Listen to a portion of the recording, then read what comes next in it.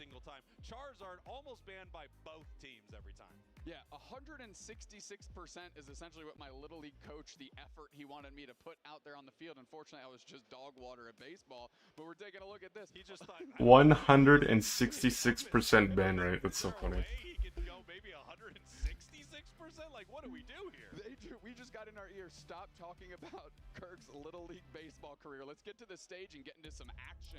Here we go. Tuesday Esports out of Brazil. Peru unite. I mean, our world champ. Hey, look, it's the world champions, guys.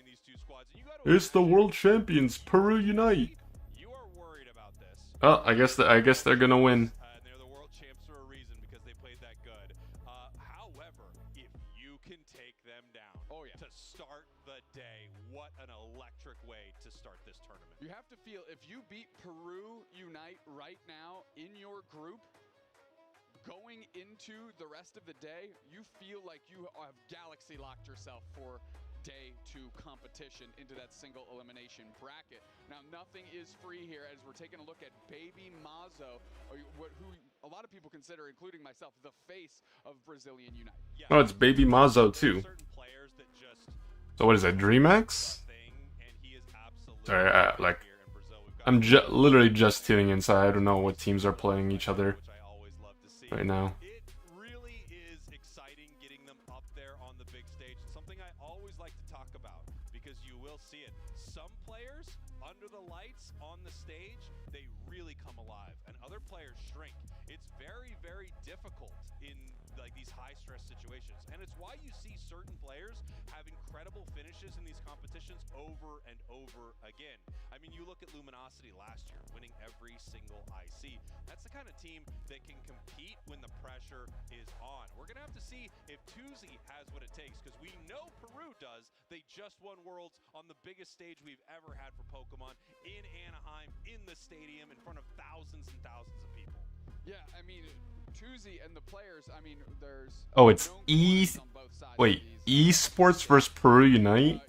Well, that's an original name. Just repeat positive performances on stage. I mean, Mazo is no exception to that, winning big games on the World Championship stage, on the LAIC stage. Bro, everyone is yawning. I feel their pain, man. Everyone's just like, it's too early for this shit. 2025-2026 UCS season, and I don't think you could have asked for a better lineup right here than this match we've got. No, I mean, what a treat that we get to cast this game to start the day, right? Like an absolute banger right at the start of the show. We always get lucky with a game like this. So, I mean, lucky, we do decide the schedule. Oh shoot, hold on. I forgot about this. It's not the teams deciding. Yeah, like, how about who us? wants to go up there? But, I mean, we're lucky that we get to cast a game that I think a lot of people could say, hey, this might even be a grand finals match, you know, on Sunday. Without a doubt. We get to see it right now. What's been great over the years with the UCS is it feels like more and more we've been saying, man, this could be a finals matchup as we are straight into our draft. Miraidon, Blissey, Mega Char, Mega Lucario. And if you're in that second pick spot, that second ban spot, you almost exclusively have to lock those 2 Pokemon down. Otherwise, the first pick for Tuzi is going to be one of those 2 Megas. Yeah, and you can see the next bans here. We have Suicune and we have Psyduck. That's feels like a targeted ban to me, and Suicune just feels like, look, if you're not going to first pick it, you need to get this thing off the board. It is so unbelievably powerful. I'm finally out of the heads and I missed the Dawn fight. As Tuzi grabs Blaziken first. Blaziken, again, I've said all-rounder players are eaten well, and that is no exception. Blaziken has never fallen off. It's been awesome forever.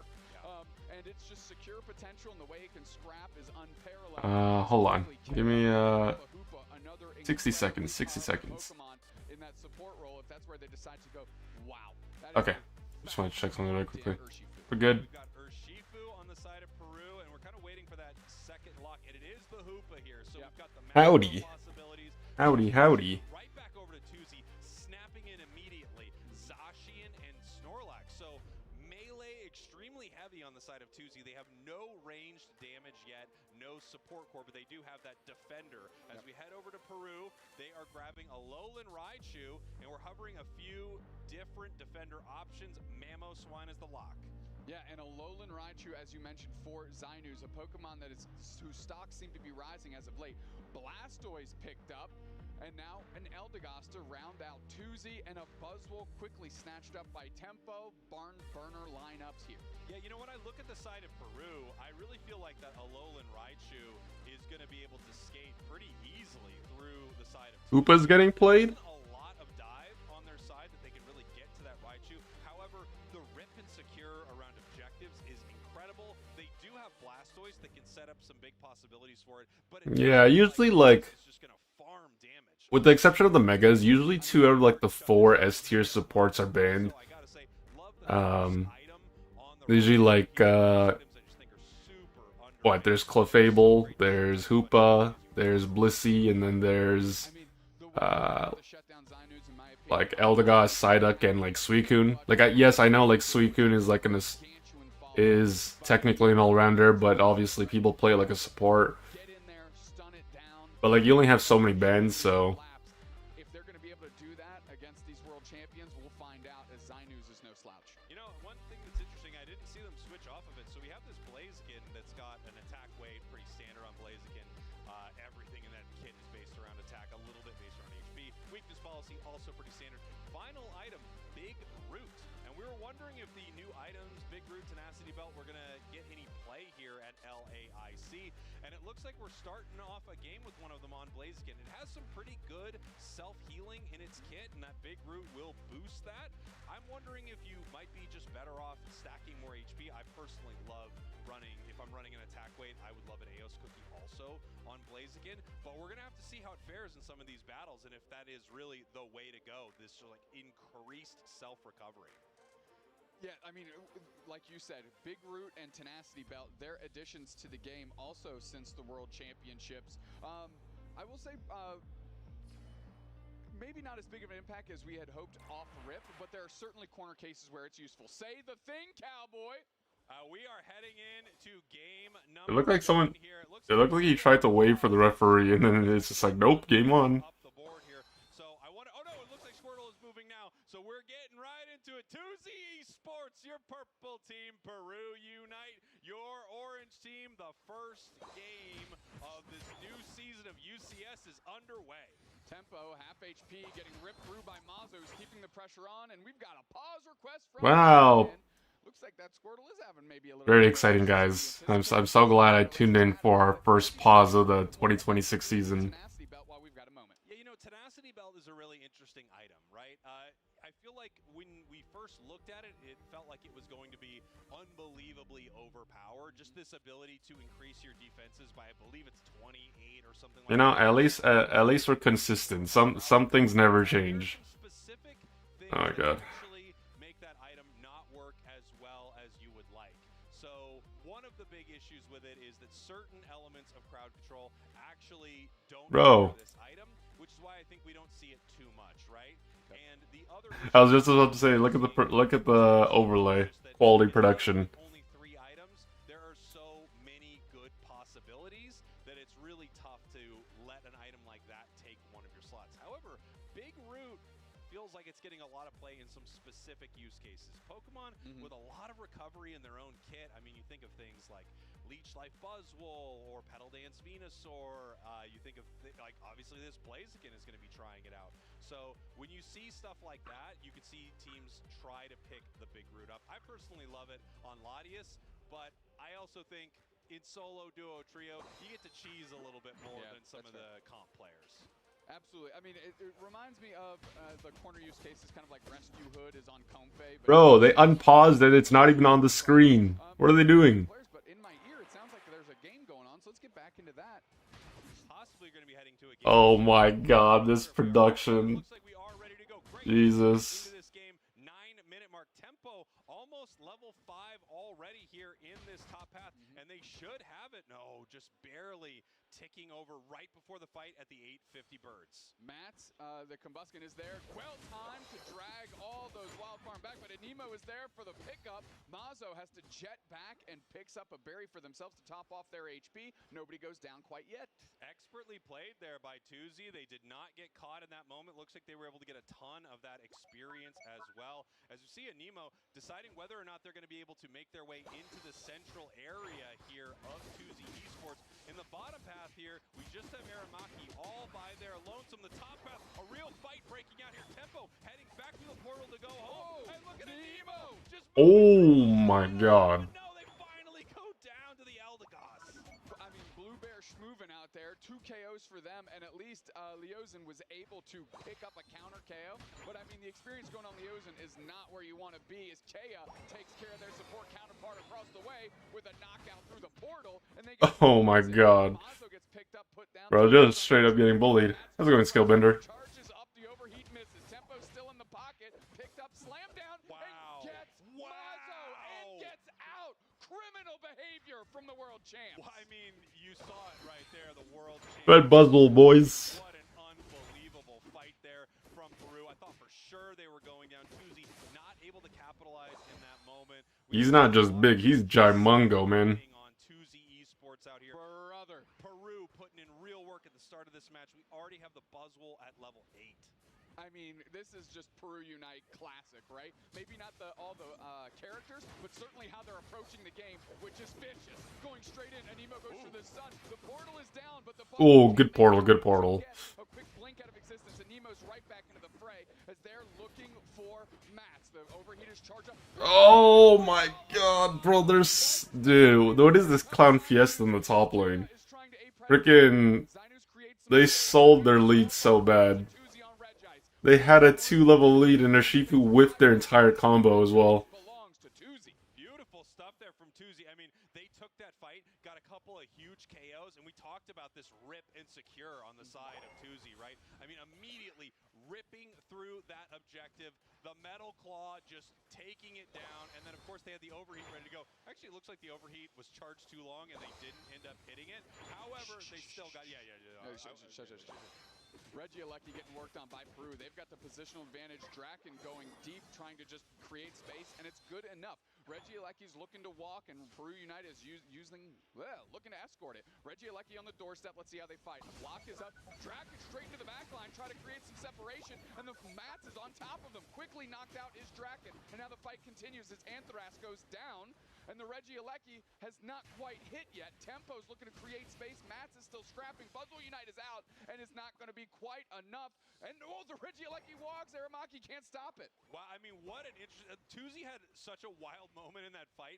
They charged up an overheat on that Regieleki, but it was so close to going in that they couldn't hit it until Blastoise hydro pumped it back the other way. That was almost putting it into their own goal zone, but you could see the high level of play from Tuzi. Still, Peru able to make sure that that goes in. I have no idea why Buzzwole stopped walking there.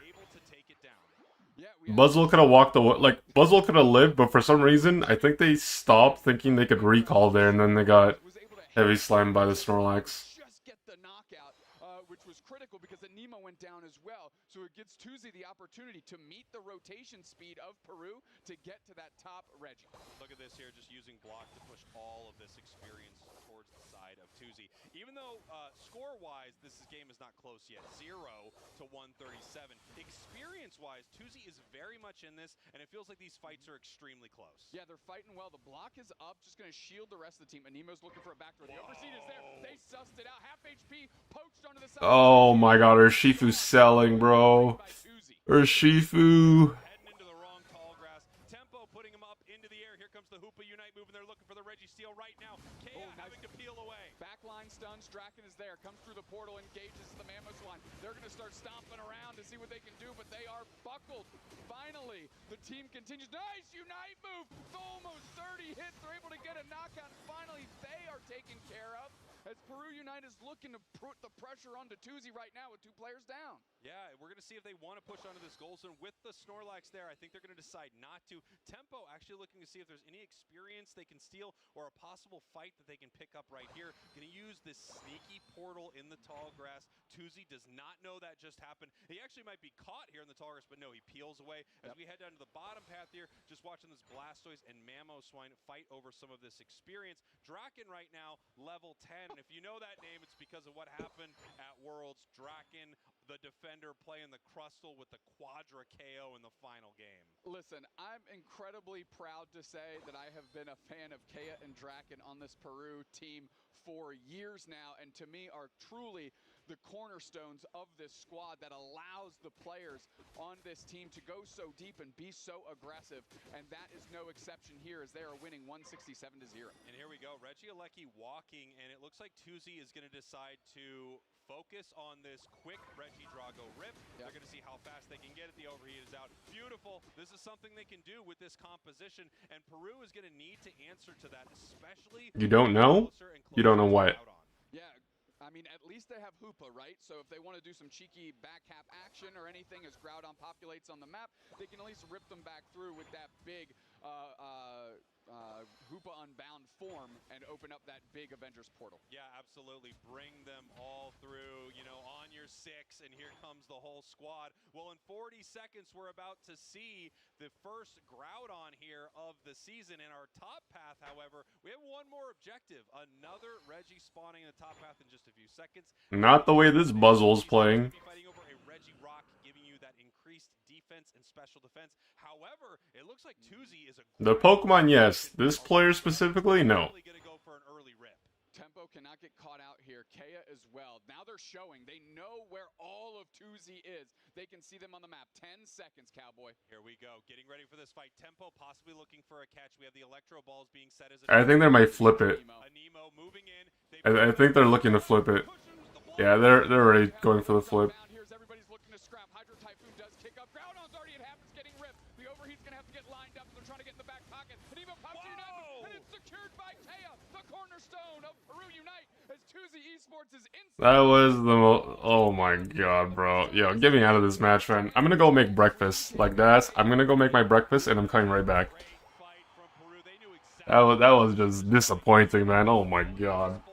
I'll be back in like 5 minutes, because I'm just gonna put some hot dogs in the air fryer, then I'll come right back. They were not looking for Groudon. They were looking to take down as many members of Tuzi as they possibly could. Then by the time Groudon was low enough, the secure comes in from the Hoopa. Now here's one of the most interesting moments about this entire season. Yes, Peru won that fight. They're up by what looks like an insurmountable amount. However, if Tuzi can get enough KOs and steal these buffs, there is a way they can get back in this game with the Groudon buff that transfers over after a KO. That's correct. However, is there enough Eos energy on the map to hit 647 points? I don't believe so. It's really up to Peru Unite to play ball here and just kind of run it down until the end of the game. They're in a good position to just defend, and it looks like Kea on the backside is portaling their way through and putting backdoor pressure, but it doesn't matter. 4 players down for Tuzi spells the end of this one. Beautiful stuff there from Peru. I mean, looking like the world champs. They just had so many dominant fights throughout this first game right here. However, Tuzi staying in it the entire time. Maybe the only real mistake they made around Groudon, and it's really hard to get away from this, but they let Peru know what they were going to do right away. They kind of let them know what they were going to do just with their team composition in general, but it was very clear they were going for the rip on Groudon. That is the play they decided to make, and Peru countered it beautifully. I will say, credit to Peru Unite. I mean, I think Tuzi's strategy, I'm not sure they tipped their hand. I think it was pretty obvious to those of us in there, just watching the game. However, the way they did tip their hand, in my opinion, Cowboy, is Kea kind of went really far forward. It almost looked like they were going to get caught. But what it did is it all of a sudden Tuzi rips out of the tall grass, and all 5 of them were just standing there with their pants down, and just Peru Unite looks and goes, okay, now Peru, now we're ready to engage, and then Anemo is able to come up from the bottom path and really kick off the fight in a meaningful way, straight into the back line, past the Snorlax. Yeah, I mean, they got really close there. Yeah. Very, very close on that Groudon. We saw the overheat charge up from Blaziken. They had the pieces of the puzzle, it just wasn't close enough to being finished. You know, Groudon was just a little too high for that Blaziken, too high of HP for that Blaziken to secure, and then at that point, they were able to take it down after KOing a few members of 2Z already. You know, one thing that teams try to do when they feel like there's a bit of a discrepancy between possibly the skill level of these squads, right? Like 2Z looks pretty great, but these are the world champs you're going up against. You do try to take some of these weighted flips to see that if you can push something into your advantage. And it was a weighted flip, right? It was definitely in their favor. We saw the rip speed that they had on all these objectives. I mean, the great secure in overheat. Again, I don't think 2Z was really trying to hide what they were going to do at Groudon. What really spelled their demise was the fact that Anima was able to get immediately into the back line once 2Z Esports was exposed, and really they kind of got caught in a sandwich. In Peru Unite, I mean, we saw the Rings Unbound form happen immediately. That big stun in the pit allowed all of this cascade of damage to rain through. I'm not even convinced if 2Z secured Groudon, if they would have won this game, because 2Z was putting the screws to them and was really just... Yeah, guys, like, I don't want to see Groudon flips, alright? I want, like, if I'm gonna watch competitive gameplay, I want to see some, like, back and forth team fights. I don't want to see people jumping into the pit, flipping Groudon, or trying to flip Groudon, and then it's just like a one-sided stomp fest because someone gets the buff. Like, obviously, they did a good, like, Peru did a good job defending, or, you know, contesting the objective and making sure that they didn't flip successfully, but, like, it's I want to see an actual team fight, alright? Like, this was the problem the game had back in the day. It's just like, people would just jump into the Rayquaza pit, or they would jump into the Zapdos pit, and they would just straight up flip. Like, I don't want to see that in 2025, man. Also, kind of random, but you guys don't understand how much I love my air fryer. My air fryer is just so convenient, and it's a lazy but easy way of just having quick, accessible food. Really, the Psyduck is kind of what sticks out to me from the Peru Unite side. Obviously, they're kind of priced into banning Mega Lucario and Mega Charizard, but they've got some intel for that duck for sure. Here we go. Drive poorly and that's what you get? The funny thing is, like, I just think they just played really bad. They fed so much, and then they fed so much, and this goes to both teams, not just one. Like, 2Z Esports was getting outplayed in the early game, and because they were getting outplayed, they were just feeding a lot. And then you would think that Peru is going to be like, okay, well, they have such a huge lead, surely they just win this early game relatively easily. Nope. As soon as they get a lead, they just fed every single lead they had, like a minute later. So that's what kept the game relatively close in levels. But surprised to see Anthras go from the Blocklax straight into Crustle. I don't really think that the Snorlax was a concern in that match. I certainly don't think it was the issue. But the Crustle is something that they want to do in the face of the first pick, Urshifu and Zacian. Yeah, and here we go. Zainu's on this Alolan Raichu again. To the other side. A gutter pick Hoopa feels criminal. I don't know. I mean, look, they've already got the support. They know that there's no way they're going to take it as well. As we have the final pick heading over to Mazo. You have an air fryer too? Wow. On the side of 2Z, we have that displacement from Buzzwell, but we know I just wish mine was a little bit quieter. Kind of sounds like a jet engine when you turn it on. I don't mind using it in the morning, but like if I like wake up in the middle of the night and I want a snack, it's like I kind of wish the air fryer wouldn't make as much noise as it does, or I wish I had a silent mode, or like an economy mode. Because it, like, not only does it sound loud when it's turned on, but like when you're pressing the buttons to like adjust the time, like the timer and the temperature, like every time you tap it, it's like beep beep beep beep beep beep beep beep beep beep. I'm like, oh my god, bro. Really lacking on the side of 2Z. Obviously, they had a lot of great fights last game, so I don't think that's the worst possible thing. But yeah, just like yeah, like an eco mode or a silent mode, or like I don't know, some option to just turn the sound off. Possibly Blaziken. I mean, they all have a bit of mobility in their kit. Blastoise does as well, but it can be really tough to lock down something. I mean, for the most part, it's pretty much the same Pokemon except for Crustle, I think. I think it's the stronger version of that Pokemon. So not many unique picks in game number 2, draft mode wise. The burst is incredible. It also allows you to set up those plays where you have sort of those 3 Electro Ball landmines waiting for a Reggie to spawn. Yo, look at that goated mustache. So I do think it sets up some really big plays, and in the hands of a skilled player, I've seen a lot of great Alolan Raichu in like some of the grassroots tournaments and just a lot of the off-season here. What other things do you expect to see this weekend in terms of Pokemon? Well, we talked about it before. I want to see some Latias, and right now I want to see 2Z Esports, your purple team, Peru Unite, your orange. Go make it and install it. Game number 2 of this best of 3. Now this is the group stage, so whether 2Z wins, whether Peru wins, we could still see both of these teams in day 2. But man, going up against the other biggest squad in your group, you really want the win. Yeah, it's momentum. It's momentum for the rest of the day that you can carry it. You can breathe a little easier too, right? Because these two are clearly the juggernauts of their group, of Group A.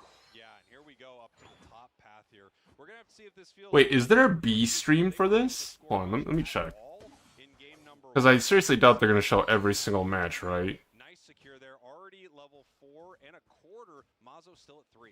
Draken and Zinus putting the pressure on Aramaki and Anthras both at around half HP.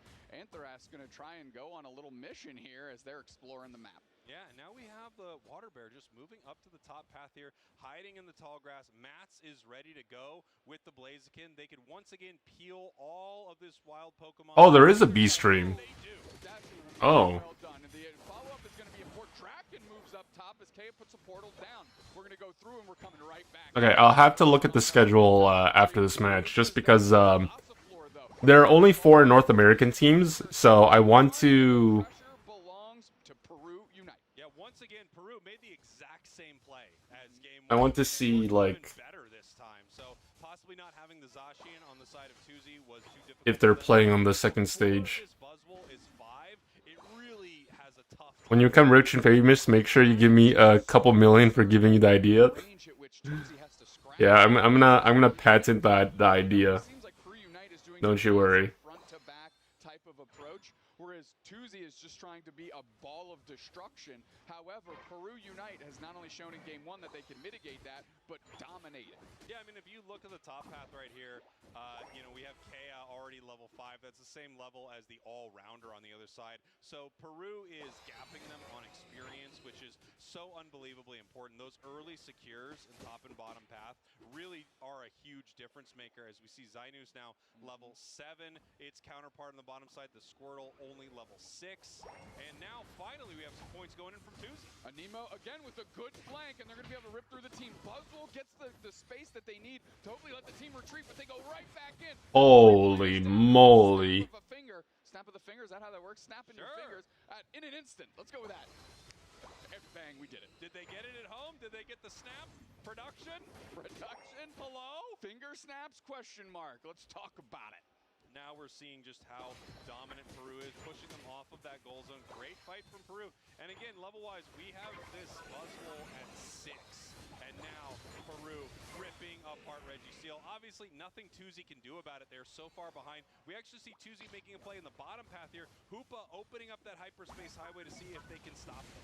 Yeah, and you actually saw Anthrax trying to X-Scissor to prevent them going through that portal. Not quite enough, as Draken is literally operating with no HP. Does get knocked out by Matz's Focus Blast. Beautiful Focus Blast. Beautiful. Yo, I'm not gonna lie to you. The Urshifu on the enemy team is like, on Peru, I mean. The Urshifu on Team Peru is like a professional interman. Every time I see them, like not just this game, last game. I know it's only the first series, but like every time I see them, I feel like they're just diving 1v3, running it down. Holy brother. Draken going down right here. 2Z making a play. They're up now for the first time in this entire series. 134 to 71, making some big plays. The problem is that they tried to contest the objective, which obviously that was the plan. But because Blastoise was in their rapid spin, they can't unite move because it would just get like it wouldn't properly activate. You could pick up some big wins as a squad. Absolutely, and that fight and those scores have rebalanced the experience and actually tipped it into the favor of Tuesday right now. So they're operating much better in the first half of this game than they were in the last one. You know, Dube's next big play here. Kea's in some trouble. They use their Unite move. The ring's unbound, and now Kea not going down, trying to peel away, and Mazu looking for this KO, but no, they just barely miss it, getting stunned. I mean, well done by Kea to kind of just kite it, bro, as they're able to stun down. And now Mazo's in a trap, and Mazo falls victim to tempo there. Yeah, really nice stuff from Peru. Alright, I have to go get my hot dogs. Like, I don't want them to burn. I put them in for a fixed time. So I'll continue watching from my phone, but once I get my hot dogs, I'm firmly planted on the seat. Be right back, guys. Amazing stuff here from your world champs. Kea just tries to do a little dip screw, see if they can get a cheeky score. They can't. Tuesday surrounds Regirock. This one looks to be theirs. Tempo going to make a clever play. They're trapped in the Rock Tomb, and they're not going to be able to go in. Secured by Mats, and now the pressure is on. Tempo straight back. Backdoor by Anemo. They're using their Unite move. They're working through the Hydro Typhoon, and they're looking for more. Can they actually get a knockout? Nice heavy slam by Draken as the combos rack up, and they are now at 27. Wow, I mean, look at that play. I mean, you called it right there, Dupes next. That Unite move from Snorlax, what a setup by Draken. Moving in there, huge Unite, massive knockup. It gives enough time for Peru to move back in and win this thing. Some smart scoring by Peru, and now they are back in the lead. I love it when a team will take a half a sec. Guys, just take a half a second and go, what's the better number to put in the goal zone? And of course, the world champs can do that. Yeah, I mean, is it 20 plus 7 that we have, or is it the 20 and 40 that we have as well? They figured it out. They take the score lead, and they're easily taking this Regidrago. I do have a master class coming out on my YouTube at some point where I am going to go over numbers, like what's bigger, 16 or 35. Lots of questions Unite players have as we get ready for this Regieleki. Yeah, I mean, Draken actually going for a heavy slam on the Regieleki, almost showing that the rest of Peru Unite is around trying to get Tuesday Esports to engage. But all that did was buy time for the rest of the team to show up. And now a big heavy slam block separates Mazo and Mads. Regieleki's getting ripped. Zynus is looking to go in. Regieleki at about 25%. Another Anemo Unite move as Regieleki is coming back. It's going to get secured by Tuesday. And 3 players down instantly by Peru. They might have had the small positional advantage, but they take the L in the knockout section. Wow, I mean, once that Regieleki leashed, it gave enough time for Tuesday to do what they needed to do in that moment. Big fight, big win for Tuesday. Game 2 looking a lot better for them than Game 1. This one is razor thin between these two squads. Less than 100 points separate them, and that's one of the big break points in my mind. If it's less than 100, that means just a single Pokemon can peel off at a Groudon fight, and they can put themselves in the lead, right? That means this game is so close that it's going to matter a lot what happens in the next 30, 45 seconds as we have Regirock right into Groudon hitting the map. Yeah, Anemo actually used their Unite move downstairs on that Regieleki. That Urshifu got knocked out and had a pretty large respawn timer, less than 30 seconds to get that thing back up. And now we see neither team trying to deal with this Regirock. Once again, Tuesday insanely aggressive positioning right here. This is something Peru knows as we are watching the support core move up and try to set up for this fight. Sending Draken back home through that hyperspace hole. 1 second now until Groudon. And the question is, will they go for a rip or are they just teasing them? Tempo rips through Anthras and kind of exposes themselves, and the chase is on. That's the target they want. Tempo half HP, but now they're caught in that corridor. Tempo's going to get a nice reset here. We're playing it slow. That's right. We're playing it slow. We're chipping at Groudon, but it doesn't look like we're going for it yet. Peru deciding how they want to fight this. Groudon's still getting hit a little bit, and here comes the Hoopa. Nemo is on the back door, too. A nice flank. They're caught. They're all bunched up. Mats has to go over the wall. Hydro Typhoon and a Power Nap right in the middle as Mazo's working for it. HP bars are low. Zacian's already down, but looks like Tuesday is turning the flipping the script on Peru Unite. They get 2 quality knockouts here. 4 members of Tuesday are still there. Groudon is being taken right now. It is almost at half, but here comes Anemo trying to clean them up, trying to take them down before they can secure. Mats is there for the secure, but they could be going down. Blastoise looking for it, and here comes Mats, and no, it's the Buzz Wall, secured by Mazo. What a fight by Tuesday. They were caught in the corridor. They adjusted incredibly well. Peru Unite could not find the knockouts.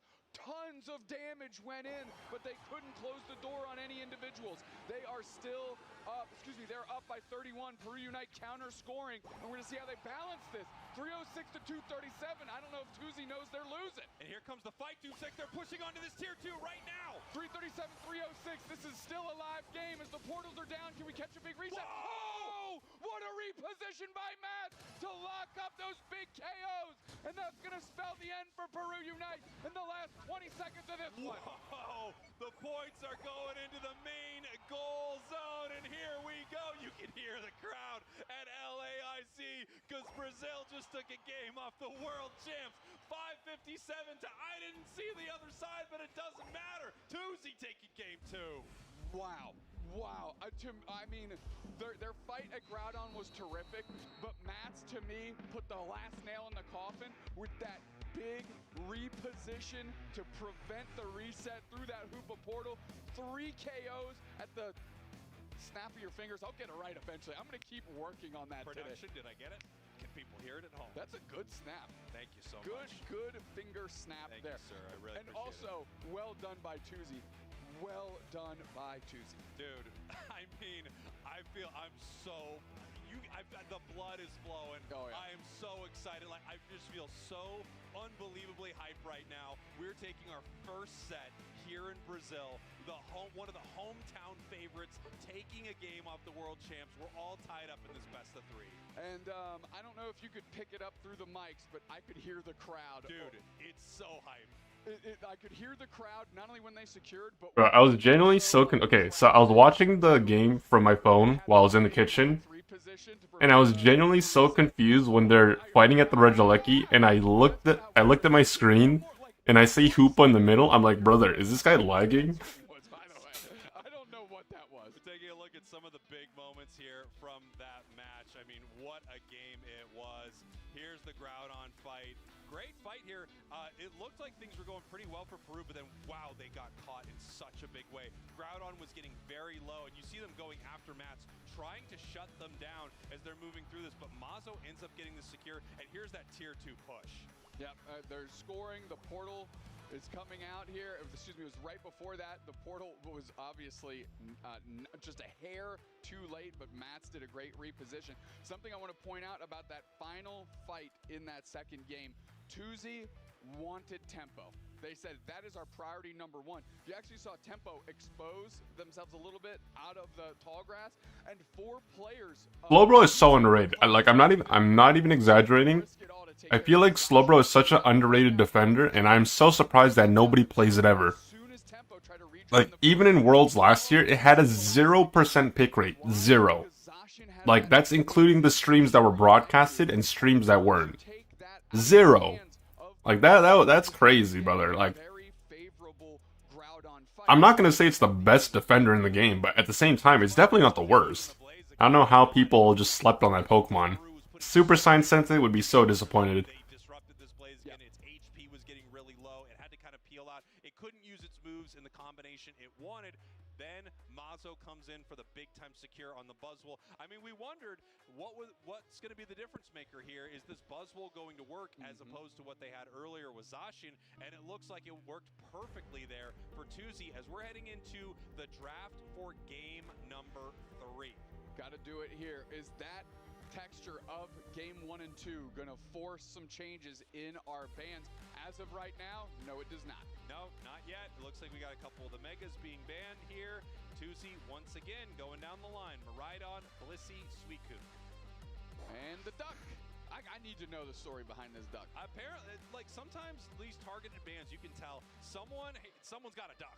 Yeah. And they know they do not want to deal with this duck. One thing I'm curious about is Leozen seems to be favoring and putting a lot of emphasis on this Eldegoss. We saw it picked incredibly early, and we're having a Nemo going straight to Blue Bear tempo like Zacian, which means we are setting ourselves up for almost a repeat bar for bar from game 2. Yeah, I mean, it really looks like both of these squads feel very confident in a lot of their choices, which I totally get. It feels like they are picking a lot of what they want, and it's working very well for them. So Tuesday doesn't want to change. That game was so much better for them. And Peru Unite playing incredible. I don't know if they want to switch some things up as we're looking at our next 2 picks here. We have once again the Alolan Raichu being hovered. It's possible that they want to steal away this Blastoise and use it as their defender, but no, it looks like they are moving on over to the Mamoswine. Dragon's got a clean Mamoswine. I wonder if Peru Unite or if the folks that are in the tournament today going to get some information from Tuesday. This Eldegoss, I think might be a weak point of Tuesday Esports. Interesting. I think that might be exploitable here as Clefable, another Pokemon that got some great buffs to that Moonlight. I mean, its healing is at a critical mass, right? Unsurprising, it's very easy now to eclipse over 100k healing out of this Pokemon. You have Follow Me as well. With a team like this that is playing so close to you, a good Follow Me can really disrupt the flow of a fight. Yes.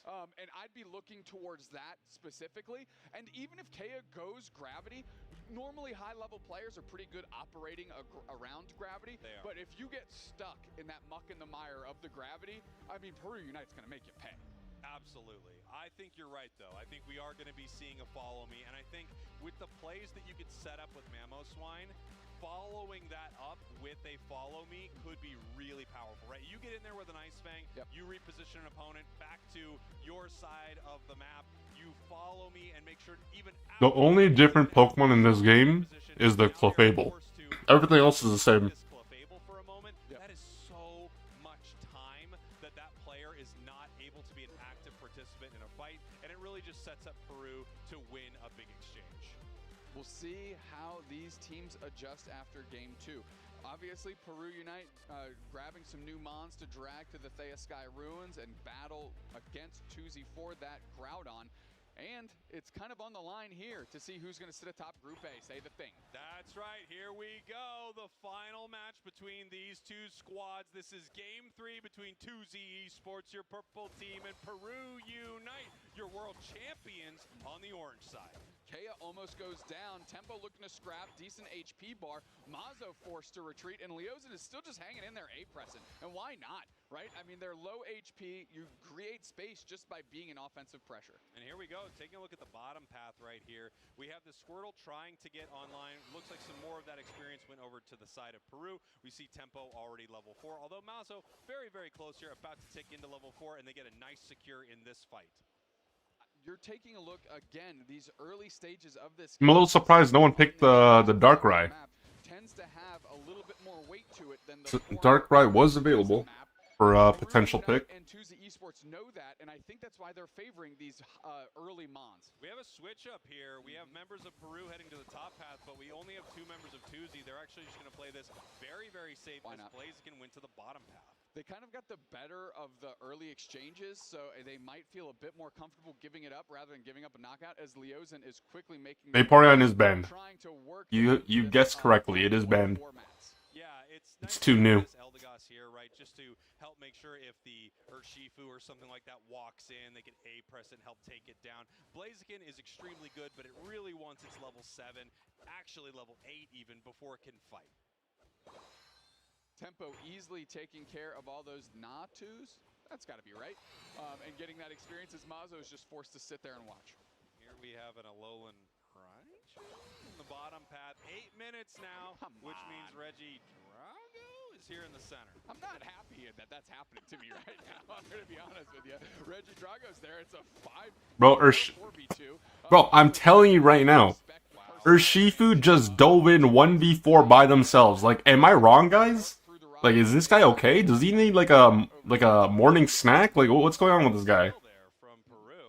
That is like the 6th time he's done it within the 6th time he's done that within the last 2 matches. 3 if you include this one, but brother thinks he's like Jesus Christ, and he's just like jumping into the crowd thinking that he nothing's gonna happen. Well done. Those are the elemental types of those Pokemon here. they're looking to score here. Draken doing a decent job holding down the pad, preventing a lot of points from going in. We've got the spin pump Stoys on the retreat. Anthras looking for an opportunity to rock tomb and X scissor through, as now we've got a 4v4. That was a very good crystal wall, by the way. Just a moment for each other to figure out who's going to go for this Registy. Anemo wanted to play aggressive there, and he still could have surging strike forward. The problem is, if they used their last surging strike, they wouldn't be able to go back to their team. No, once again, Tempo with an insane steal. Jeez, 4 members of Tuzi didn't get Drago. 4 members of Tuzi didn't get steal. Another. That's not bad. 1 death for an objective. That's not bad.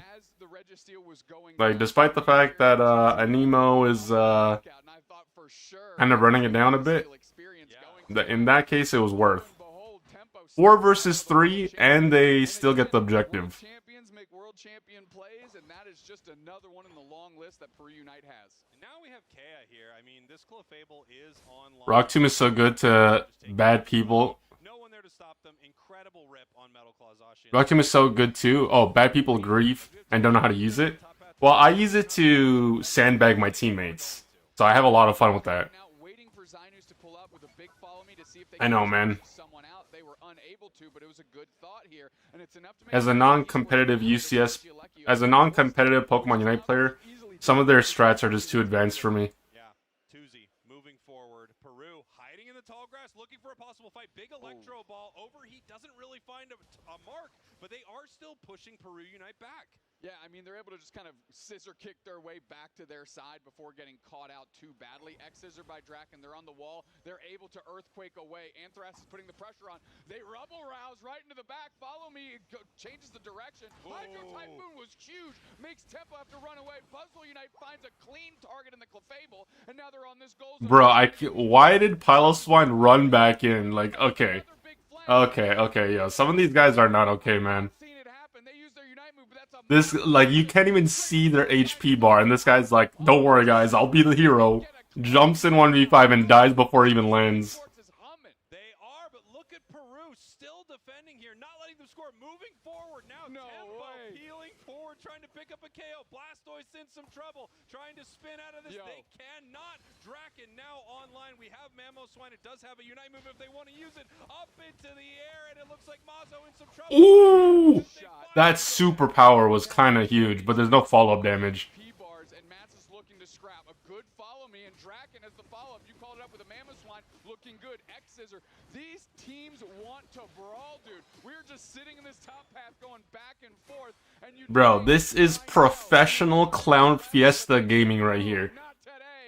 Like, just back and forth, non-stop fighting, no farming, no objectives. It's just, we fight until the last team stands. That sounds correct. It sounds right, and it is right. Can you hear the snap? Production? What's this? Oh, here goes the Nemo again, guys. Nemo's running it down. He's doing the thing. This is what you call a Nemo special. He dove 1v5 for the support, and he's probably thinking to himself, don't worry guys, hashtag worth. Good separation. They're able to get around and follow me through. A nice Alolan Raichu Unite right on the pad, and they are able to deal with the Cake Crustle. This is high level. These are the high level strats, man. I gotta learn this stuff. So that way when I play solo queue again, I literally just replicate everything the pros do. Or it's the Buzzwole repositioning here. Even the Hydro Pump from Blastoise. Nice catch on the support. However, in that bottom fight, I feel like Gravity would have been better here, not gonna lie. Yeah, like not the worst exchanges if that's gonna happen. Against a Zacian and Surging Strikes Reshifu. Well, okay, wait. Sorry. Against a Blaziken and a Buzzwole. Yeah, I mean, it's not. Definitely isn't bad. Chan, I have a question. What's up, gamer? What's up? What's up?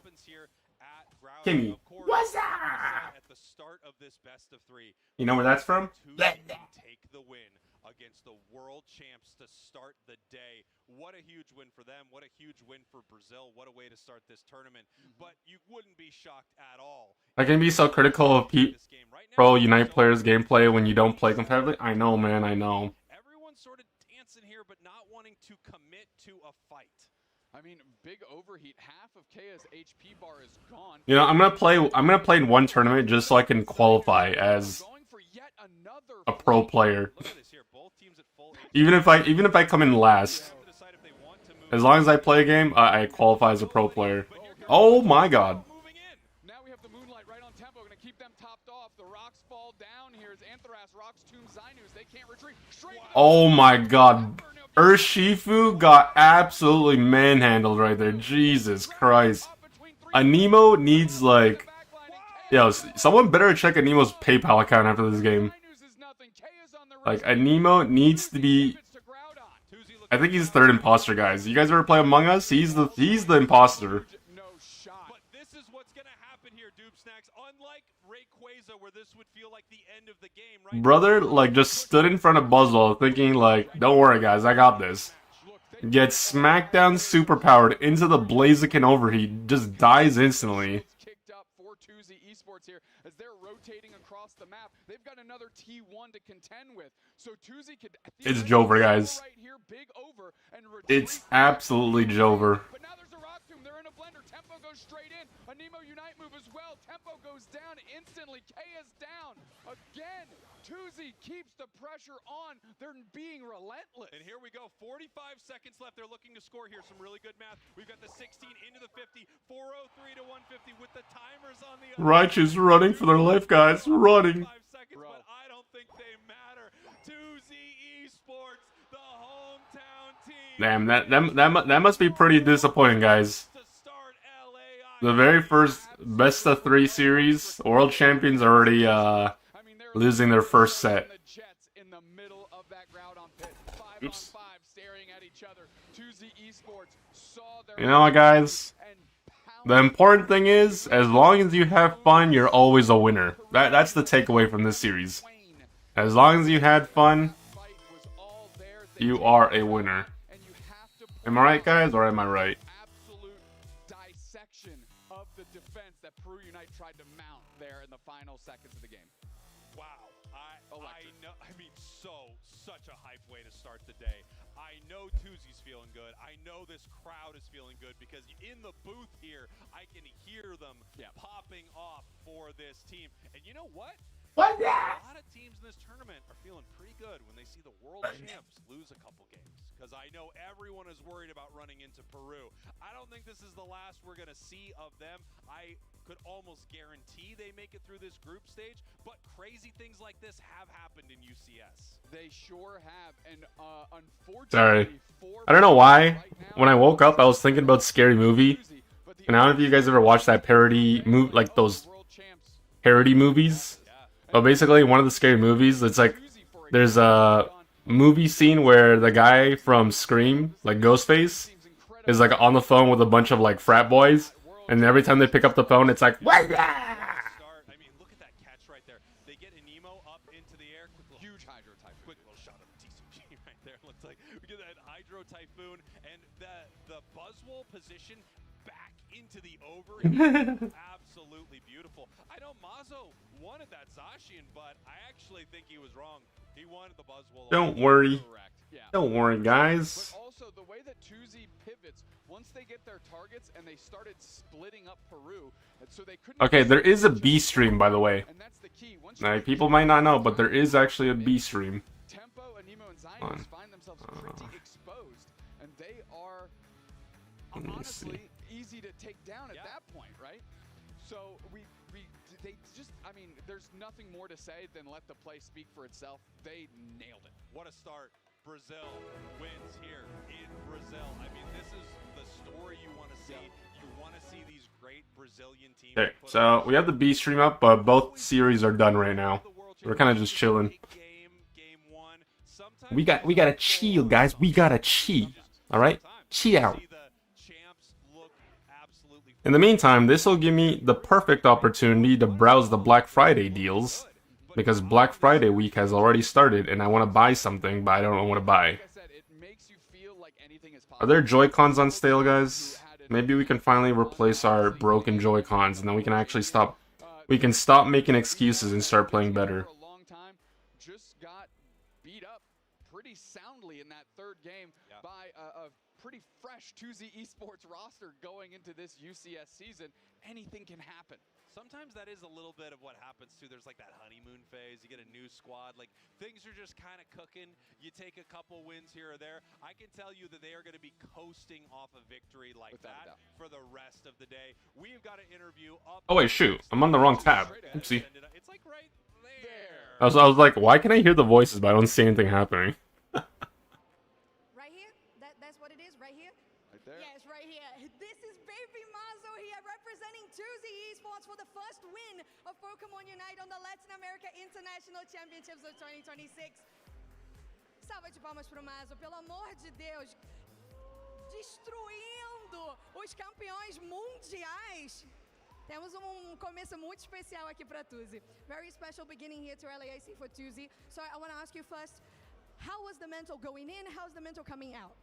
Então, entrando nas partidas, a gente conhece a Peru de muito tempo, né? É um time que a gente treina contra, joga contra faz 4 anos. Então a gente sabe que é um time que a gente tem que respeitar. Então não é pra você esperar que o time vai errar e tal. Mas a gente também tem que acreditar no nosso próprio potencial. A gente Yo, where are the subtitles, man? Subtitles. I don't know what they're saying. What if he's shit talking us? Dude, he's definitely shit talking us. He's like, yo, those shitters that are watching the stream right now, yo, they got nothing on me.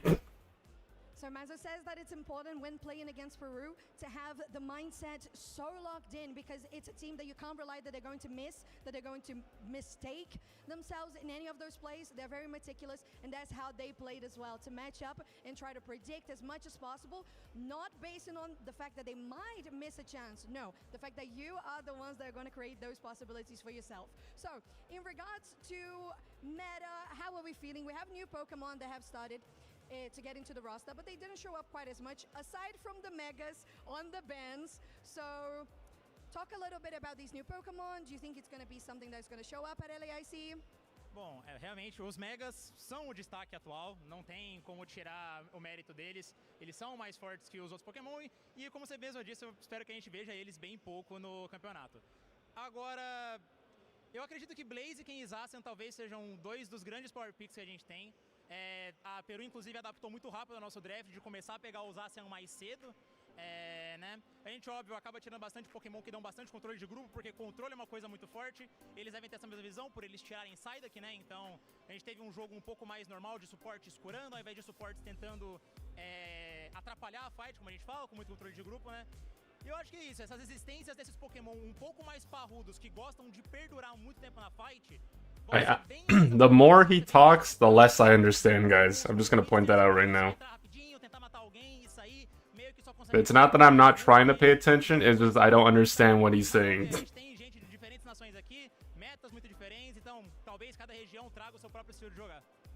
So basically, we talked about the fact that the Megas are incredibly strong, incredibly broken even, and they're going to be on the bench for a good portion of this tournament. But he highlighted as well the fact that Peru really adapted well throughout the draft by picking out the Zacian and also adapting to the Blaziken that was doing really well on the side of 2Z, but that these are very good picks, very stable as well, with those tanky picks as well, which is something that I was gonna actually come to last with you, the Crustal. I started doing predictions for LAIC and I said Crustal might be 100% win rate, maybe, we'll see.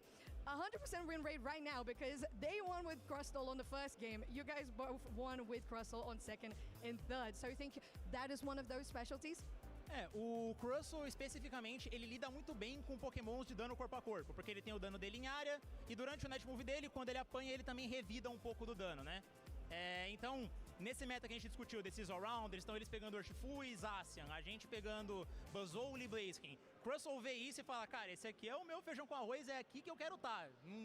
É difícil ter jogos melhores pra Crustal. Então, muito bom aí que o Antares conseguiu enxergar o ângulo e...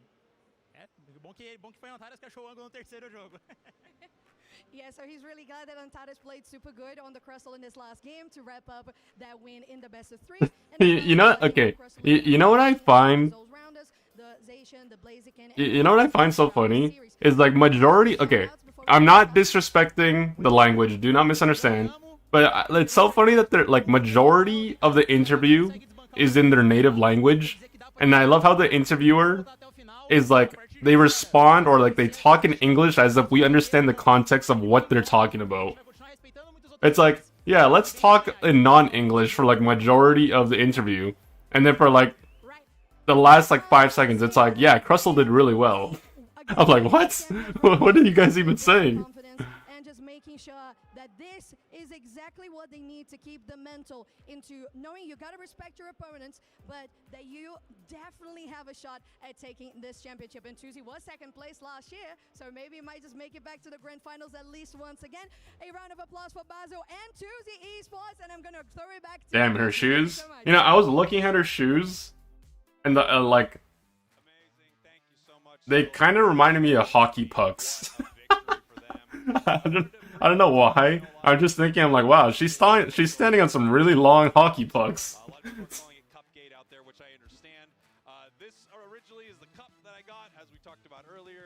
Oh my god. Spriggle's drinking on stream? This guy has a shot cup? Oh my god, a bigger shot glass that looks like a styrofoam cup? Oh my god, this guy is crazy. Yo, don't drink and drive, kids. It will be the headline of the weekend, of course. If you like bits, you're gonna love Cupcake. Because I can assure you, once we start talking about something, even when it's bad, we never ever stop. You know who's excited about Cupgate? Garen. Because that means we've got something else to talk about. Because he is just polluting the airwaves with some nonsense. Without question. Doob Snacks, what a way to start the day. Obviously, you and I in a moment here are going to take a break. We're going to be bringing in Zoink. Taking a break? What do you mean? What do you mean? I thought you guys were taking a break when the matches weren't playing. Oh my god. That's crazy, guys. Actually crazy. Right? So that doesn't mean that Tuzi's moving on. They could have a really tough showing against the next couple teams they run into. Absolutely. And it doesn't mean Peru is not moving to day 2. Correct. But man, you want to start off your group, especially going into the other best team. You got to assume the world champs are the best team in that group. Starting with a win, such an incredible start. We are going to take a quick pause here. We will be right back with more Unite. Do not go anywhere. Tell me if the snap worked. LAIC continues, and so does Cupgate. We'll see you in a bit. Production has the snap. It's a snap. Oh my god, is that Spinal from North America? Oh look, 2 out of the 4 NA teams that went to LAIC, they're actually being shown on the main stage, so I like it. Team Spinal and Project Mbappe. If you're a soccer fan, or, you know, if you call it football, then, you know, Group D.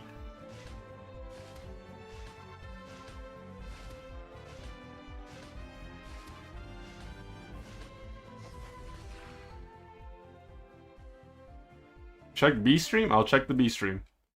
Let me see.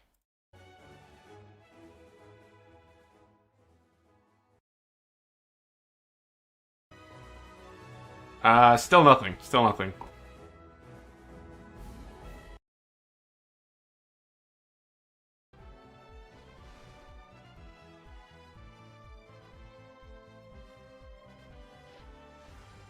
I feel like they should do a better time, like a... Okay, if all the matches start at the same time, there's really not much they can do. But what I was gonna say is, like, they should delay, like, some of the matches slightly, so that when these guys are on break, you have the B stream to watch. But obviously, they're trying their best to, like, maintain a schedule. But it'd be much better for entertainment purposes. So that way, it's like, you always have something to watch rather than you're kind of just sitting there waiting for the next match to start.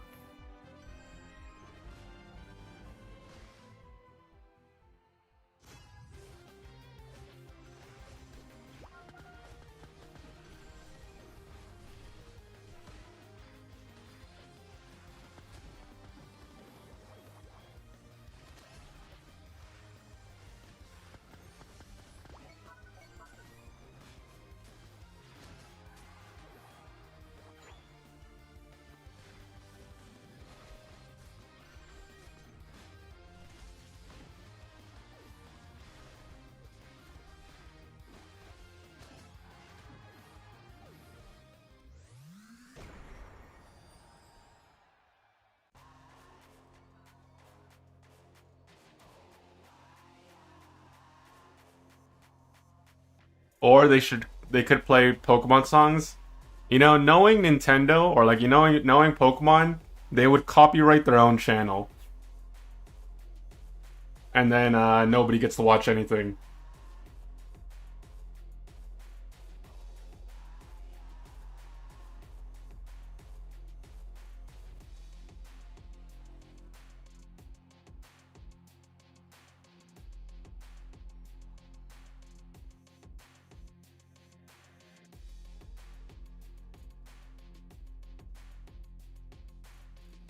I wonder who's on Team Spinal anyways.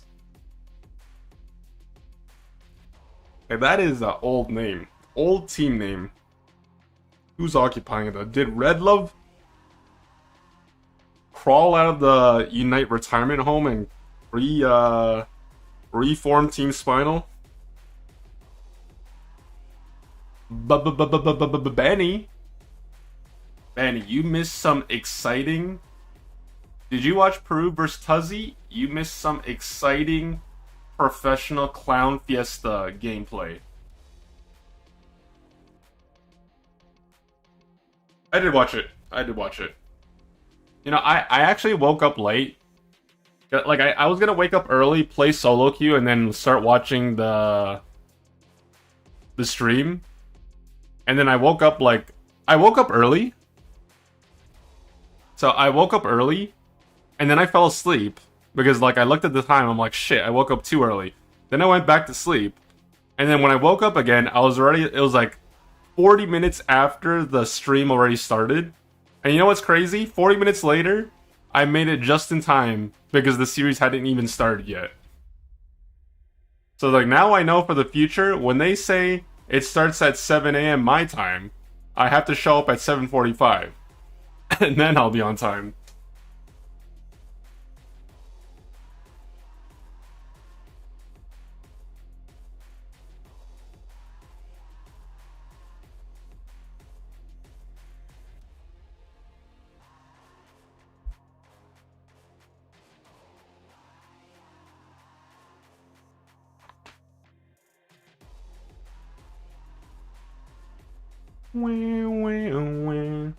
Pokemon Unite as we're getting into the second series of the day on this fine Friday. I'm Surfchan and together with me is Zoinks.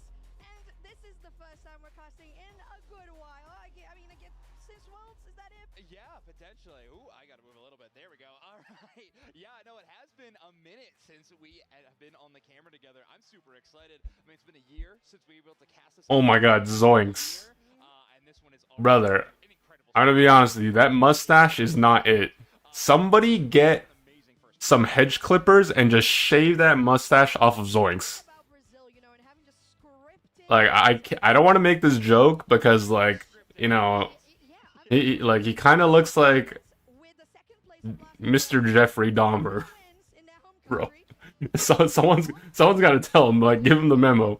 Yo, shave that mustache. You look like you're about to star in a documentary with that stash. The Latin America International Championships title. We're gonna have a team from LATAM North going up against a North America squad. It's gonna be a really fun match we have for you all set for our number 2. But before we get into that, I did have a quick little breakdown I wanted to do of Beards are more rewarding? For who? Amazing final team fight. So I want to show you this in slow. Did you know that when you shave your beard or your mustache, you gain 10 years? Like, you get 10 years of your life back. So, like, if you're 40, you have a mustache, and then you shave your mustache, you're back to 30 years old. Or if, like, you're 30, then you go down to 20. It's the unwritten rule of life. You are trusting your teammate to bring that superpower play immediately back. Blastoise has to play a little more defensive on this side of the team fight. It's only at that level 12. You can even take one more look at it if we want to, but it's only at that level 12. Does not have that bonus of the Rapid Spin Plus. Has to play it a little bit safer. You even see Aramaki getting a little bit of that Eldegoss support. Bro, look at Urshifu. Look at Urshifu. Boom. Smackdown. Superpower. And slammed in. This guy got annihilated by 3 moves. Literally just blew up. You know what's crazy? Yo, it's reverse psychology, guys. Reverse psychology. The one time Anemo didn't dive in 1v5, He was trying to play it safe. The enemy team just grabbed him and just like, you know what? Yeah, we'll save you the trouble, my guy. Save you the trouble. But then you have the play coming from Antares too to get that rock tomb and just basically cut off any sort of escape route for the side of Peru as well. Yeah, it was a nice triple stun with the Crustle, right? You could use that Rebel Rouse, that first initiation, the kind of animation does have a small stun. They could hit multiple targets, worked out really well. They weren't able to kind of win the team fight off of it, but they had some great follow-up after.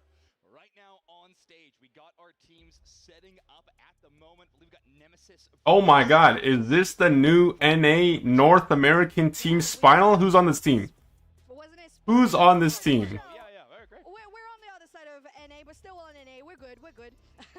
And like you said, the top North and Team Spinal, JL, Lunier, Vin Diesel, Flareons, and Joey? Okay, interesting. Wow, some very strange bands starting off our Alright, let me ask you guys something. Like oh my god. Look, that guarantees that there's gonna be at least one mega Pokemon. Guarantee. And okay, both megas are making it through. Yo! Play Charizard, play Charizard. I wanna see the Charizard. Come on. Come on, Mega Charizard. Mega Charizard. No, you want the Mega Charizard. I wanna see. Okay, Lucario's fine too. Well, you know what is an option though? The megas are actually on the table. Ah, yeah, let's go. Mega Evolution Smackdown Extravaganza, game number 1. I like it. Very interesting, like you said. You know what that means, guys? Whichever team wins, they prove. No, okay. Here's the thing. There's two things. The first thing is that guarantees that one Mega Evolution Pokemon is going to start off with a 0% win rate in the tournament. So basically, the first time you probably see it is going to be the last time, and it's going to have a 0% win rate. The second thing is, whichever Mega wins cements themselves as the better Mega. Power Spike, but Dodrio and Crustle, and now Sableye and Mew. Wow, we are really getting some awesome individual power picks. Yeah, the spice is definitely coming here on the side of Spinal, on both the bends and the picks. I think it's a very good combo there with Rock Tomb and the triple champion that can come through with Crustle plus the Dodrio. Bro, this was their plan all along. Ban all the random stuff and just let the megas through. Oh my god, and guys, how did I forget this? This is the first time Slowbro has been played since 2025. Bro, this Pokemon has been forgotten through the sands of time, man. This is basically the Prince of Persia right here. Oh my god. Slowbro! Forget the Megas! Slowbro's finally been picked! Power level Pokemon. You got the Scyther, most likely going to be the option, almost assuredly, for CACM, but Spinal has some really interesting strategies available to them with this draft. I'm gonna be honest, guys. This is just my opinion, but I'm gonna be honest. I'm pretty sure they only picked Slowbro just because they didn't want to play against it with the Mega Charizard. I think that's the only reason. If they didn't get the Mega Charizard, I don't think they would have picked Slowbro. But you know what? We still get a Slowbro game regardless. You know what? Now I'm rooting for the Latin American North team just because they have the Slowbro on their team. I'm not on North America's team. I'm on the Slowbro team. Can we see a score comp already? Okay, when you see T-Tar, Talonflame, Dodrio, and Crustle, that's when you'll get your Oh, look at the Sableye, guys. Sableye invading the Scyther. Let's go. He's lurking. He's waiting. He wants that blue buff. Oh, he was too early. No. Yo, Sentinel Wolf, how's it going? Don't worry. He's going back for more. He wants that red buff. From getting to that power spike at level 5 by maybe taking away a little bit of his EXP and even a buff if they could steal away in a Scalpelier or a Selgor. But that is not going to be an option. Not with Texas there for the backup. Yeah, it's always good to have that option there of your supporter going out with your jungler in the central area, and it does help out. In this case, JL only able to get one of those wild Pokemon, but we're gathering here in the central area. Vin just going for that Natu straight off the gates, and that's like the things that we have been seeing that has changed with this Groudon map. So a lot of things with the wild Pokemon, not just the big objective. Shen! Oh wait, that's my name. Sorry, I was supposed to say Freddy. Freddy! That's my mistake, guys. I'm trolling. Will get that last hit and very importantly evolve into that Crustle, getting to level 4 with Frank, Texas, and Reggie here. It's gonna be really tough for Joe. Oh my god, it's Frank. That was really crazy, to be fair. The damage that came out from Reggie, that was very nasty. But going out here to the bot side, Rama is gonna be taken down. JL almost there, but low on health, will still survive. Why aren't you competing? You got a couple, but Flarion's carrying it. Look. Very good score to start things I'm off. kind of poor, alright? Like, I don't want to spend like, I'm poor, and I don't want to spend money traveling to Brazil or wherever they're playing to play Pokemon Unite. I'd rather just, like, stream for you guys, make millions of dollars, and then, you know, spend it all on food. I think that's my grandmaster plan. Make millions of dollars streaming, not go to any events, and then just spend it all on food. Will be passing up that way, and Spinal wants to get an early start. Okay, looking good here for Spinal, as they have started, at least with this gank here from Vin, making sure that they're gonna take somebody down and get that space to go to central area for that. Unite got to your head? Reggie going on the Reggie Drago, almost on 30% HP. That's a, almost really, really close there, but it's not gonna be the side of Spinal that takes it with that Solar Beam. Instead, CACM will take the block. Yeah, attackers in a really interesting spot, especially those that try to stay in the path. We've seen the Alolan Raichu now both play the central area as well as that path role inside of the meta we're sitting in at the moment. Frank again. See, here, you already have a big problem. Besides the fact that Scyther's popping off in the top lane, I just want to point out that the lane Mega Charizard is already higher than the enemy team jungle, level-wise. That is a very scary thing, and there's a reason why people are banning Mega Charizard, alright? Like, you don't want this thing getting fed early, especially against the team comp that they drafted. The good news is that at the very least, they're not losing everything. Oh my god, Frank is level 9? Yo, guys, if you like Mega Charizard, you're on Team Frank right now. Team Frank, this guy is just ready to just grab someone and suplex them WWE style. And his name is John Cena. Do do do do. No, I'm sorry. It was an intact goal just now, so it's still quite a lot of points away. CACM still building pretty well, around 100 points so far, which is something that we mentioned that Spinal kind of there's only one available in Pokemon Unite. It's Mega Charizard X. The black one. The goated one. No one talks about Mega Charizard Y. That one sucks.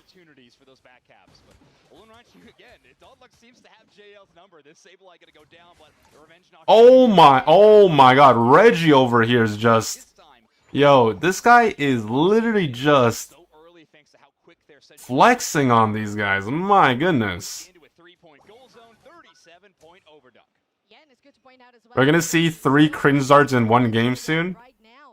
You say that, but we're gonna see 5 Eevees in one game first. Actually, sorry, not 5, 10. At this rate, we're gonna see 10.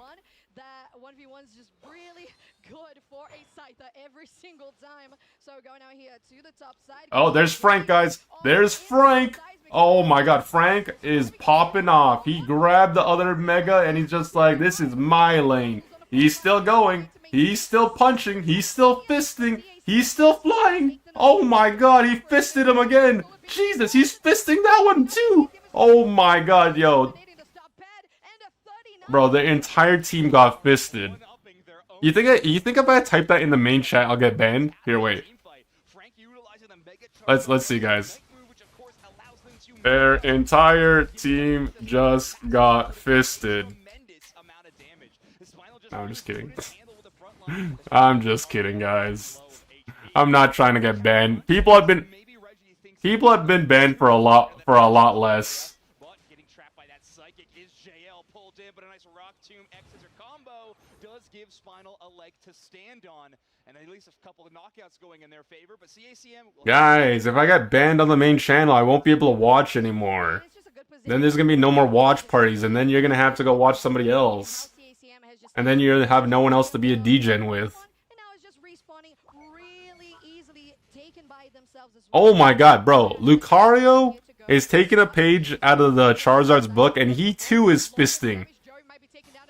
Oh my, look at the slow, bro. Look, what a Chad gamer right there. This guy's just like, you know what? Oh my god, bro. North America in shambles right here. See, this is exactly why North America doesn't win anything, man. If the pro players can't win, like, what hope do the casual player base have? Oh my Jesus, this is like, guys.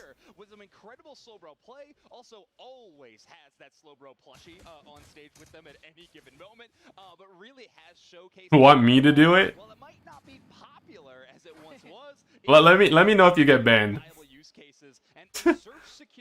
Oh my god, I can't believe they let the Mega Charizard go, guys. That's crazy. Crazy. That we like to see. Now, we have a point in the game where Spinal is just collecting as much wild Pokemon as possible because they 340. Yo, guys, okay. Do you guys think if the North America teams travel out and lose on day one, do you think they would be sad?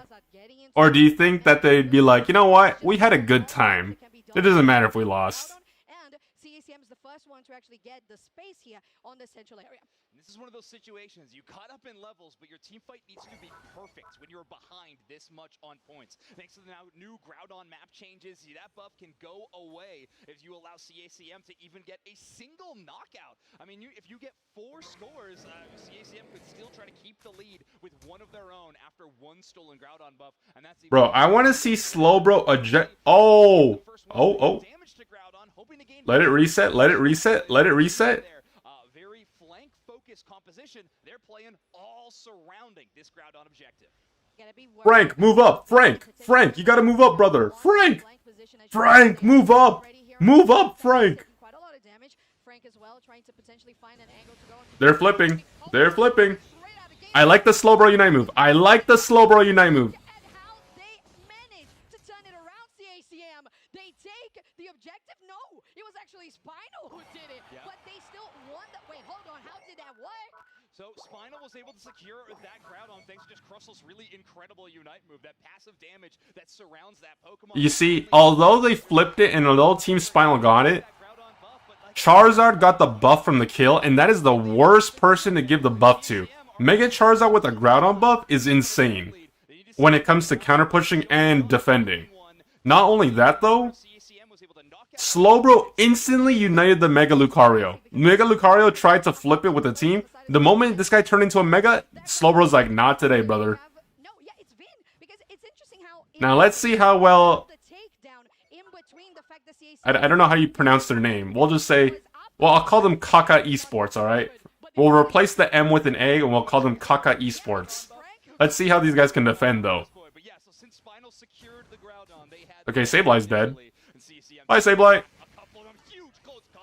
There's the Mega Charizard. Mega Charizard with the buff.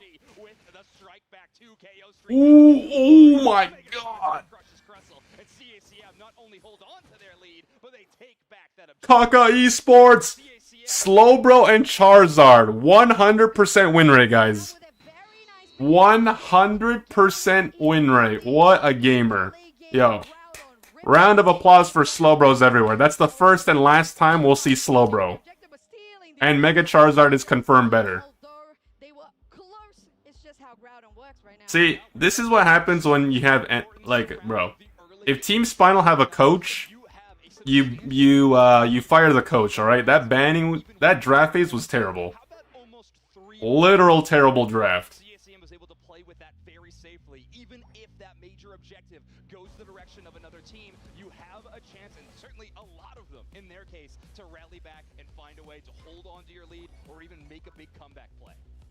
Yeah, and I feel like these fights, interestingly enough, it felt like CACM was more on control of how these objectives were being played, not just because they were on the lead on EXP, but this is what I mean, it was really close, because if it was just the fact that Spino got the Groudon and then CACM took him down, they would have gotten a lot of buffs, but it was just one buff, so it was in between one to the other, which is crazy timing to me. Still, managing to take them down was just enough for CACM, as we know that Cypher, oh, that was a threat. Bro, look, guys, I think Reggie's hacking with the sweatband. I think the sweatband has like, you know, 7G Wi-Fi, and it's like advancing his thought process. Someone better check that headband. All right, I think that they gotta ban this guy. All of the stats, the analysis, give me everything, and it is a crazy stat, like you said. 10 KOs and 2 feints, 8 assists as well. Total of 18 participation there. And if we look at this, oh my God, these graphs, that's so good. But yeah, we see the Retro God. How's it going, gamer? Retro God. Sup, streamer? Yo, sup yourself, gamer. How's it going? As well as, of course, stat distribution. This is a really interesting stat that we can break down now. How often these teams are scoring, how often they're getting KOs, how often they're focusing on crowd control, or how often they're tanking damage. And in this case, our winning team doing really well. Which Reggie is that? That's the Reggie Steel, because he got nerves of steel.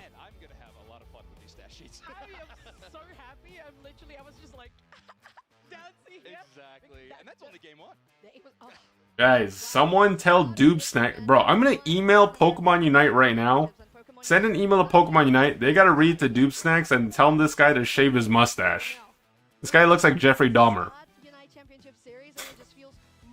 He's just missing the hair.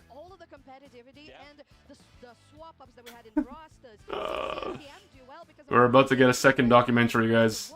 So seeing those things just come together in an international event is just incredible. Yeah, we're seeing an interesting bounce back from them. I'm excited to see. I'm kidding. Guys, this is exactly why it's an 18+ stream. I'm joking. Sometimes I'm a little unhinged. Last year around those Rayquaza fights, you know, the team that secured the objective ended up winning the match. But already in game 1, we got things like Gengar bans as well as a full-on Groudon flip-flop about how these situations end. So we're gonna have I know. I'm sorry. If Spinal wants to go with the same strategy of these target bans in the early phase, you know, it's definitely not something that is often advised to be going. Wait, what is this? First game of a best of 3. Which hell portal? Something we see later on in these draft screens, but I really like the idea that Spinal's bringing to I need help from Twitch. I think their compositions or their strategies hinge on a single Pokemon. Why not strike? But after losing that first game, what is this? You have to rethink a little bit.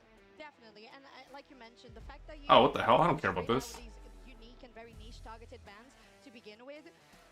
Okay, maybe they would have had a better choice. Who knows? All right, it's time to let the megas go through. Bro, they're gonna get if they let Mega Charizard go through again, they're gonna lose. Bro, if you guys have a coach, tell this guy to like start playing the game. All right. Oh no. Oh no. 1 Mega is guaranteed to go through. Oh my God. Oh my God, bro. Mega Charizard. Grab the Mega Charizard. Mega Charizard. Frank, buddy, you have one job. Lock it in. You know you want to. Lock it in. Lock it in. Lock it in. Lock it in. Do or do not. There is no try. Mega Charizard. I think Spinal did a pretty solid job of mitigating the damage that top lane Pokemon could do, but what? You know what? They picked up the Slowbro. Okay, wait. You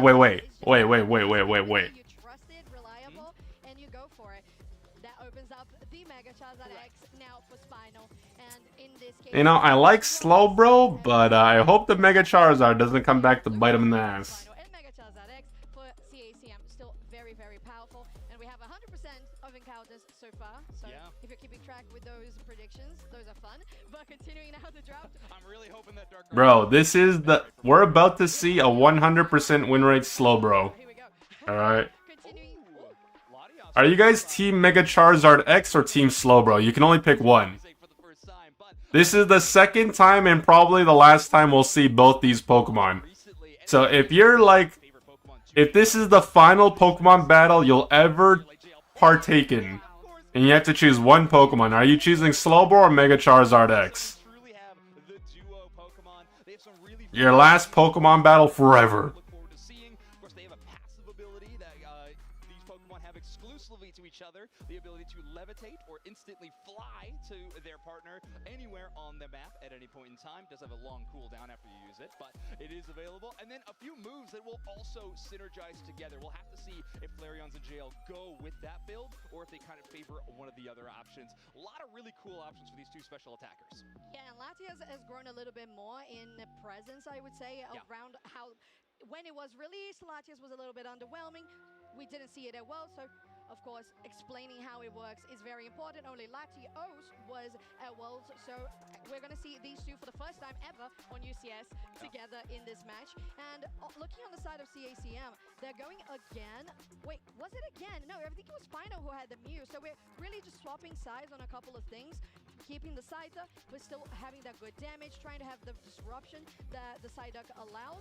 But just the fact that Spinal has that Snorlax is Alright guys, I believe to me the most reliable. I believe in the Mega Charizard, but I believe in Slowbro even more. Yeah, it could be huge. But those You know what sucks, guys? Crustle Solid and Snorlax Center my cam. and Joey has Guys, you guys really need to see the players' faces. crowd on, but so let's get this started. Game Alright, one, here. CACM There and you go. final. And Now you can see the reactions when they lose. up in the top lane together. No Latios and Latios in path together. However, reminder that levitate can change that in a heartbeat. And that's your Bro, look at this feeder. down the duo. Like, brother, I know you wanted Kentucky Fried Chicken, but like, you're not supposed to be the Kentucky Fried Chicken. Going out to the bad is That's crazy. This guy like ran it down the first 30 seconds of the game. He left base and he's just like, you know what? Time to feed. Together when they go for this 850. Speaking of which, Reggie able to clear that central area even quicker than last time with no JL pestering them in this situation. Reggie will take a lot of burst damage though. NA landed the free. These, early damage moves. Damn, bro, that hurts, man. That hurts. As a NA resident, I feel that one. Go Slowpoke, glow. Takes down Ranma, who is only at that level 3. Has not found a way to evolve into the Slowbro quite yet, and will not. Ooh, oh my, bro. I got debated so hard. I thought the Latias getting killed was the Slowpoke. And I was literally just about to say, Slowpoke, no! The timing on that was the exact same time when the duo went in aggressive. Of that jungle, but on the top side, I believe Spinal had the preference in regards to those EXP and wild Pokemon, scoring out 55 so far, as we are still trying to get the feeling of this game that feels much slower paced than the last one. Yeah, well, I believe we have. I think it's Frank, yeah, on that Zacian, trying to change that up, doing amazing in that top half to start the game. It's almost at level 7 at the 8-minute mark. Damn, yo, Psyduck just walked into their jungle and is just like, this is my buff. There for the backup at any given moment, and Frank, like seriously, so close to a Unite move, is actually catching up to their central area. Are the drops? So I don't know anything about the drops. I believe it's, if there are drops, I believe it's exclusive to the main broadcast.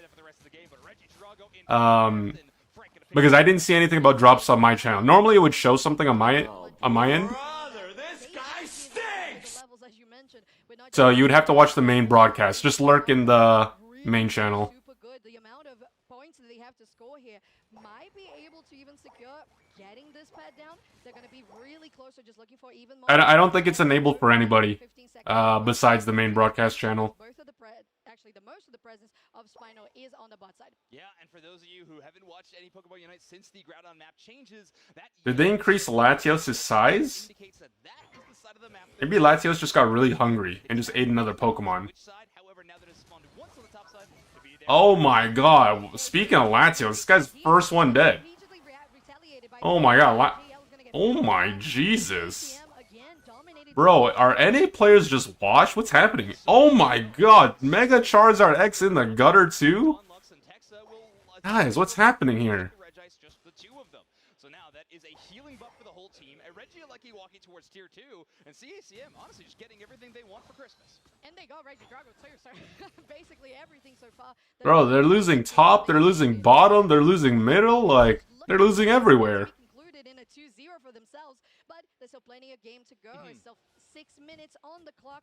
No wild Pokemon actually to be seen. So this is Alright guys, here's like really discussing what's going to be the next play. Where are we going to be I don't care about the drops. Thanks for letting me know, but honestly the drops, I'm too lazy, man. I would have to open another internet browser, then I would have to log into my Twitch, and then I would have to lurk in there for something I'm probably not even going to use. Spinal will have some firepower to work with in some of these team fights. Okay, with still no objectives to go. We're seeing some presence from Spinal here on the bot side. 10 points to knock out that zone, but look at the triple trample straight onto that. Oh my god, Mega Charizard X.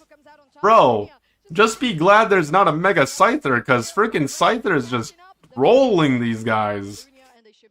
Oh, does not get there in time to hit with the tri-attack. Oh my god, oh my Jesus. Since they are at such low HP, they will not be able to defend their buffs, meaning that Frank will likely take away that red buff and return back to their side. CACM not only taking all the objectives on the map, even taking the safe wild Pokemon away from Spinal. This is a dominant start to game number 2. And it feels really good because we saw, at least from Spinal, a good amount of points that were scored early on. I wish I could see how many stacks the Latios has right now.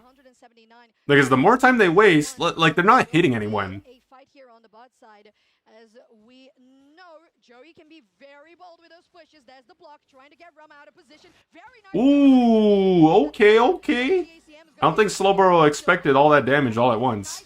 But then there's Reggie. Yo. Considering how much they've been feeding this Scyther in the last two, like, between this game and the last game, I think they might need to reconsider banning this Pokemon, assuming they even, like, that's even if they make it to a game 3. Oh, Reggie. That's a lot of comeback experience, though. A lot. I think Lunier just gained 2 levels off that Scyther kill. This is a really interesting exchange. Also, I'm a little disappointed, I'm not gonna lie. The Slowbro didn't unite move the Mega Charizard.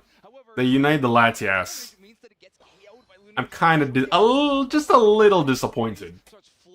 You know, I was kind of hoping, you know, when they picked the Slowbro, they would just insta-unite move the Mega Charizard every single time.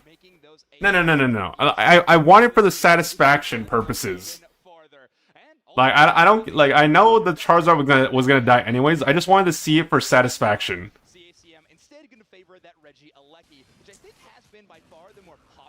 Like, there's something satisfying about seeing a Mega Evolution Pokemon getting Slowbro united.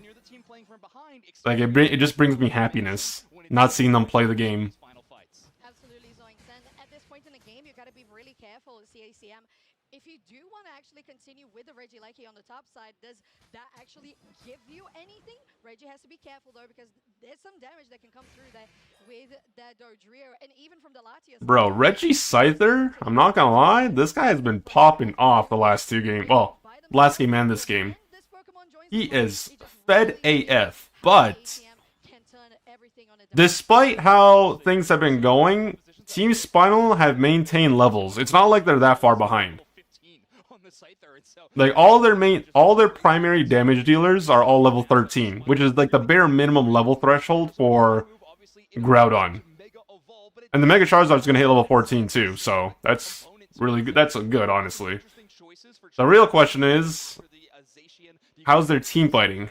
Either way, they're going to posture very aggressively. Joey wants to make sure they don't give any free access into this Groudon pit in case Spinal wants to play this more objectively favored. It also gives them vision, which allows Lunaire and Flareons to set up for optimal damage while still being safe. You want to make sure you have eyes on that Scyther, which I don't think Spinal do at the moment. And currently, Reggie working and that's a level 14 Charizard and level 14 Charizard and Latios. That is a very scary combo.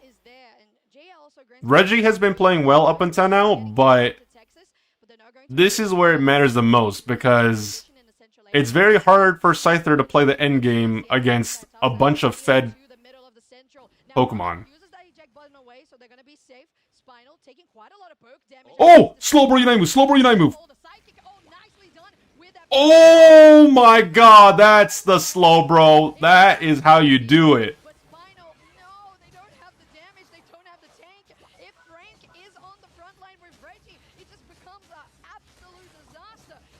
Bro, look at Reggie. This guy is popping. Oh my... Yo. Okay, besides the Slowbro, yo, Reggie gets an MVP. This guy is carrying so damn hard, man.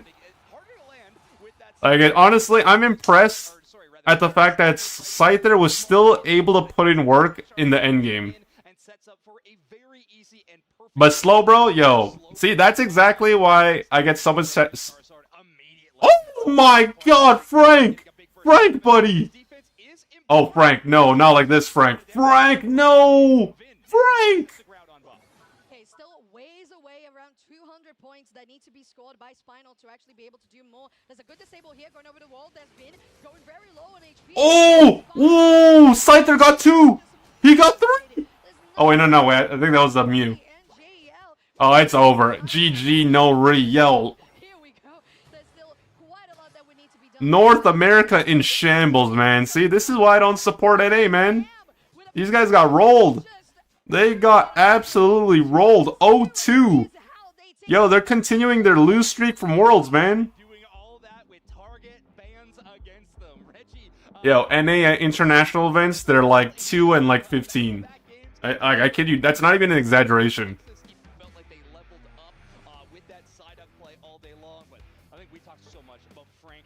Damn, bro, it is a sad, sad day to be an NA representative.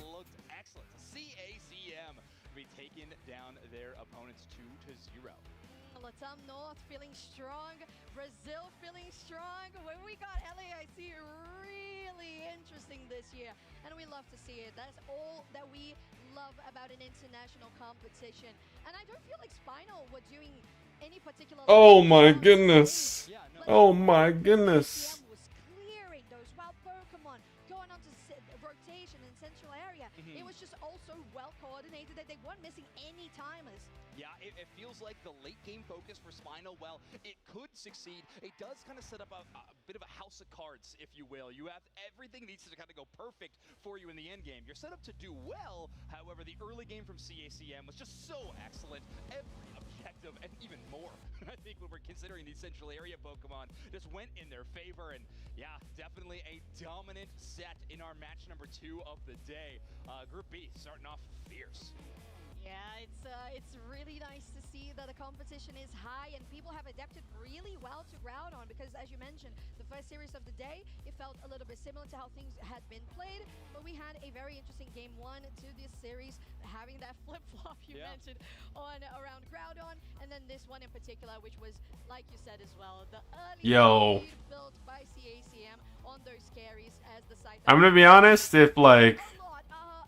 11 knockouts, 2 feints, 2 assists is... You probably want to ban the Scyther. Like... like Reggie kind of hard carried this series.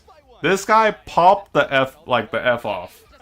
Yeah, I think CACM is going to be feeling fantastic in that situation. With 11 knockouts, Frank only with 4. Now, whether you want to say that NA played bad or Reggie just played really well, you might want to consider banning the Scyther. To 33,000 damage total in this matchup, so not as much as you really need from it. Flareon's also held to pretty low numbers, but on the other side, CACM feeling great. All right, let's see the B stream. Hold on.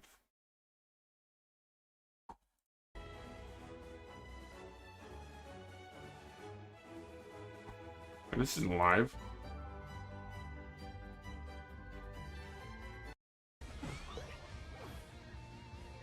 Millennium's Asylum 369-0? Bro, okay, how do you go the entire game without scoring a single point? What is that team composition? Gardevoir, Decidueye, Azu, Absol, Metagross? Oh my god, nah, bro, nah. Yo, who's third imposter on this? Forget third imposter. You got 5 imposters on one team. No wonder this is a B stream. 569 to 0? Oh my, bro. Okay, hold on. What's the final tally?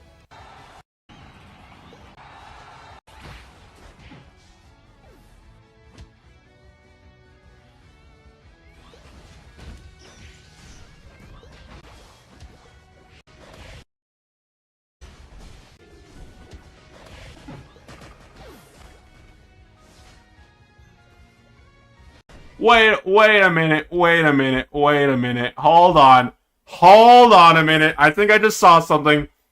I need to see a group photo of these players, hold on.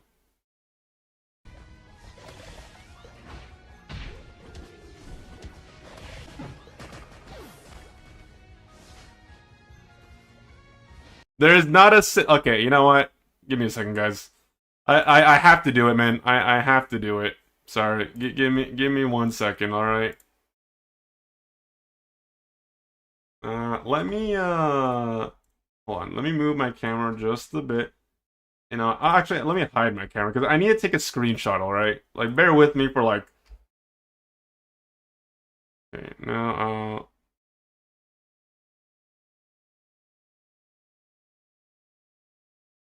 let me, increase the resolution.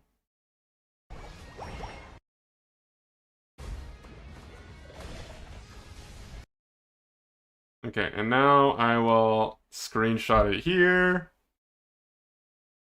Okay, now I can bring my camera back. Where is it? Okay. I just have to be careful because fucking Twitter is so degenerate now that I have to make sure that when I do open it up, like, it's not fucking OnlyFans people popping up on the feed. Like, Jesus Christ. This website has become so degenerate that, like, I'm actually scared to before, back in the day, I could open up Twitter, no problem. Now it's like, oh my god. Here's the OnlyFans person right on your homepage.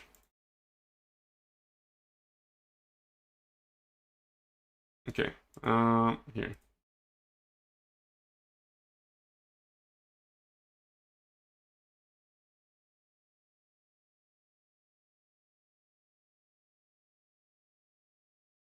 Oops, no, wrong one.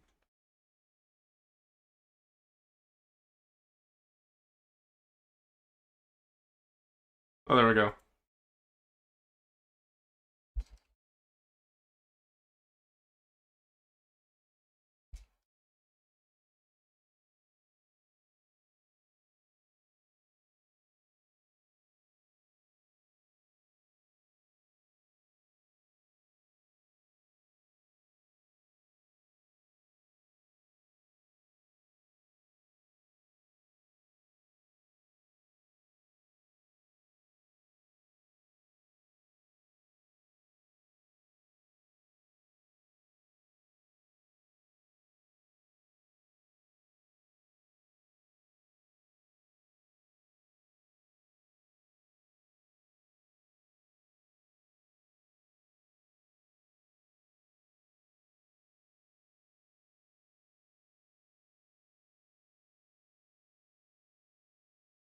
I want to be constructive about this, guys, alright?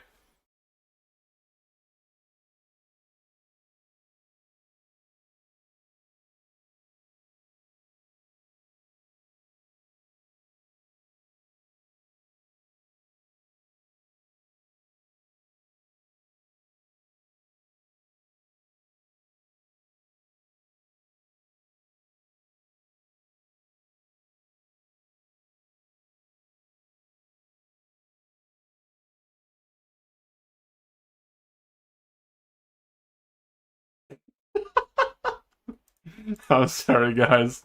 I'm sorry. Guys, if you don't run Expedia in 2025, you got, like, you guys got... I'm sorry, man. Like, I have to.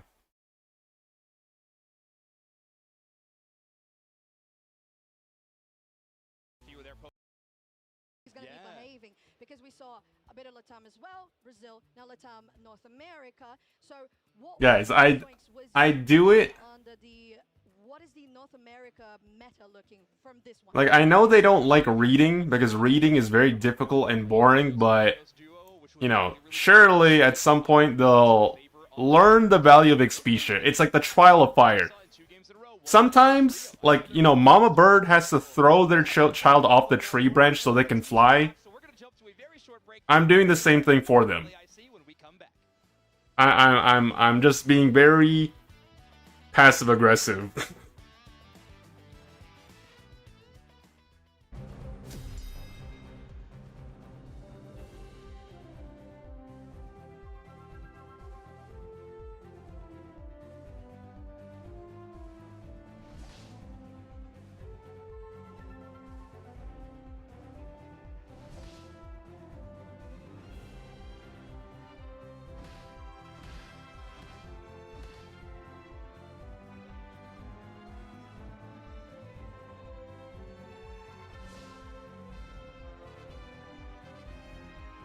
Was that game 2 with that solo queue comp? No. That was the B stream. Oh yeah, it was. Sorry, game 2, it was.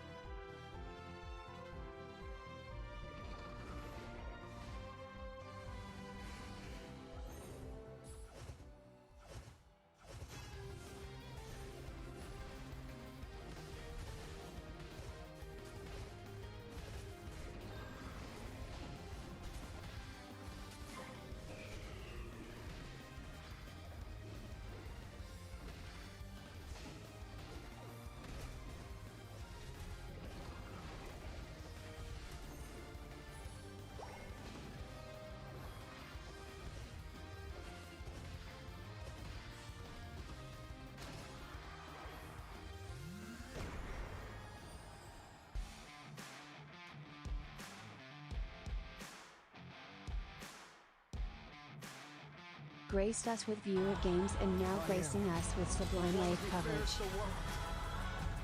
coverage.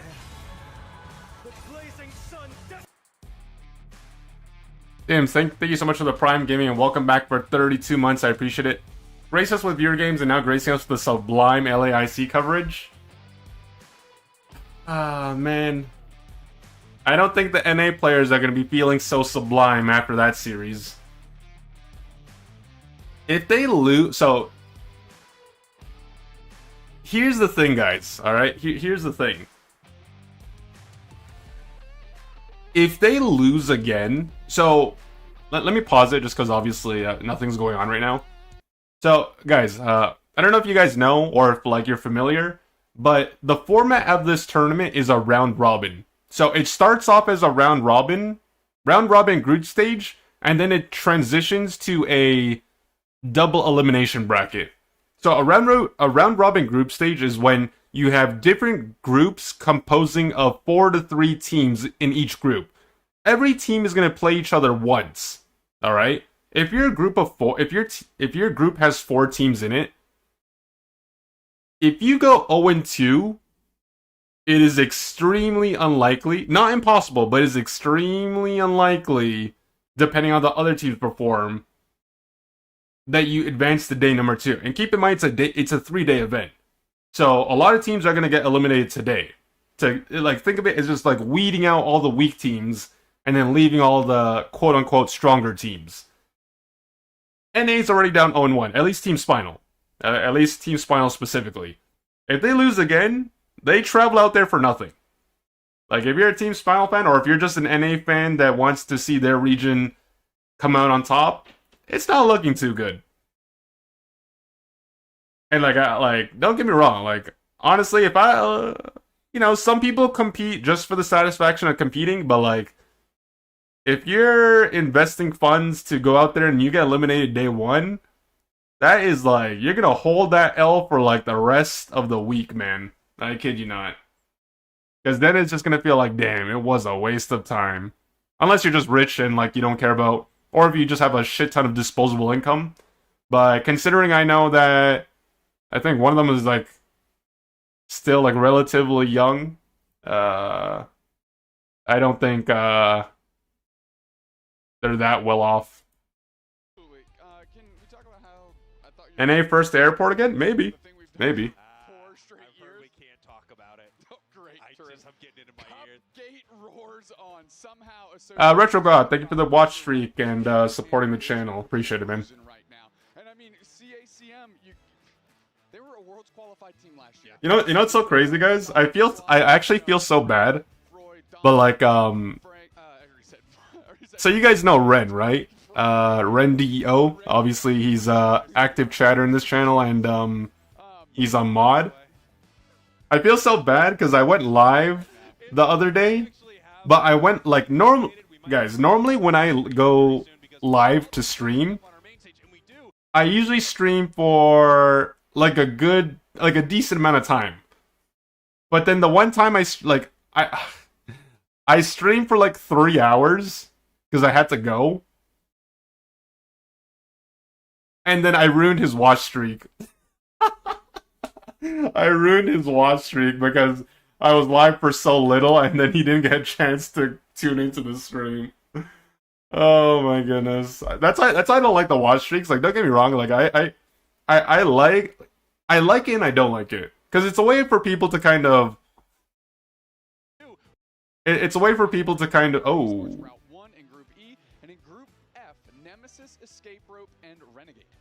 Okay, so we didn't miss any NA teams. Dignitas is part of the championship series. More orgs coming soon, more teams that we're going to talk about. We have Home Dog watched 55 consecutive streams. Yo, thanks for hanging out in the stream, man. I appreciate it. It really matters so much how you fare into some of these other teams. And if you just take a look at the match that we just saw with Spinal, them losing 2-0 as opposed to another team possibly losing 1-2 could be the difference. Yeah, you can watch clips or VODs, but like obviously, you know, everyone has their own lives to live. You know, they don't have time to, you know, do Twitch-related stuff every single day.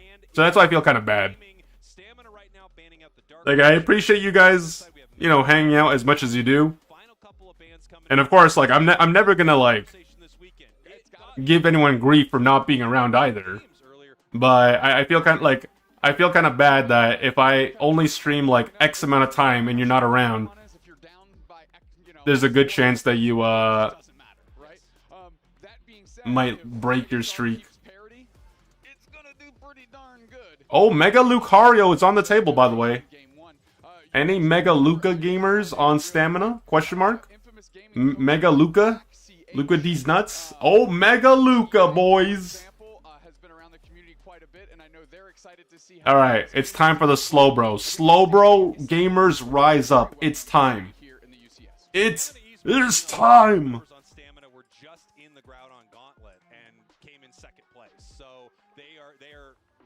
To go, playing very well, and they get an incredibly strong first pick in Mega Lucario. On the other side, Blaziken, never a slouch, and Blissey, of course, probably historically the best support across all of the years so far in UCS.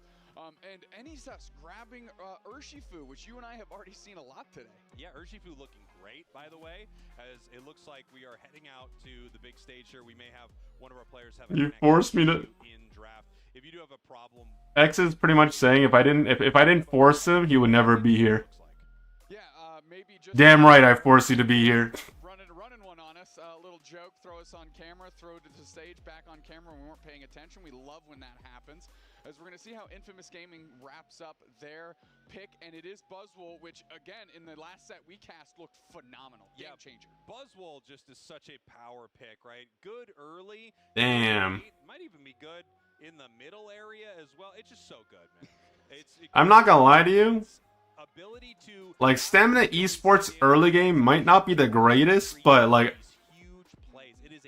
considering what Infamous drafted, their late game is gonna be very difficult to deal with. You got 3 melee brawlers that want to get up in your face and just give you the 1-2 punch combo and knock you the F out. One that you and I think has been underrepresented in the West, specifically incredibly popular in the East. Also, it's been a while since we've seen Serena as well. So, Serena Gaming. With its soloing unite move, you know, dragging the person up to the sky, laying in some kicks. Zarina can really take over a game, and now Infamous Gaming has to try and keep Mega Lucario in check, has to try and keep Anisus on this Urshifu in check, and if you lose sight of either one of those, you still got a Zarina that's willing to step on your face. You know, on the side of Infamous Gaming, they have my Katy Perry, aka my dark horse of the tournament for a Pokemon. It is that That was like the worst. What? Oh my god, bro. That was like the worst Charizard transition I've seen. Like, I think that was supposed to be like a transition screen, and it was so delayed. In that bottom path, we're gonna have to see how it does here in game number 1. Stamina Esports, your purple team, Infamous Gaming, your orange team. Nice little pseudo invade by C-Bus there on that swine of the Fuzzy Roomba scrambling back to its side of the map as Minotaur GG not willing to give it up quite yet.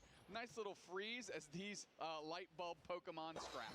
Yeah, you always love to get some disruption with a Pokemon that is not looking to be the one securing the XP, and with that light bulb on them, even if they're not around some of the experience, they're going to be the lowest member of the team, so they can just start ticking up and get all of that passive XP. Nice play in the bottom path. Kira, now level 4. That is a fast Umbreon, my friend, and it looks like they've already gotten some quality stacks in. We're going mean look, so they're looking to trap, ideally, probably Buzzwole or Blaziken to keep them from going like big into secures or going deep on Crackling audio? Here we go.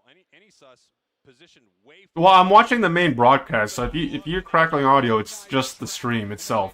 I can refresh it. Let me refresh it. Pick up 2 berries is you, and they are going to put in some pot God. Espeon, but they don't. Uh-oh. Uh-oh. Find their mark. And here into the top path. Yeah, let me refresh it really quickly. They score. Yeah, without a doubt, and they do. Kira, quick rotation up top, going to try and keep this goal zone intact. Mean look on the Buzzwole. 1K a month is cheap, bro. That ain't gonna buy, like, that's enough to pay the bills. Kind of. Huge. 2 evolutions right there, Cebus and Aramis. Now we have the Blaziken online. That can pay my phone bill. That can pay my internet bill. That can pay my utilities bill. Maybe get me a couple of Happy Meals. Judged on my misses, I want to be judged on my makes. So Yiru, you're still safe here. We don't got a ton of them, my friend. We're gonna get more. We gotta get some early misses in the game. there. You're right. You're right. It's early in the game. Mufasa looking to move in with the Zarina, who has evolved, which is great for them. Hitman, this Mega Lucario, still trying to get online as Tinta poaches Mufasa, puts them into the speed flux zone. Nah, bro. Okay, like, Espeon kind of fumbled that. How does an Espeon miss someone that's stunned? Come on, brother. Like, you don't even need to stun, just hit them. And he's scrambling around, low on HP. Aramis goes with a deep engage, tries to get in some damage, can't quite be successful, might have secured a wild Pokemon or 2, but ultimately things fizzle out. And here we go. Hitman now level 7. It's going to be a force in this top path. They want the 9, of course. What a catch right there for Infamous. Buzzwole looks terrific, dude. Oh, dude, Buzzwole is having a tournament already. It feels like it always does, right? It's like, oh, is Buzzwole going to get some play? Yeah, it is. A ton. I mean, great Ice Fang right into the Buzzwole. That's an easy knockout back-to-back. And what we're learning here is if you are clever and crafty with your selections, you can isolate and knock out Megas just like that. And they are not giving Stamina Esports any opportunity to leverage the strength of that Mega Lucario. And I don't want to only call out misses. What a play there by Euro on that Espeon, able to use the Unite move to make sure that they didn't get taken down by the Urshifu. Standing in that tall grass, waiting for their moment, hitting the Psyshock and picking up the KO. Great stuff for Infamous. I mean, shout out to Infamous. And I don't think they did math there, by the way. I'm looking at the point distribution. I'm pretty sure they botched the math on that one, but, you know.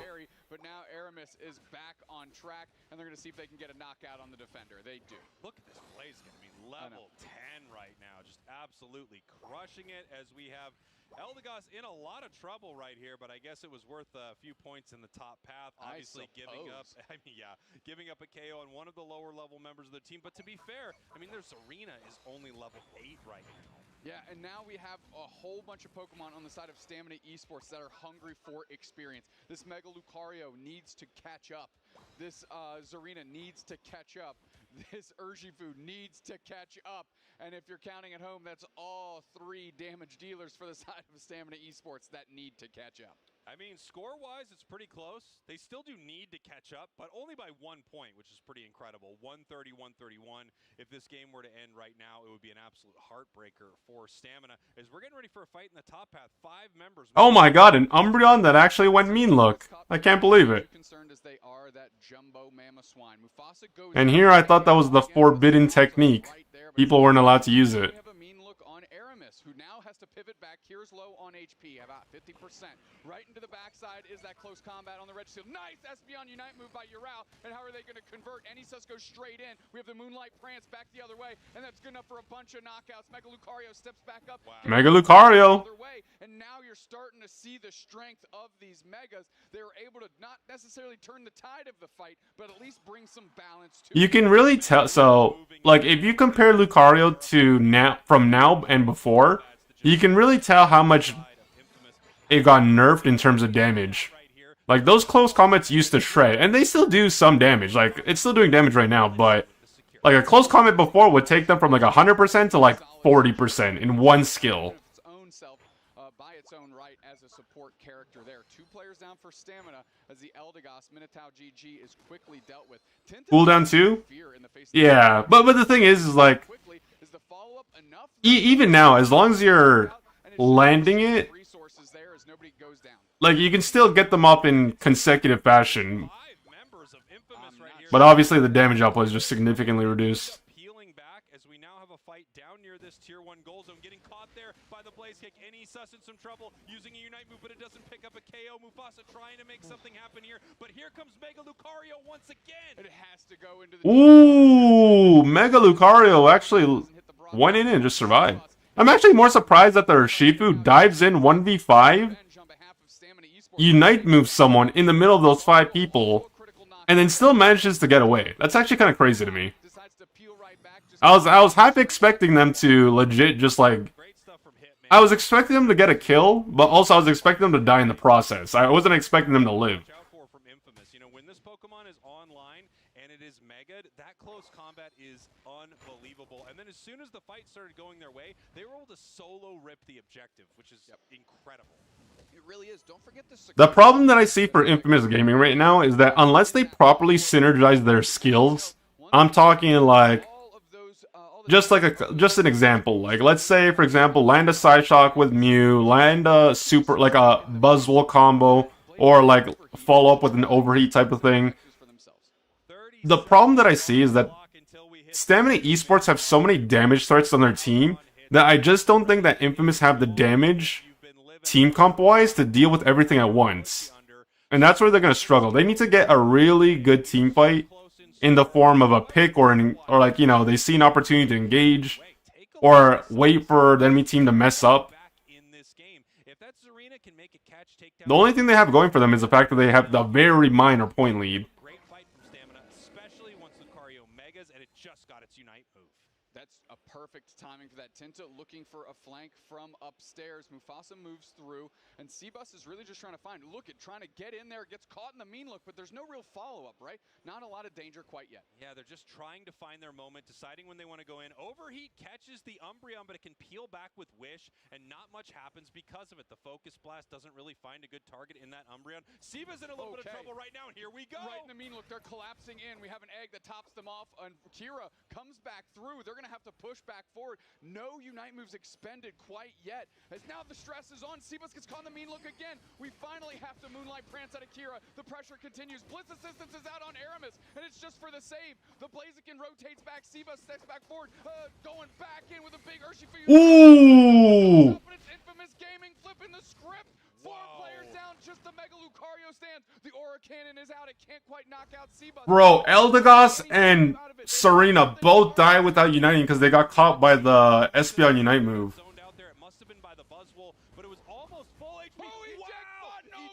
Button overheat. Wow. Hitman is in a lot of trouble, but they're the Oh, it's over. It's so cooked. It's over. Do you just peel back or do you go for the secure? Here comes Close the combat for HP.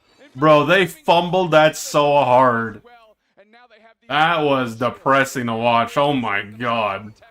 This thing is over. Yeah, and look at this overheat coming out. Serena taking him up into the air. Anissa's trying to stop this right here, but the points do. Like, Serena and Eldegoss unite now, but at that point it's over. 158, 271. Here comes Infamous, and they're already up. Moving as an absolute unit here, 5v2, that's easy work. Goal zone collapses under the weight of Infamous Gaming as Minotaur GG keeps themselves standing, but that's just to watch the other team cross the finish line. Infamous Gaming with a barn burner here in game 1, putting the screws to stamina and that mega... I'm gonna be honest. Considering how the fight started, I'm actually surprised that went so well for... What is this? You are not allowed to co-stream Pokemon Unite's broadcast. Uh-oh, well, guys, I'm getting banned. GG's. And I didn't get to see...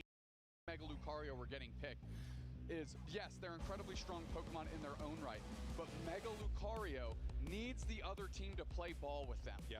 So what I mean by that is it fires off its Unite move, right? That big Aura Cannon. It hits its Mega Evolution, but if there's no one in sight, what are you doing with your close combat? I don't know. We'll see. Let me see something. Hold on. Whereas Mega Charizard, you get into your Mega version after that huge suplex from space. You have Fire Punch. Let me see something. Dive forward on retreating. Hold on. You can really leverage the strength. Let's look at our player of the game. Let me pause it for 1 second. Learn more.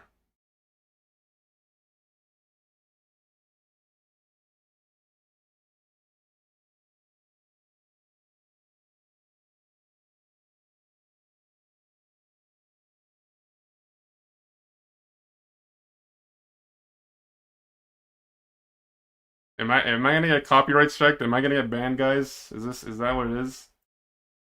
You called out right at the jump. Yeah, I mean, I really do feel like this thing could be a real force in this tournament, and we. Hold on.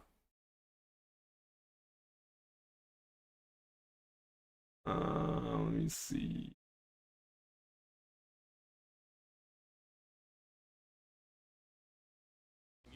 But it's also great from the defender Good heroes. Team. It's great from the Got some tea as well. Team who are frontlining in some of these fights as Got well. some It's tea. definitely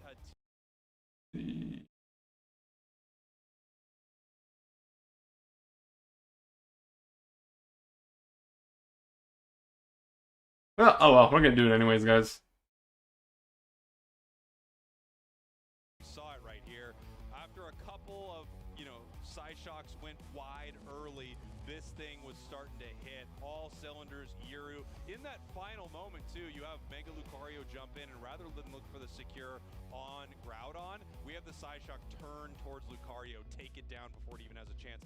The other thing I want to point out about this, take a look at not only the damage dealt, 82,000. I don't know. Don't really care.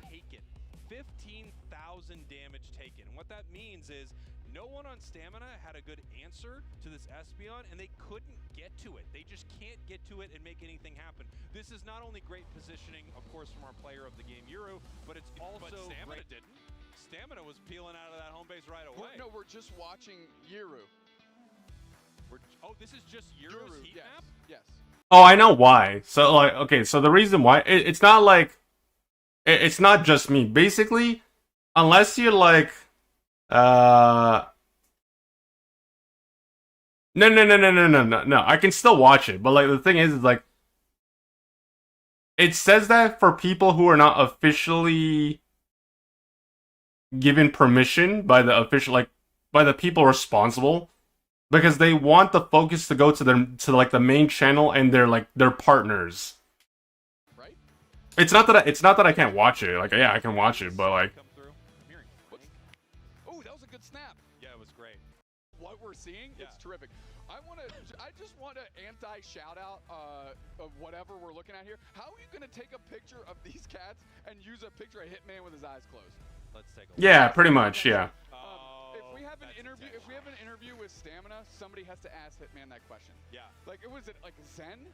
Is it a Zen? It looks like he's smiling. He got caught in a blink.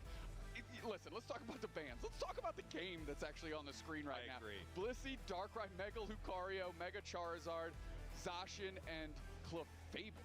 Yeah, and now we get the Blaziken for Stamina, right? Yep. So we've got a lot of these power picks taken away. They decide not to bring Mega Luca back. One of the things that I think is really tricky about Mega Char and Mega Lucario, they're really recent additions to the game. Thank you. Okay. They're really recent additions to the game, and I do think it's tough because some of these teams haven't had an opportunity. I'm trying to get in my zone.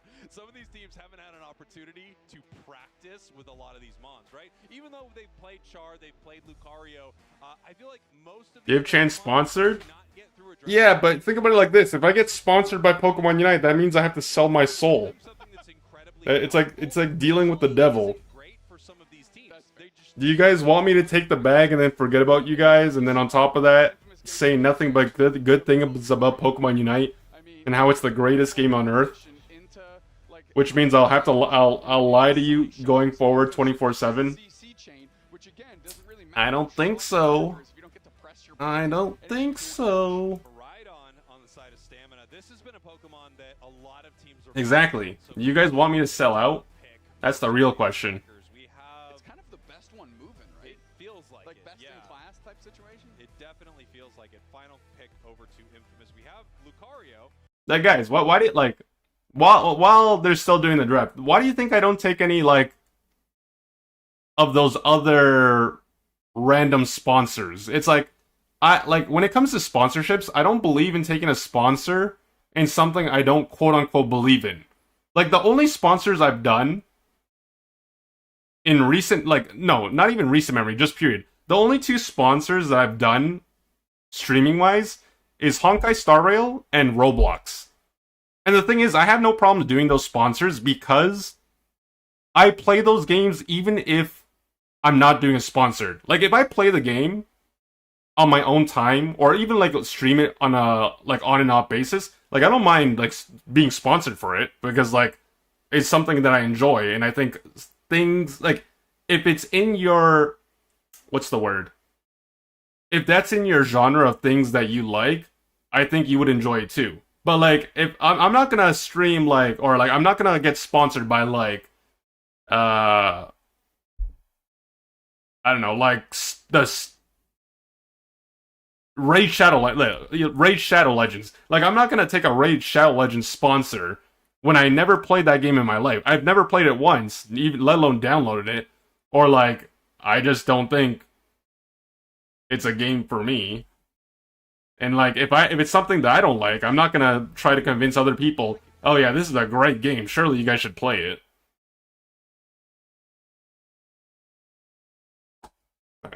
Last when they could have almost assuredly got it again. Stamina Esports, your purple team. Infamous Gaming, your orange team. They are already up one game here, but we've got a different look heading into game number 2. Quick pause request on the stage. Someone might be having an issue with one of their devices. We're going to make sure they can get back into the game and we can get this action started as we are getting ready for game 2.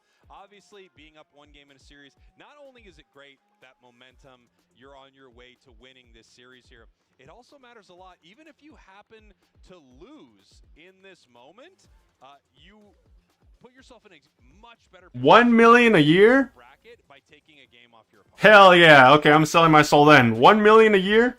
Down the road. So, Yeah. an example, I'll sponsor. I'll get sponsored for 2 years, and I'll retire. may matter I'm just kidding. as the day rolls on for that tiebreaker scenario. As we are taking a look at Stamina Esports right now, down a game to Infamous Gaming, who really put together a really strong, cohesive strategy in the face of one of the most powerful Pokemon in the game, Mega Lucario. Yeah, they looked great.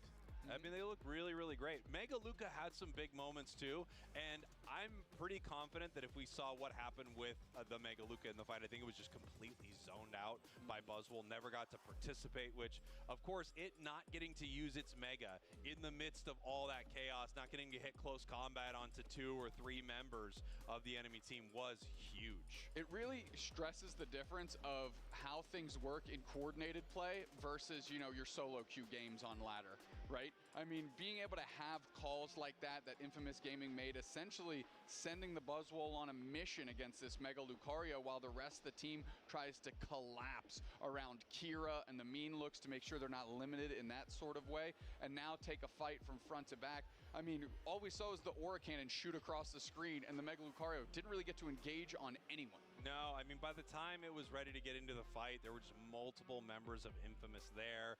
One Mega Lucario couldn't do much into that squad in that moment as we're getting ready to head back into this game. Obviously, Infamous feeling pretty good here, taking 1 game off of Stamina, and I think a lot of people might have expected this to start the other way. I agree completely. I mean, Stamina Esports, another Worlds qualifying team. I mean, these players on Stamina are no strangers to the stage. Now, Infamous Gaming definitely has recognizable names on their side. I mean, Gohan, to me, sticks out. They played Blissey in Game 1. Of course, being coached by Blackstage, another player with tons of stage experience historically in the UCS. And all of a sudden, you've got yourself a recipe for success when you've got a coach at the helm that's able to get you, to the next level. And we're seeing that come to fruition right here in front of us. Yeah, no question. And something that we're going to get to see play out throughout the day, which I'm excited to see dupes next. You know, we're talking about a group like Stamina, a group like Tuzi. We're seeing these teams that are represented by some of these organizations. A league format coming into our game this season means a ton of orgs coming to the game. We've seen huge announcements, things like T1, Dignitas, and more are coming, which I am just so unbelievably excited about. I feel like as an esport, Unite is really leveling up. It really is. I like seeing the energy on Stamina Esports right now. Down a game, but it looks like they're pretty. I like how they say. Get to them too badly. I like how Spraggles just said, like, as an esport, I really think Pokemon Unite is leveling up. And yet, right now, statistically speaking, based on pure, this is fact, not even an opinion. We're at the lowest in terms of viewership. This is the lowest Pokemon Unite has ever been. Not just the category, but even the main channel as well. Oh, absolutely. Yeah, it does feel like, this is during its quote unquote prime days, the channel would at least get over 1,000 viewers. Now we're barely cracking a few hundred. Well, okay, we get 500 to 600. But keep in mind, that's also with the drops on. These are all games that we could. Some people are there just specifically for the drop, not even Pokemon Unite in general. Right now, just for the rest of the day, we're trying to get games that showcase the most likely teams that you will see tomorrow, right? So you can get a little bit of story about them. We can build these narratives throughout the weekend. However, that is not to shine light away from the other squads competing here today. There's a lot of teams representing their home turf of Brazil, and I would like nothing more than some raucous upstarts blowing up their group, surprising everyone, and making a run tomorrow. Well, there is always something about those hometown teams, oh, yeah. right? I mean, the crowd is behind these Brazilian squads. The energy is just like electric when they are playing, and man, when they are winning. Last year, I got to be, I think both of us were in the crowd. I led a Tuesday chant last year. It was awesome. It was so hype watching them last year, making it all the way to the grand finals. Day 2 of LAIC last year ended with speeches from the members of Tuesday, like thanking their fans. No, I mean the energy around these Brazilian teams here in Brazil, it's just so. This is still the same pause? Oh my god! Absolutely have to see it. I mean, I'm taking a look at just the tournament last year. You know, Tuesday falling to LG in the grand finals on Sunday. But I think Tuesday would have given up all the cash they get in the event to have played that grand finals that night on Saturday. Because that team was, like, they were electric. Like, they were humming. Everybody was on the same page. They were grooving. But such is the thing. You get all of the motivation. You get all the momentum. But you'd have to find a way to bottle that and carry it into Sunday to cap off your fantastic run. Yeah, you know, I don't remember which member of Luminosity it was, so forgive me for that, whoever I was speaking to. But I do remember them telling me, it might have been Slash was just saying, hey, you know, had we played them Saturday night, I don't know how it would have gone. Right. I believe Slash is in Taiwan, Overlord's over in Japan, and the rest of the squad, Otter, Kyrios, and Trainer, are all on different NA teams, all of which are here today. What an exciting time as we're heading into our second game here.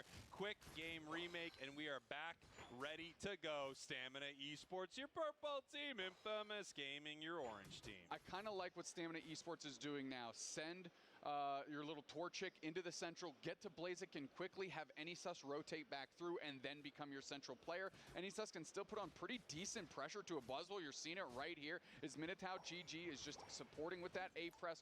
Hoopa, a phenomenal A-pressing support. Anysus trying to get out. Minotaur's going to have to go with a little stun here. There it is to make sure that Anysus. Wow. I'm actually very surprised that the Gossifleur didn't eject for that Scyther. They also had the red, like they already full healed and they had the red buff too.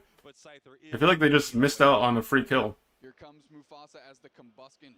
Good hollowware though, so credit to them for trying to sparkle some, I don't know, some fanciness to a turd that is the sentient bowling pin Combuskin. I really thought that you were digging deep to not say turd, but you still did. There's one thing about me. When you think I'm going to go one way, I switch it right back on you. I hit you with just a clutch turd. And here we go. Aramis in some trouble right now. Anysus being pushed away from this. And no, not much gained here by either team, but some good experience over to the side of Stamina as they're looking to score again. Now we have Minotaur trying to invade this central area right here, and they are getting punished for it. It looks like they are going to go down. I don't know if they're going to get caught. No, it looks like it's the extreme speed Lucario. Okay, I like that. Yeah, that was the big peel by Minotaur, right? Essentially just trying to keep that Combuskin standing. That would have been a terrible knockout to give up. Anysus, however, finds purchase, knocking out a Gossifleur, just absolutely chopping up the lettuce that was the Scyther. And here we go.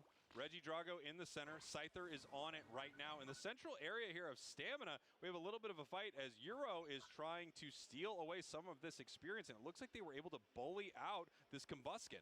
Hira on the case, though. Heavy Slam comes through, decent damage, but now Anysus is seeing a prime target with low HP, and they'd love to convert on this KO and get that buff back from the squad. But there's Hitman, actually bases and just steps out of base and says, oh, welcome to my neighborhood. Quick knockout and grabs the buff. Yeah, what a great disruption, though. I mean, taking the attention of multiple members of Stamina to do something about that. Hitman now level 7, looking good as they do have this charge beam and they have this thunder. Incredible amounts of damage. I do not know what Anysus was doing there. Yeah. That was a crazy engagement attempt. That was a little tough, huh? As we have Hoopa picking up the Buzzwole in the top path. Mufasa looking to make these 30 points happen, trying to dive in and peel them back. Can they get the Blaze Kick? No, they just barely miss. Got ourselves a little trick hoopa action here as they are A-pressing Gohan very well. Eldegoss, a great A-presser in its own right, but now it's going to get the Tinta support. Buzzwole rolling up. I mean, look at that here. Just that LD able to stay there the entire time,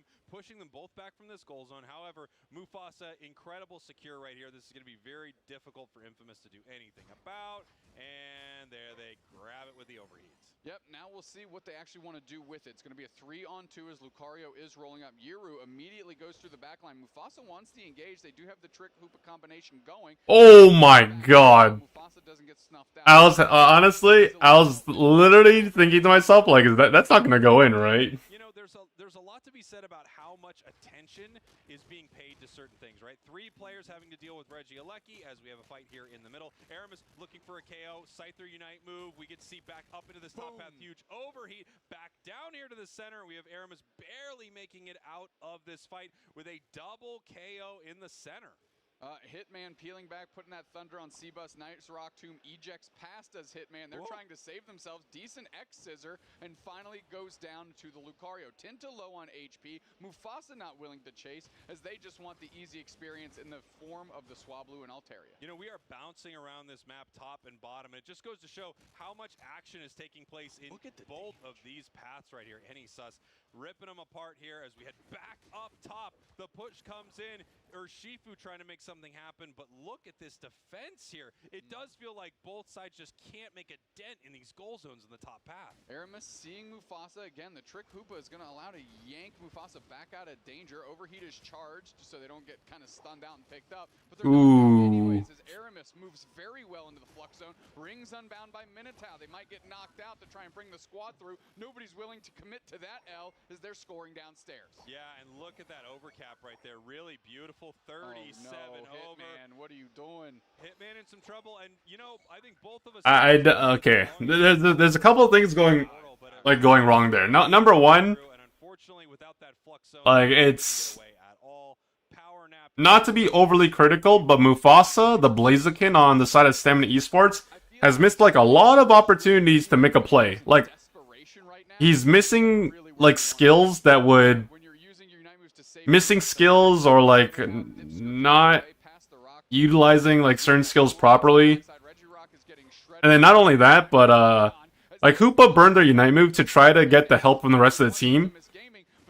But then Miraidon decides to show up after the goal's already gone and everyone's dead in the top lane. So then they teleported and they just die for nothing. Yes, they lost the objective, but another great fight for them as we see a pretty decent overcap here in the bottom path. There we go. Nice few extra points. 97 to 30. Tinta in some trouble having to peel back from this fight. They might lose Gohan. They might lose Euro here. But either way, they are not losing some of their high-value targets. No, they're back in for a fight. Aramis with a good flank here. Just a little bait downstairs, and they are able to really turn the tide back the other way. Kira's trying to get out. Yiru's still standing somehow. Another power nap does hit 3 players as Kira is trying to do everything for this squad. The rings are unbound. Kira actually takes the portal just to move 11 feet away, and it's enough to save them.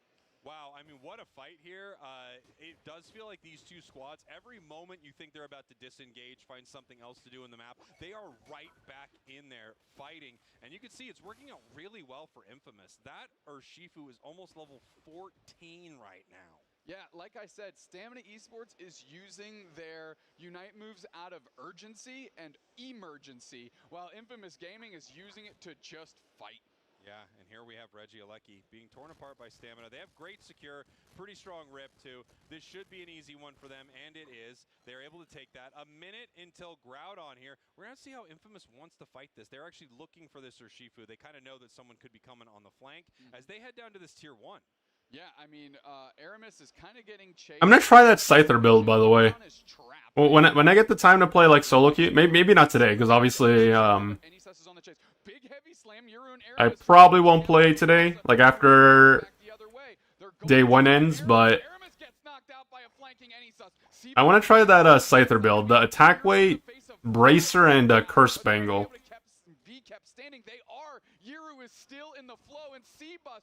Oh, that is a very early Crustal Unite move, by the way. It's almost time for Groudon. So they need to make a play, like, they need to have something happen here. Oh, Buzzwell! Oh my. Buzzwell ejected forward, tried to go aggressive, and didn't even pop their Ignite move either. Bring the lava, bring the rocks, bring the magma, bring it on, says Stamina. Yiru, bone club right into the face, straight into Minotaur, rings unbound. Groudon's getting shredded, it's getting eviscerated. There's Urshifu. Urshifu's there. He might be too early. It comes through, it walks. Oh, Urshifu cleaned up!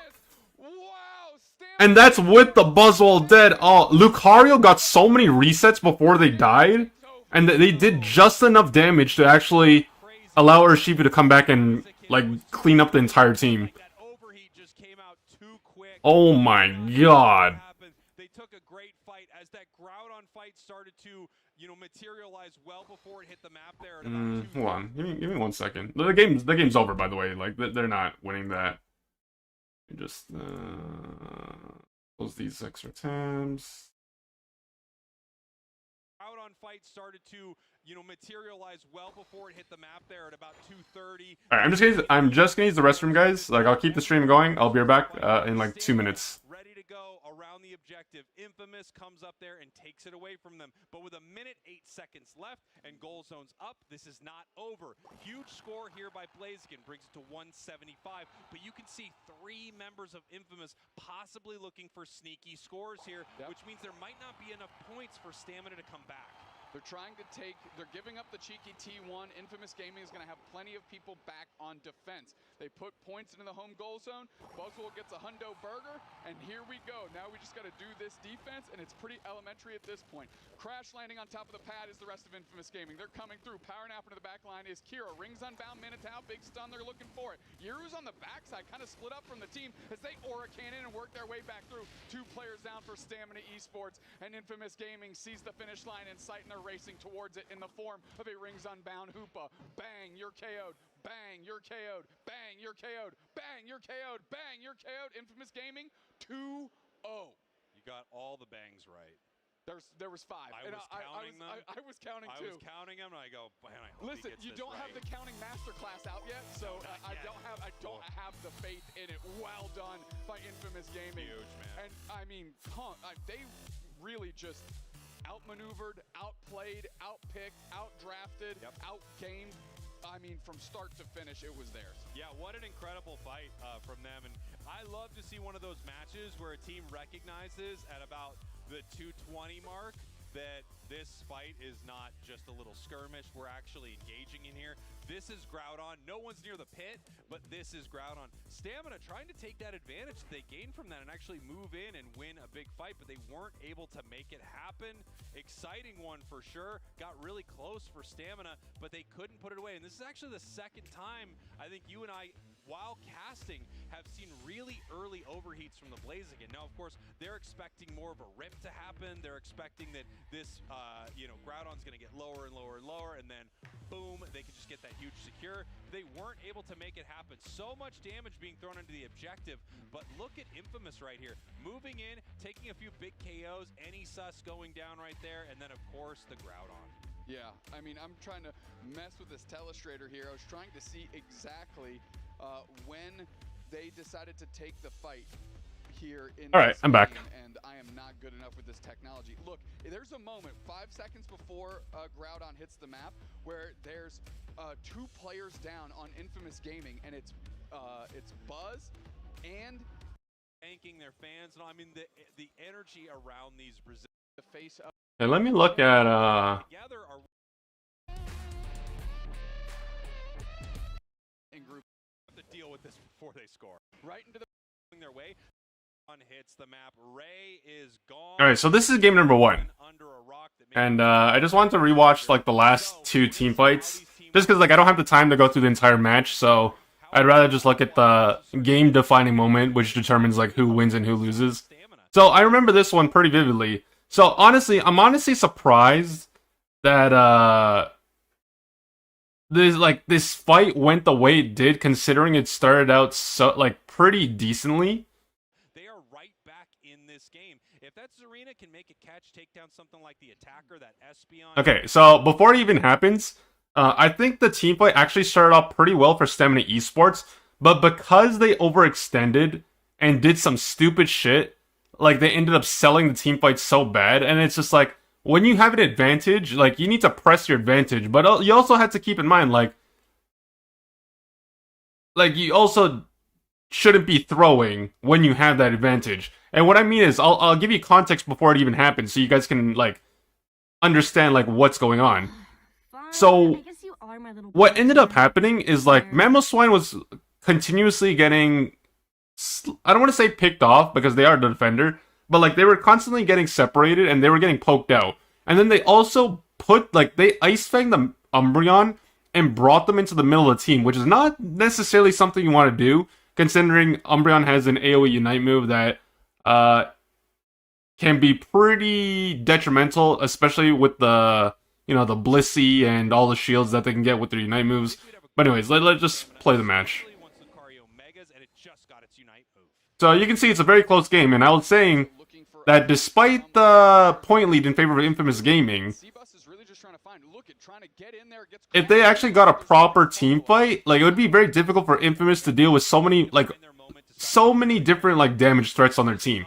Like you got Serena, you got Urshifu, you also got a Mega Lucario as well.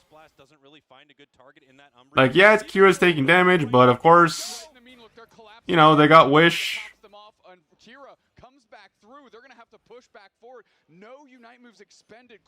And then like I always say this as like a defender or support, like you don't want to waste your cooldowns on an Umbreon because quite frankly, like it's not like the best target that you can focus. Like right here, it's like, yeah, you're getting the Umbreon, but like does it really matter when you like the main priority should be 1, 2, and then where's the other guy? Well, 3. Of course, like all these guys have more value than the Umbreon, because quite frankly, you're probably not going to kill the Umbreon, and they're not like the mage damage, like they're not a priority component of their team composition. Like yes, they offer a lot of utility, they have mean look, they have heals, but there are other targets you should be prioritizing with those skills. So when I was looking at this when it was happening live, I was thinking to myself, okay, you know, not the greatest targeting from Mamoswine, but I guess they were trying to just try to catch them out a bit, considering they were a little far forward. So the Umbreon Unite moves. And then, you know what's also, you should also pay attention right here. Despite the fact that the Umbreon got relatively low, they ulted, and then they also still managed to steal half the shield from the Bliss Assistance, because the way the skill works is like, it will steal the initial shields upon activation, but also any like shields in the vicinity even after like it lands on its feet. So because Blissey ulted almost immediately, they lost majority of their shields, so that allows the Umbreon to stay alive a little bit further. So that's why I was thinking, okay, well, Mamoswine kind of screwed up there because it wasn't the greatest targeting. And then Blissey goes down. So it's now a 5 versus 4, but keep in mind, despite the fact that there's 4 people alive, it's technically a 4 versus 3. Because if you look on the minimap over here, the Mega Lucario and the Buzzwole are off on the side. So technically it's a 4 versus 3. The problem is, and honestly, this is the problem with like people that play this game, they hold their Unite moves for so long, trying to find that perfect moment that never happens, and then it ends up costing them. So this is where things go horribly wrong, because you would think that, oh, Stamina Esports have a numbers advantage, surely they can win this team fight, right? Well, let's take a look. So, literally, eject button from Espia. Well, first they united, then they eject button. They tagged 3 of them. What's even crazier is that despite the fact that 3 people were united from the Espeon, Eldegoss didn't unite move. It's not like Eldegoss wasn't united. Like, they were still outside the range of the Espeon unite move. That should have been an immediate unite move from Minato. And I'm looking at this like, what is happening here? And then Serena dies without uniting. Umbreon dies without well, Umbreon dies. And then Eldegoss is there like, okay, well, now I'm about to die. They didn't press unite move. And then they lost a 4v3 with unite moves down because for whatever reason 2 people decided to hold their unite move. must have been by the Buzzwole, but it was all Quite not going back in. Like, just to show you guys one more time. So then, okay, Ice Fang on the Umbreon. Umbreon pops her Unite move, steals half the shield from the Bliss assistance. It's looking pretty good. Urshifu gets the Blissey. Yeah, they get knocked up by the Mamoswine, but like, Eldegoss is like auto-attacking, like, I don't know what they were doing. And then, even if you want to argue that Serena didn't Unite move, if Eldegoss United immediately, Serena possibly could have lived to get their Unite move off. And considering how low Mamoswine is, they could have united the Mamoswine and that would have guaranteed a kill. Or, you know, you could have also united, like, the Blaziken or the Espeon, whatever. But considering Espeon still has their passive, I mean, that's debatable as well. And then Lucario was off on the side with the Buzzwole the entire time, so they didn't get to take part in that team fight. But even then, like, you can, like, although you can say, like, yes, Lucario wasn't there, but at the same time, it's not like they were just, like, in a corner by themselves. At the very least, they were keeping one person distracted. It was a 4 versus 3 with 2 Unite moves on the table. Like, there's no excuse. And then they lose because of that, because now everyone's dead. Lucario's so low.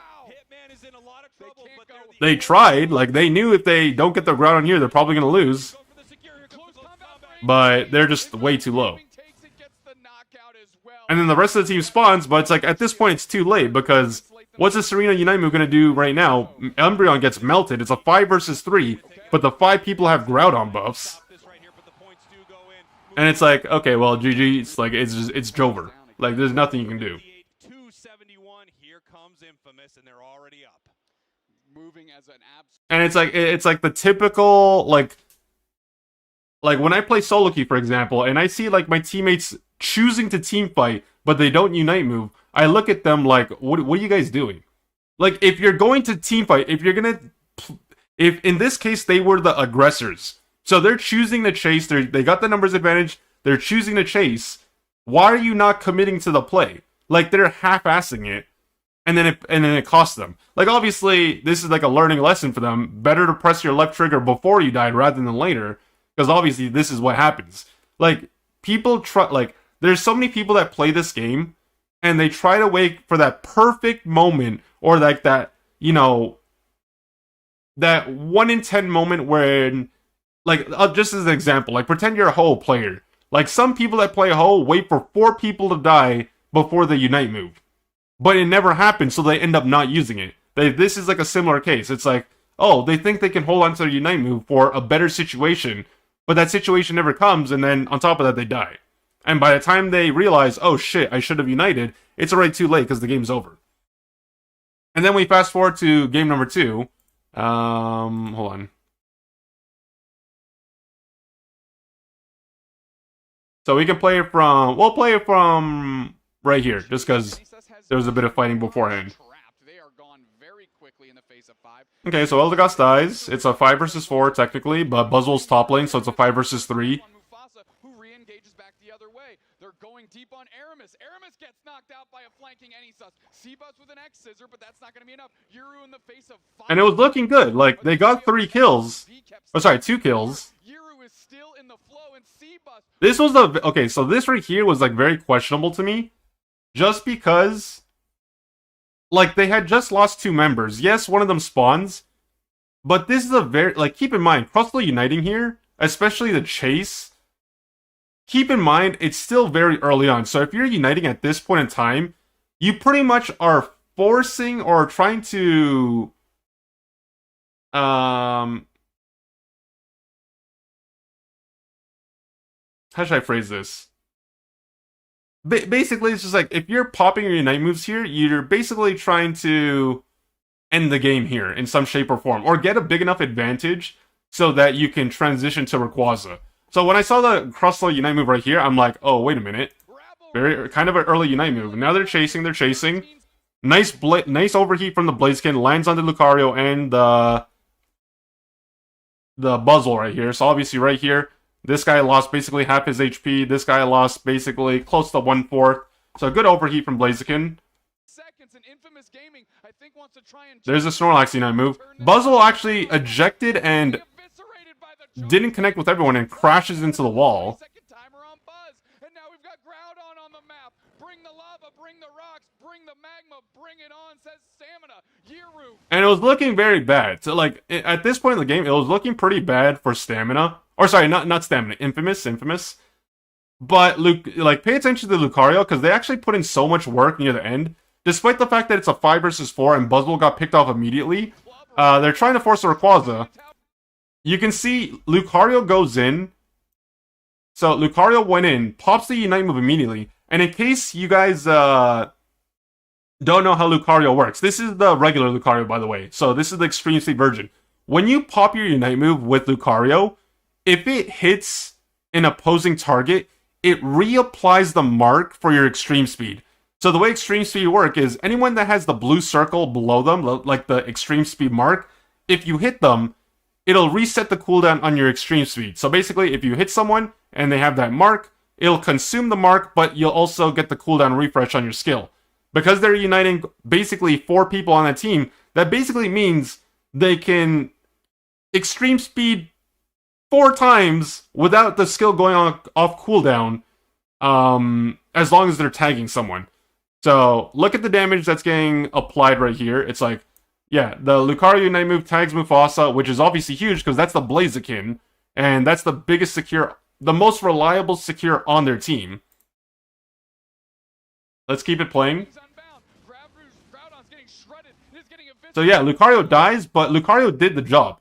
Not only did they get the Blaziken extremely low, they got the Miraidon as well. So now it's a 2 versus 4, but keep in mind, look at the HP bars on Blaziken and Scyther, the 2 main damage dealers of the team right now, considering Miraidon's dead.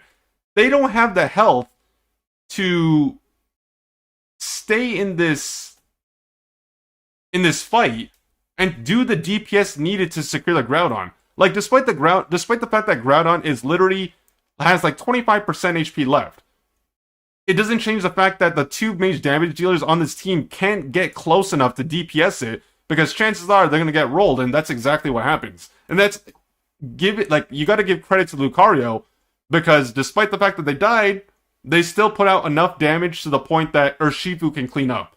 So now Urshifu comes in after spawning, pops their Unite move, and is just getting the Surging Strikes off, and now they just clean house.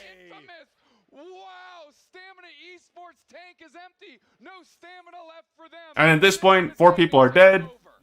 Infamous Gamer were already winning, keep that in mind. So now they're just pushing their lead even more. Yeah, there's a minute and a half left, but it's extremely unlikely to be able to push against, what, 5 people with a Groudon buff? And considering how the team fight started, you would have thought Stamina Esports would have been able to come out on top there, but Miraidon died pretty early on, and Blaziken and Scyther just got really low. Comes up there and takes it away from them, but with a minute 8 seconds left and goal zones up, this is not over. Huge score here by Blaziken, brings it to 175, but you can see 3 members of Infamous possibly looking for sneaky scores here, which means there might not be enough points for Stamina to come back. And the funny thing, keeping this in mind, unfortunately for Stamina here, a counter push is not even possible the way that Infamous Gaming are playing this out. Because, keep in mind, majority of these guys all died in the previous fight, like contesting the Groudon. So when you die, you lose a majority of your points. Because these guys are not even... because these guys are not even defending, they're not putting themselves at risk of dying, giving away the buffs, or giving away points. So literally, everyone on the team, like the Crustle, the Eldegoss, the Buzzwole, and the Urshifu, they can literally just go back-cap with their buffs, score faster than these guys, and then still go back to base and just defend. And even then, they can still let this goal die. They can let this goal die. They can let this goal die. You want to know why? Like, number 1, they would still be winning. Number 2, they don't even have the points to even break the goals at this point because they died. And there's no points on the map for them to even pick up to begin with. So they were, like, at this point, it's just, they're Omega screwed. There's nothing they can do as a collective team to come back to in this game. Like literally the only situation that would allow for a comeback to be possible is if if any of these guys died, gave away the points, and on top of that, gave away the buffs as well to allow them to continue counter pushing.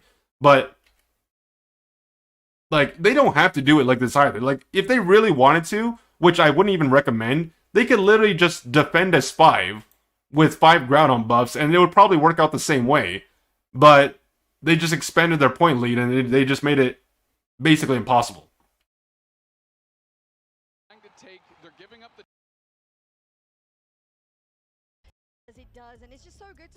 How's it going, Jackie Love? Sorry, I was looking at a VOD before I got back into this match.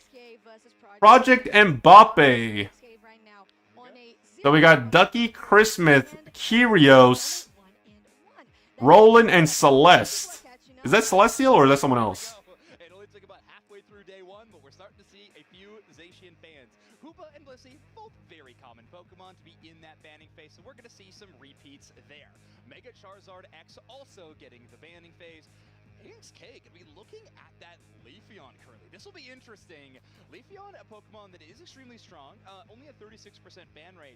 However, Project Mbappe, I'm not saying Celeste cannot play that Pokemon in the central role. They are Alright, they're still starting the draft right now, guys, so I just gotta play the ad before the game starts, so that way the ad doesn't play during the match itself. Maybe the most infamous pick from Project Mbappe in the central area. Maybe something like an Urshifu as well. I'm really excited to see where this roster decides to take this draft, but it is AXK with the first pick here, so. Yeah, I'm leaning towards that Mega Lucario, as we haven't seen quite a bit, but it's going to be the Suicune, also one of those options that has been banned quite a bit in this tournament so far. On the other side, I would see, well, we have a hover on that Mega Lucario, but I would see something similar to that regard. We have a Crustle too, that just makes sense to get in the beginning of your draft, just to understand, okay, we have a good front line, we don't want to give away just as much of our strategy, just get those staples. I faced me, Weedle, and GeoGuessr. We were both tired of GBL, but he has no plans on retiring soon. I'm basically retired. Oh. What you're saying is a little more relevant in this draft. It's a lot about hiding some of those damage dealer picks until a little bit later. AXK, however, not afraid to grab one of the most impactful. I never played GeoGuessr, but I think I would just be pretty bad at it, just because I'm bad at geography. That's the game that you just, like, you guess the country, right? Or you guess the place based on, like, a picture or something? I've seen people play it, but I've never played it myself, personally. It really is, and if you think about it, maybe the idea behind the Dodrio or the Akemi is kind of like what we know that Zoroark plus the Comfey is, but the Comfey actually attaches to your carry, the Akemi doesn't. Yeah. So you're going to be potentially left behind by such a mobile Pokemon like the Dodrio is, but you're going to still have your backline. El Creamy Believers Rise Up. I think that's the first time I've seen it picked. But we know it's just good at the moment. Well, I know what Team Benny's cheering for today. Pretty low encounter rate considering I think how powerful this Pokemon can be. I personally am loving that Shadow Claw Trick Room build around that Pokemon. I think it's extremely strong, especially with a Miraidon on the other side. That Charge Beam is so devastating to deal with, but you set up that Trick Room, you start reducing that damage outside of that magical box that you can create with Trick Room. It can be a better asset. But something interesting to note, remember Project Mbappe at a set score of 1-1 in their group right now means they played 2 full matches, and Comfey is sitting at a 0% encounter rate essentially. So that means this is the first time this Zoro Comfey duo is going to be hitting the map for Project Mbappe. So and not even getting bans either. So they've been waiting. They want to debut this one on the big stage. They do. You're gonna do it on the main stage, do it in front of the crowd, and it just makes it even more thrilling every single time. Exactly. And as you mentioned, you have that possibility with the Trick Room on the Mimikyu. It's just really good. It also nice if you think about the fact that if you get any hindrances, you're just gonna be speeding up and just trying to dodge as much as possible, because you have the Dodrio on your side. Yes, gonna be really speeding around, but you gotta be extra mobile if you're talking about a Zoroark. Because if you just stay on that place, you're just like Midnight Slash, it's just gone. And you're gone. The other really nice thing I know. NA UCS Airport? Yeah. We have one. Okay, so this is the second NA team that's playing on stage. The first NA team went 0-2. So we'll see if they make it to day 2, but they're off to a bad start. Not exactly a hard counter, but that Unite move when he grabs the Zoroark and the Comfey. It's a very nice 2-for-1 trade for the Mimikyu. It really is, and we have been seeing it a couple of times. And like, keep in mind, Going into the central area, and that is no different for what is going 1-1. Oh, sorry, going 2-1 is also important sometimes if it comes down to a tiebreaker. Like, you never want to go 0-2 ever in a round robin, because sometimes whether you progress in the group is dependent on tiebreaker matchups if you're not like the number one team in the group. However, Milcery not having the best auto attacks of the game. Celeste in danger here though, so but I think utilizing that illusion passive they have access to. Benny, which support do you like better, El Creamy or Comfy? You can only pick one. Really nice, right? Hitting that 850 on a 3v3 here on the top side, slashing away, and Zoroark is getting the majority of it. Although Razak actually was very impactful in how they started that lane gank. Well, that means Benny's cheering for Brazil right now.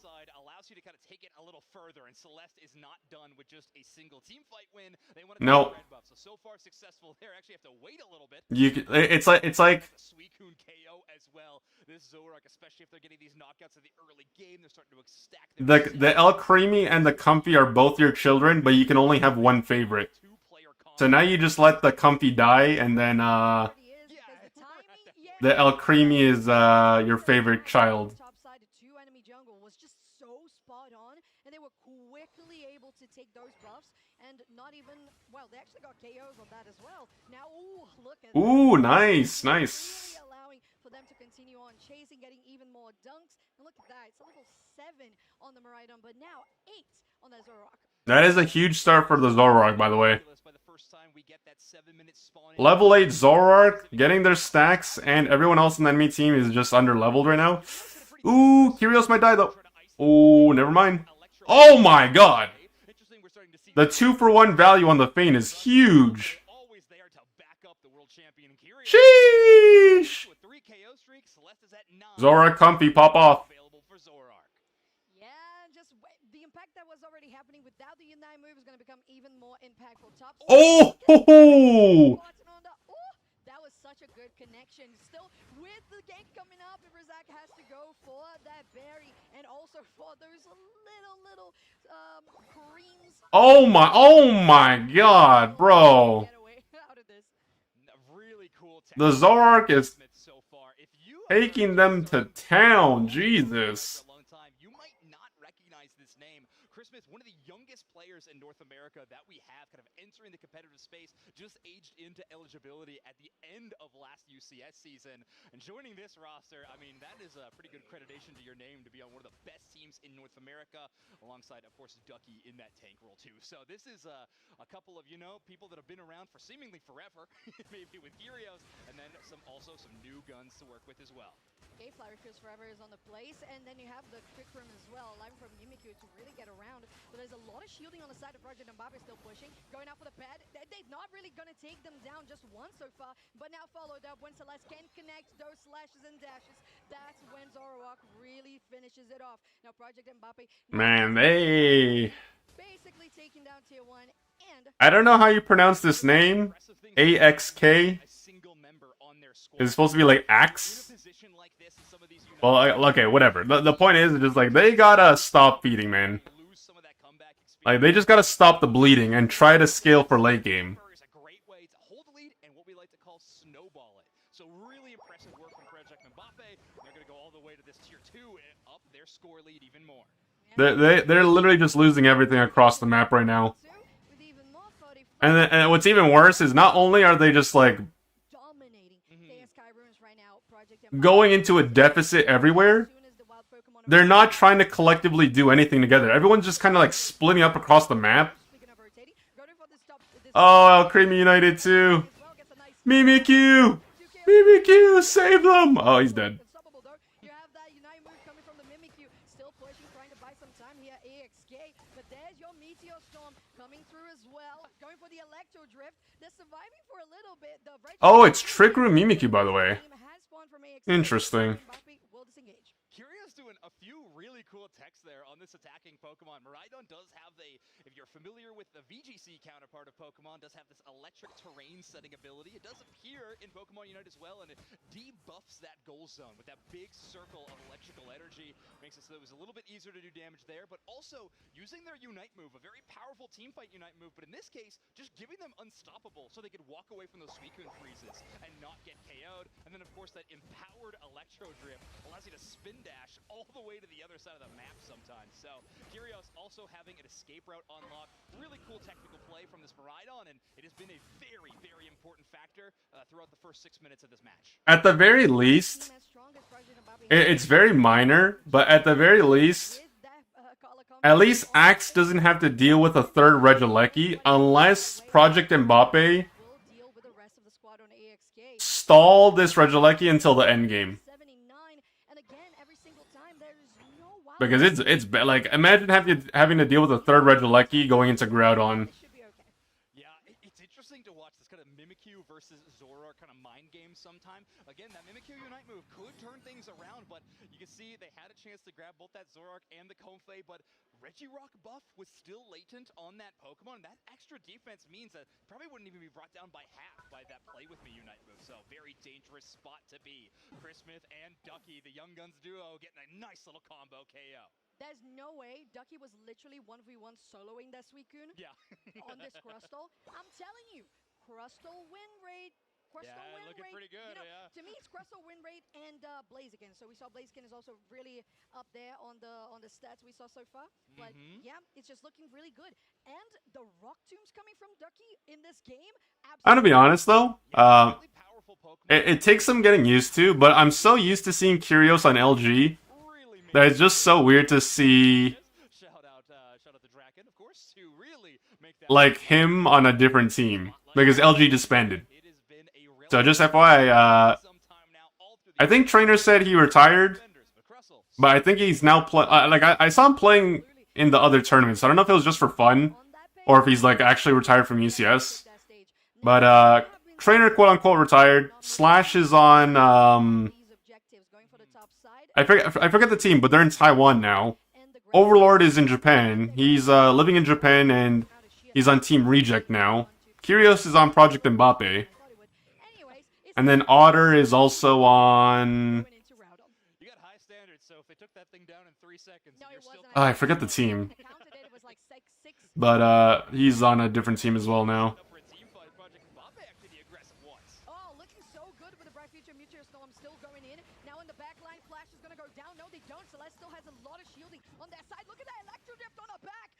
Amazing! What a Miraidon play! Looking for another one on that Mew, but Fartuga doesn't go down. But still, AXK is standing for a little bit longer. Razak trying to do something on this Mimikyu. Maybe could take that Miraidon down, but look at the damage from that Electro Drift. They're going to be chased and no Trick Room will save you. It's Project Mbappe with almost a team wipe. Yeah, rolling it down, actually getting a really cool knockout there on the Comfey. You know, all things considering how badly Axe were losing this game, that wasn't the worst team fight ever. The problem is they have no gas left in the tank. Like, they have nothing left for another team fight. And they have no pull for Groudon either. So even if they want to try to go for a flip attempt, it's not possible with the team comp they drafted. And because they lost so badly in the early game, backcapping is not a feasible strat either because they wouldn't be able to score enough. Even if they score top and bottom, they would still be down by like 200 points. Like close to 200. So your only win con at this point is Groudon, but you can't win a team fight and you have no damage to pull a Groudon or even threaten like a rip. Project Mbappe they're one of the most offensively minded teams because their defense was prioritizing their offense, which is really interesting. You're playing a Pokemon like Crustle, which isn't one of the best defenders at locking down these corridors, something where Snorlax or Mamoswine, they can just kind of push their own body all the way through. Sometimes when you have that Rock Tomb, it can kind of be at a detriment to your Mega Lucario or your Zoroark can actually trap them in a bad spot, which means that Ducky's going to play a like, the first thing that comes to mind is that if they're going to draft a team comp like this going into game number 2, they either need to play better or respect that you can't deal with the Zoroark and ban it, or like draft an entirely I'm personally not a fan of their team comp. I don't think it was the greatest. But it's even worse when you lose the early game as hard as you did. Because it's not like your team comp scales really well into late game either. Like Mimikyu debatably can scale well, granted that you're not like playing super far behind. But like it's not like the rest of the team complements each other either. And on top of that, they had no defender. Like they have no front line.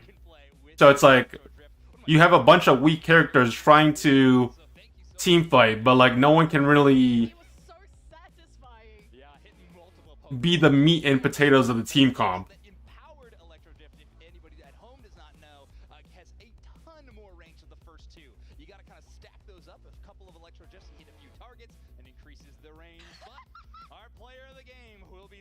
With 17 knockouts, 140,000 damage. A very, very impressive numbers for NA's, for one of NA's best. Is that 50%? 140k damage dealt, 17 kills. God damn, bro.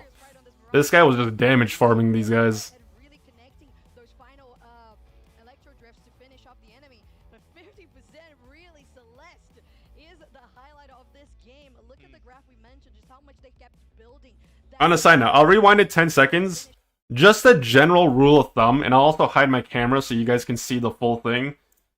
The general rule of thumb, when you play like an attacker, an all-rounder, a speedster, whatever, I'm someone that's not fixated on damage numbers, because like there are more important things than looking on the post-game scoreboard and looking at how much damage you did. However, one thing that, like, obviously damage dealers are supposed to do damage, but like when you're a damage dealer and you take more damage than you output, that already tells you that something is just very wrong. Like if you look at Mew, for example, if you look at Mew, they did 19k damage, like 19.4k. They took 36,000. Suicune, like sometimes you can give it a pass because it like people play it as a support and it like it's an all-rounder, so in a way it can be like a quote-unquote pseudo frontliner, I guess. They did 26k damage and they took 64k damage. Dodrio, 41k damage dealt and then took 42k damage. Mimikyu, 44k damage done, they took 54k damage. Every single one of their damage dealers took more damage than they actually output. Just saying. The enemy, but 50% really Celeste. Love marshmallows. Like I don't have any backup for that. I don't know if there's a Pokedex entry that gives that any credence, but it just feels correct. It does. I agree. I feel like it makes quite a lot of sense. Yeah, so these numbers are really interesting. So how we pointed out, scoring, just maximum priority, knockouts and damage dealt, specifically here for Celeste. You can even see the border of that graph. So like, it feels like it's even off the graph, like it's off the charts. It was just how much Celeste was doing in this game with that Zoroark and Coffee combo. Yeah, it didn't take us long to break the graph. We just needed Celeste on Zoroark and to have Roland it down on the Comfey duo.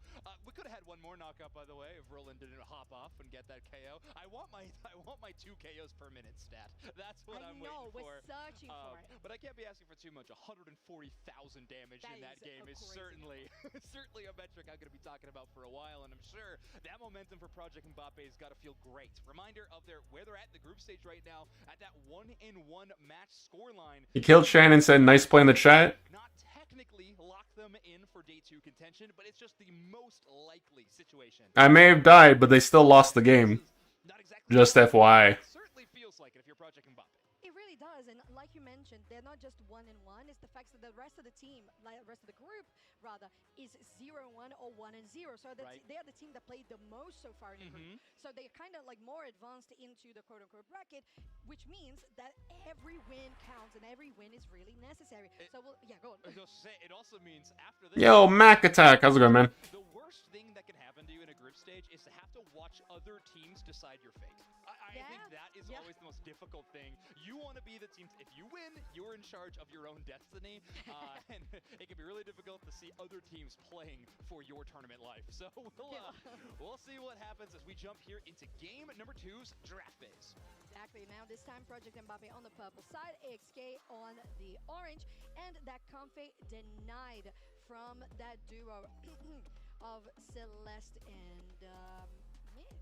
Yeah, actually so huge. So now Comfey gonna be unavailable. Maybe we still see the Zoroark. There are players who do play it without the Comfey pocket. However, Celeste's Pokemon pool is so deep. Oh, they banned the Comfey. Imagine we'll see a flex, but who knows? We do see a lot of buzz from them, kind of swapping into the path and in the central. We might see that happen in this next one. AXK though are going to grab the Crustle. So Ducky picking that Pokemon so extremely early will not have access to it. And AXK, after a tough matchup where they lost a lot of KOs, are now going to go even more tanky in this next game. Exactly. And think about the fact that it's not just tanky. No two healing supporters are in the match because both Comfey and Blissey are out of the game. So if you think about it, it's just going to have to be raw damage on the side of Project Mbappe to really finish them off. A Urshifu and a Mamoswine are the next ones picked here by the purple team. Urshifu really doing well and having a good presence. Project Mbappe's early game is looking pretty solid. Like Lucario, even Mega Lucario, despite the fact that people might argue that it's weaker because of the fact that it doesn't have a third item, it's still a strong laner. Mamoswine's a strong laner. Urshifu is gonna jungle, so level 5, you just start popping off. I'm kind of glad they went Leafeon, in the sense that at least they're not such an extremely late game. Like, the problem that I have right here is, like, I'm already afraid for Axe. Just because, like, on paper, I feel like they might be lacking damage. You're going to shower? Have a good shower, friend. Make sure to use piping, steaming hot water. Because cold water sucks. Unless you're having a cold bath. Oh, Latios. Well, I mean, like, if Latios can make it to the late game, it's not bad. Like, you got, well, that's okay. You can lotion your skin afterwards. You got 2 defenders and a support, so it's like you got 2 frontliners and some peel. But the million-dollar question that I have for Axe is, are you gonna make it to the late game? That's the question. Because, like, it can work in theory. Like, yes, you have two beefy frontliners and a support with CC. But do you make it to late game so that you're actually relevant? That's the question. I'm gonna get a drink, guys. I'm gonna keep it playing. I'll be back very quickly. I wouldn't be shocked if Leafeon actually pads down towards the bottom side to try to assist that attacker and try to assist Latios to getting to that level 5 and get, just a little bit quicker. I would say that makes the most sense as well because you need not just the late game because it scales like that. You need the stacks. Right, which and it started takes fine. time. Oh, I love the Gengar translation. Right, into your game 2 match point for Project Mbappe now on the purple side versus AXK, trying to get themselves into a game 3. In this case, really relying on that Leafeon like Zoinks mentioned. So we'll see how the double defender composition will do. Yeah, that's a whole lot of tankiness. And of course, Blastoise not holding the EXP share, but still having that defender class gives it access to so many defensive abilities. But don't second guess its offense. It's got some, I would say firepower, but that feels wrong being a water type Pokemon. Well, yeah, I get that. It just feels wrong sometimes. Right, you got that Kubfu and that Gossifleur in the center, clearing out really fast to go to the top side. Myth is very advanced, going into Aisha, and it's going to be a double KO here on the top side. Oh, correct me, live on stream, Caster Curse, that nice eject button does get J-Rock away. Caster Curse for Mbappe, or your Caster Blessing AX. What I miss? Oh, the early gamer Shifu already rolling them into the ground. What a surprise. Will not be able to take the red buff. Nice work from the Leafeon that toss in those leaves at the last second and secure the last hit on the Escavaliers. Celeste will rotate back towards the path instead. It will be an evolution to the Pylo Swine. Here's another thing we can combo with Ice Fang. How about Solar Beam? How about Solar Beam? Wow, it's just so good now, Mamoswine, and it has been appearing quite a lot as well. We're going to have that rotation pretty soon to the middle for that Regidrago, but on top of plenty of wild Pokemon to be taken right now. Yeah, Mamoswine, one of those Pokemon, and I've said this for a long time, I think ever since Ice Fang became the popular moveset on it, it's a Pokemon that used to have the detriment of really needing its Mamoswine evolution. I don't think that any longer. Ice Fang and the Piloswine are just good enough of a combo. You don't really need the... Wow, that was the smallest juice box ever. I just came back, literally just opened it, and it's just done. Curious and Ducky, not so alone anymore. They got a 4-player rotation incoming. They don't have the damage to take down... Bro, these things get smaller and smaller, man. For the backup, but you might want a little bit more damage. Urshifu currently working on the Regidrago. Very close there. Aisha does get a nice block on the booster order from the Mew, defending there from Flash getting taken down. Now Celeste still tracing now. Aisha will get them away. Ducky is in a good position. The beam will guarantee that Regidrago, and very close to also securing. Woo! Nice dodge from Flash and Aisha. They survive. Ducky with a good heads-up play. I thought they were about to try to 1v4 there for a little bit, but they did finally pull back towards their team and rally. So Ducky is still up in this fight at level 6 right now, and oh, what a huge solar beam from Curios. Almost at level 9, same as Celeste, 8.5 about. A few Unite moves we're just shy of, but once they get it, you know Project Mbappe is going to hit the aggressive meter. AXK close. I mean, this is looking so painful for Axe right now. Does get it at 8. And this is what I'm talking about, like, you look at top lane, that's a level 9 Lucario versus a level 6 Wartortle.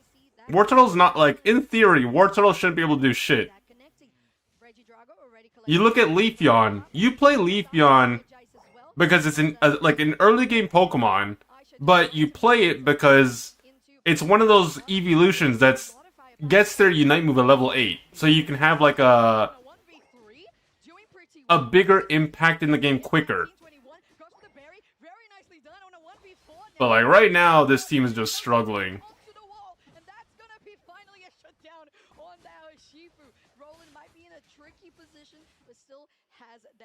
Okay, I'm not gonna lie, Urshifu was kind of trolling there a bit, but it still doesn't change the fact that they're still significantly far ahead. And Yasha, though, great defensive Pokemon. We talked a little bit about their tankiness, though, but another thing that AXK has in this composition is amazing goal zone defense. It's very tough to get scores on a Pokemon like Blastoise. Is amazing at defending these goal zones, but Psyduck is also that way. It can be so difficult, not only to knock out the Psyduck, but also to push past it and get some of these scores. Ooh, looking at even more aggression on the bot side, but it was a KO collected by the side of AXK, so it could be an opening because bottom Reggie is here. Reggie LAIC could be started. Flash is on 50 HP, which is definitely dangerous because that's your front line, and on the other side, your Blastoise is nowhere to be seen, and Reggie LAIC will be collected without contention from Yeah, this is an interesting one because the goal zone is only at 5. They weren't too worried about it, but Roland having small pockets, great heads-up play. Break that goal zone, actually allow Reggie LAIC to try to walk towards that tier 2. Now it's time to showcase if this goal zone defense is as strong as I was talking about. Because that Reggie LAIC is headed towards a tier 2 goal zone. Hydro Typhoon, the first line of defense, but Ducky's there with the Ice Fang, tossing people off the goal. Ugh, the HP bars looking so healthy for Project Mbappe. There's the Reggie LAIC going to score, and they take every ball. That was a huge misplay from Axe right there. They needed, so they could have played it out, but like a few different ways. Obviously, there's no guarantee it would have worked out as well. But they needed to stay bottom long enough for the Regidrago to crash on the tier 1. Because everyone went top lane except for the Psyduck, that basically just meant the person with the 7 points breaks, and then they get the full value of the Regidrago because it's like the pads weren't up just yet because it wasn't 5 minutes into the game, so they couldn't defend quickly. And obviously, because everyone went top lane, they took too much time to reposition.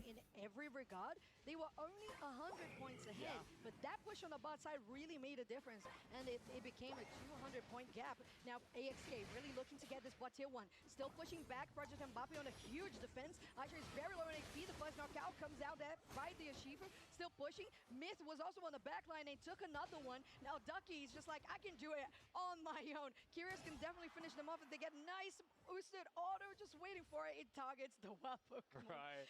And this is exactly what I mean, like, with the exception of Leafeon, this team that Axe drafted is not an early game team. Like, everyone needs time to scale. Like, yeah, Crust will get some value when they get the Rock Tomb, but obviously, if there's no follow-up, then it really doesn't matter that much. Like, they have some... They can zone, but that's pretty much it. Blastoise doesn't really do anything until level 7 minimum. Like, until then, like, you're not the worst lane ever, but you're not a great laner either. Psyduck is just Psyduck. It's annoying. But Psyduck on its own is like, it's not going to be able to do too much. And then Latios, you need time to scale. You need to get your levels, and of course, you need to get a minimum 100 stacks minimum. Unfortunately, I don't even know how many stacks they have because it doesn't show that from this like spectator view. I kind of wish like there was like a little icon that would show as the match progresses like how much stacks they have on hand. Another thing as well, just to kind of point out, is that despite the fact that you have 2 frontliners and a Psyduck for the Latios, they have no sustain on their team. So pretty much whenever Kyrios throws a Solar Beam or Electro Ball out, they're losing like a quarter of their HP, and they have to either reset or they put themselves at a disadvantage of starting the fight low HP. Oh yeah, they are. That ice spike was huge, but there's a Hydro Typhoon as well to block it up. A lot of shielding on the side of AXK. Well, on the back line, there was one player to get knocked out on AXK, and that's going to be a KO for the Lucario. Kyrios caught between a rock and a hard place. There's a nice eject button away with a sniper. Rooski, they take it. Like the Mamoswine and the Mew are basically 2v4ing their team. And meanwhile, 2 people on Mbappe are literally just doing the ground for free because no one is even contesting. Like, this is one of those games when you just lose, like, you know that they're gonna lose, but they're just losing slowly and painfully. Like, they're not ripping the band-aid off, it's like they're literally just continuously putting that rubbing alcohol on the cut, and it's just like, it's just burning for the entire 10 minutes of the match.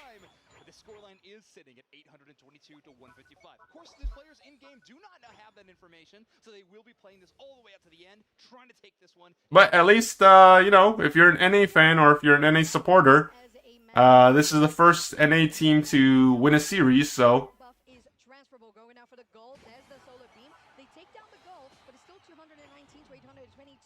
They are definitely and desperately trying to get this one moving forward. Rock maybe could help, the Flash is almost down. Take that, another one. Hydro Typhoon does help for a little bit, but J-Rock is still in a bad situation because you can't really defend when your enemies are on your back line. Portuga will be the last one, and it's an ace for Project Mbappe. Yeah, they only lose the Urshifu in that secondary fight as the clock ticks out with 15 seconds. Project Mbappe are going to hold on to the lead so they get 914 points. Might get up to 4 digits if they can get to that goal zone before the end of this match and rack up America! America! 2-0 victory for Project Mbappe of North America over top of AXK. Yeah, well, this one wasn't a good one for Brazil as we have been seeing on the stream so far, but it's okay. There's still much game to be played. I'm not gonna lie to you, that series was kind of boring to watch. It was like kind of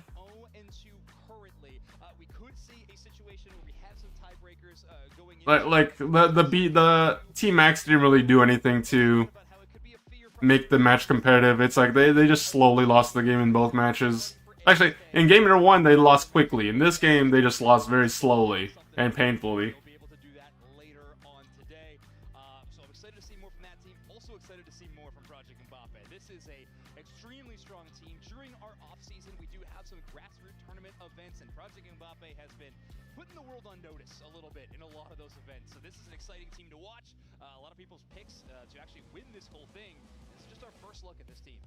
It is the first look. You're totally right. And of course, a reminder that we have this broadcast, but we also have the featured station for the B stage of the teams that are not currently on this channel. So if you want to watch more of that, make sure to also tune in. But don't give up on us. We're pretty cool. And this game was really... What's going on in the B stream one? Mbappe as a very steady...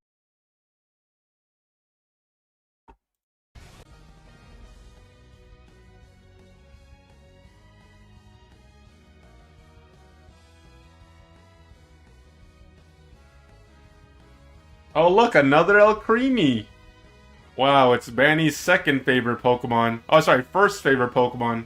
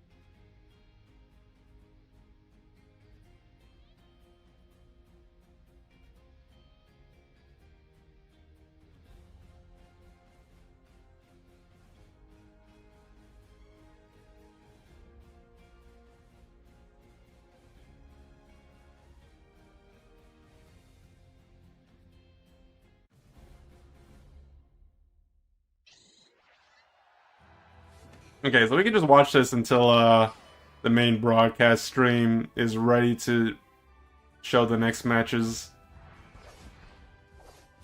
It is 1-1, so 2 BR teams. Aegis Flames versus Underdogs here.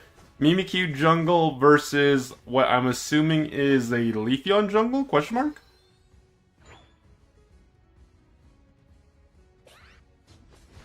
Oh, you know, I for a second I got a little excited because I saw Pikachu and I'm like, oh my god, someone's playing Pikachu in 2025.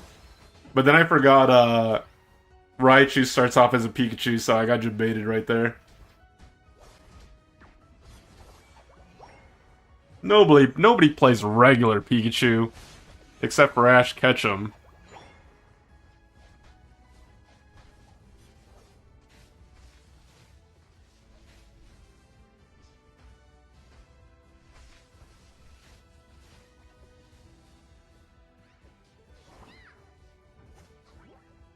Oh, you know, I just... Empoleon. Interesting. I'm curious to see how this does. This is my first time seeing Empoleon in a competitive match. And probably the last time, considering they're playing like that. Brother is literally has no filter. He's just running it down.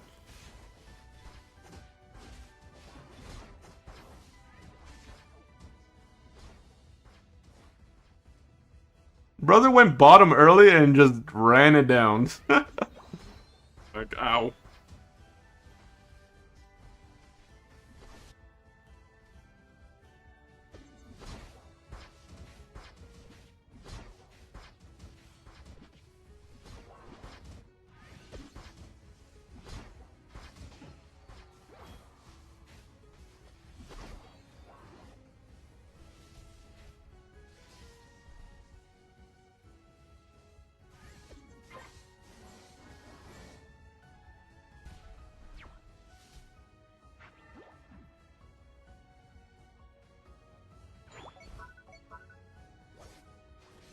Is his controller broken?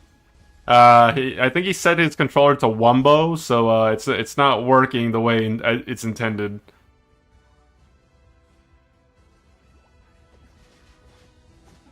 Ooh, okay. Okay, Mimikyu? Oh.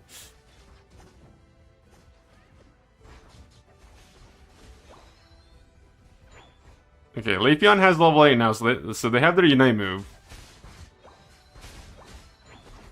Bro, Empoleon, like, Prinplup over here is kind of struggling. Like, this guy is, like, running around looking for experience, but, like, he's not running to the right places.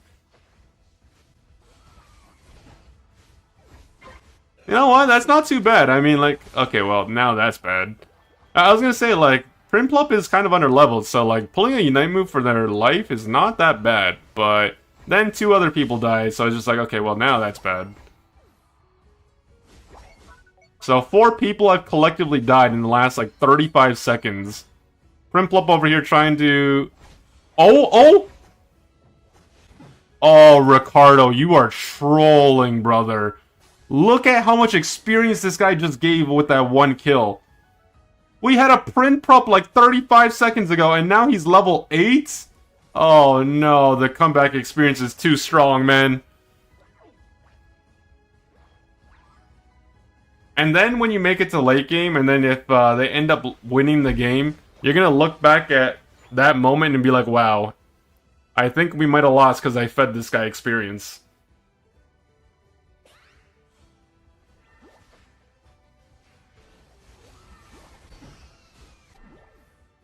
Okay, there's something wrong with this Empoleon player. I kid you not.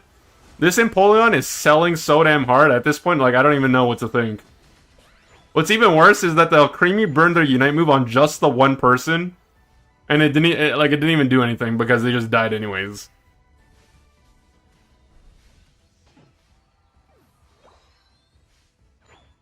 I don't know if I should be more disappointed in the Empoleon player,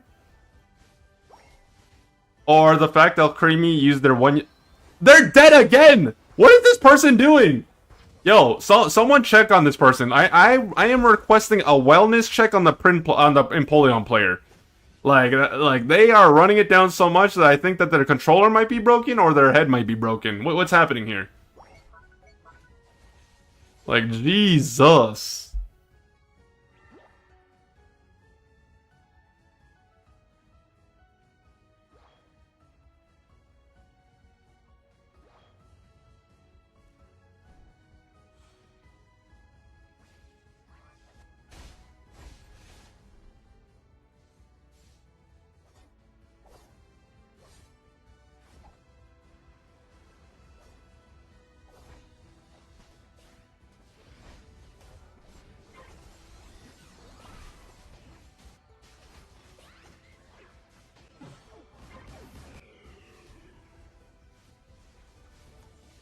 Okay, Empoleon's dead again. No surprise there.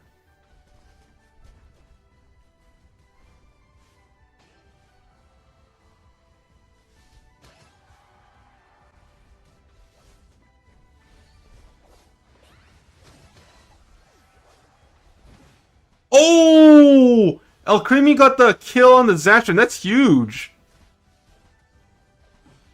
Oh my god. Oh, bro. If El Creamy got that Regieleki, bro, I would have said this person's MVP. Like, Jesus Christ.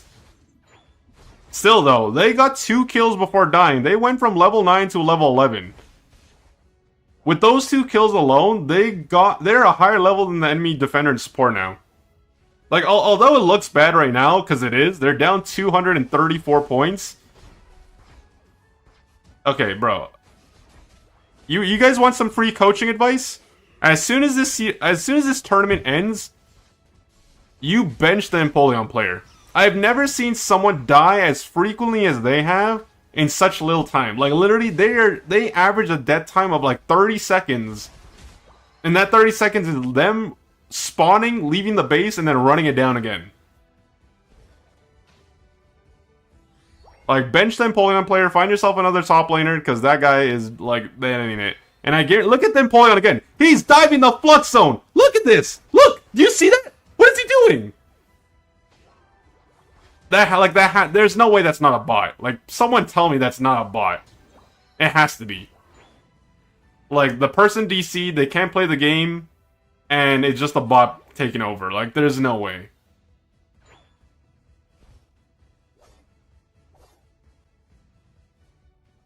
Like, I think I'm more surprised that underdogs took game. Like, I don't know if they won game 1 or game 2, but considering the way Empoleon's playing, I'm more surprised that they actually won a game.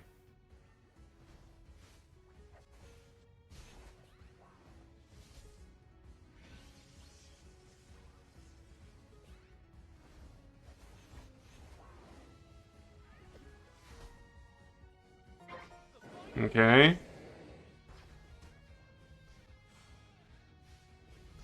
Bro is level 11 for Groudon, man. That's crazy.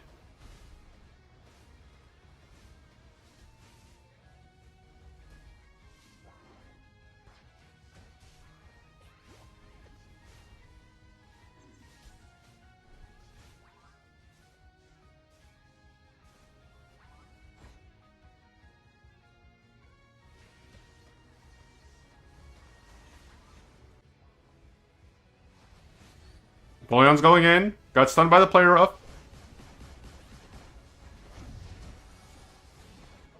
Oh, they got rolled. That wasn't even... You call that a team fight? That was a massacre. Oh my Jesus.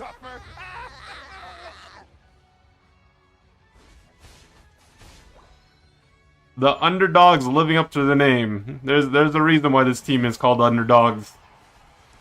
Oh, brother! Jesus, I can't believe I watched that in 4K. That was crazy. Crazy. I was gonna say rock, but there's been a lot of Crustle today, so I guess that's where my mind is at.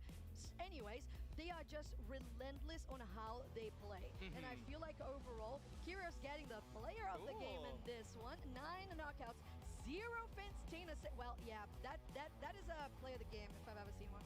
And this stat line, Okay, they're just recapping the previous match, post-game stats. Oh, you know what? I forgot to look at the stream schedule. That's the one thing I kind of forgot. Because they show the stream schedule after a series. So I should have actually like checked it really quickly. Do not worry, but they've played with players who are very infamous for going in there, taking a lot of resources, doing a lot of damage, that kind of thing. I think Celeste and Christmas can be players given that same accolade. But Kyrios, not so silent of a carry in this game number 2. Taking our MVP award, 9 KOs, and only taking 19,000 damage. So doing a very good job at avoiding a lot of that enemy incoming damage as well. Makes the support's job a little bit easier. Okay, so we have that presence here on the bot side, of course, is where the view was. They have a heat map? Flashy.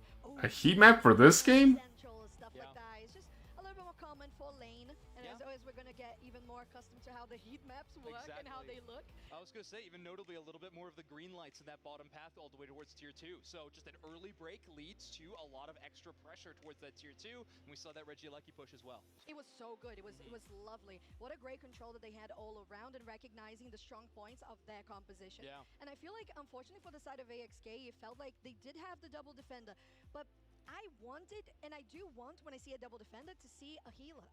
Yeah. You want to keep those defenders going, because if you just have them go down immediately, or if the enemy team just gets into the back line as they did, it just gets a bit too dangerous. But let's talk about that in a little bit, as we're going to get even more insight with our interview on stage. Okay, well, both streams are pretty much on break right now. There's not much going on. Hello, everybody. Doob Snacks here alongside. We get my glasses on. Did they show the stairs yet? No, they don't. They didn't. With a big win. Christmas, how does it feel to get your first big win on stage? How does it feel to be here at a LAN event? You know, it feels great, bro. I've been waiting a long time to have this opportunity to get on stage, and it can actually I have get there. great teammates surrounding me, and I'm just excited to go all the way. Dragon Breath, it paces just so quickly. Yeah, Dragon Breath with its better energy generation in this season is... I'm just waiting for the games to start, guys. I do want to very briefly go back... What is this? Initially incorrect and then Winners Finals Group C, Gandox versus Patoman. Of its axe, and he did win the 2025 NAIC as well. And a little bit of a fun fact, because the video game... Damn, what is this meta? Repeat champion of Marco Silva, who won it last year, What? as well as the year before. But we are Pokemon Go, and Patoman is looking to potentially... Game is already starting? Nah, that's crazy. That is no way. International championship winner. We have mentioned it time and time again. Maybe not today so far, but there has yet to be a time where a Pokemon International Championship is won from Oh, what? outside of the region, and maybe Patoman... Oh, jeez, wait. If the Zera Aura goes Oh, I didn't refresh? Oh, my bad. Jeez. Powering up that boosted, looking to see how much of this they can get. They take 2. 1 goes to the other side here. Okay, so it's Tuzzy Esports versus Journey together. Best of 3. Tuzzy Esports, we did see them play earlier today. They were actually the first match of the day against the current world champions, Peru Gaming, or Peru Unite. And they won that series, so... Ooh, nice full heal. Zera and Gardevoir? Oh my god. Oh my god, what is this team comp, brother? Oh no, not like this. Not like this!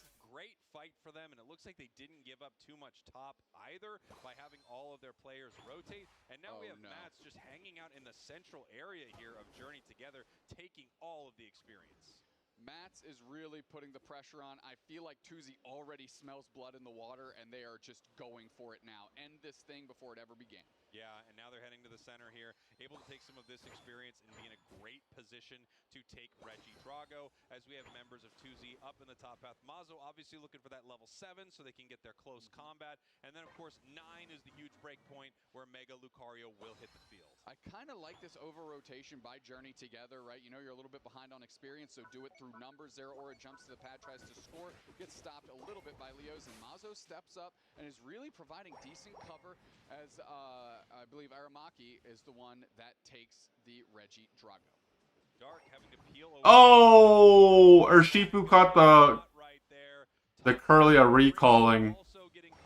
Ay, ay, ay, ay, ay. They lost too. This is not, guys, this is not a good team comp, man.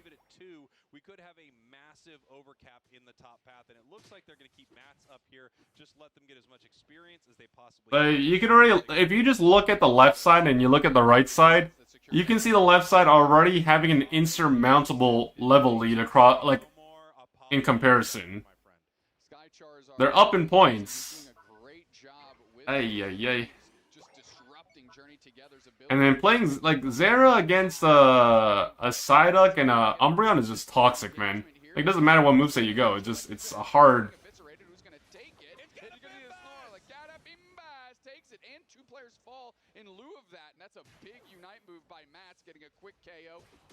Ooh, the Zera popping off, though! Charizard absolutely farming them right here. So a little bad math. They didn't let the score go. Damn, Sky Charizard's like, Chan, you don't know what you're talking about. You're not a pro player. Like, don't tell me how to play the game. He went from useless to now level 10, tied for the highest level in the game. Well, guys, this is exactly why I don't play competitively. I don't know what I'm talking about. I don't know what I'm talking about.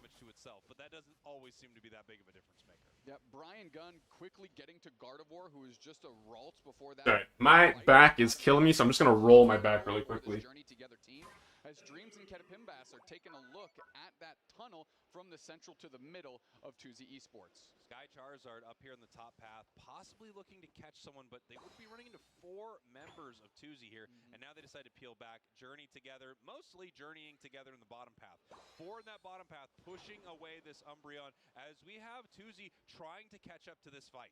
Yeah, Leosin leads the charge down, Mats and Aramaki in tow. Brian Gunn sees an opportunity here, and they are going to go for it. That's a big power nap by the Snorlax right there to keep themselves standing in the middle of the Tuzi Esports squad. Mats pops another Unite move, and instantly 3 players are down because they got a 2-piece for themselves. Ketapimbas, unfortunately, bites it as well. The name is so good that even when they just get KO'd in an unfortunate fashion, it's fun to say. It really is a great tag, for sure.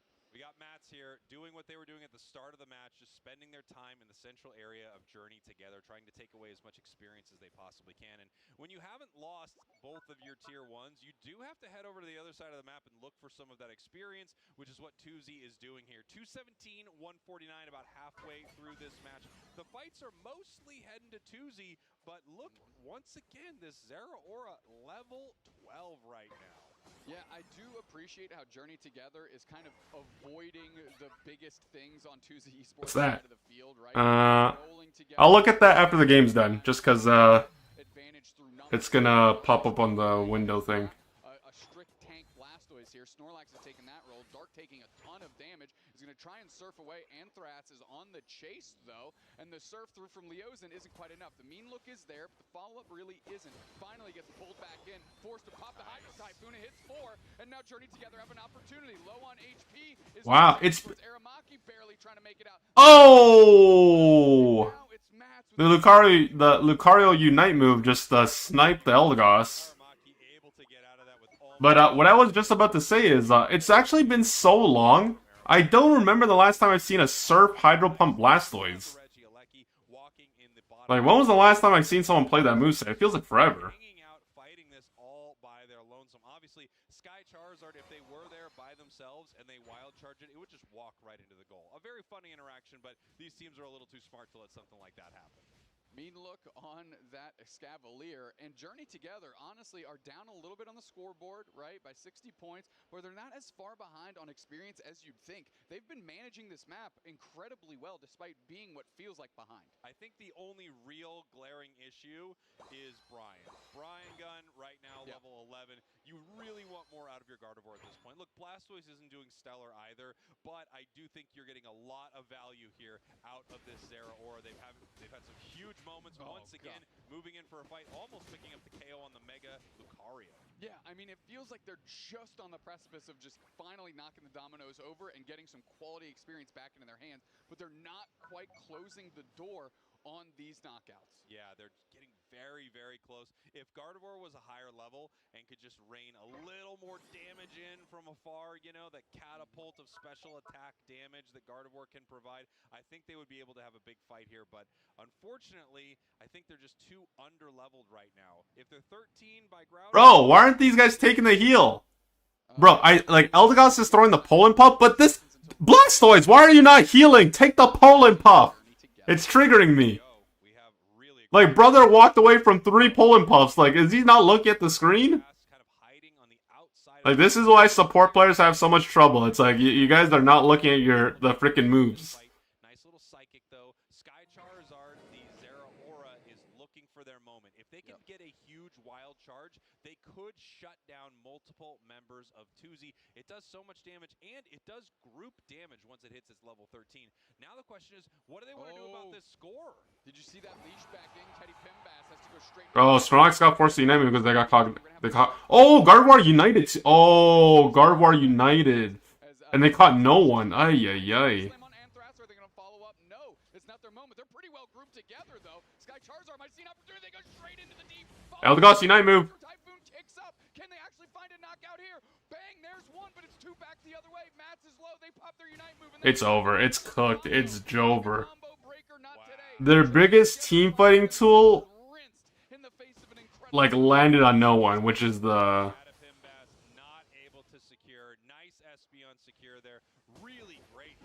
Well, it looks like Tuzzy Esports are going to make it to day 2, based on how this game went. Together one by one, leaving only the defender that had no chance to secure that.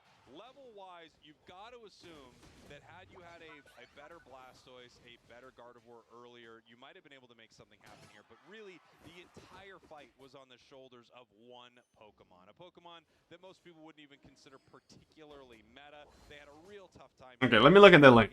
We know the game is over, but let me look at that Chris Heroes link. How do we have a heat map? This is very cool, but we can't see what players have which items during the game or who has ground buff on them. Yeah, they're investing the wrong resources, like, you know. No, they weren't. They had some good moments too. Obviously, there's a reason these two teams are undefeated right now in their group. They both played well, but it does feel like Tuzi just had the better in that moment. Yeah, I know we were talking about, hey, it was a little bit more of a classic lineup out of Journey together, right, in terms of the Mons they selected. Maybe going for their first match on stage with a little bit of comfort, right, familiarity, so you're not trying to contend with too many things at once, because Tuzi is certainly experienced on this stage, but sometimes the strength of the Pokemon on the other side are just a bit too much. So even when you're at parity, they still get the edge because they're just naturally strong. Yeah, absolutely. And I mean, there is a lot of benefit sometimes to playing a pick that a lot of people aren't prepared for. I don't think many teams are prepared to fight a wild charge Zeraora, and you can see that by how well it did in that match, picking up a lot of KOs, getting a ton of experience. And same thing with a non-EXP share wearing Blastoise or even Gardevoir. It's not a Pokemon that you run into a whole heck of a lot. Blastoise much more than the others, though. Yeah, absolutely. I mean, there we saw a great Hydro Typhoon. You see Aramaki there on low HP. I mean, and they had a reasonable... I know they're wiped here, but before that moment, the moment that they chose to engage was the best look they got. Agreed. And they didn't, you know, miss a beat when it presented itself, right? I mean, Dark was able to surf in very deep, get a big Hydro Typhoon to clear the path for really giving that Wild Charge Zeraora its best opportunity to win the game. Unfortunately, it just wasn't quite enough, but tip the cap to Sky Charizard in that one. But Mats, your player of the game, and they were everywhere. I mean, they were using their Unite moves 2 KOs minimum. Yeah, great stuff. Really impressive, and just in general, as a Pokemon, having one heck of a weekend already. Yeah. It could be, I think, veering towards... Are there any bans for this tournament? Yes, there are bans. Delmies is banned, Vaporeon is banned, and I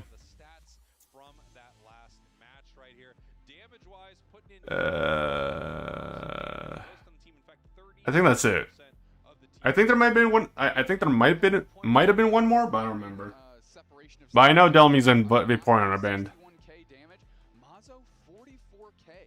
Couldn't quite find the footing despite having really kind of an advantage all game long. They weren't really leveraging, I think, what you'd expect out of a Mega Lucario in the hands of a player like Mazo. You know what I've noticed? They're taking a look at the heat map right here. Obviously, they spent a decent amount of time, as you can see, in the central area of Journey Together, but they were doing their rotations. Their heat map right there, both of those red dots are sitting right on their buffs. So they are on top of it. Every time they are up, grabbing red and grabbing blue, grabbing red, grabbing blue, heading into either top or bottom path to fight after that. And it's important. That's why it ended the match at such a high level, is walking into Groudon so powerful. There we go. We got our team name swap there. Journey Together going to be on that first pick as 2Z Esports quickly bans a Mega Charizard. Darkrai back the other way. And honestly, Darkrai is so strong. I feel it's kind of not talked about too much just because, you know, it's looming in the face of the Megas and now Vaporeon, thanks. But to see it banned so much in competitive when those things aren't an option really shows how strong it is. I mean, respected by every team we've seen. Totally. You know, I'm kind of curious, like just a random thought. How come only 3 people have pictures, and then everyone else is just the silhouette of a Pikachu? Like, I know they use that for people who don't have pictures, but like, why don't they have pictures? Are they all like new to the competitive scene or what? It's so interesting, just the big meta changes we've had in a few short months since the World Championships. Before, we were looking at bans of almost every support character, right? And now we're having gutter pick Hoopas. You know, we're taking a look here, we're seeing a... Bro, I'm gonna be honest with you, I'm so tired of Blastoise. Like, I kid you not, I'm actually so tired of seeing Blastoise in the top lane. Especially because majority of the times it's just getting absolutely rolled. Also, Blissey and Zacian can be scary. Yeah, I mean, I'm guessing when you're pairing this with Mazo, possibly, you're looking for that helping hand safeguard. Although, soft foil does seem like it's just getting so much play recently. But into, you know, with something like Metal Claw, you would love for it to be able to attack a little bit faster, have a little better move speed so it can catch up with its opponents, and importantly, have a safeguard there, so something that does want to auto attack a lot, again, Metal Claw, Zacian build, gets to take advantage of that. Yeah, I mean, and looking in the face of what Journey Together has selected so far, Helping Hand Safeguard looks pretty good just off rip, right? Yeah. And then on top of that, you're getting Mats on Urshifu as well. And another Blastoise. It's first pick Blastoise too. I don't even think Blastoise is first pick worthy. Yeah. We've got Brian Gunn here. Oh my goodness. Raichu, and wow, a Pokemon that honestly I feel like, unfortunately for it, has really fallen off competitively. It doesn't mean it's bad though, and that is Absol here as a final pick for Journey Together. We'll see where Aramaki decides to kind of finish up the draft here, and they go with Sylveon. What do you think about that Sylveon, my friend? Well, it just got buffed. You know, it's got a few moves that all got some nice buffs, and it actually also, I don't know how long ago it was now. I mean, time is a flat circle, but I think it was 6 months ago or so, had a small round of buffs also that seemed to be okay for it. It has an awkward spot in competitive play. There are times where it feels incredibly oppressive, and especially if your opponents want to try to dance around you, outplay you. There are just so many funny moments where a Dodrio or something like this, Absol possibly, could try to move into your squad, and you could just simply juke it, bounce out with something like Mystical Fire. And if you happen to be running a bunch of special attackers, you know, there is some decent value into that Hyper Voice and that special. Oh shit! Given this team composition, Yo, the first Absol game of LAIC. Okay, okay. Does he have Fluffy Tail on? Kiss You better have Fluffy Tail. You know how I play. I want to see people ripping objectives. These are most appreciated when they can be chosen last in draft to fit a particular niche, right? So like, have Leafeon be a little bit more independent and reactionary, just like Espeon is, like Glaceon is, right? There's moments where Glaceon is just the hottest thing moving. When you pick it last, it's like, oh, it's gonna just take off, right? Yeah. In this moment like that, you have moments like that with Sylveon as well. So like, let's get the EVs to that type of selection process here. And as we get into this second game, journey together, your purple team, 2Z Esports, your orange team, game 2 in this best of 3. And as we mentioned before, Doob Snacks, I don't know if it's bro, no one believes in the Fluffy Tail, man. It makes me sad. One day I will start a revolution. A revolution of Fluffy Tails everywhere. Taking down Peru in a 2-1. I don't know the team Journey Together ran into. Apologies for that, but they are 1-0 in this group. In all seriousness, though, if I were to ever play comp, I would still probably play Absol. I wouldn't blind pick it, but like I would still play Absol consistently. It's just that I probably wouldn't play Fluffy Tail.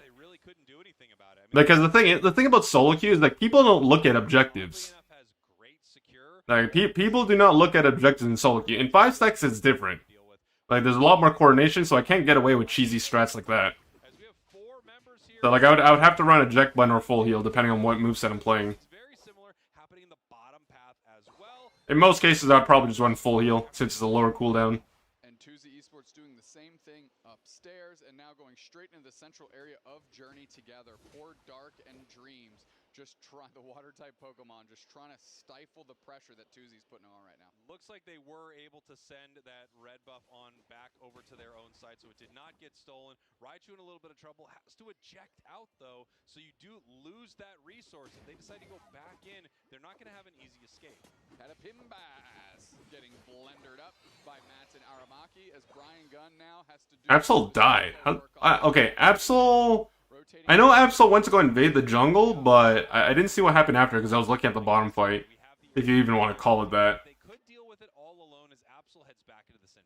Absol, you're failing me, man. You're failing me. You gotta step up your game. You were putting in 50%. I want to see 1,000%. Looks like they're gonna have to defend this goal zone. Matt's easily taking Reggie Drago as nobody from Journey Together showed up, so they ripped it down. And now Anthras and Aramaki are gonna get 50 points in for free downstairs. As really, I mean, Leosin and Mazo are holding down the top by themselves incredibly. The thing about this team comp, though, so keep in mind, I would not play Absol against this team comp. This team comp makes playing Absol so much more difficult. Okay, first of all, that is just a bad time to go in as Absol. The second thing is, if you look at their team comp as a whole, especially because I think Blissy's playing Safeguard too, it's so hard to be a threat to anyone. Like, when you play Absol, you want to be an assassin. You want to be someone that can deal large amounts of initial burst damage, and then either shred them with your Unite move or have your team follow up on the damage that you do. The thing is, their team comp as a whole is very low damage.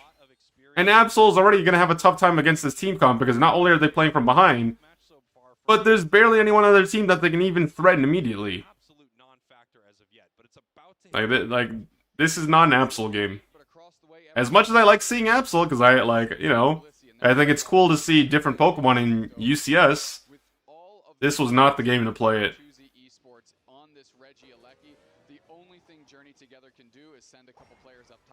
Like, Sylveon can easily evade Absol damage. Snorlax is just Snorlax. Blissey, not only do they have Safeguard, but they can also save themselves with their Unite move if they really want to. And then Urshifu and Zacian, you go anywhere close to those guys, they're probably just going to eat you alive. Mazo isn't going for the score. There's still enough time. I think they would have made it, but electing to prioritize getting some experience for themselves and then going back bottom path anyways as the race is over to maybe get those points in. I have no idea why he didn't go score. Well, the only thing I can think is they want to continue farming. No one is there, so they're going to be able to get a ton of easy experience. And if there's any Pokemon that hates scoring, it's Zacian. You just don't want to give up that AOS energy. So those are all the reasons I think. I think the biggest one is... One day I will change the world, Monkey D. Dragon. And so far, they're right. Anthras block, but the surf goes right through it. Able to get on top of Mazo. Catapimbas gets heavy slammed by Anthras. And now Matt is going a little bit... Like, look at Absol. Absol can't even deal with the Sylveon. And Sylveon is res... What? I think they're Assault Vest Res Guard, I think? They're not even, like, special attack. They're just tank freaking Sylveon. And they're playing the sustain build, too.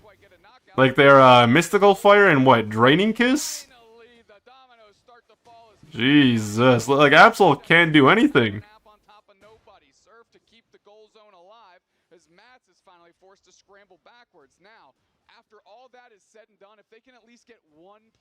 Oh no.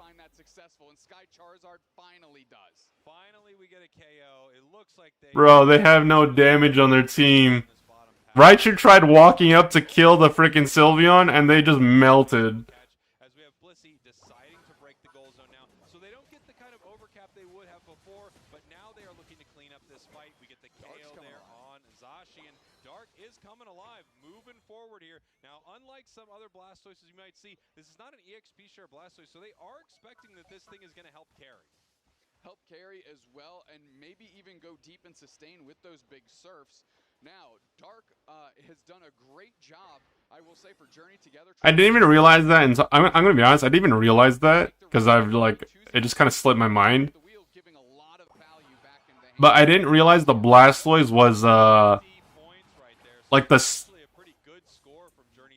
I don't want to say carry, but, like, they're not the XP share version. They are less than 10 points away from 2Z Esports, so having that tier 1 does set up a really nice scoring opportunity. I don't know, man. I don't know.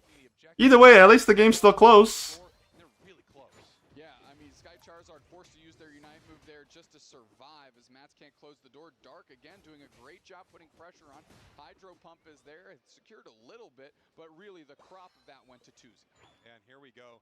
2Z having some great fights throughout this. Still up right now, but giving up quite a bit in that bottom path to Journey Together. These teams are going to find out very soon how close this match is. I mean, they're less than 10 points separating them right now, so no one is going to know exactly who is ahead. I think 2Z's got to assume it's them, considering they broke 2 goals, but still, this is very close. As we now have Journey Together already setting up here around Groudon, and why wouldn't they do I mean, it's not over until it's over. It's only an 8-point difference. So, very close game, either way, but Journey Together's team comp, it's making this game look a little iffy. The Snorlax, they find their way out of the mean look with a block. Mazo grabbed those 2 pieces of experience, but they're getting ready. We've got 13 seconds till Groudon. Obviously, Journey Together needs to make some sort of play here. We have the heavy slam, but they're not able to start a huge engagement with it. We have Journey Together peeling away from this fight. 5 seconds still Groudon right now, and you can see all the tanky Pokemon getting vision for their team, finding out exactly where they are. Umbreon? Umbreon?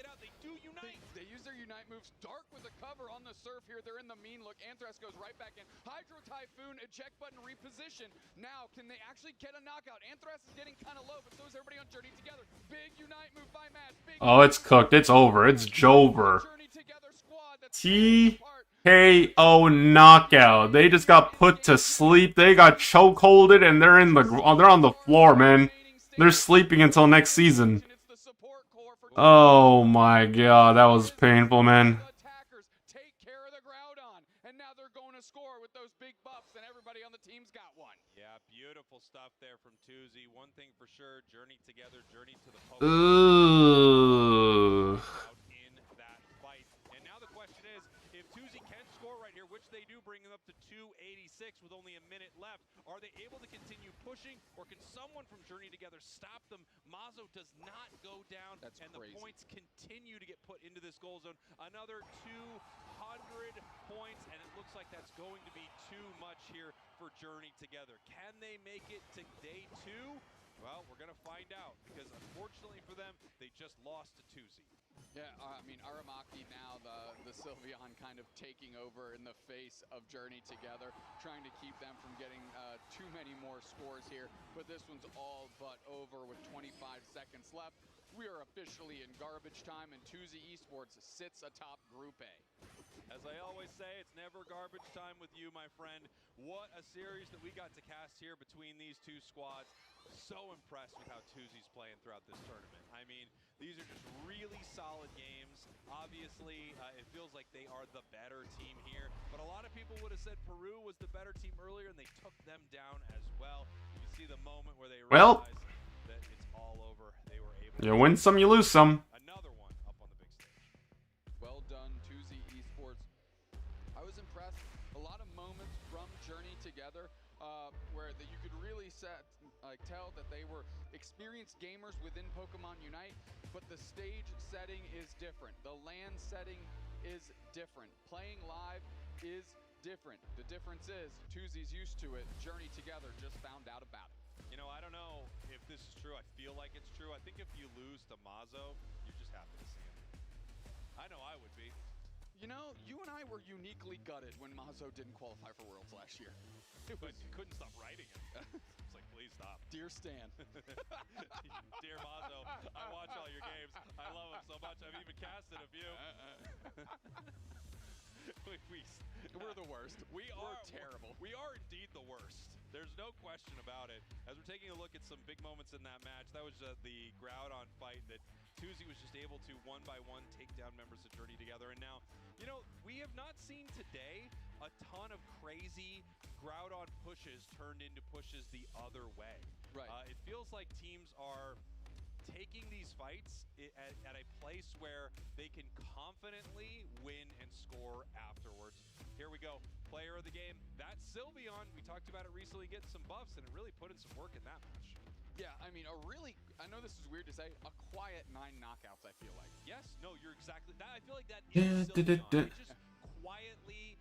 A little solo queue in between games sounds like a good idea. Honestly, don't even think I have time for solo queue matches. Let me see, like... Absolutely, 107k damage. Incredibly well done by Aramaki to leverage the strength of that Mystical Fire Draining Kiss build of this Sylveon. Couple decent Unite moves to keep it standing right in the fray. And honestly, a great game by Tuzi Esports, right? They did not miss an opportunity when Catapimbas overstepped their bounds. I want to see the schedule too. That's the thing. Back into the team, and that again, it kind of was the flash in the pan that Tuzi needed to get this fight started. And now you can see the heat map here from this Sylveon, so you're kind of seeing what they were up to. Spending a lot of time roaming between that bottom path and the center for all of their fights. And we can take a look at the stat distribution. A lot of damage dealt, a lot of knockouts, a lot of scoring, and they didn't take that much, even though they were right up there. Actually, 53,000. I don't know exactly how the new beautiful stat thing works, but they did take the second most damage on the team. Yeah, and you'd kind of expect that out of a Draining Kiss Mystical Fire Sylveon. You know, its Unite move is also terrific for sustain. You mentioned it before. You can kind of just, you know, hit a juke move and then pop its Unite move, and it's a get out of jail free card there. But we've got another interview with a member of Tuzi Esports, and we're going to send it to stage, which of course is that way. That away. Take it away, that away. Well, thank you so much, you two. I'm here with Antares for Tuzi Esports, winning 2-0, ganhando 2-0 nesse jogo, Antares. Me conta um pouco, você falou que jogou Crustle, jogou Snorlax, jogou Umbreon. Como é que tá a pool? How is the champion pool? How is the Pokemon pool for this tournament?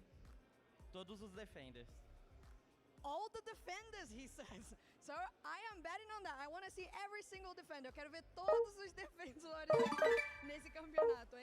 Mas eu tenho uma pergunta também sobre a escolha de attacker. O Sylveon, the Sylveon. I was wondering, because we haven't been seeing that much Sylveon.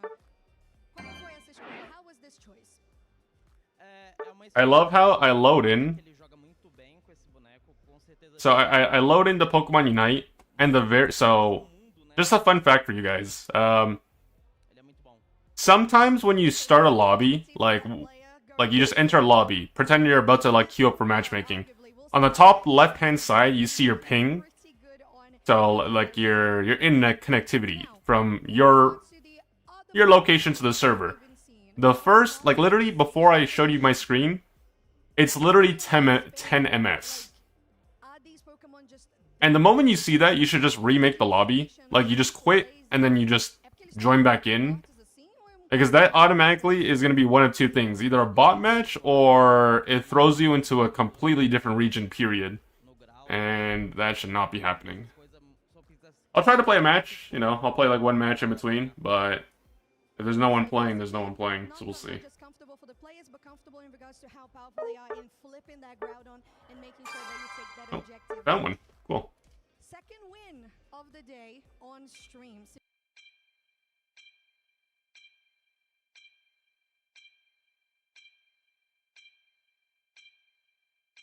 No. Oh.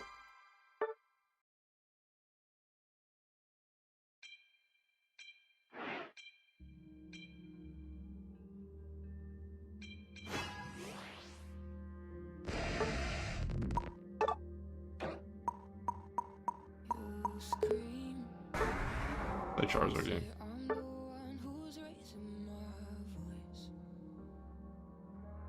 I was gonna play Urshifu, but oh.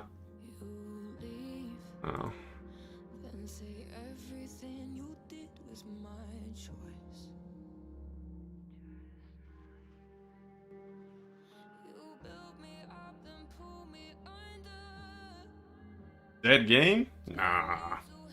The game's almost dead.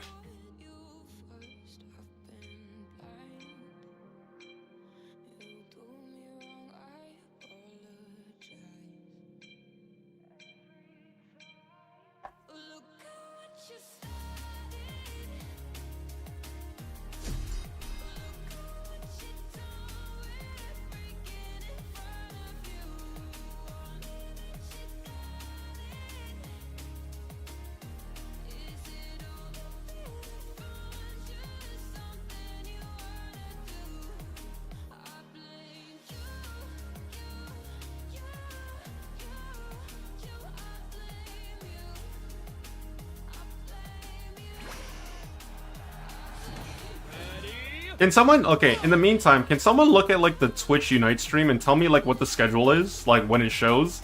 Because I want to see if there's, like, any more NA teams play on the main broadcast. Or if I have to actually keep an eye out on the B stream.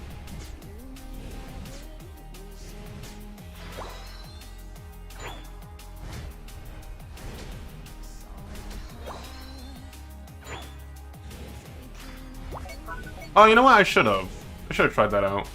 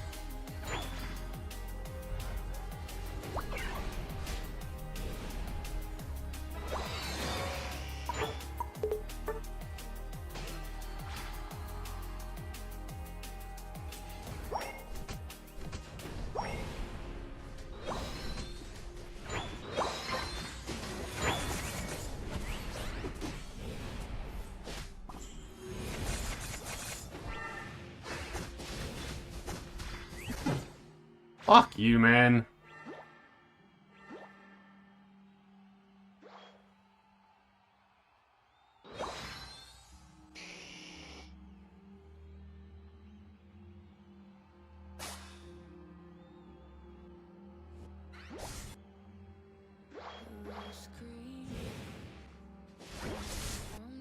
Yeah, there's no doing anything up there.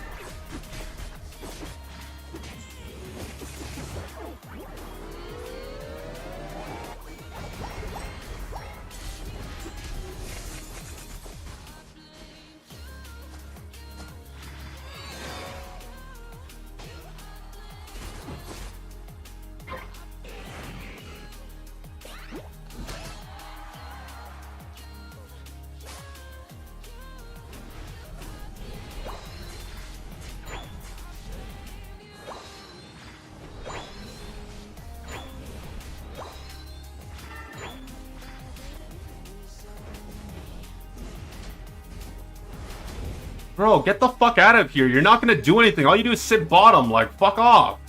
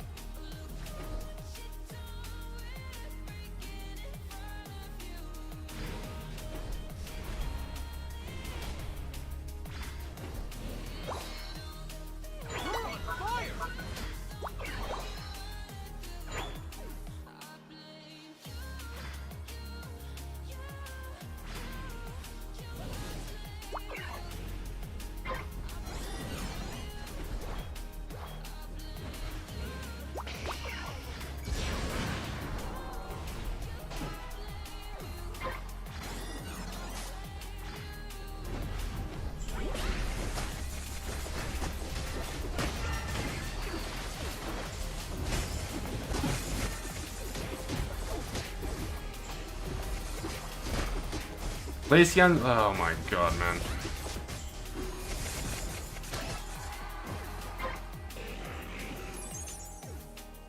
Glacian's not even team fighting, they're literally just getting killed by the fucking LAIC, man.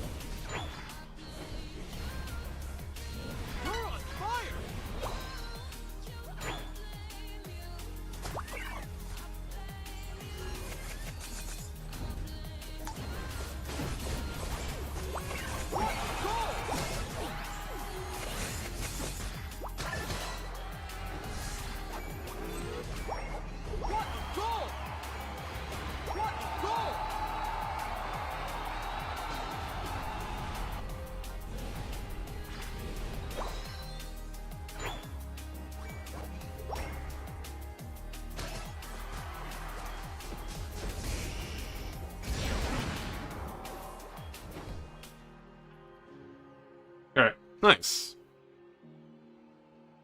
See, guys, just because we're watching games doesn't mean we can't win games. Let me just swap back to the...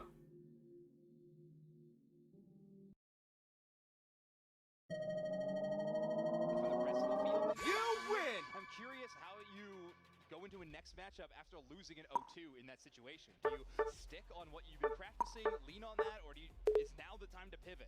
You know, it's a situation where if you lose this matchup, it could be the end of your tournament run. Doesn't have to be, but it could be. You know, it's some tough decisions to make. very definitely soon. is. Yeah, not just the pressure from the group, as you mentioned. It's also about fighting the reigning champions. Yeah, that's a whole nother level. It's a whole different thing. Like, oh, okay, group. This level of pressure, and then the world champs are off the charts. Yeah, absolutely. So we'll see.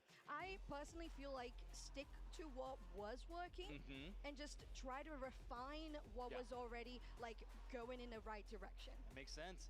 And you bring up the pressure of playing against the world champions. It's so intimidating. Peru had such a phenomenal tournament run there, and historically have been one of the best teams in Pokemon Unite. Oh wait, hold on.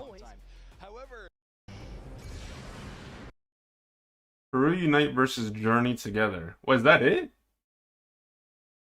Let me look at the other stream for a second.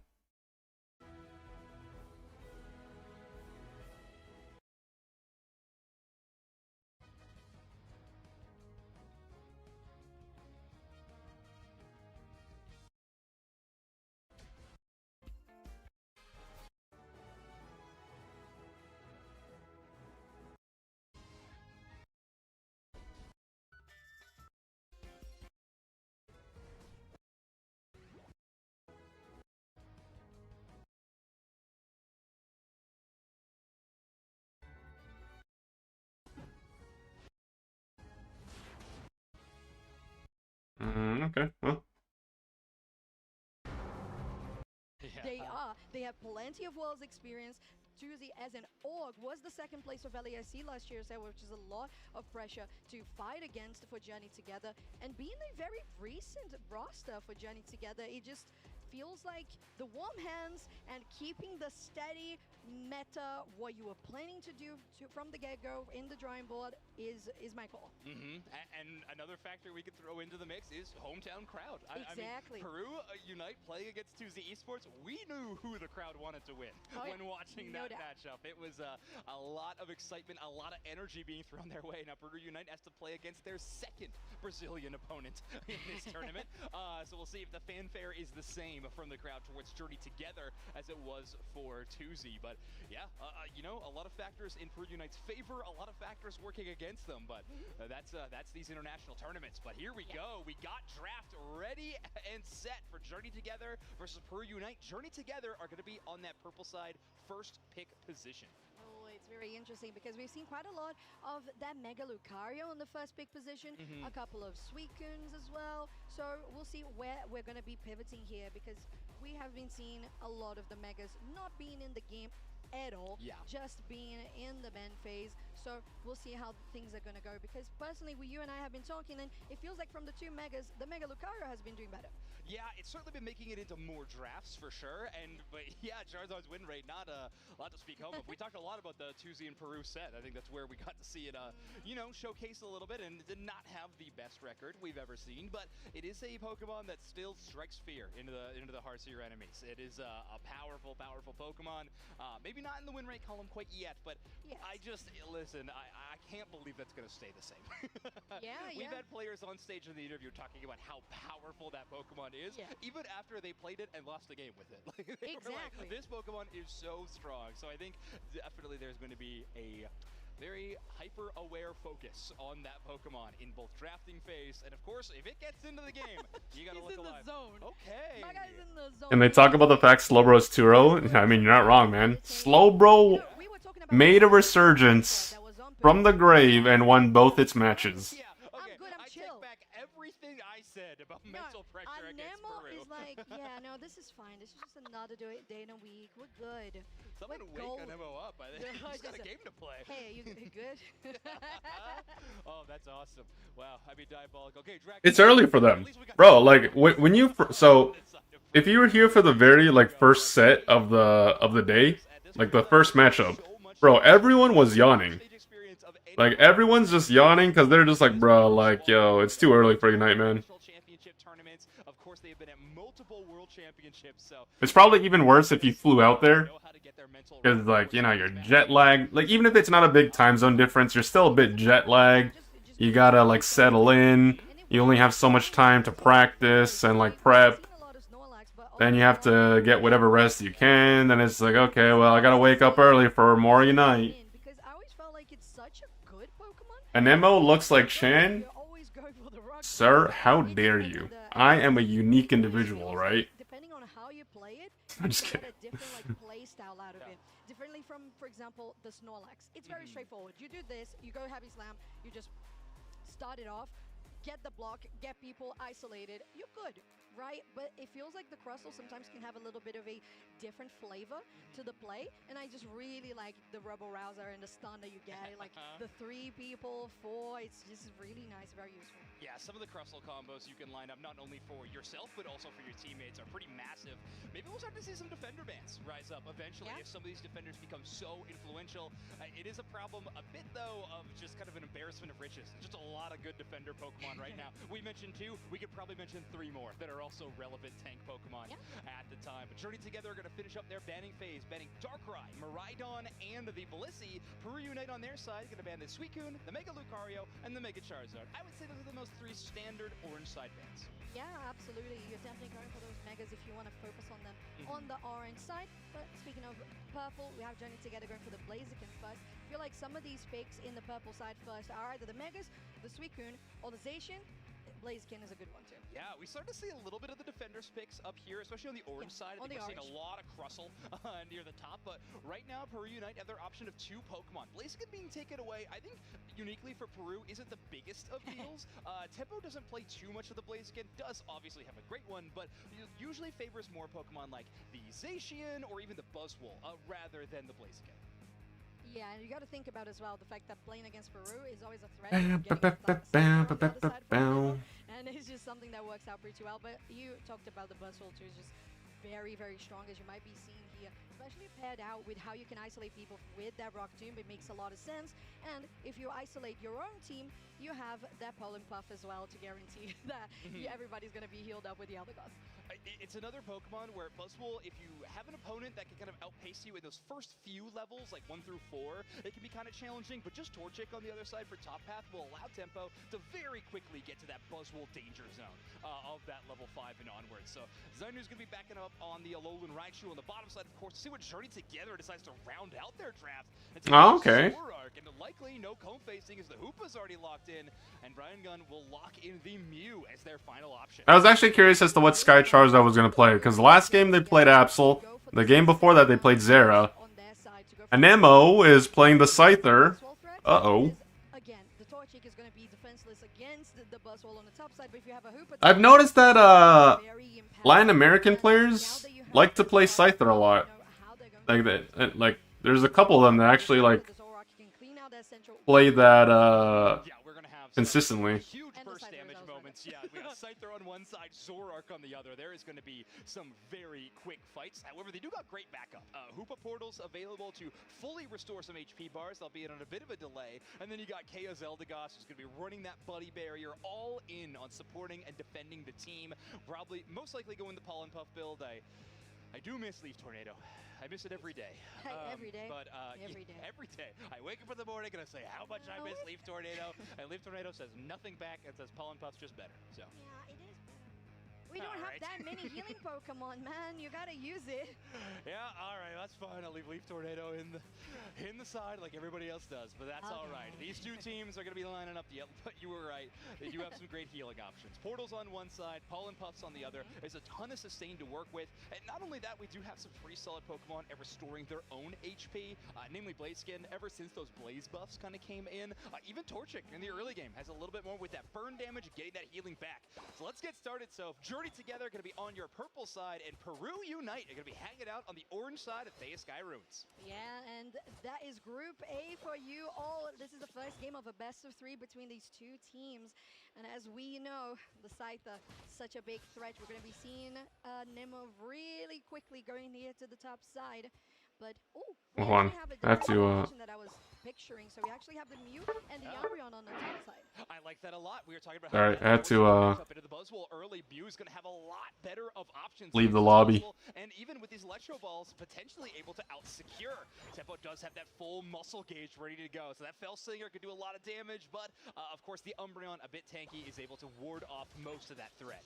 Yeah, not looking to collect the bow toy here. A lot of the XP was guaranteed by Peru Unite as we're reaching out that first crucial moment of 850. A lot of action here on the bot side, so Anemo, instead of going top, goes here and followed up by Sky Charizard. Ooh, Draken, very close to getting taken down. He's gonna have to do something about these. Oh, no. Just getting people away from taking that Swablues and Altaria. Well done. Yeah, even the fadeaway rock too. Not even joining the fight really. Yeah, but it was just like, here, take this. Yeah, and Nemo was calling for it. And all right, fine, you get one more rock tomb before I got to go back and heal. So it works out extremely well. And this top side for Journey Together, putting this more offensive range threat to try to counter Tempo, comes a little bit short. Tempo already at level 6 and is out leveling Frying Gun, but maybe more importantly, they are holding that Umbreon to just the EV stage at level 3. Yeah, a lot of pressure that can be done by the Buzzwole. That's a rough top lane. Quite a lot, but in this case, Like, besides the fact that Buzzwole's already 2-level diffing the top lane, unfortunately, it's just a bad matchup because until the later stages of the game, like, Mew can do some decent damage in the early game. Oh, and the Zoroark dies on top of that. Oh my god. Okay, well, that's actually not, okay, that's not bad. That is actually not bad. That's actually worth it, kind of.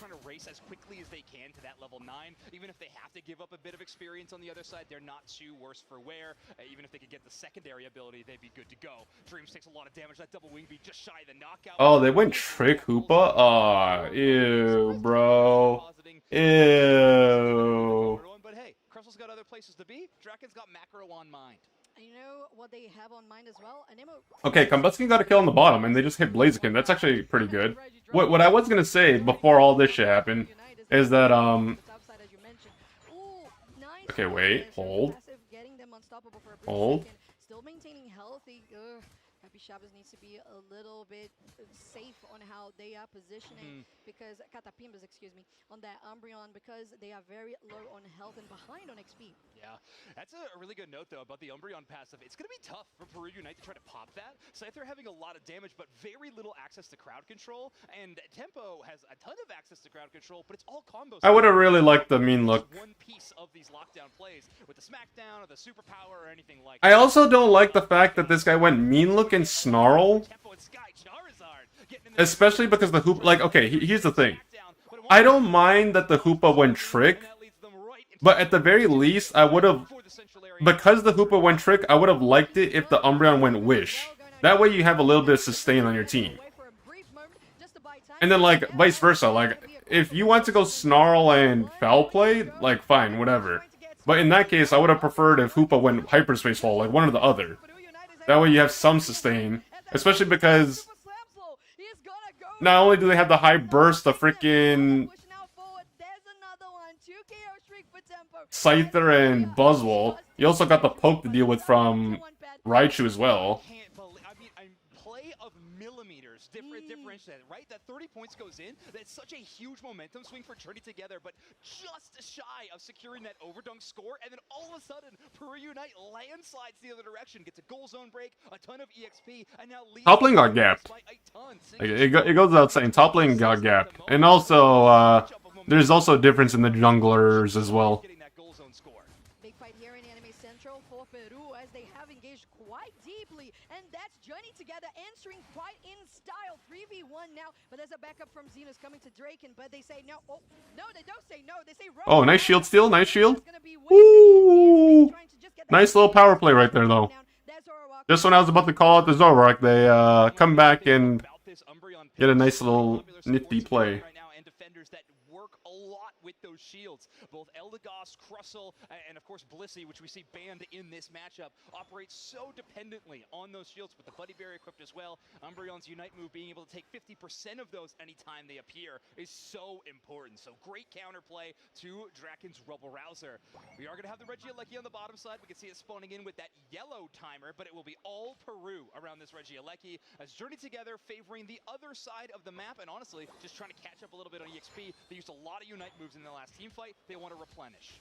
As soon as they have any idea that Peru Unite is on the bottom Regi, as you pointed out, maybe despite the fact that majority of the actual team fights look like they're going in favor of Peru Unite, it's pretty good that Journey Together are keeping the points relatively close. Now, it really just depends on whether this goes in or not. Like, if they decide to push this and it goes in, then they might be in trouble. So one-sided at the moment, right? Like one knockout could send us into a totally entire environment. Yes, it is. Oh, going into the back line. Unstoppable has the Unite move for Charizard as they're still pushing out here. Unstoppable again on the side for Nemo as they're still keeping healthy. But Ooh. Journey Together not really able to. Oh my. Okay, that was close. The Mute almost got a double kill with their Unite move. Unstoppable as well, gets a nice stun, still trying to push in, but it's a Blaziken with a supporter and a defender. Can the Blaziken do everything they want? Does the overheat? It misses completely. Tempo just pushing people out, goes in as well, trying to get that combo. Rock Tube locks them in place. They're so close together, and it's gonna be a 1-for-1, actually a 2-for-2, as they're still pushing for Peru. Blaziken is missing their overheats. That's the problem. Like, Blaziken does a good amount of damage with their other skills, but like that overheat is a big part of their upfront burst. So when you miss back-to-back overheats, it's just like there's so much damage just being lost. The Umbreon had two back-to-back good, like the Umbreon had two good back-to-back Unite moves though that kind of shifted the fight in their favor, even if briefly. It really was, and it has been all around, because the difference between these two teams is exactly 50 points. And they have accumulated, it's not 50 points on a 0 and 50 score, it's in a 198 to 248. So it's a lot of effort and points and experience that has been used by both of these teams to gather presence and just control all around the map. 6 seconds here for the bottom Regi, for the Regieleki, but it's going to be a 20-second differential with that Groudon. And reminder, the stakes of this matchup, this is not technically the group decider, but this could be Peru Unite's chance to stay alive in this group stage or be eliminated, and Journey Together's chance to maybe punch their ticket for day 2. Obviously, this is just game 1. It's a long journey in these best of 3s, but it's so far a great start for these teams, and it's all going to come down to these final 2 minutes. It is a long journey, but it's a journey together. Now Groudon is on board. We have Theosky Ruins at the crucial moment, 2-minute mark, as on the top side of that pitch. It's literally a 50-point difference. When the points are this relatively close, you don't necessarily need Groudon to win. But obviously that just means that Journey Together need to take the initiative to make a play happen. Draken is a 40% HP. Gotta be careful about that. Going to the back line, trying to get the nice flank. There's the Unite move coming out from the Eldegoss. You got the Eldegoss Unite move. Alright, and as soon as they see the Zoroark, that's Nemo's chance to jump into this fight. They were hanging on goals for the defense. Huge. Okay, good Unite move from Umbreon. Steals majority of the shield. Okay, Blaziken lands the overheat, but they just don't have enough damage, man. Nice eject button from Brian Gunn on that side of the map as they have started for Peru Unite. That Groudon, they finish off the Hooper, and they're feeling pretty comfortable with the numbers right now. Brian Gunn has been spotted by Kia, and they have to be careful because that just signals that there's not somebody to go in because they're too much low health. Look at the Oh, that's a huge pick from the Zoroark right there. Groudon is on 50%. Yes, Sinus is really their main damage dealer at this point. Tempa's going to be there for crowd control, trying to isolate. Overheat's already being... Oh, Zoroark didn't get their feint off. That's so unfortunate. They got a huge pick on the Scyther, but they didn't get the feint off to secure the Groudon. They died right beforehand. Oh, Zena's on that low and right. You're getting the 3 KO streak and the objective. We have a technical pause happening here, but that was so close to the wire, much like every moment of this game has, Zoinks. Yeah, really tough call. I mean, Blaziken gets in position before Tempo can grab them with the Buzzwole, so Overheat, of course, giving them that unstoppable. Tempo does not have access to try to throw them anywhere. We got a few seconds left on this matchup with Peru Unite's lead that they hold on to. These Groudon empowered scoring attempts are going to be looking pretty spectacular as Peru Unite are going to be starting this series 1-0. Well, 15 seconds to go, and they have accumulated enough to get that 1-0, as you said, Zoinks, but gosh, was it close. Journey Together really showing that they can match up to the world champions, but Peru doesn't go down easily. That's a 1 win on this best of 3 for the world champions. Great execution from Peru Unite. I mean, that's one of the reasons this team is currently your World Championship title holders. They are so good in the clutch, and what a perfect showcase of that. Maybe your Scyther goes down, you're level 15, it can be scary, but of course, stepping up to the plate, your main attacker in Zainus. Of course, that Alolan Raichu, such a powerful Pokemon in this metagame at the moment. That Thunderbolt, a great secure option on this Groudon, provides you a lot and at a huge range, great secure. And if you think about it, that was a good target from the side of Journey Together to go for an Nemo as their focus. But then you have the damage that comes from the Alolan Raichu, as you mentioned, on top of when you have that Alolan Raichu on top of somebody that's been grabbed, quote unquote, by that rock tomb that's been isolated, then everybody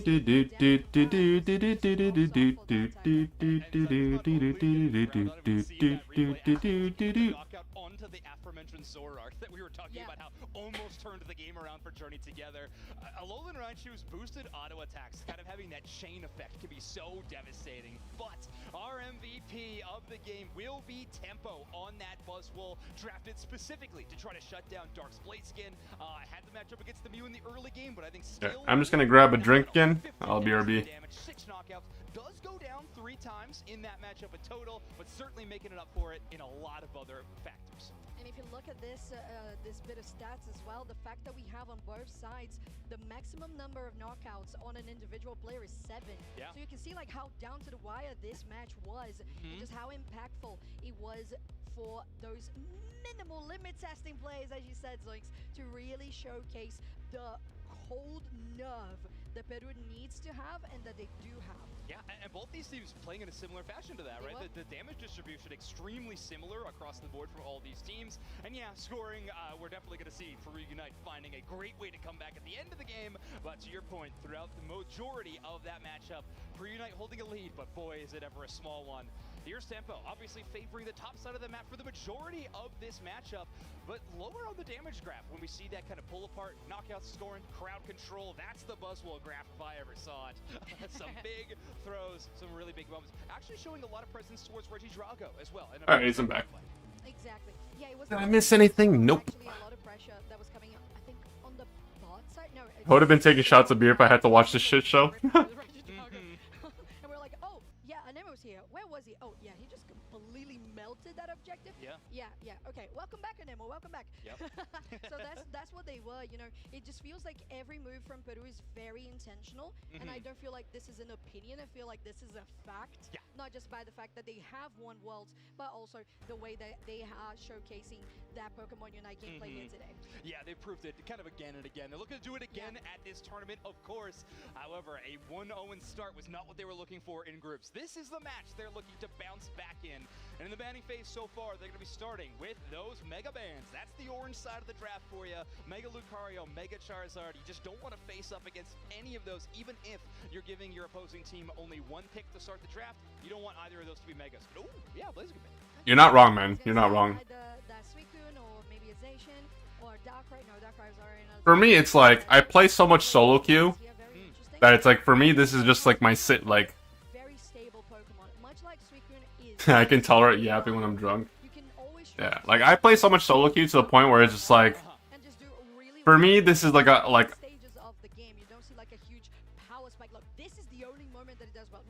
I don't even know how to describe it.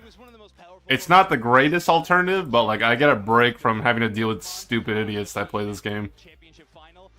Especially when half the time, like especially more recently, half the time I just have people rage quitting within the first like 2 minutes of the game. Oh, I did bad in lane. Game's over. Oh, my jungler didn't gank for me. Okay, well, I'm gonna spite them by going AFK or taxing their jungle or just spinning around in circles. Filling that defender tanky role, and Umbreon could be likely building a support healing style Umbreon.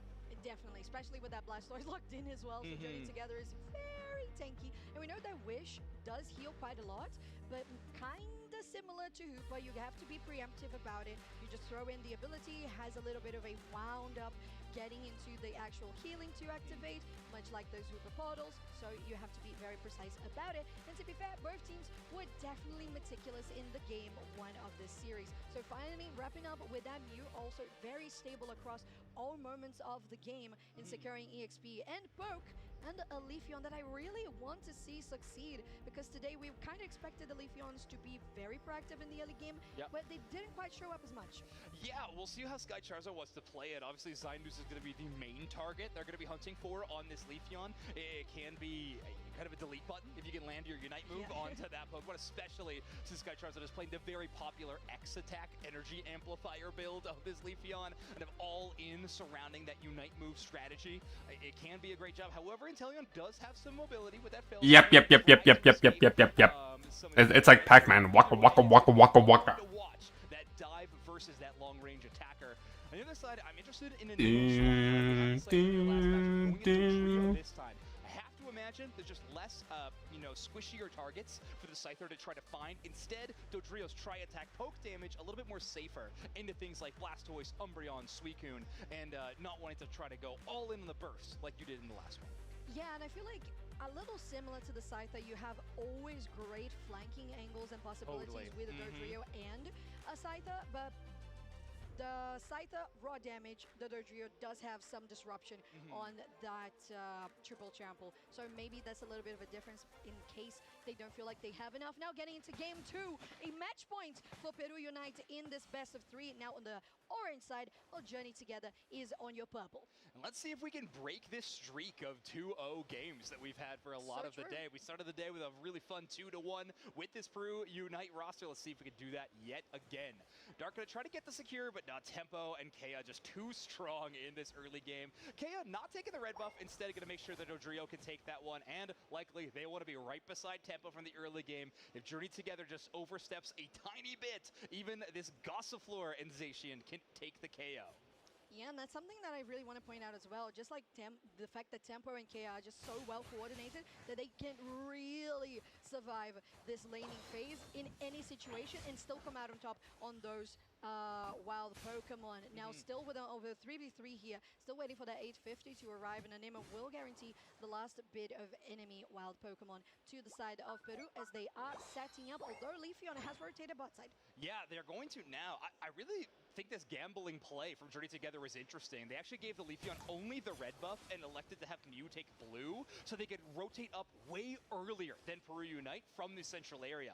However, they're not able to string together a knockout, and in fact, well, maybe get a good chance to take this KO, but we will have a game pause. Unfortunately, something going on Tempo setup. Bro, that's so funny. But either way, interesting rotation from Journey Together to start the game. Right, if that were me, I would be like so like if I'm in the middle of a fight or like if I'm like fighting for my life and a pause just happens, I would get so triggered. I kid you not. As we had it right there with the pause, but I totally agree, Zoinks. The point that Journey Together is at right now is that they feel the need to be even more preemptive with their plays and have as much quick thinking as possible against Peru with doing exactly what they did. They go top side and they get like, okay, Anemo just got all the XP.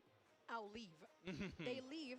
They let the top laners just deal with it, and Sky Charizard can just do the rest, going to the bot side, see what they can exactly do about that, enabling a little bit more of their bot laners. And if that does come to place for Journey together is another way that they can keep the parity that they have been doing. Yeah. Like they did with Tuesday, like they did with last game. Yeah, if anything goes in your direction, you got to take that momentum all as far as it'll go in any of these situations. So even a lost team fight like you're mentioning, you got to rotate quickly and try to find value somewhere else. Pokemon Unite's already a short game, and with a team that plays as well knit and makes so few mistakes like Peru Unite, you got to be picture perfect. Wow, we're jumping back into this one. Top path is pretty interesting. It will lead to a KO. Bro, did he? Wait. Take down Kea. Did they unpause just for this guy to die? Like. All right. So off screen, actually, it might have been like a quick moment. Was this a reset that came from the Zacian because there was nobody on the top side with that Gossifleur? So very interesting point to bring out. Were they knocked out? Were they just no, it was resetting? the Dodrio was just moving back already. That was the one. They were on the fast track back to their goal zone, I think. No, but Zacian was base, like home base. That's why I was confused. Oh, Maybe yeah, Zacian yeah. was the tech issue. Maybe that was the case, and maybe that's why they spawned back in base. Anyways, enough with the hypothesis. Regidrago on your screen. Sky Charizard very close to getting taken down, but it still will be Tempo who guarantees that buff for Peru Unite. Catapimbas in very low HP. Draken with Zanus. Oh, look at that snipe shot. Ooh, from a mile away. Now getting chased out, and Dreams is also going to be the next target. Yeah, Zanus utilizing a lot of auto attacks to do the majority of damage to that Umbreon. Obviously, a defender Pokemon, got a lot of the defense category, but doesn't matter. We get those automatic critical hits from your auto attacks when you're hanging out near those walls, proccing the invisibility. 3-player push over this top side. It will be a Leafeon rotating, but it's very tough for this Leafeon to 1v3, especially when you're just shy of that level 8 and your Unite move. Okay, 3 members here on the side of Peru on the top tier 1, but with the Sweet Queen arriving in 5 seconds for the Regis to spawn. Oh, Zacian went Sacred Sword this time. You don't see that moveset very often anymore. Here to the bot side as we are just looking at these knife shots, but if you are just going to be trying to get the leftovers from the Dodrio, sometimes Dodrio would just finish it off by itself, and that's what it does. A Nemo and a 2-KO stream. Yeah, Zainu's kind of waiting on a few, I think, important Rock Tombs to try to set those up, but Rock Tombs trying to avoid the Dodrio. It's a whole mess, but either way, Journey together finally getting a bit in their favor as the Regieleki knockout will lead to a lot of scores on the top side. Leafeon getting ever important stacks. Big Surf will push away that Zacian and get the KO. Draken there to take the defense, but even more scores will land. Leafeon will get knocked out for it, but still leaving that goal zone at 6. Ooh, That was, now trying to get another sniper. I'm gonna be honest, that was not very worth. But still doing pretty well and maintaining that damage per second on the Centellion. Nice Rock Tomb, getting Dreams locked up, but a good dodge as well from Dreams. Yeah, for anybody who doesn't know, there was a big red laser about where that snipe shot's gonna go, so that's why you'll see some of these players be pathing one direction and then just sidestep right at the last second, trying to avoid this. Oh my god, that snipe shot took half their HP. 2,000 plus damaging snipe shot, and that one certainly hurts. Mew Unite is gonna get them away from one, as Tempo is now in danger. Big backup by Draken, won't get the KO and won't save the Zacian. Brian Gunn will eventually go down to that Rock Tomb passive damage, and Draken now gonna move up towards that goal zone. Now Doug trying to be the main defender on this go zone, now going out with a Cotton Crowd Crash, and there's a Hydro Typhoon to stop it just for a little bit longer, but again, Peru Unite is just that much powerful at this point with how they have rotated, and because they are in a numbers advantage, they're feeling pretty good. Nice like Caesar just locking down onto the wall, and that's 28 back on this top tier 1. Dreams flashes out, but not enough, and then we're just going straight for the dunk. Yeah, Zainu's starting to get warmed up. These snipe shots are hitting true now. Gonna be also down. Russell is going to be KO'd from Peru. Oh man. The snipe shots are starting to land and they are hurting badly. What's even worse is, once again, it's another team comp that barely has any damage. They're so dependent on Leafeon. But Leafeon's playing from behind. Leafeon has been trailing, like, they've been trailing in terms of levels the entire game, except for, like, first jungle clear. And then afterwards, like, once the game starts getting underway, like, I'm gonna be honest with you guys. For me, personally, unless something very gimmicky starts at, unless something very gimmicky happens at the beginning of the game. So, like, let's pretend the game starts, you know, you have junglers going to their respective jungles. Unless someone's going for, like, a cheeky invade or something like that. For me, the game doesn't really start until, I'd probably say, like, the 9-minute mark. Because realistically, like, people shouldn't be dying so early on. If they are dying, it's because they either get outplayed badly or they're dying for stacks or like dying to steal farm, whatever. But like it's not until like the 9-minute mark ish, give or take a couple seconds, when people start grouping, because that's when Altaria spawns at 850, and that's when people start grouping to contest like the farm. Yeah, how's it going, Retro? 2v2 here. There's the Hydro Typhoon. 1v2 for the side of Journey Together, and Peru will come out on top. They're still chasing here on the top side, but Draken will say, okay, right, that's enough. Yeah, and Tempo showcasing another reason this Zacian is so powerful right now. There's so many things in its toolkit. It's able to just tap its Unite move, charging it for a working and watching. And it is able to avoid that Hydro Typhoon and able to keep you're watching a slaughter here. And nice counterplay into what Journey Together is trying to accomplish. Anemo, just the ever thorn in the side of Journey Together for Peru Unite. Anemo, the Thorn, working nickname. We'll workshop it. Either way, great stuff at this point in the match. Only 3 minutes left, and Sky Charizard, the most notorious knockout monster on Journey Together, trying to look for another one. They are definitely, but Zenith is definitely snipe-shotting them from a very long distance. Oh, what is up with the pauses today? Holy moly. I think I've seen like 3 or 4 pauses in this series. For a brief second as we fix whatever's going on with any of the players' setups. This is a Peru that is fired up. Yeah, totally. Yeah, they found a new answer for sure. We all watched that first game of the day. It's early. We saw, you know, Anemo taking a nap even before this game. They were trying to catch up on their sleep, but it looks like they're all set now. I mean, this team is humming. Sure, we got to pause a couple of times here, but Peru Unite's still in a very, very strong position. We'll see what it looks like when we get into these last stage around this Groudon fight, because of course things can change in a heartbeat, but they have done a great job of building themselves up an awesome lead, both in points and in the levels. Indeed, and it has been working out pretty well for them, although I will say the vision from Journey Together has been also very on point in regards to right ways to counter and deal with the threat that Peru Unite is. So we'll see if they can actually catch up to that, because the problem is you're what right now? The vision and knowing how to execute it. If you are that much behind in points or in XP, you're just gonna fall short anyway. Exactly. Yeah, you got to be perfect all the time to beat a team like Peru. It's just the unfortunate way of things at this moment. Their composition is really interesting though, to try to take down some of these carries. Of course, they're playing these Surf Blastoise, have access to the Suicune, maybe one of the best trapping Pokemon in the entire game with those freezes, and then you got Umbreon to work with as well. So it feels like if any member of Peru Unite just steps into the wrong direction, they are going to be in a really challenging spot in some of these spaces, because all that crowd control is going to be incoming and really difficult to get out of. But at this point in the time, it looks like Peru Unite is going to be feeling strong, and they're going to be keeping on their advantage, as we are now just shy of the final stretch. 40 seconds left in the match. Oh my god, that Surf just getting out of the way. Oh my god. They got a good dodge there, Dark, but then Mew is not going to be able to escape. LAIC getting started and finished pretty quickly by Peru Unite, as Journey Together will try to take this moment to go into central area and conquer that position themselves. So if Journey Together lose this, they're pretty much out, by the way. They want this not to be KOable before the final stretch. They want to no, sorry. Like, a decision. Also, Peru Unite is a few wild Pokemon away. well, my comment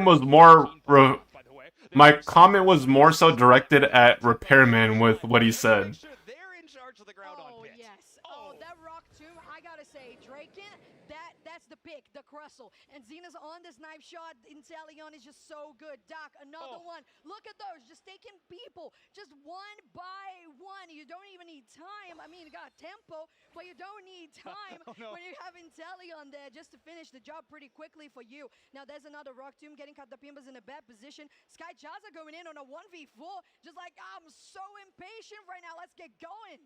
Yeah, we have Brian trying to 1v1 Tempo at the backline. It actually might put Tempo to danger. Oh! Mew gets the KO.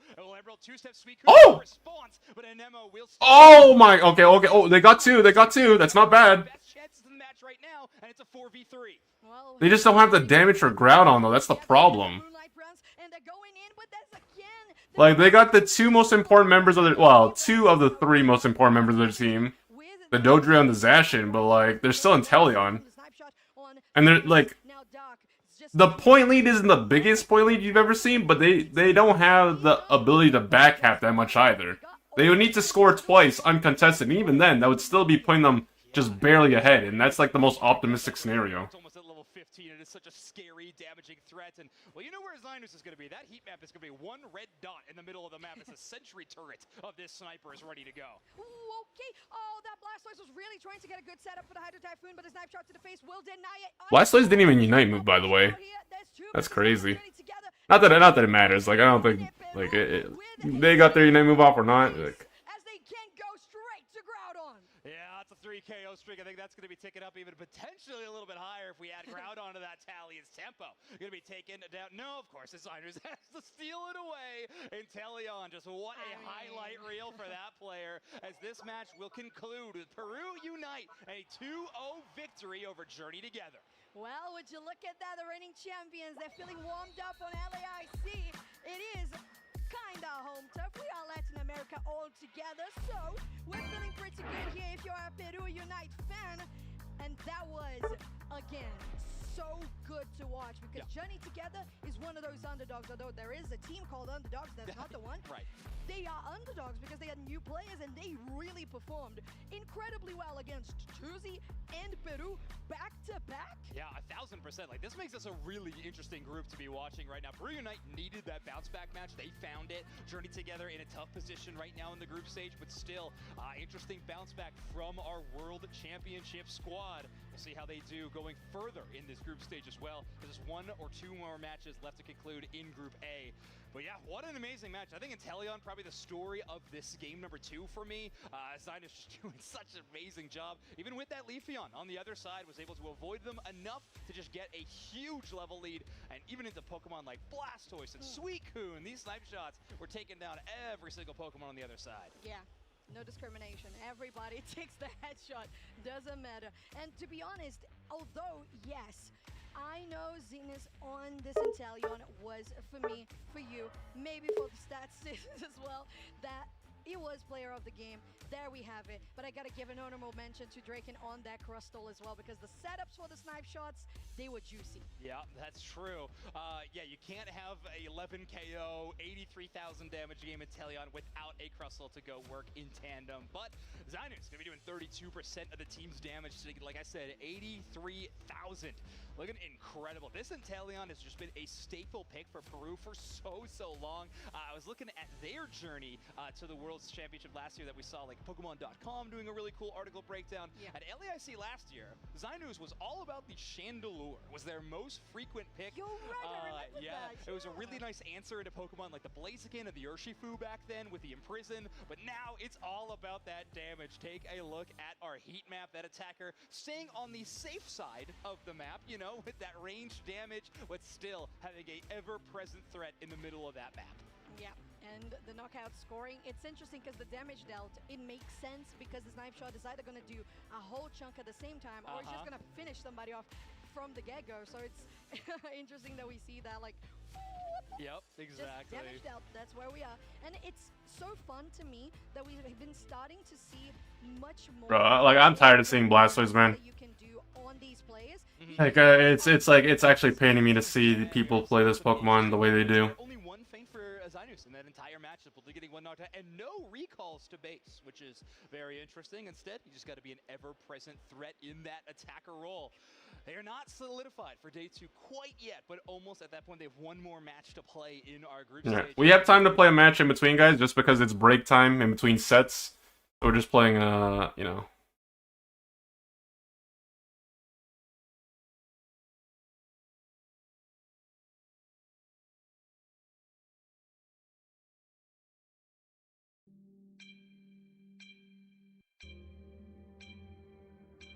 Scream and say I'm the one who's raising my voice. You leave, then say everything. Play Scyther?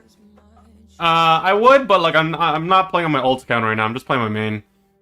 I'd rather just go for a win, especially because I'm barely gonna be playing today. I'd rather just go for those dubs. But next time I play on my ult account, I will try that Scyther build.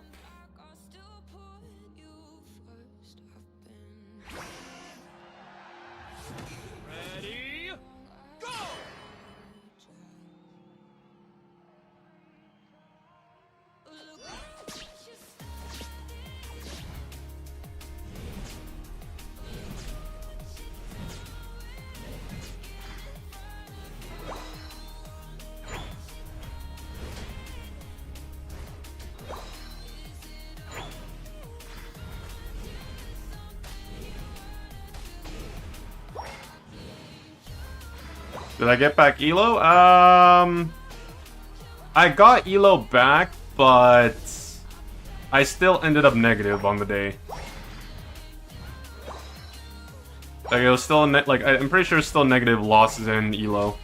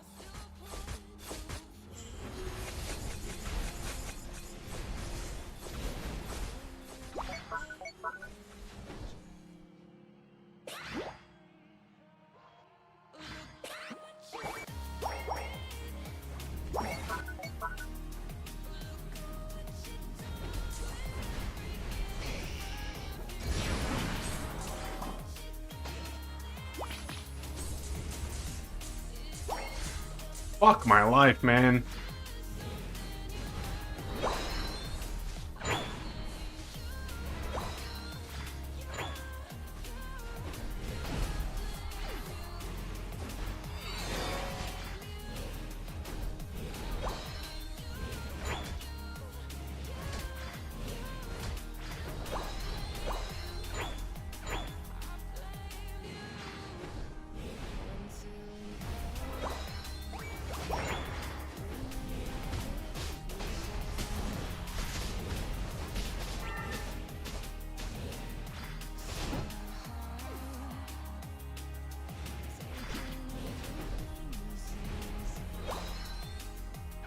You can do it!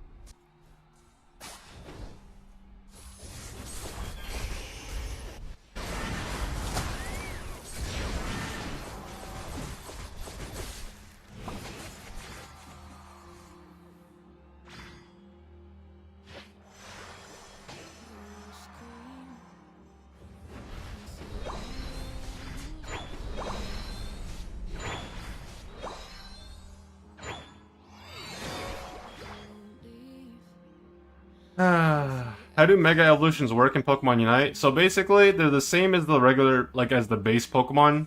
So like, there's 2 Lucarios in Pokemon Unite. The difference between Megas and the normal versions is that, unlike the normal versions, you can only have 2 items. So you're at an early game disadvantage because you only have 2 items, but in a way it compensates when you get your Unite move. And then when you Unite move, every time you Unite move, you turn into your Mega form.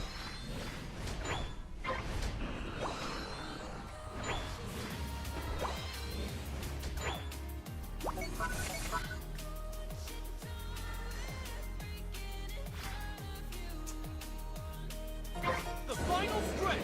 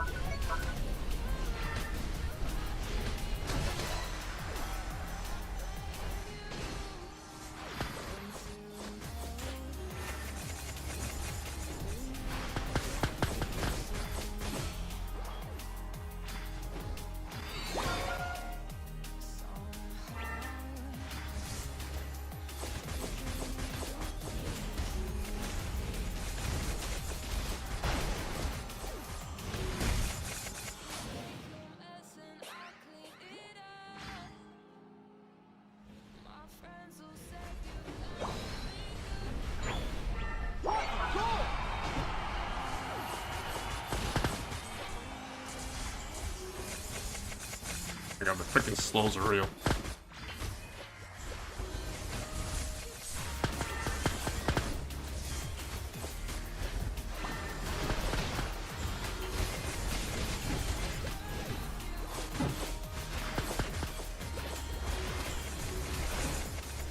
Someone just please score. Thank you.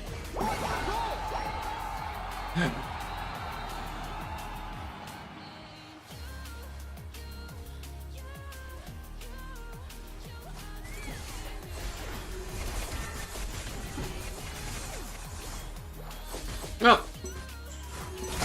We're 2 for 2 today. Charizard kind of OP. 4, 3, 2, 1. Time's up. Is it really overpowered or slightly above average powered? Oh, Vaporeon? No, it's overtuned. It is definitely overtuned.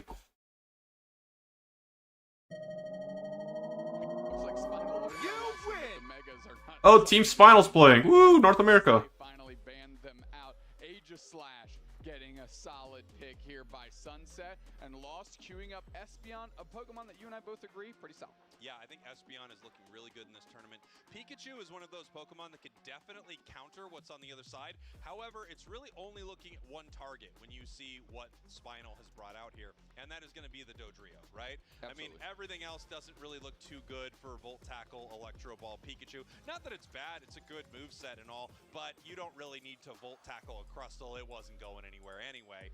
However, we could see Thunderbolt. They do have a setup that does lend to that with the curse item, so we're going to have to see how they want to play this Pikachu. Of course, it's a great tool to deal with Dodrio, but they have a lot of great tools on the side of Millennials Asylum for Dodrio. Aegislash plays pretty well into it with Wide Guard, kind of bumping it there with that little stun and then into the boosted. And of course, Suicune makes anything that moves, have a horrible day. Yes, absolutely. One I'm excited about, though, if those of you are Flareon's fans out there, the Inteleon is going to be a lot of fun. Yeah, of course. This is Flareon's signature Pokemon. It used to be Jungle Hoopa, and then for a little while it was Mew, but no question, he became known as one of the best to play Inteleon, maybe in the world. Yeah, and has had solid showings on big stages, which is really how you earn that moniker, right? You can play a Pokemon a lot, but if you're not delivering in key moments, then that title seems to slip away, slip between your fingers, as we are watching 2 players there from Spinal get geared up. JL popping off the headphones, trying to figure out what's going on. Vin next to them as well, and we are slowly trying to get locked in. Yeah, just trying to get ready for this game. Obviously, if we have any device that is not connected to the game, we want to make sure that the game is paused for for just a moment so that they can load in, be there with the rest of the players, and do this match proper. There's a lot on the line for this game. Again, this is a win and in here. If Spinal can win this, they're moving on to day 2. They've made a long trip out there, and I know they don't want to go home early. Who does? We don't. Well, no. Let me see something. Hold on. We don't tell. Oh, okay. So I just want to check the schedule very quickly. So it's Spinal versus Millennium, and then we got Nemesis versus Escape Rope. So both NA teams are playing back-to-back on the main stage. So we'll get to see both those games. Which I can tell you is a dangerous place to be. You don't want to hang out in the Cup of Beans stage of Cupgate too long. Millennials Asylum, again, terrific team name, by the way. Killer. Just such a good team name. How many NA teams are left? So only 4 NA teams entered LAIC. As far as I know, based on like the main stage matches, all of them are technically still in. But the thing is, I haven't seen, like, I don't know if they played offline already or not, so I can't tell you. But the last time, technically, I think they're all still in. Like, they have a chance to make it to day 2. But it's not, because then they wouldn't be allowed to play. They wouldn't be allowed to play, So 19. Sure. 19. It's got to be 19. They are a young crew. Was that your cousin, Chen? Oh yeah, 100%. We're all related in some shape or form. Earlier today was a little surprising coming from them, because I do think they're the kind of squad that probably should have a better showing than they have so far. I think they have the pieces. I just don't know if they're able to put it together yet. Gonna have to. You got the opportunity right now in front of you, and the destiny, or your destiny, is in your own hands. So if NA wins, it would be upset, right? Yeah, kind of. You know, I don't think they're harping too much. I mean, it is like Latam home crowd, so obviously you would want someone from your region to win, ideally. Yeah, unless you just don't care. Honestly, their journey, there's no question they're at cup full of beans in their journey right now. And the question is, do they come out the other side, or is that where they land? You do not You want don't to want to land in in cup full of beans. Cup of beans.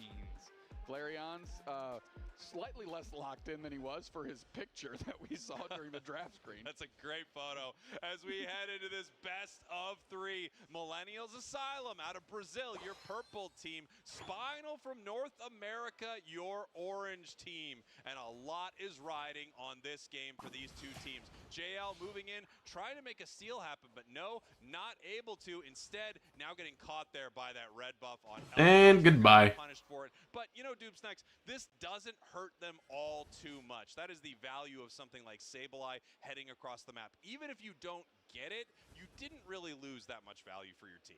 No, that's exactly right. You know, that's a sacrifice they're willing to make. And if they come out with a buff, and NA are in hostile territory. And here we go. We have Why'd you have to phrase it like that? Top path, the Sableye and the Dodrio. And now it looks like, no, they're actually peeling, and they're going to possibly take some of the center area experience before they head down to the bottom path. In the top path, however, Millennials Asylum has 3 members, and yes, they do make it down bottom in time. They're looking for Pikachu, and they get it with the boosted.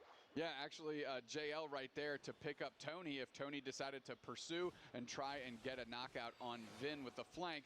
Now Joey evolved. Flareon's already into, I believe it's... Drizzile, baby. Drizzile, there you go. Yeah. With the emo swoop, right? It's very emo, which is very exciting. Although I think he's wearing a cute little hat right now.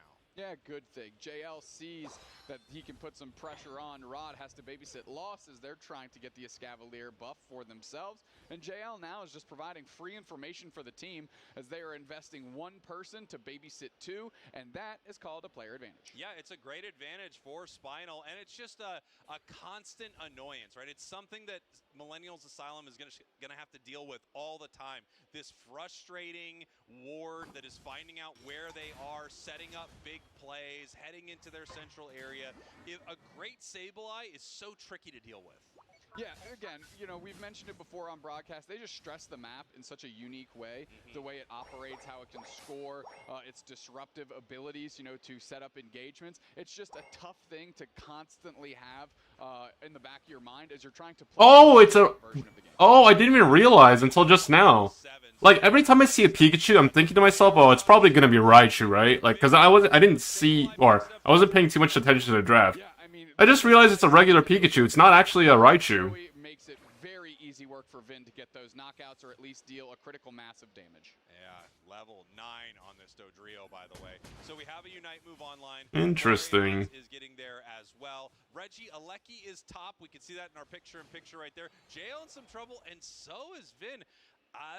That's really tough to give up that level 9 in their central area. I know they wanted to keep the pressure on, but we're going to see if they pay for it now. Nice little pot shot by Flareon's using Snipe Shot, hitting Tony. Big chunk of damage on the Suicune, who's going to put the Whirlpool down. Joey looks for an X-Scissor into the Rock Tomb. Registeel's getting low. We'll see. Oh my god! Losing that in a 5 vs 3 and they're all gonna get aced is crazy. That is, the biggest fumble.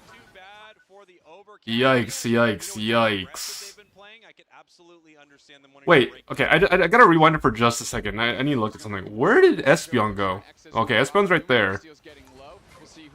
I don't know why Espeon's not uniting. I'm gonna be honest with you. Like, that to me is a throw right there. Like, guys, you play evolutions for early game... Like, early game like, not advantages. Like, you just play for the early game. And if you're not using your Unite move for the, for first objective, it's like, what's the point? You might as well just play something that scales better at that point. That's what I mean, guys. Like, people hold their Unite moves for, like, the highlight reel play, but then when they don't use it, it's just like, okay, well, you guys just got no value out of something you should have got value of. They let the Reggie Alecki hit. Spinal does not care. They want to just take control of the map and show presence in as many spots as they can. Now they're going to have JL go back on babysitting. Like, they were already doing kind of badly, but then because Vin Diesel got caught out in the jungle, they had an opportunity to make a play. And then when that opportunity presented itself, it's like, they fumbled. They're holding Unite moves like whole players? You're not wrong, man.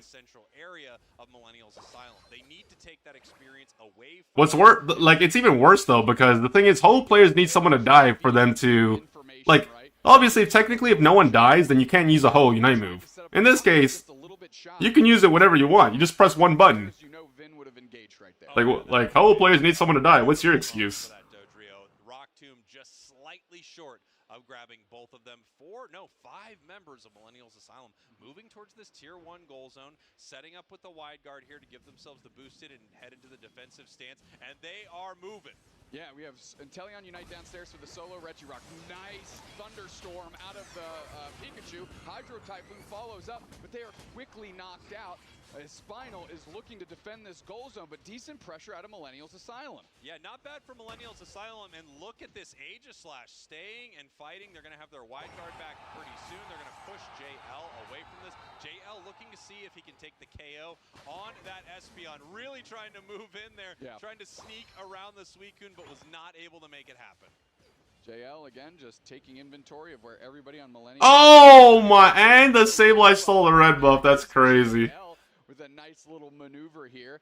And really, we're just kind of settling into this 4-minute mark of the game. Yeah, this is what, I mean, Sableye sets up, right? They have spent all of their time harassing all of the experience on the side of Millennials Asylum.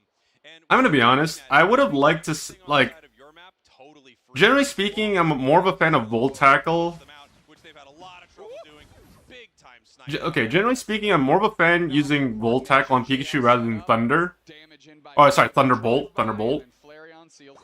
I don't think Thunderbolt is bad against this team comp, but I would have liked to have seen Volt Tackle just to specifically target the 2 damage threats on their team, which is the Dodrio and the Inteleon. Like, naturally, if Inteleon's doing what they need to be doing, they won't be in range of the Pikachu. But, at least if you Volt Tackle a Dodrio, most of the time you'll just force a full heal. Like, 90% of the time. Because if you're Volt Tackling, there's usually going to be follow-up, since it's just hard CC. And then, like, if you really, really, really want to, you could eject, like, pop your Unite move, eject, Volt Tackle the Inteleon. And if you're at a strong enough point, maybe you can just like blow them up, considering they don't have any sustain on their side. But I don't know. That's just me. That hasn't been putting together great team fights all game. Yeah, and I mean, Vin was able to take that buff on top of everything else. Truly the salt in the wound here for Millennials Asylum. Spinal going to get good posture, hitting over the springboard. I don't know if Lunier was close enough to see that. I don't believe they are. And now everybody's hiding out in that bush. You gotta love a play like this, because if they are able to make a big catch, that's one of the things that can turn a fight like this. If someone decides to walk into that bush. But Flareons knows where they are, and the snipe shots are raining in, Doob Snacks. Yep, and they're gonna keep on going. Decent rock tomb there. Oh my god! Literally no investment. They got confused right and couldn't do anything. Oh my god! The snipe shots are landing. They're gonna get one. Lunier gets credit. Thunderstorm is out. It's not gonna be enough. The attacks are on. Hydro. It's over. It's cooked. It's Jover. Sunset, but it can't guard enough of that sword because it is absolutely cracked in half. JL is putting pressure on this Pikachu, and now Groudon is in the sights of Spinal. Snipe shot comes through. Rod is the only character there. Hydro Pump pushes them against the wall. Cotton Cloud crashes up. They're going to try to give some HP back to that Pikachu. Groudon's going to leash now, and Spinal says, what are you going to do? You got a minute left. Yeah, they're going to have to make a play here, and it looks like things are great for Spinal. As long as they don't get caught in some massive way, I don't see this going poorly for them. They're way up on the scoreboard, and they've got Millennials Asylum hiding in the tall grass to not get caught by Flareons. However, here they go. They are moving in. Great engage by JL. How are they going to follow up with it? JL is gone. Where's the Espeon Unite, man? Shot hits Tony for a ton of damage, and now everybody kind of peels back. Millennial Asylum sees Flareons. Lunier's there for the cover. Great rock tomb on Tony. Dodrio Unite finally comes out. Tons of damage. 3 players. Lost is trying to hold back Joey. Joey sees the X-Scissor into the wall. That's a stun. Flareons gets put there. Coup de grace is not enough. And here we too little, too late. One player, but it's just Lunier standing with 1 HP on the other side. I mean, look at that. It almost was a full team wipe on both sides. That was incredible, but they come out the other side. That was fully almost a cup of beans. that is, if there's a fight that is a cup of beans fight, yes, that's it. That's the closest to a cup of beans. That's a classic cup of beans. And I'm not going to hear from anyone on Twitter. I'm not going to argue it. You know it is. You know that's straight up 100% cup of beans. What a game. Great game for Spinal. They start out feeling great here. And you know, I really liked what they brought out in this game. It did feel like they were playing their... You know, it's crazy. Like, here's the thing. This is like one of those things. Like, I was actually gonna talk about this because, like, you know, like if you guys have been here for the last little while, I think Homedog and I have been very vocal about, like, we're tired of seeing Blastoise, because, like, Blastoise, at least based on the recent games that we've been watching, not only in this tournament but in the previous, like, for fun tournaments as well, like the grassroots orgs, like, Blastoise is okay. I'm not saying it's the worst Pokemon ever, but it, like, based on recent performance, it's nothing, like, it hasn't done anything spectacular, okay? So, like, I would like to see, like, a little bit of variety, just because, like, you know, it's okay, but you don't have to, like, blind pick it every single game because you don't have other options. In this game, if you guys have noticed, and I'll just rewind it a second, if you look on the side of Millennials Asylum, so instead of going for a defender in the top lane, they actually went for Aegislash.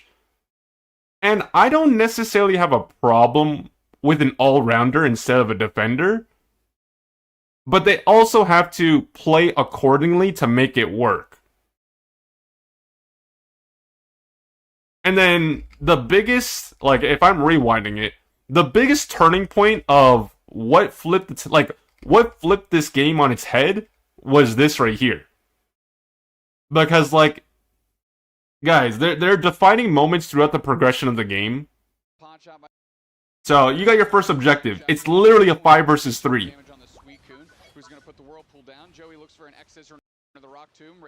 Like, this right here could have made the difference. Like, this one situation could have entirely flipped the script for like, obviously this is just being optimistic, but, like, in a different reality, this game could have gone so differently if Millennium Asylum was able to get this objective with, like, and then win the fight.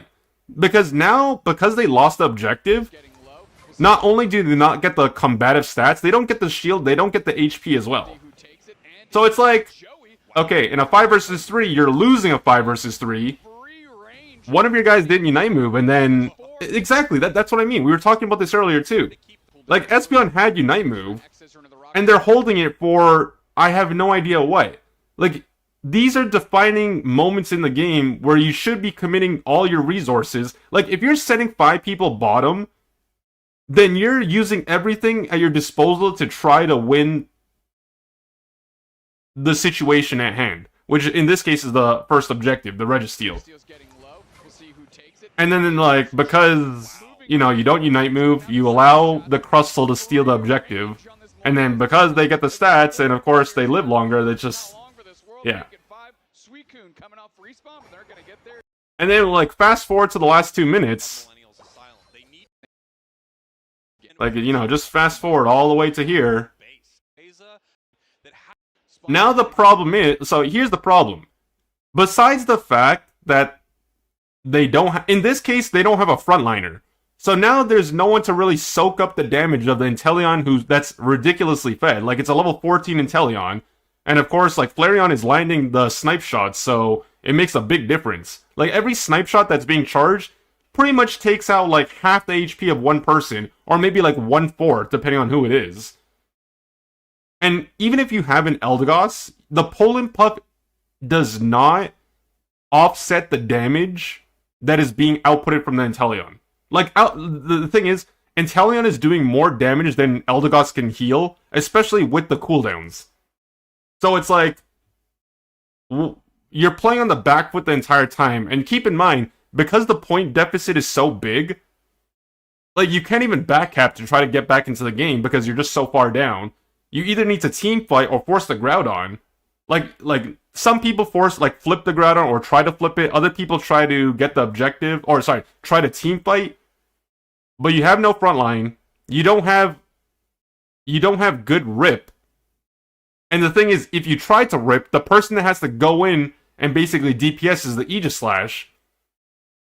And against this team comp, like, you have a Crustle, you got a Blastoise, you got frickin' Sableye. Like, you have so much CC on their side. And then you have the damage you have to be mindful of as well.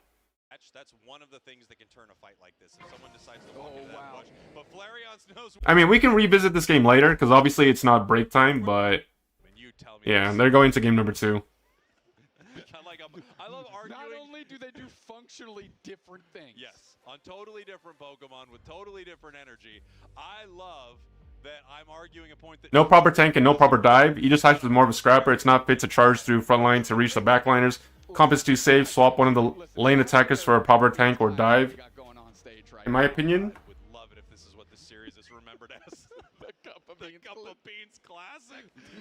Make it so. Here we have it. Spinal, your purple team. Millennials, Asylum, your orange team. This best of 3 will decide which one of these teams is moving through to day 2. You are watching the Cup of Beans Classic here at LAIC. Production, can we get a splash graphic after this that says Cup of Beans Classic Champions and then whichever team wins? And you could maybe have a bunch of beans on my head or something.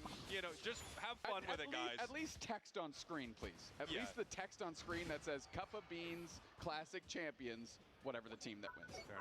You weren't talking to production. That went out to the broadcast. Here we go. Brutal work. We see Hoopa in the top path, trying to push them away. Of course, Sableye being an absolute menace here. And we have Talon making their way up. A lot of experience, however, still going over to the side of Millennials Asylum. Just wasn't able to get picked up by Buzzwole. Pretty fun that we do have the Hoopa Talonflame combination, so we could see a lot of fun trick... Wait, is that Pikachu again, or is that Raichu? Okay, I was not paying attention to draft, because I was looking at the previous match. But a lot of pressure put on here, and we are going portals, so throw me under her freaking rock. Good night. Yeah, immediately the caster curse strikes once again. We don't get the... Did he take the portal back?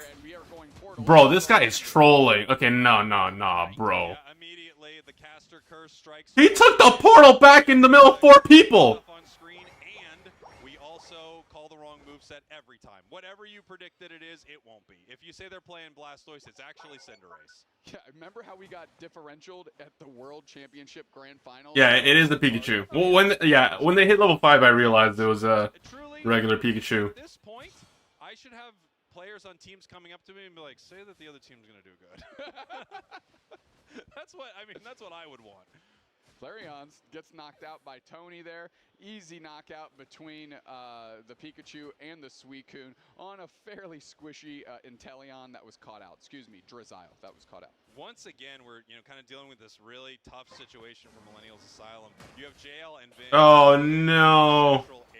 Oh no! Not able to punish them there in that moment. Vin level 8 right now. Talonflame still not online. Very unfortunate. Very unfortunate indeed, as everything on the other side. What they should do right here, and I'm talking about Millennium's Asylum, or Millennials Asylum, whatever. When it's time for first objective, just move to the opposite side of the map. I did not see if they're Volt Tackle. Last game they were Thunderbolt, but I don't know about this game. I haven't seen the camera pan to them so I can see. And I haven't seen the scoreboard either. To deal with it. There's just not much they can do. When you get behind in level, it's hard. There's Thunder. Yep, and now Flareon knows where the team's coming back through. They're going to line up snipe shots, just spin to win, 360 no-scoping out here, putting tons of damage in there. They're Volt Tackle. Volt Tackle. Gets credit for the KO, but the work was done by Flareon. Bang! Long range. Tony goes. They are Volt Tackle. So they switched it from last game they were Thunderbolt. This game they were Volt Tackle. Trying to defend this goal, but just being pushed off of it into a jump kick. Flareon's right now spinning around. Oh my god, yo, that spin almost, I feel like that almost gave me a seizure, man. LAIC appears to be heading over to the side of Spinal pretty easily. I mean, that was 60% of the Talonflame's health bar was just absolutely eviscerated. Flareon's is hiding out. I'll tell you what, they understand the range of this move, and they do not expose themselves to dangers too often. There we go. The Inteleon Unite move is out. They are going into James Pond mode. They get a couple KOs with the help of Joey, and now they're putting the stress on the top part of the map because why not? It's handled in the bottom. Here we go. 6 minutes on the clock, by the way. Bro, they are getting absolutely smoked right now. Holy moly. Absolute domination from Spinal here in game number 2. They heard what was on the line. Day 2 at LAIC, and all the beans you can eat out of one cup. Which is exactly 6 ounces worth of beans. It's a lot. Is it? I mean, it's more beans than I want to eat right now. That's true. I would like no ounces of beans. That's where I'm at. But this is the Cup of Beans Classic, Spraggles, so we rage on. And what's even worse, guys, is not only are, in terms of points, not only are they losing more, not only are they losing by more points than the previous game, but if you look at Millennials' team composition, it's pretty much the exact same as last game. In terms of, they have no Rip for Groudon, they don't have they don't have a bona fide frontliner. They are absolutely dominating. These setups for Inteleon are beautiful, and the shots are landing true. 3:59 to 66 at the 5-minute mark. JL getting there, Lumiere, Hydro Typhoon, gonna hit a whole bunch. Finally a Thunderstorm comes out, Flame Sweep, bang, straight into a wall. On cue, just like we said.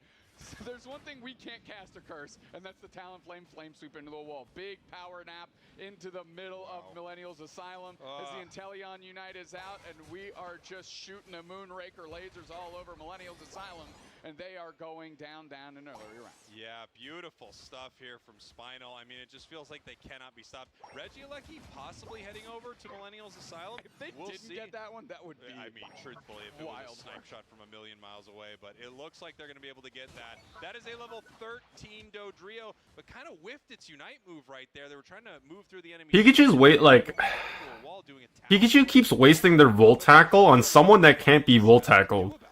Like, they're Volt Tackling a Blastoise in the Rapid Spin. That's not going to do anything for them. Like, obviously this is being this is being optimistic, but if they held that cooldown for like a few more seconds for when Dodrio showed up, they might have been able to get the kill. Might have. I don't know if they had full heal at the time or not. We have Reggie Drago spawning in the center of the map right now. And even though this is a runaway freight train here, And because, keep in mind, because they're playing Pikachu like a bona fide attacker instead of like, okay, so like, yes, I know Pikachu's an attacker, or it's classified as an attacker, but sometimes people, like, every once in a while, someone's gonna play Pikachu with XP share, but it's like, when they run XP share, you're playing it more of a support rather than like a bona fide carry, or like a mage caster, whatever. Now, because they're playing it like a quote-unquote attacker, their damage output just oh my, they ulted and just died to a snipe shot. They literally popped their Unite move trying to output some damage on the Blastoise, and they literally just got tagged by a snipe shot. But what I was gonna say is, because like the Pikachu is so underleveled right now, JL is still not down. Vin with the cover, and now they're just looking for blood here. Talonflame takes to the skies. Vin goes down in a big way. Tons of experience for that Talonflame. All right, so that's one of the moments we were talking about, right? I mean, you know, that's a little unfortunate. If they were able to hold off a couple of seconds on that Dodrio kill, they could have made a play on Groudon, despite their low damage. Because like Dodrio had a 30-second death timer.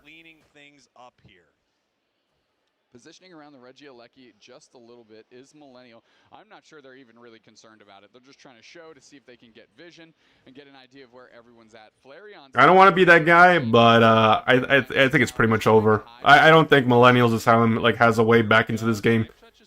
They can't rip Groudon. They have no front line. They can't teamfight because they're so far behind. Suicon's getting picked off, and they're dead. Like, every kill makes a difference because that just leaves less time for Millennial to make a comeback play, if they were to even try. There's no real. Joey sees it fly to the skies on top of Flareon, forces out the Inteleon Unite, and there's the flame sweep into a power napping Snorlax, and the Talonflame goes down. But yet, Sableye and Dodrio. Oh, well, they got 2 kills. Here we go. Suicune moving forward right here.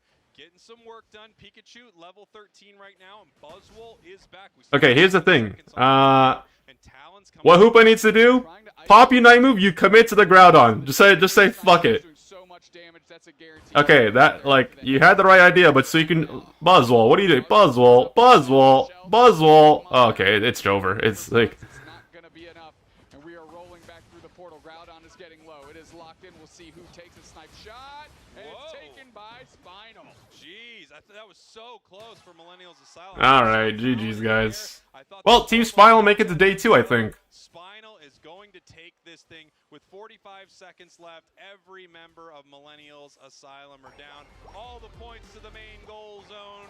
That is a full cup of beans for Spinal. Cup of beans, classic. Okay, so you guys aren't missing out much. I'm just gonna play an ad right now in the meantime. And, they're gonna go on break anyways, because they're gonna set up for the next match, which is the last NA team to be competing on main broadcasts. I don't know how many more matches there are. I just do know, like, I think every NA team has played on the main broadcast at least once. So it's Nemesis next, I believe, versus another BR team. Hey, when the beans weren't in the equation, how many games did they win on stage? They won 0, my friend. And when the beans were in the equation, they did it! Yes, the Cup of Beans Classic Champions Spinal. That's right. Garen, you have completely redeemed yourself. Thank you. I say a lot of bad things to production behind the scenes and on camera. But right now, I want to say that they absolutely nailed it, Dupes Next. I love everyone back there. I apologize for my quote-unquote temper tantrums. That's what you call them, but I'm just kind of putting my thing down about things that I think are important.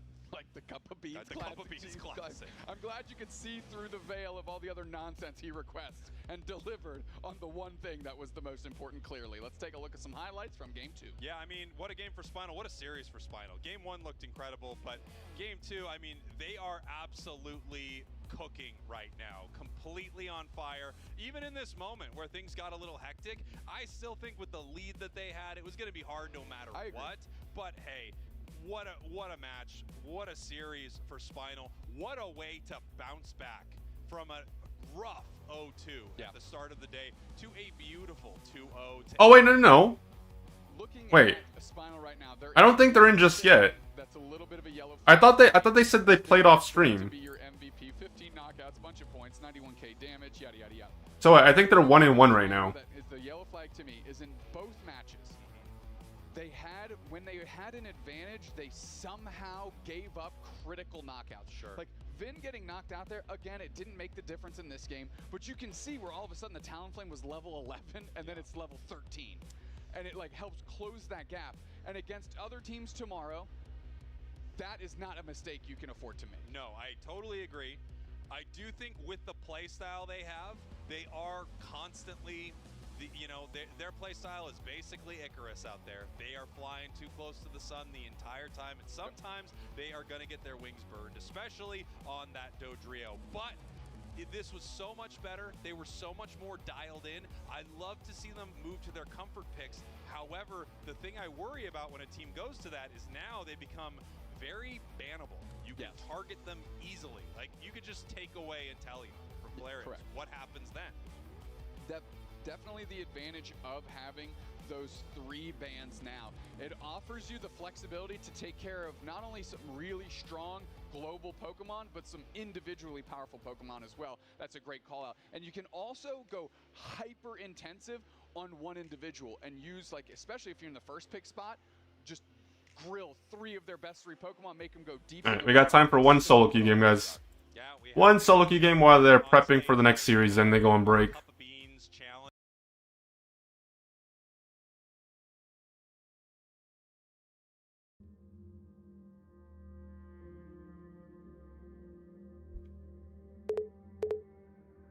Scream and say I'm the one who's raising my voice. You leave, then say everything you did was my choice. And Vaporeon is just toxic right now. The problem is just like, we don't have there's not enough healing reduction in the game to really deal with numerous, like, sustainers. Like, yeah, you have Curse Spangle, you have Curse Incest, but I don't know, man. Just another balancing issue.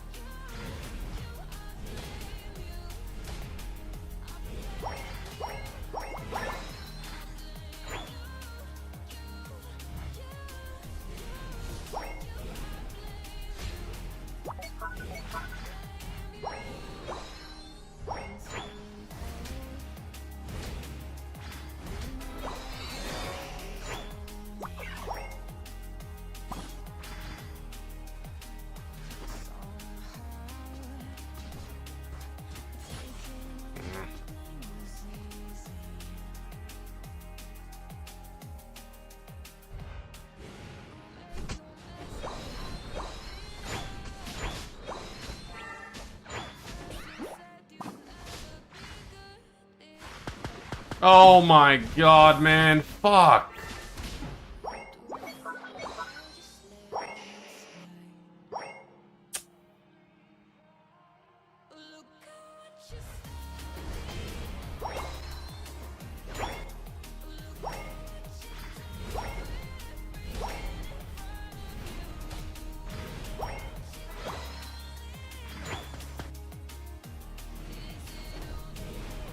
Like, what's even worse is, like, bottom lane on their side doesn't even have XP shares, and my laners are getting fucking 3 level gap, man.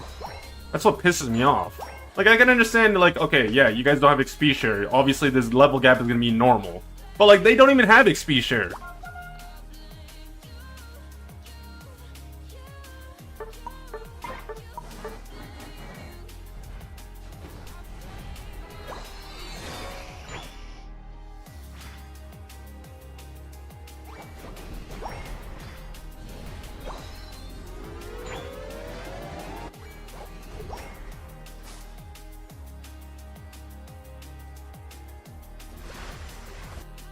Just let them break. Just stop going bottom. Like, it's not gonna do anything for you. Brother, go take your farm in the bottom lane, not my jungle.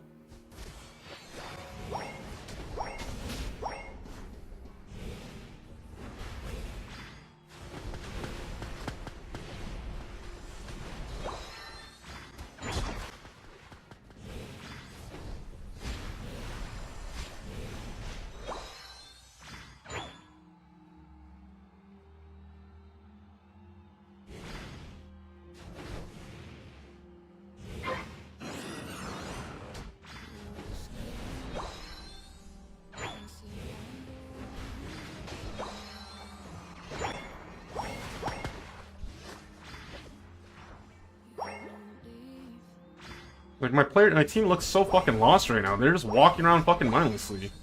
Don't go top lane. You can't do anything top lane. Go bottom. Why are you going top lane? You fucking idiot, brother. There's 5 people top and you think one person's gonna be able to hold the fucking line?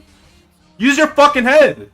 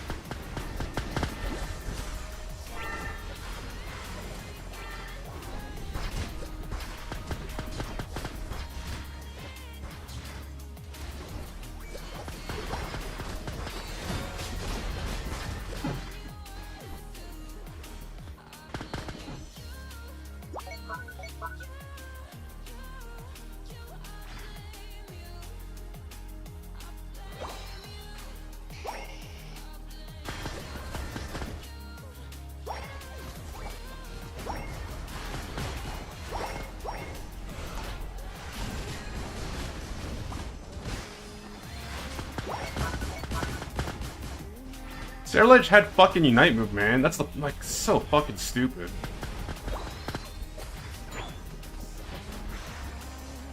Yeah, now you come bottom, you stupid fuck. You sat bottom the entire fucking game feeding, and then the one time you need to be bottom, when you already have Unite move, you fucking go top lane. Like, this is the fucking idiocy of, like, this fucking player base.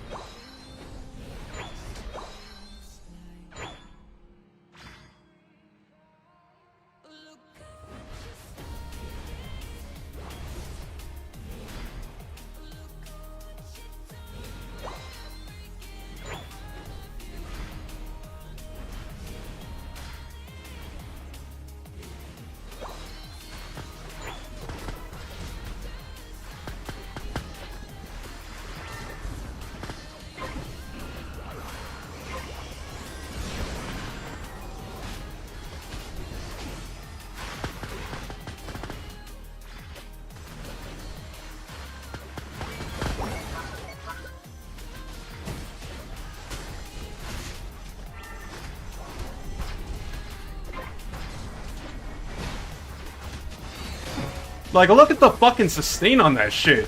They're healing more than I fucking do damage as a Mega Charizard. And it's not like I'm under leveled at this point in the game. Like, that's so fucking dumb. And you guys are like, and people would try to fucking argue, oh, this Pokemon's not broken. If it's out healing a fucking Mega Charizard that's a higher level than it at the time before I die, there's a huge fucking problem.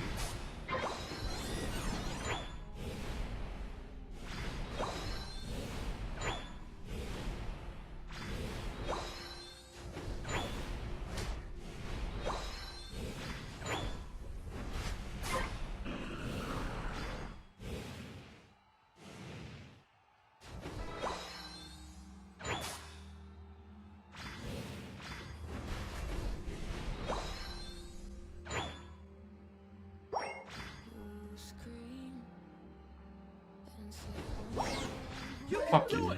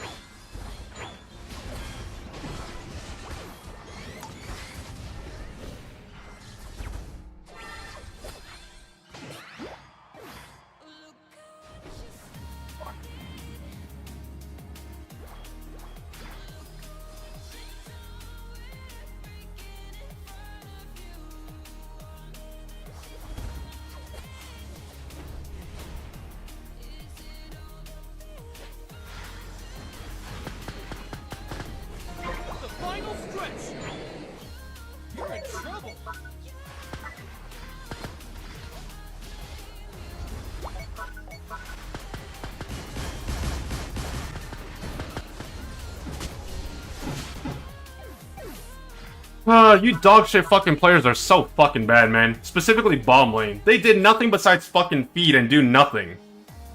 Like, it wasn't even the enemy players are just fucking bad too. It's just they're abusing the fucking fact that these two dumb fucks are so shit at the game. Like, literally, so fucking useless. The amount of times they died in the fucking bottom lane within the first 2 minutes is absurd. They were 3-level fucking gap within the 2-minute mark. Jesus fucking Christ. Like, what the fuck was I even supposed to do? Like, 3-level gap, and there's no XP share on their side. How is that? Like, that's how bad and, like, they are. Jesus fucking Christ, I hate you donkey fucking motherfuckers, are so useless.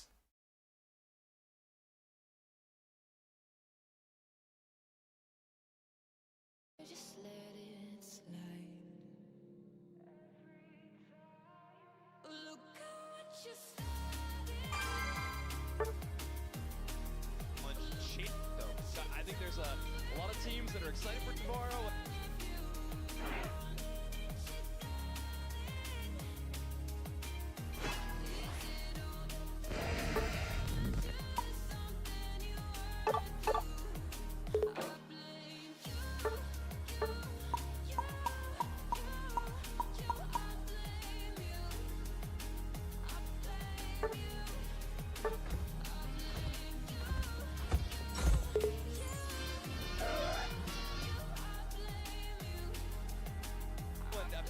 Unfortunately, their tournament run is over, but hey, at LAIC, there's a lot to do. They're gonna have a lot of fun at the event still, for sure. Of course, and it's just great at the end of the day that this is an open event as well. So anybody was able to sign up, check in. Sometimes checking in today, but that's all good. We don't talk about that. Right. So Nemesis and Escape Rope is our next series, like you mentioned.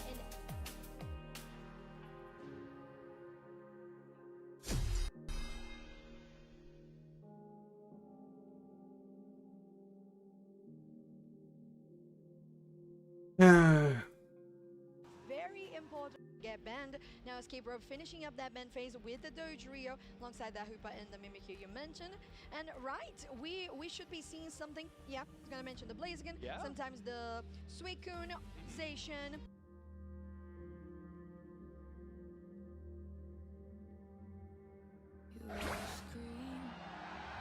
Alright. Ready, go!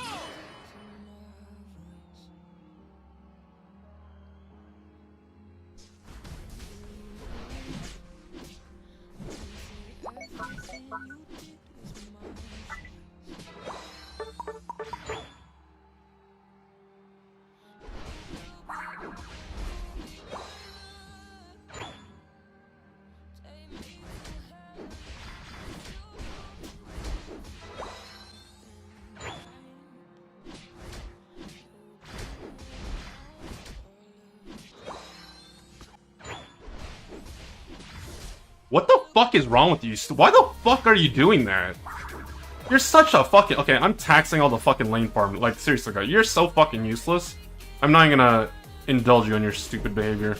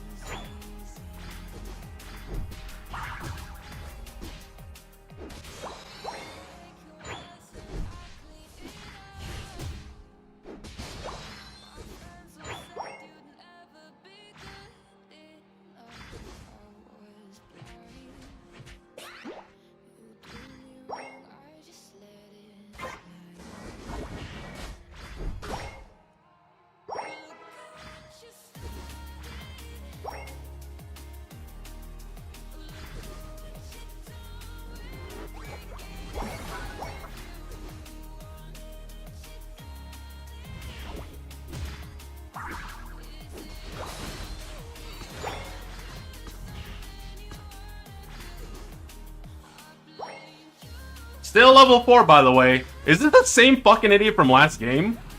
Jesus Christ. Like, learn how to play the fucking game, you monkey. Holy fuck.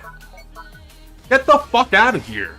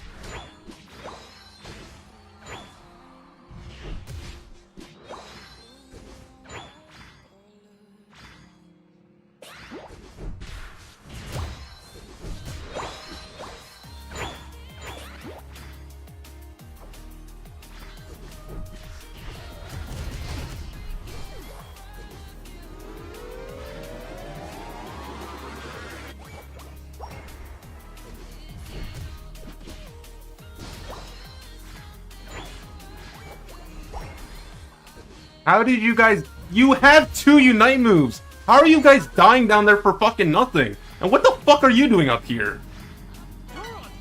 Like, bro, you people just sit on your fucking hands and wait for fucking free wins and don't contribute. Oh yeah, now he gets caught out. Tries uniting in a 1v4. Good job, buddy. You sure showed them.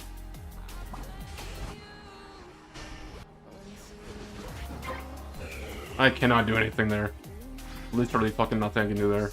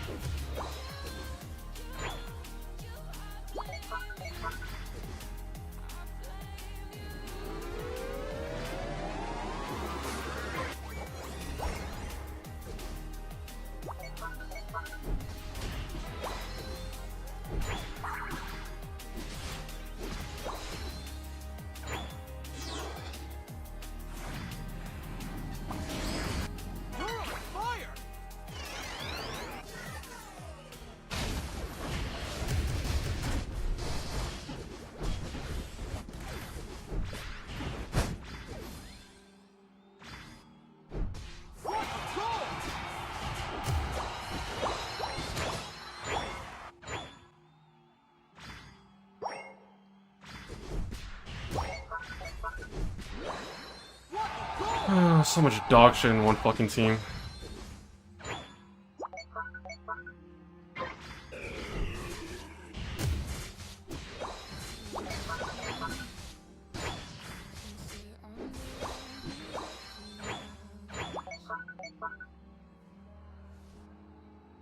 Like, I hope you guys turn on my stream just so I can tell you guys you're so fucking garbage at the game. All 4 of you are worthless fucking players that are literally equate to fucking no value. Like, you think I'm gonna waste my time fucking playing with this fucking game with you shitters? You're sadly fucking mistaken. I am literally just gonna flip this and I don't give a shit.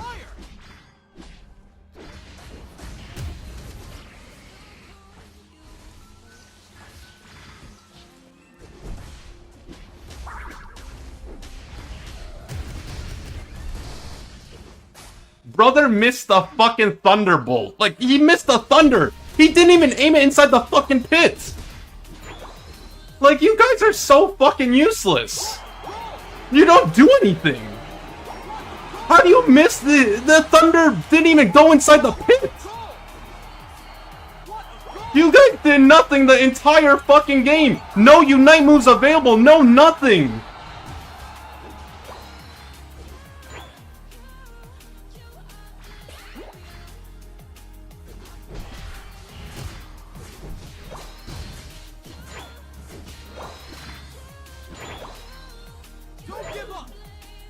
Like, you stupid fucks are so worthless, my god.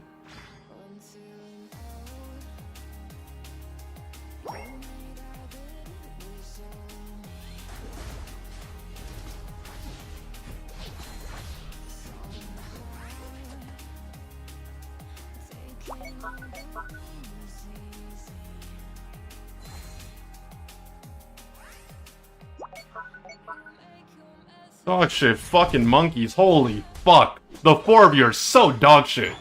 You were getting carried the entire fucking game, and then the moment lane phase ends, you guys literally do jack fucking shit. Lose every single fight, can't defend, can't group, can't have unite moves for the fucking objective, can't even hit the objective, because you're busy farming for your unite moves that you used right before Gradon like you're gonna get it back anytime fucking soon.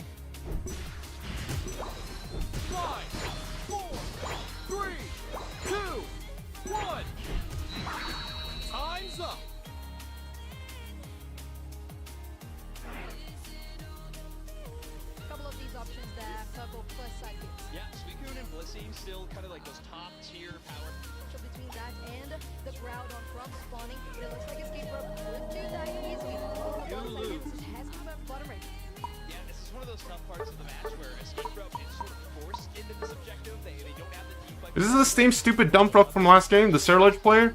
Of course it is. He only plays Cerulege, or second most played fucking Pokemon, losing every fucking lane phase imaginable. You fucking useless, didn't do shit besides fucking feed non-stop. And then on top of that, you're jumping in 1v5, thinking you're gonna do something, and you're just fucking dying instantly. You, brother, you're so fucking worthless, you can't even aim a fucking skill. I didn't even see you this game besides fucking being useless. Like, do you guys all know what you have in common? You guys lose more than me, you fucking play like shit, and you fucking can't do anything productive for a span of 10 fucking minutes. With a nice position here, Brennan has been caught, so that damage from the Marauder we mentioned, it's stacking up, but there is some possibility. Okay, I'm not gonna bother watching this. Like, what the fuck is this score, bro? Like, I'm watching a Major League Baseball team play against fucking shitters. Like, bro, don't even waste my time with these fucking games. Like, I don't mind watching, like, semi-competitive matches, but, like, if I have to fucking... Like, I'm not gonna waste my time watching these dog players get fucking dogged on by their players.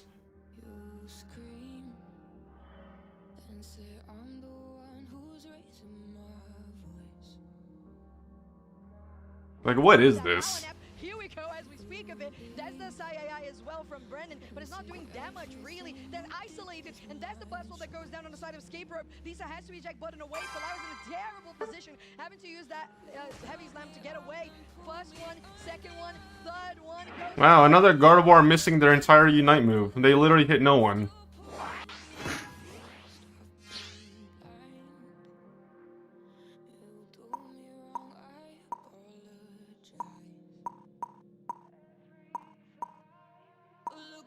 Bro, I can't fucking move my thing.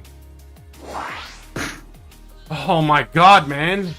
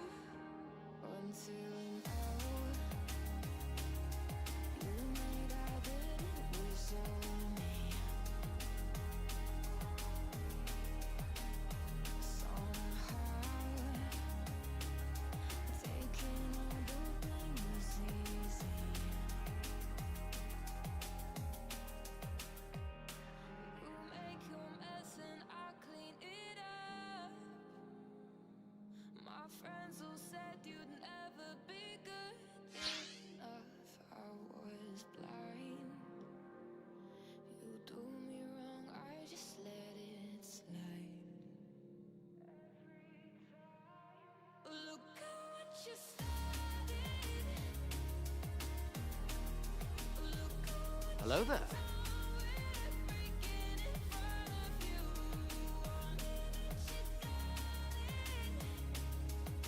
Why do we have a fucking Espeon with muscle band, attack weight, and scope lens? Brother, do you even play the game? Like, seriously, do you play the fucking game? Like, what did I do to deserve you fucking monkeys on my team? Like, seriously, I need to fucking understand. How many games do you have played to fucking have this dog shit fucking build that makes absolutely no sense? What part of your kit scales off of AD besides your auto attacks?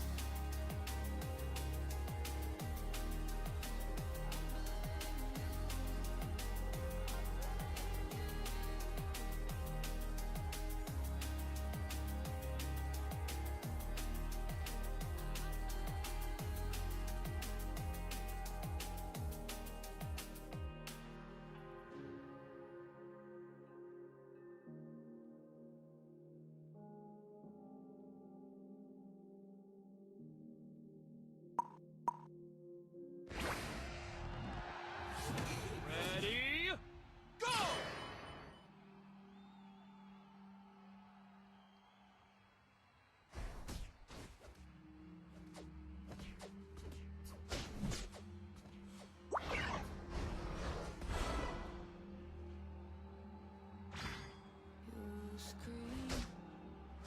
They're a fucking troll, of course.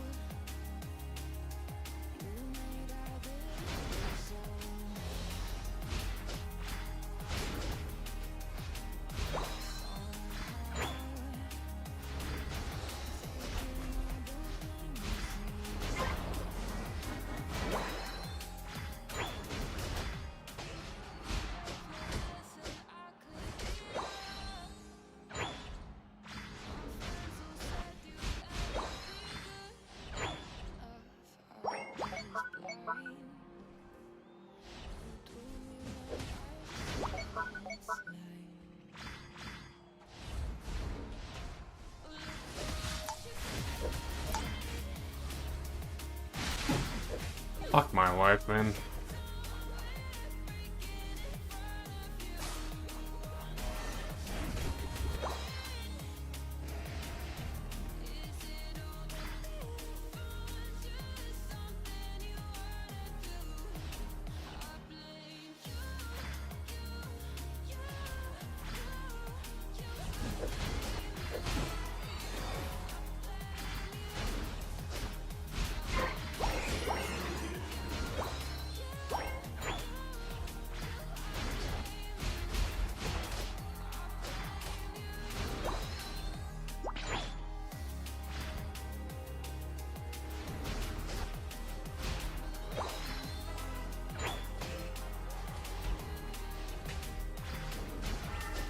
Notice how I see it.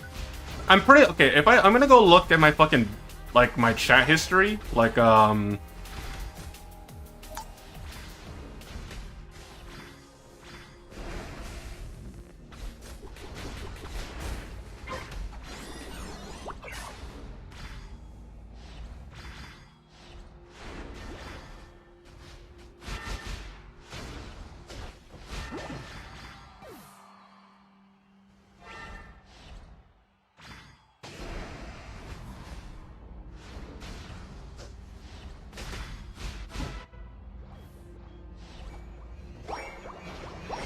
Because I think I banned this fucking... I think I banned this monkey from my chat yesterday.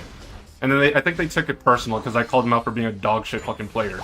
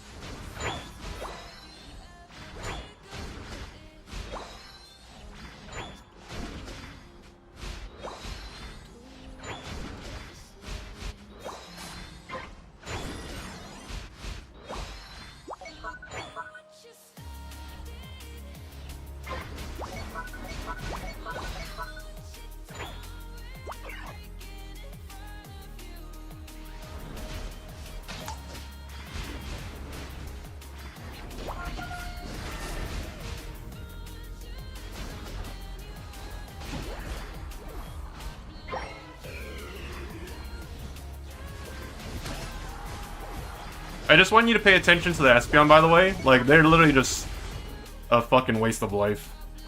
Like, my fucking god.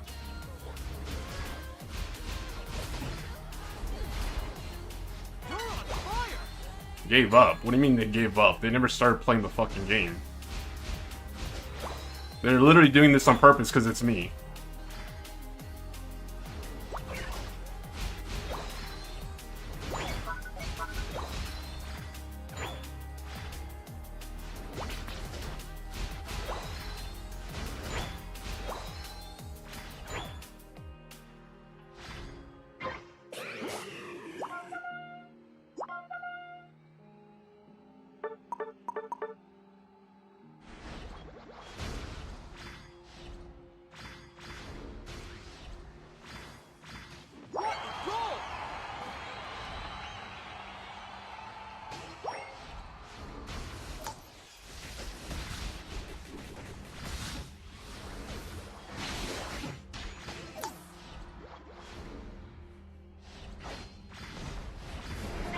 Final stretch!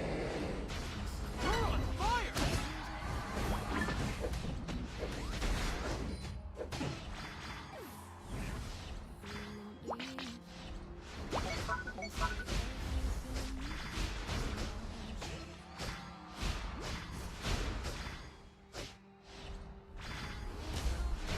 Blaziken, man, like, are you fucking serious?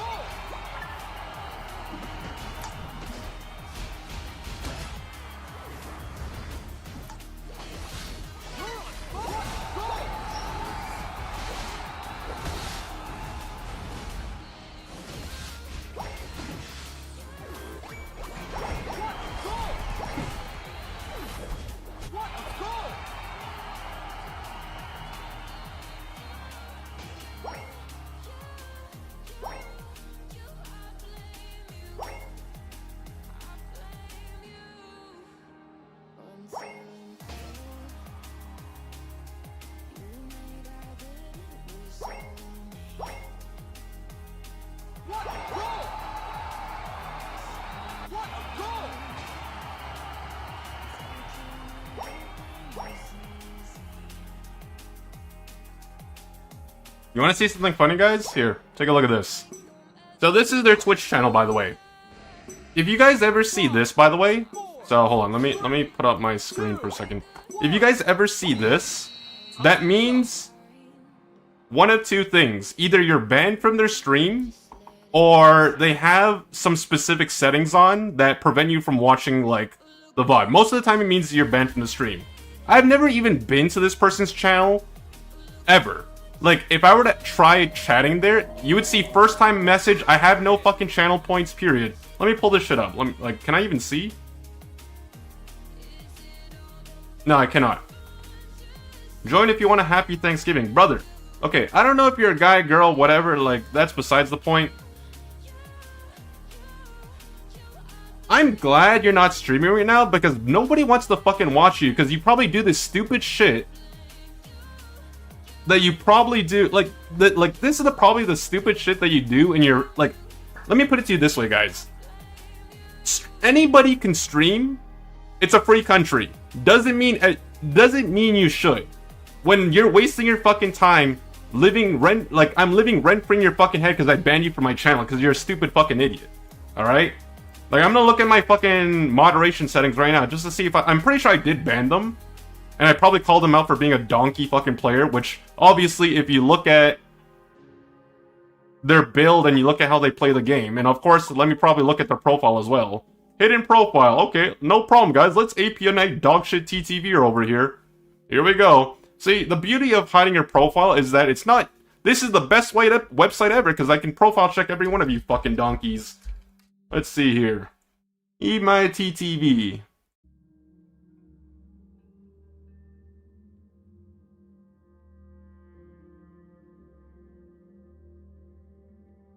Oh my fucking god. Okay, so you gotta fit, like, literally, you have 20. This guy lives and breathes fucking Unite, man. Like, holy shit. And then on top of that, so 20,000 games. Let's do the math on this. So if you look, let's do some very basic math, alright? Hold on. Let me get rid of this.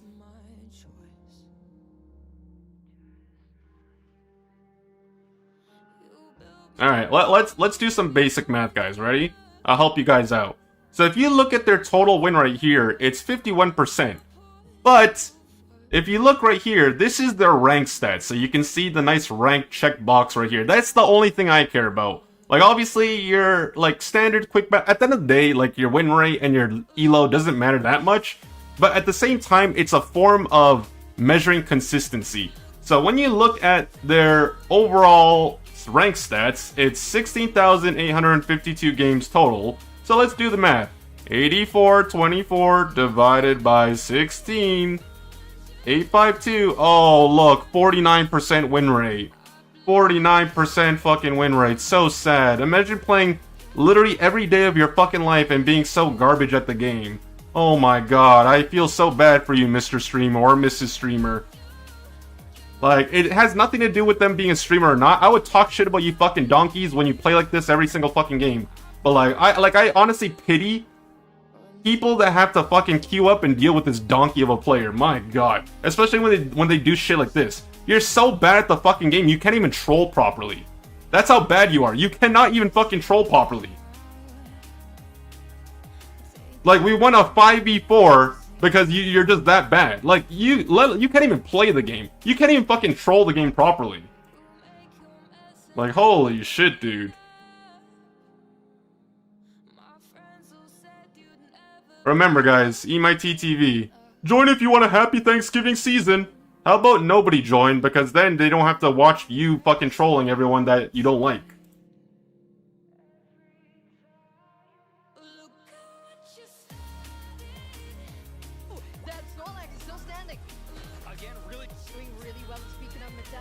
Nemesis 120, but considering the first game, that's not very surprising. Oh yeah, hold on, let me see here. Give me 60 seconds, guys. I just need to open up a Twitch tab really quickly. The back, I like, deadass, I didn't even know that they, like, if it wasn't for the fact that they're plugging their name, I wouldn't have even known that they were a streamer. Like, deadass. Hold on. Oh wait, I was supposed to go to Twitch settings.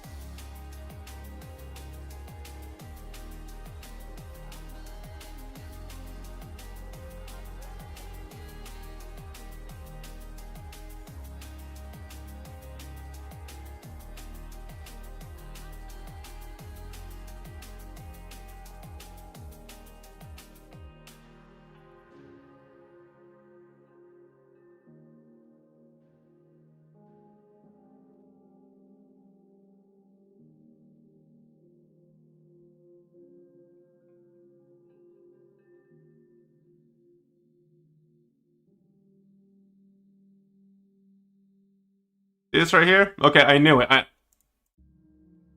Here, I don't mind sharing this. So if you guys look to the left-hand side where my camera was, I will even, let's see here. Oh look, banned by Chan TV 2 days ago. And now they're pressed because they can't watch the stream anymore. You know, the funny thing is, I don't even remember why I banned them. But considering what they did this game, I would have banned them today if I literally... It wouldn't have changed a difference. Like, the difference between them is 48 hours at most. Oh my god, now that they see my name, they're so pressed and they have to troll me because they think it's funny. Or maybe they're just butthurt because I fucking banned them. Whoop-de-fucking-do. Add that to the list of other fucking dog shitters in this community.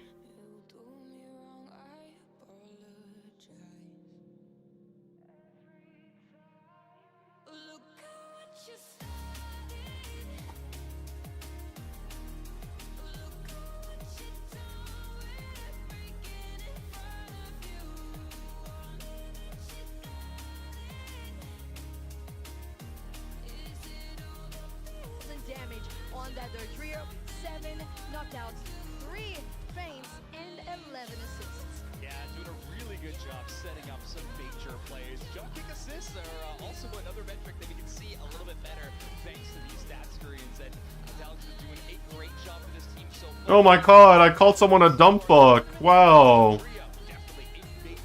When they do shit like that, it just furthers my point. Am I gonna feel bad about it? No, absolutely not.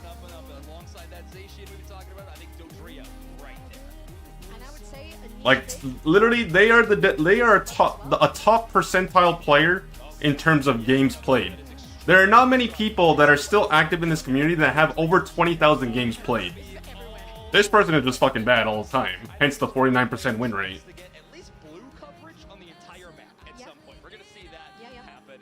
Enemy base, exactly. In home goal, yeah. I don't know how they're gonna do it, but I think they they're gonna will do it. to do it. You know, there's gonna be a Delmise that pushes them inside. I like it. Because Delmise is not allowed. Yeah, it's not in the tournament. But we do have some very exciting news. We got yet another interview on stage. So let's hear from newly qualified for Day 2, Nemesis. Hello everybody, Duke Snacks here along with Bora Reach. And they just made it into Day 2 here at LAIC. Run me through the feelings that you've got right now of being able to lock that up on stage. Man, it feels great. I think we've been really prepared. Got to clean up some stuff, obviously. You know, great teams tomorrow, but, you know, feel over the moon right now. How have you, just in the games you've been able to watch today, not necessarily just yours, but the tournament as a whole, is there anything that's coming to mind that is something you might have to prepare for or get ready for going into tomorrow? Yeah, I think, to be honest, a lot more melee. You know, we've been seeing a lot more triple melee comps from watching some of these games. We've been kind of prepared for that, but, you know, I think we prepped hard and well. So some of these Brazilian teams are really coming out today and, you know, even surprising us. So we got to be prepared for them. Absolutely. You have to give everybody their credit due, right? You don't want to slouch or sleep on anyone because that's how you get kicked out of the tournament. Tomorrow is single elimination bracket. How do you feel the nerves were today? And obviously a sigh of relief now. Is that going to help you stay calm tomorrow? Yeah, definitely. I mean, obviously making out of groups is big. Got our warm-up in. I think we're prepped for tomorrow. We have all our family watching us, so, you know, it helps. You know, shout out my parents, you know, watching, my sister. So I think having a lot of support feels good, feel confident, you know, ready. Listen, it seems like you've got a great support system behind you. Watching you all play from the face cams, it looks like you guys got good support across the whole squad. I was talking to Yeet Fan, who's here as well on backstage before I came out here.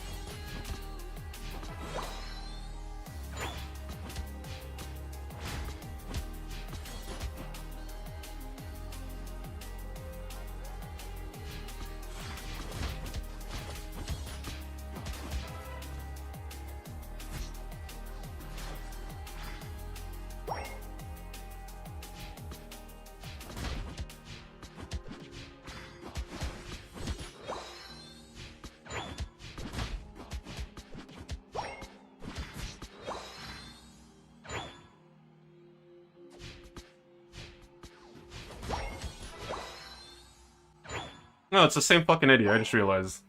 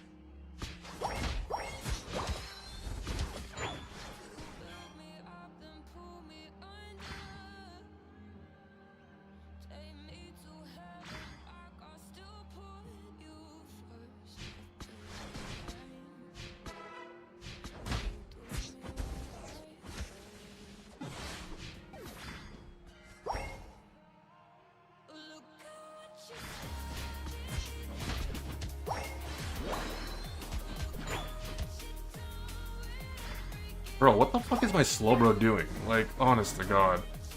Top lane is just gonna get so fed because this guy's not even he's not even laning, period.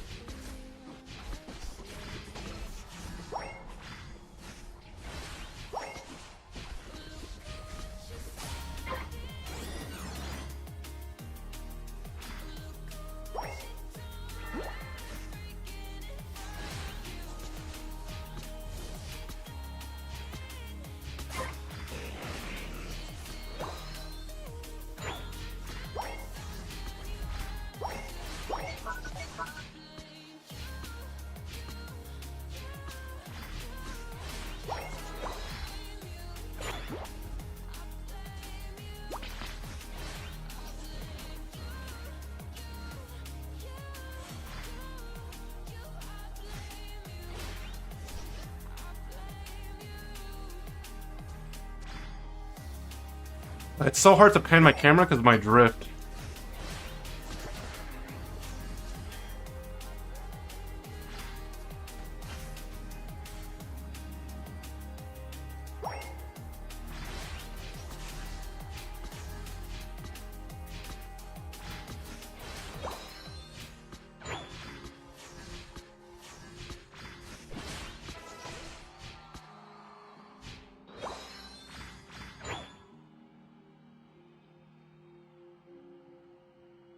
It is overpowered. It's overtuned. I don't disagree with that, that's for sure.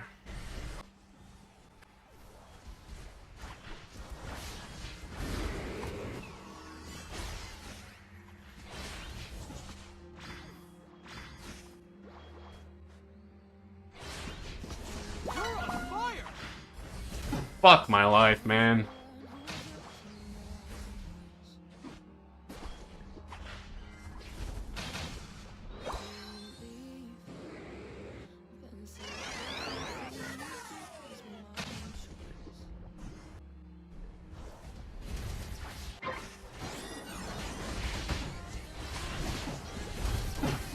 Oh my fucking god, man.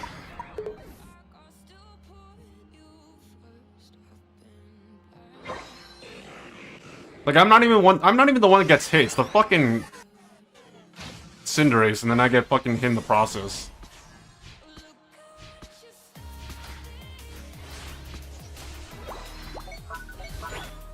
So, why are we just letting this go for free?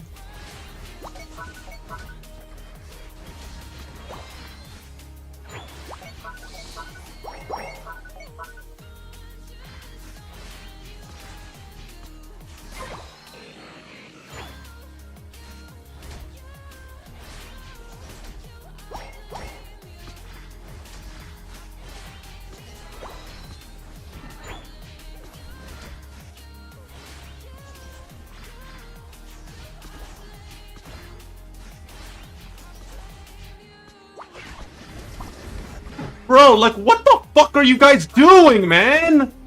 He's just standing top lane looking at the wall! Like, mother of God, man!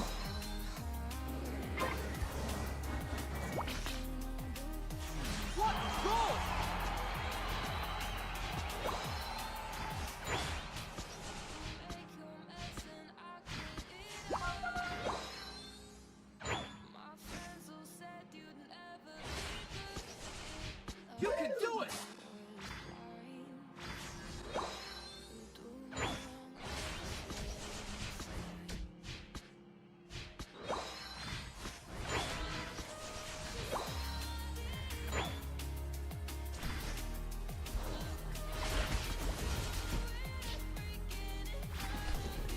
Like, he's literally just fucking sitting in base baby raging because he's fucking bad at the game.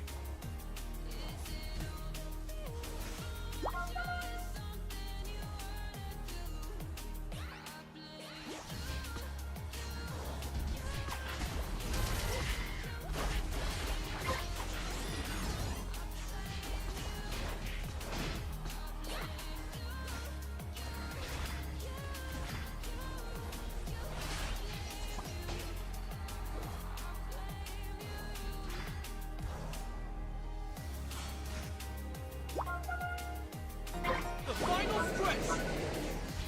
You're in trouble!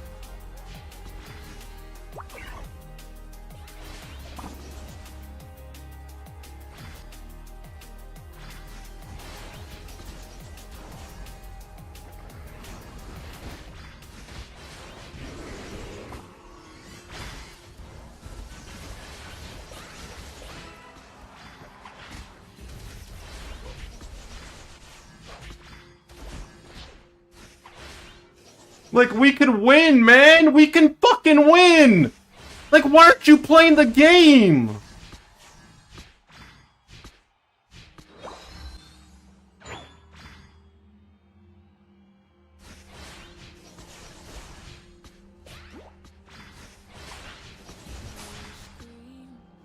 Like, this is so fucking troll, man! Don't give up!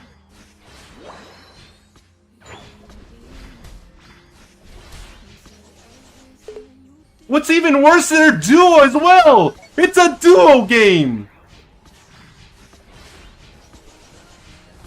Like, you're like, what is this? How do you troll your own duo?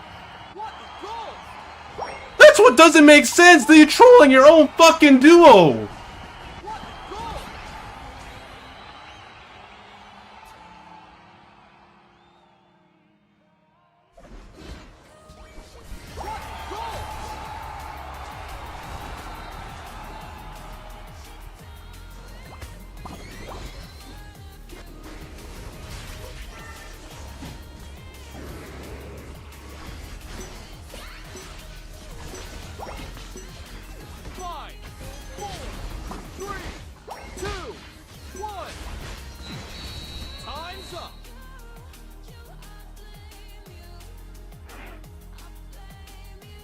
Holy fuck, dude.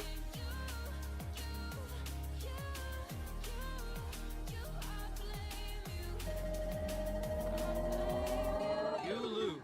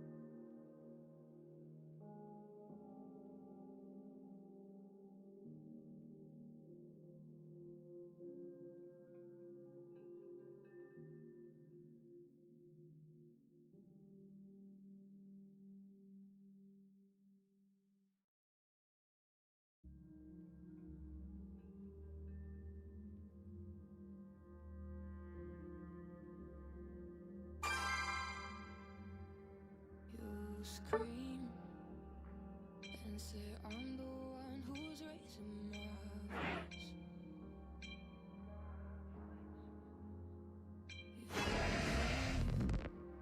Then say everything you did was my choice. Build me up, then pull me under. Take me to hell and back, I'll still put you first. I've been blind. You do me wrong, I apologize. Look at what you started. Look at what you done. We're breaking in front of you. Only that you got it. Is it all the beautiful? Just something you wanna do? I blame you. I blame you.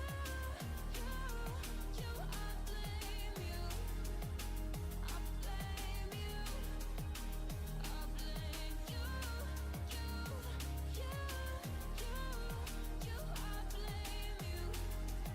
I blame you. Until now, you know that it was Ready, go!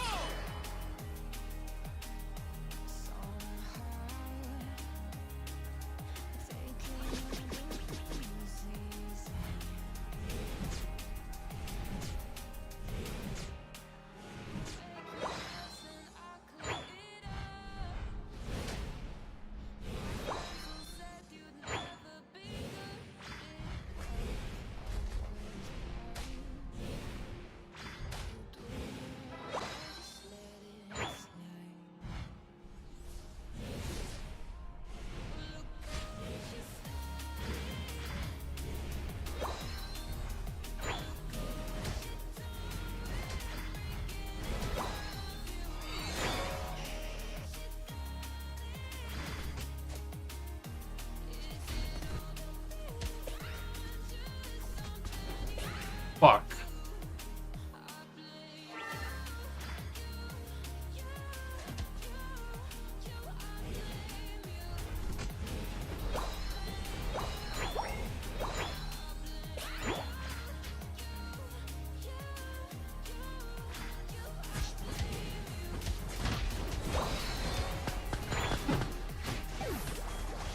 Oh my god, dude.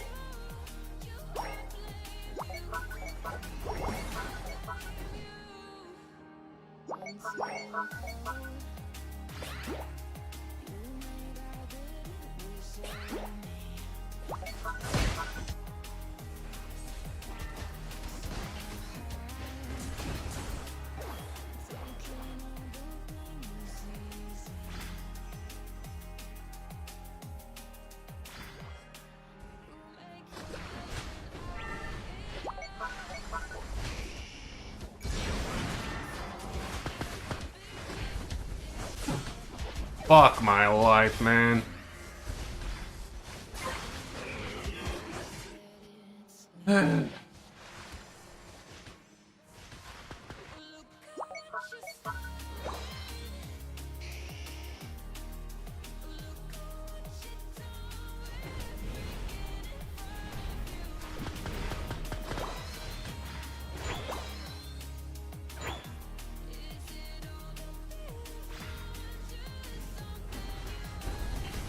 Oh my god, why the fuck are you guys always together, man? Fuck!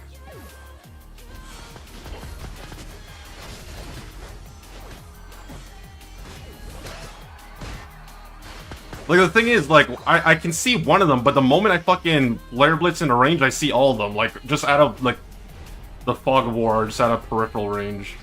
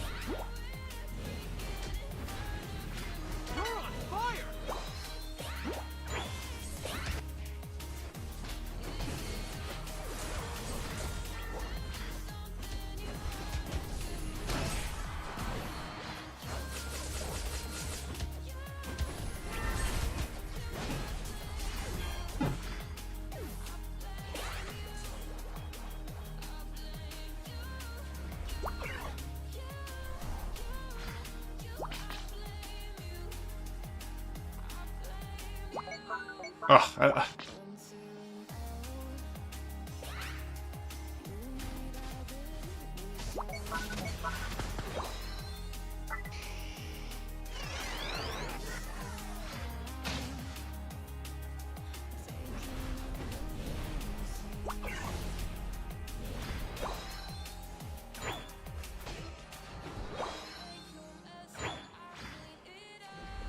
The final stretch! You're on fire!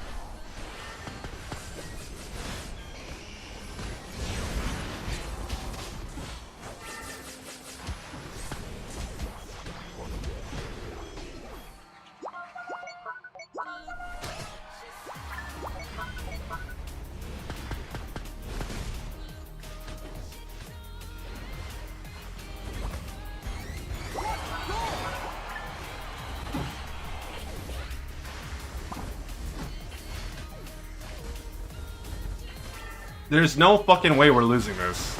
There's actually no fucking way we're losing this.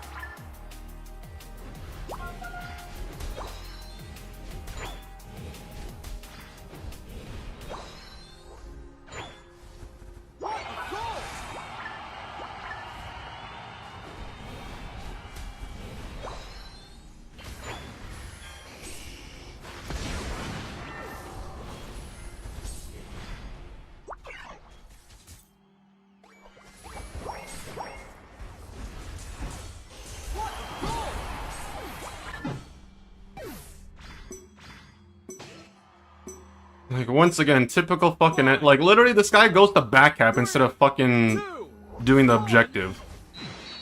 Time's up. Like, back capping instead of doing the fucking objective with 3 people dead. I have to peel off the fucking objective. So people might think, Chen, you should be DPSing the objective. No, because there's an Espeon, there's a Gardevoir with higher secure potential than our team, and Gardevoir still has Unite move. So if I don't go do that, what I did, we're gonna get fucking punished for it.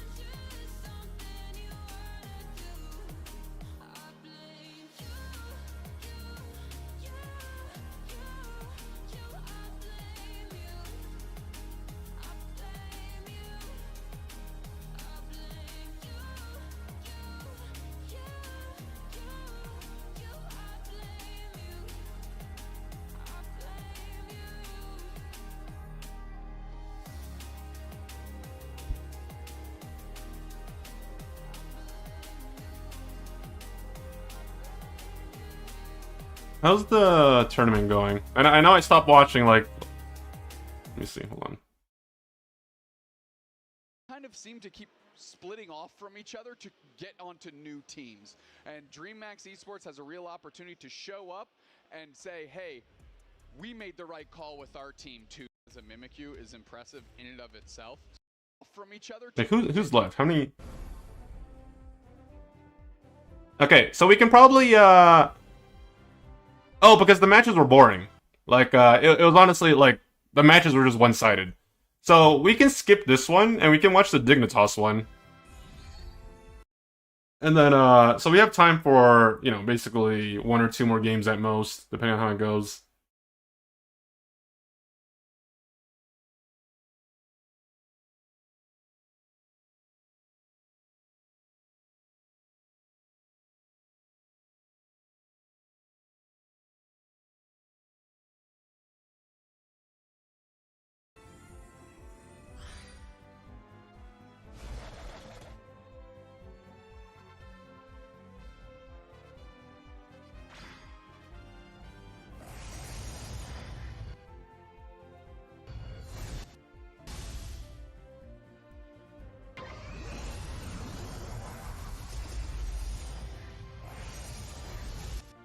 I just want to see something really quickly.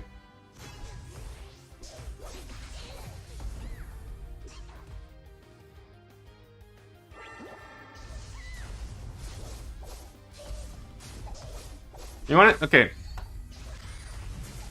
You want to see something funny, guys? Here, take a look at this.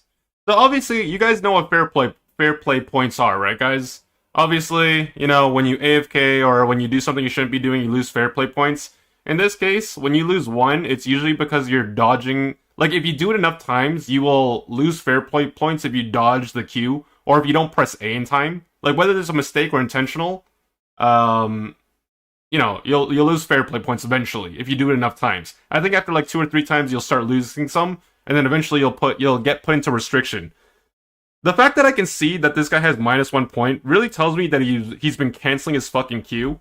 Not only that, this guy is so stupid. Like, I don't know if it's a guy or girl, like, it's just the way I talk, but this stupid dumb fuck is so dumb. You want to see something that's sad? Here. I'll take off the anti-stream snipe screen. This guy doesn't even, like, buddy, I can see whether you're in game or not. Like, I've literally been waiting this entire time for this stupid dumb fuck to get into a match, so I don't have to fucking deal with this clown. Like, if you're gonna troll properly, here's a tip for you. Fucking turn off your privacy profile, you fail fucking stream sniper. Like, Jesus fucking Christ. You're bad at the game. You can't even throw a game properly. You can't stream snipe properly. What are you good for? How the fuck have you invested so much time in Pokemon Unite? Playing more than you're in the top percentile of fucking people that play this game, and you still don't know jack fucking shit. Like, I know you were, like, I guarantee you probably have a burner account in my fucking chat trying to stream snipe me, which is just pathetic enough as it is, after I banned your main account. Well, like, you have way too much fucking time on your hands. Fuck off, idiot. Like, Jesus Christ. Now I can just queue up without even having to worry. At least, you know, we can play one more game and then we'll go back to watching the tournament, because honestly, the series is just kind of boring.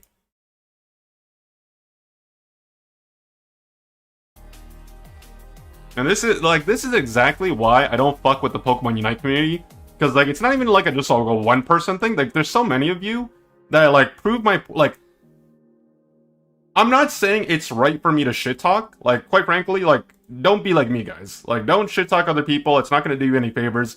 But, like, when I shit-talk you guys and you do stupid shit like this, it only emphasizes that the shit-talking I say about you guys is deserved. Because you guys waste your time doing shit like this. No matter how upset I get at my teammates, no matter how upset that I get playing this game, one thing that remains consistent, 99% of the time, I will play the game out no matter what. Yeah, I might shout. Yeah, I might get angry. But do you guys see me fucking sitting in base, spinning around in circles, fucking trolling other people that I don't like? No, I don't.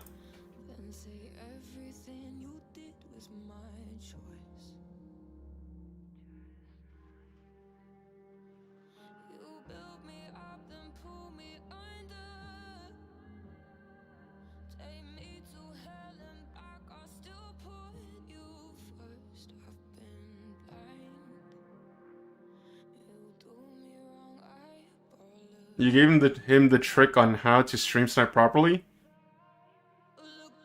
You know, if they happen to change their profile, I mean, like... It'd be like that. That just also... That also just kind of reinforces the idea that they're lurking in my stream with another account.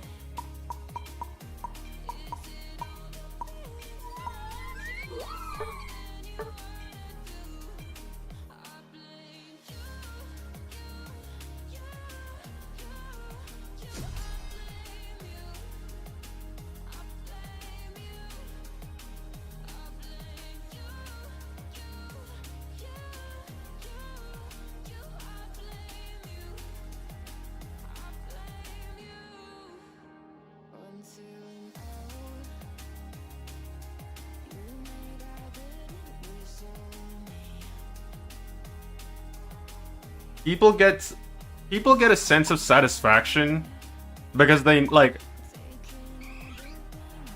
People get a sense of satisfaction when they know that what they're doing gets a reaction out of other people. It's like they thrive off of that attention.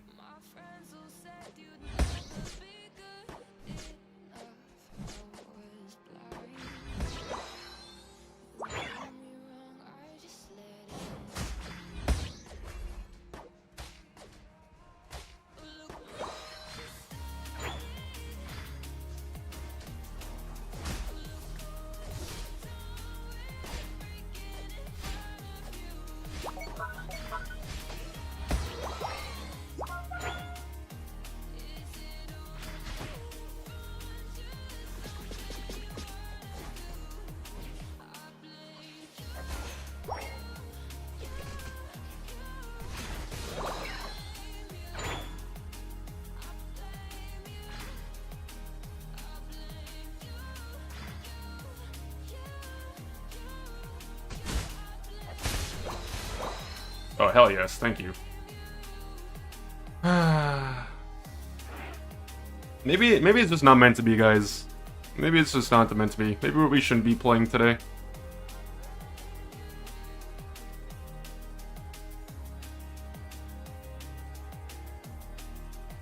I agree with you. No, Frosty, 100%, I agree with you. Like, guys, I'm a small streamer. Like, in retrospect, I'm not a big streamer. Yeah, I stream Pokemon Unite consistently, but like majority of the time when I do stream, it's like the same supportive viewer base that I have established that comes back. And even then, it's just like, it doesn't matter to them, because as long as they're getting a reaction out of me, like, okay, obviously people stream snipe for different reasons, but like a majority of the people that stream snipe me, and I can name a couple off the, like right off the top of my hand, or at the top of my head, they do it because they know that I'm gonna react to it. Because honestly, like, I could be the better person and not give them any attention, but like, it's honestly just it's a pet peeve of mine, so it's just like, you know, I can't help it. But because they know it gets a reaction, it's just like, it makes it more quote-unquote worthwhile, because, well, that's kind of the whole point.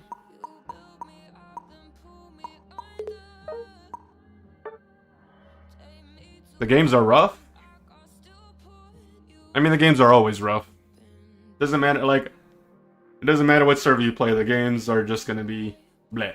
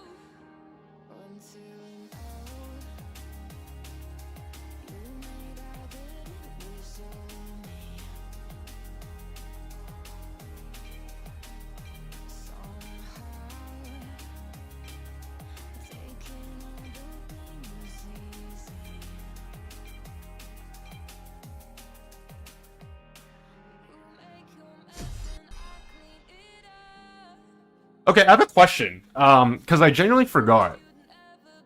For Pokemon Unite API, so when you look at, like, okay, use any profile, for example. So, like, you know when you search up a profile, you see, like, all their Pokemon stats? The build that you see beside the Pokemon, is that their most recent build used? Or is that their most used build? So, like, let's say, for example, like, their most played Pokemon is Cinderace, for example. And then you see, like, oh, it's recent? Oh, okay, got it.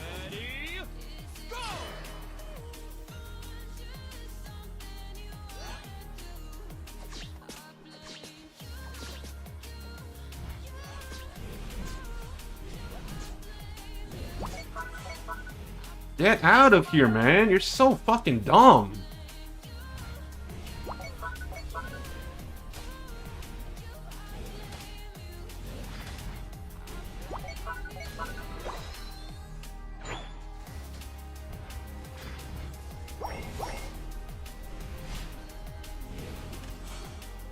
What the fuck are you guys doing? Like, I know you have Expedia, but I want the fucking buff. Like, my fucking god, you people are stupid as fuck.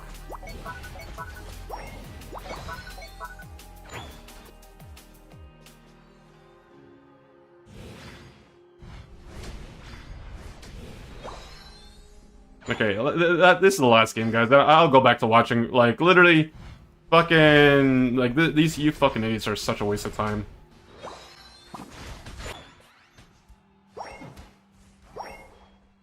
No, thank you for taking my red buff just to fucking feed away, dumb fuck.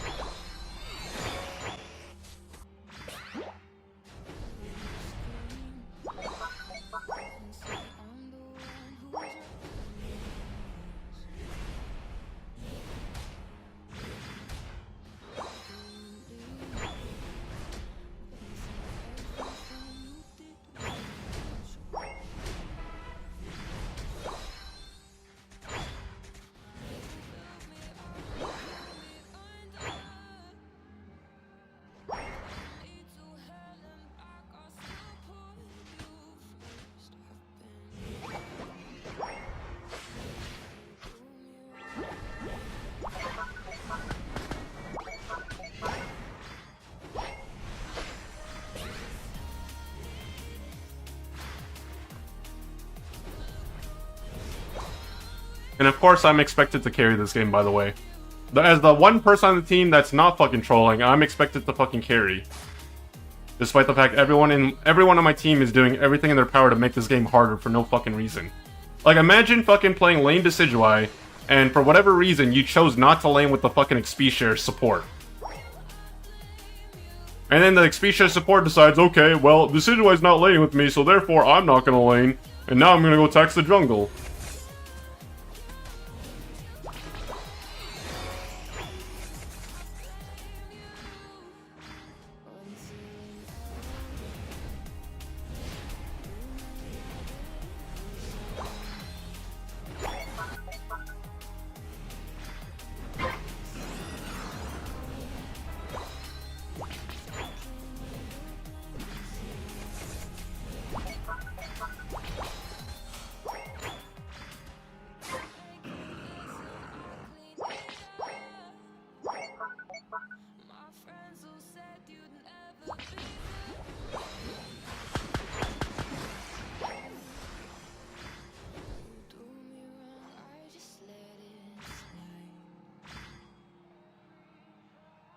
I can't even move up. Like, I would like to score, but fucking Empoleon saw me, so they might be backtracking.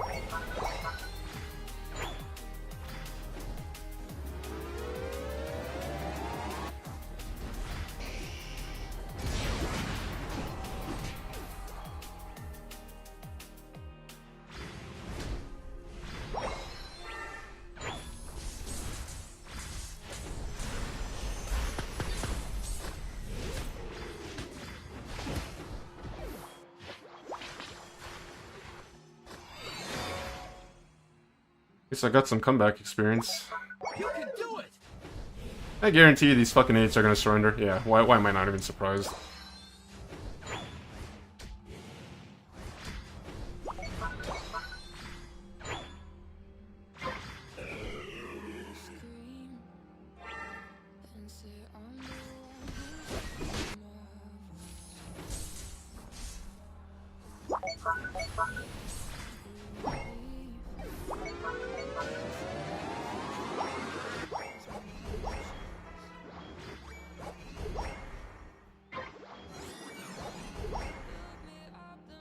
The good thing is, they didn't play for bottom, so at least there's not going to be a third Regieleki.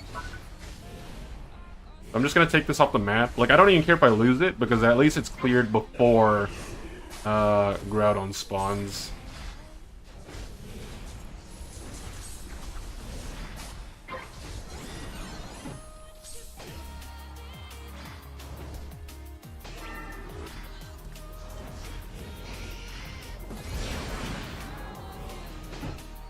Idiot. Like, look how shit these players are. Like, at this rate, I might be able to hit level 15 for Groudon, which is good, obviously. Because obviously I got a carry. And this is another, another prime example of, like, despite the fact that my teammates do everything in their power to fucking troll me and make the game harder and miserable, like, I'm still playing the game, guys. It may look like I'm trolling to these fucking idiots, because obviously they don't understand the game. But the difference is, I have to play Farm Simulator because I can't do anything else until I get strong enough to fucking carry the game. Which is what I hate. Like, it makes the game so boring that I literally have to get every piece of farm and then wait till Groudon to fucking try to do something. I don't like playing like that, but I have to in this case.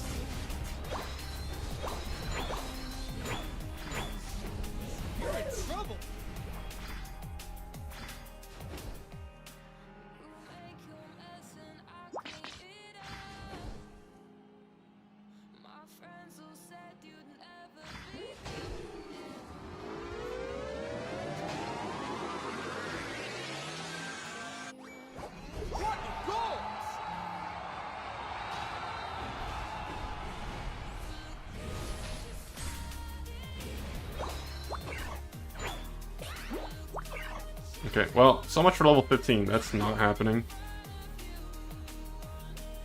Maybe, maybe. Depends how much farm spawns.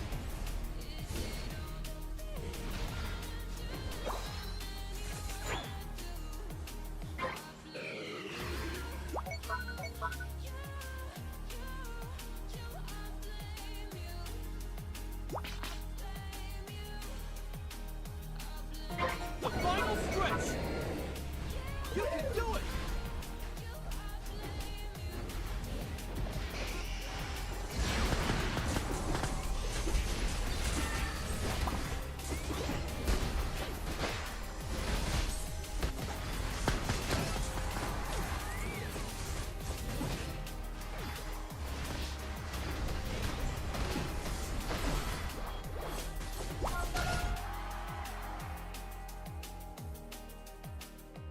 At least Blissey united me. At least.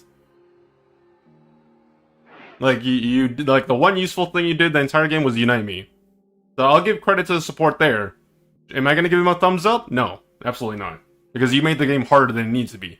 Like, some people are gonna be like, Chen, you should give the Blissey a thumbs up because they united you in the last team fight. Here's my counter argument. I'm not gonna congratulate you for making the game harder for literally 80% of the fucking game, and then in the last 20%, which is the last 2 fucking minutes, you finally decide, okay, you know what, yeah, I'm gonna try to play the game. Like, no. Like, stupid dumb fuck, you were by yourself, it's like...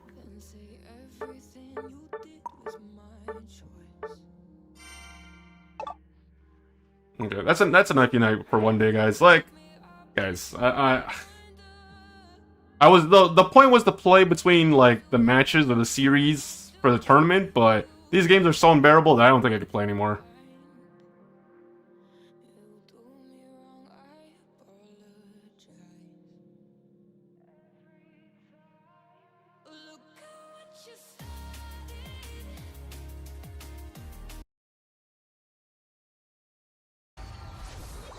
To absolutely confirm the expectations for LAIC. Yeah, I think we studied pretty well. The meta, I think it's pretty defined on, the picks.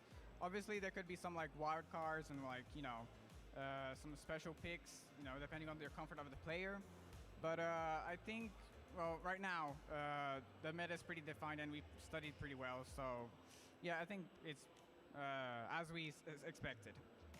Just as you expected. So for the last question here, before those lovely shout-outs, I want to know, between the Mega Charizard X and the Mega Lucario, did they perform like you expected? What was it? Because I thought it was going to do a lot Play better Pocket in than between?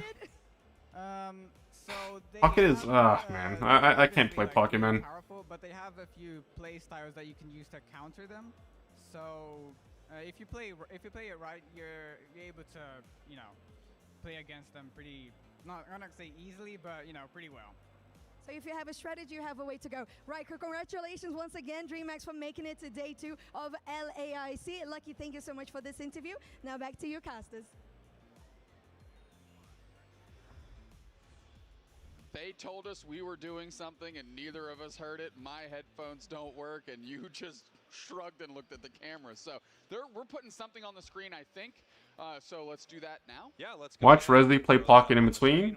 He's playing Pocket? Yeah, I can do that. As soon as that's Never mind. Sorry, like when I'm watching just like hold on. I wish everyone at home could hear how mad that 1 second was. Oh my god, why is it so big? Jesus. To us. Oh man, I mean, hey, we were talking during that interview, by the way, about how much we liked all those answers. They felt really confident. Oh yes, I love that. Ready to go for tomorrow. And so, like, I'm only worried about Sunday. What deck is he playing? I love that type of energy. Either do this why or not do have that. a little bit of confidence? I've had that problem in what's other it decks. serve you to just be like, no, I don't know. I don't know. Oh, he changed his deck. You're the best. He's playing Giratina, Togekiss, and what? Incredible. We are going to take a short break and we'll be back with more Pokemon Unite. That's going to do it for these two for today. We'll be back for day 2 tomorrow. Zoinks and Soph are coming up with a very exciting match. We're going to see Dignitas. Don't go anywhere. Wow.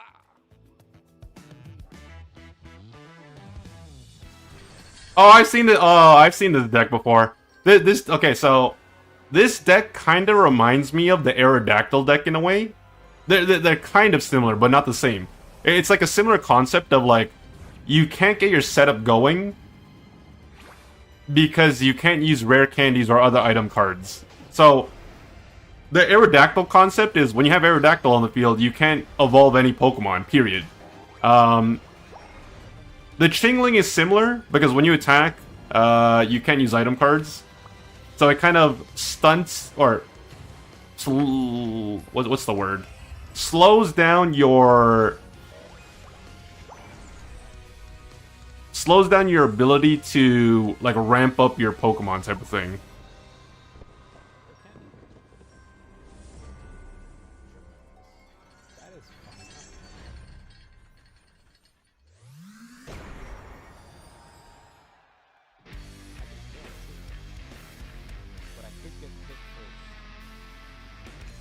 The thing is, he's in a tough spot, because if they have a... If he keeps the Cleffa in and they have a Togetic, then they'll just win this turn. Oh wait, he wins this turn. What do you mean? What do you mean? I didn't realize he had 2 points. Yeah, he wins. I was not paying attention to the points. I thought he was screwed for a second.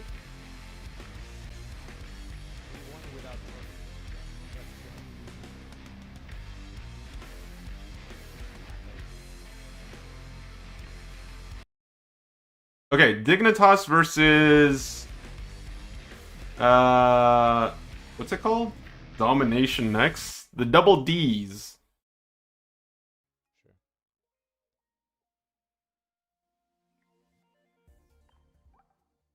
How come I can't? Oh. Hello, Mr. Rosai. Yeah, let's try this one, Justin. Your version. From the TTV Mr. Rosai stream. I don't know what a Togus Mooch is. How am I supposed to answer that? I don't know what that is. Ay, Dios mío.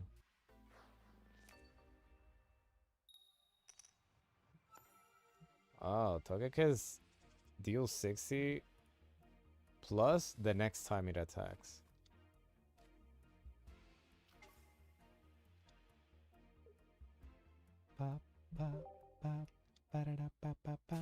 Hello, Mr. Razaya from the TTV Mr. Razaya stream. Happy born week. I am watching you during the intermission because Mac and Rezi told me to. Mac and Rezi told you. Oh shit, my bad. Fake Rezi. I'm gonna tell you right now. What's up, Chan? Happy. I brain fart. I honestly brain farted it. That's on me. And thank you for the good wishes. And whatchamacallit. And bon appetit. All right. Birdie.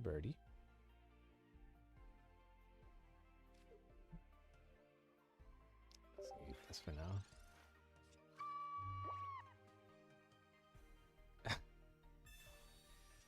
Oh, that'll happen for sure. That'll happen. And that is why we're not playing that. Spoiler, we will play it at some point. Not necessarily today, though. No, on the 27th. On the 27th. So 6 more days. Damn, that's so far. There's an event now for the Mega Pidgeot that you can get for free. Though. You can definitely go for that.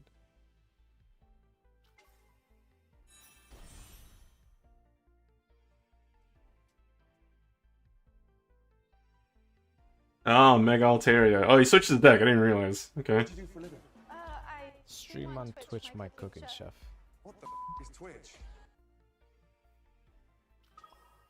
Bro, this deck is annoying too. This is like what's it called? This deck is like the Shaman deck, except this one heals for more.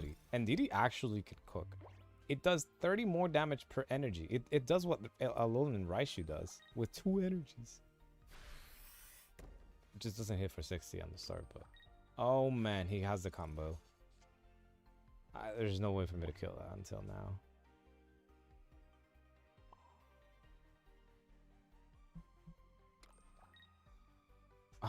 Why did I do that? I don't remember. What does Mega Altaria do again? I can't read the card unless he zooms in. Alright. for sure here. I think deals. I think they should be almost done. Hold on. Still 3 minutes. We got time. We got time.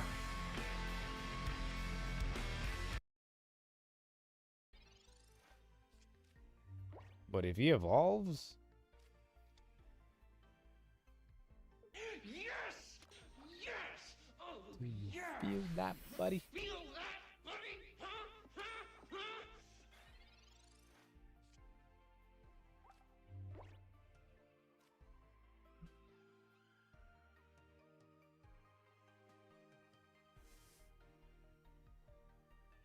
This is tough. This is tough.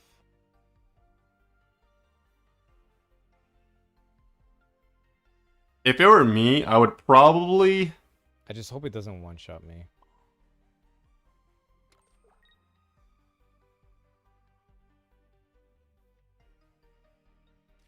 I would probably Sabrina. And, like, take out one of the... Like, because if they Sabrina... They would probably... Actually, no. Save the Sabrina. I would take out the Mantike. I'm gonna miss not putting... And save the Sabrina for later. Giratina.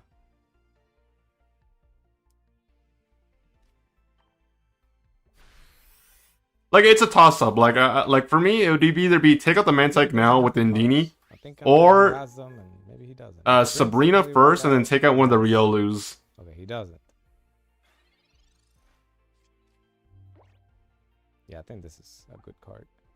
It's funny how it's just a farm in Unite. Okay, he's clogging the back. Right? Okay. I think I'm safe to Sabrina here. Because this will hit. Okay, it's pretty much over now. Because he can put a Psychic Energy on Giratina, KO the Mantike right now, and then literally just Sabrina whatever. He's fine. Just put the Psychic Energy on Giratina and then I can tank you're 60. good. And there's Jover after that, no? No! To be honest, I can just Sabrina now. Nah. Let's chill. Yeah. That was. I'm not gonna type in chat. I don't want to backseat, but like that. Or Mega Altaria next turn, if they do anything. Now you're Gucci. You're kind of just chilling, because even with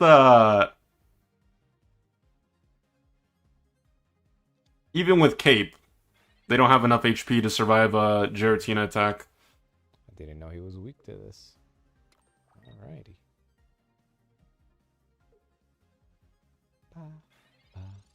GG's.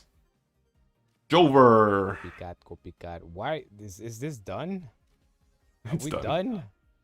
He never drew the cards, man. I never got to Mega Altaria. Yeah, they kind of brick. Either it was too like accepted reality, or they just bricked really badly within the last like 2 cards. That's their name, Riley. Damn, he's been battling a lot. He's about to hit level 53. God damn.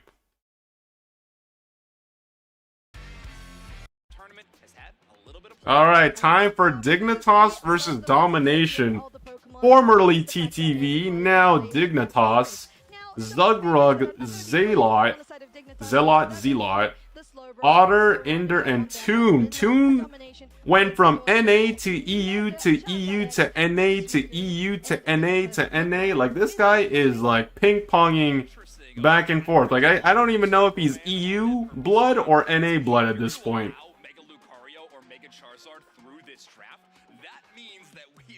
He gave up on Nouns Esports, man. He wants to win in NA now.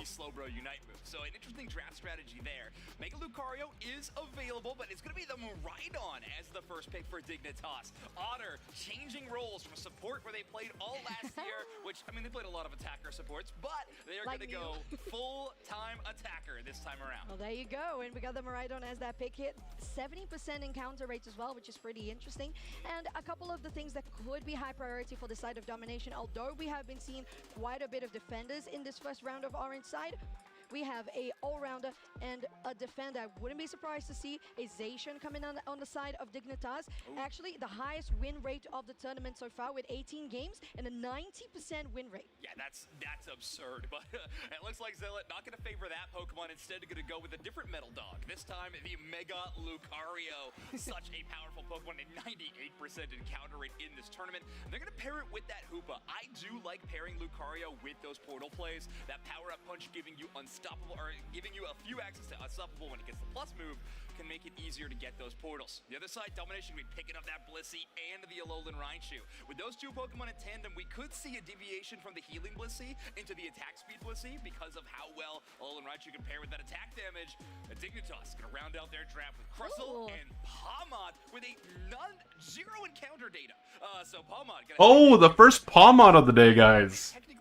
I actually think Pawmot is kind of busted. Still.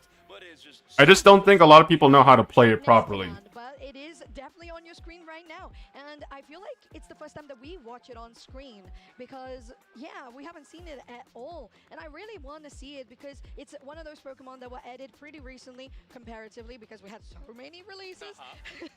So I'm excited to see this electric type coming through. But I also want to talk about, in the side of Dignitas, the Crustle, which is also on the highest side of win rates in the tournament so far. Second after... It is the team formerly known as TTV. Where are their jerseys, man? What, you guys didn't even get, like, Dignitas jerseys? Or like, wait, hold on. Maybe I wasn't paying attention. Pan the camera back. No, pan the camera back to Dignitas. I need to see. Where are the team jerseys?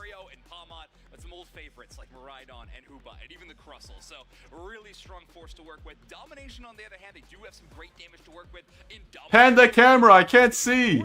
Did they get a jersey or not?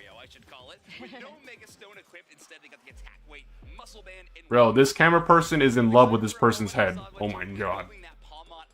They actually did have the big root attached just for a moment. Maybe considering having a little bit more of that healing because Pawmot is exceptional at self-healing. But here we go. Oh, they didn't even get jerseys. Lame. Lame sponsor, L sponsor. Alright, and it's once again one of those games that we have that Torchic going to central area, but this time with the chance to help out and clear out as quickly as possible. While on the side here, you have that Palmy going for the central area on Dignitas. Well, we have... usually, right, with the Lucario in lane, you usually do pretty well, but then you're talking about a mirror quote-unquote matchup of standard Lucario versus Mega. I gotta say, watching Ender, Toon, and Zugrig playing together, it's making me nostalgic, but so is just watching two Lucarios pass each other in the early game and go in a stack. We haven't seen that since the blind pick days. That's crazy. I don't know if it makes me happy, but it does make me nostalgic, and that counts for something. And a little confused, I will say. A little confused and nostalgic. That's where we are right now. With that first game starting now by Cup Brown. Dangerous. Might have just gone too far. You're trying to get that Astonish to get a nice stun, but Ender doesn't connect this one. Still Chansey trying to get into that Blissey. Brown is still getting quite a lot of damage on that Combuskin. There's a Grug coming in through as well. And a 4v3. He's just a little guy. I love him. And now chasing after Indominus. Bro, the Lucario on Domination just inted so damn hard. You see 4 people and you're still diving in like you're gonna kill these guys. Like it's a 3v3 and you're already at a disadvantage because you got poked relatively low. But then it's like, okay, now I see a 4th person. Don't worry, guys, I got this. And put some pressure on that Alolan Raichu. No knockout though. Rock Tomb just shy of trapping that Pokemon from the Miraidon damage. Alright, so we have big damage and poke coming here on the bot side by Otter on this Miraidon, going for that charge beam. So I believe we only saw one of that drift Miraidon coming through, but in the top side it looks like there might be some action coming with a gank from Dignitas just to scum here. Very nicely done with the knockup there by the Lucario. Still getting some damage onto Ollie, and now the Blissey goes down, so Domination is one person down on the 3v3 now, and pushing still on top of Hyoten. It might just be enough. Well, you have a oh no, he just barely missed the overheat. On point in those rotations, and it's just 7.5 on the clock, and Zagreb has been all over the place. Really Okay, I'm not gonna lie. That poor Blaziken was able to eject button outside of the rock tomb. Not going mean look against a Palmot and Mega Lucario is kind of like, why? Why wouldn't you? Interesting other moveset. Inder is on the Trick Hoopa, so you pair that with this Mega Lucario. Like it's such a good setup for the things on your team. Like you mean look anyone, you make it easier for your Lucario to land their resets. You make it easier for your Blaziken to land their combo. You make it easier for Raichu to land their skills. I don't know, man. I just don't know. And I really hate when people go, like, okay, I'm very vocal about this, but I don't mind when people go snarl or foul play in certain situations, like, as long as it makes sense. But I also don't like when people go that moveset, especially when they're losing pretty, like, their respective lane pretty definitively. Like, I would rather them just play it safe, and at that point just, like, rely on their team.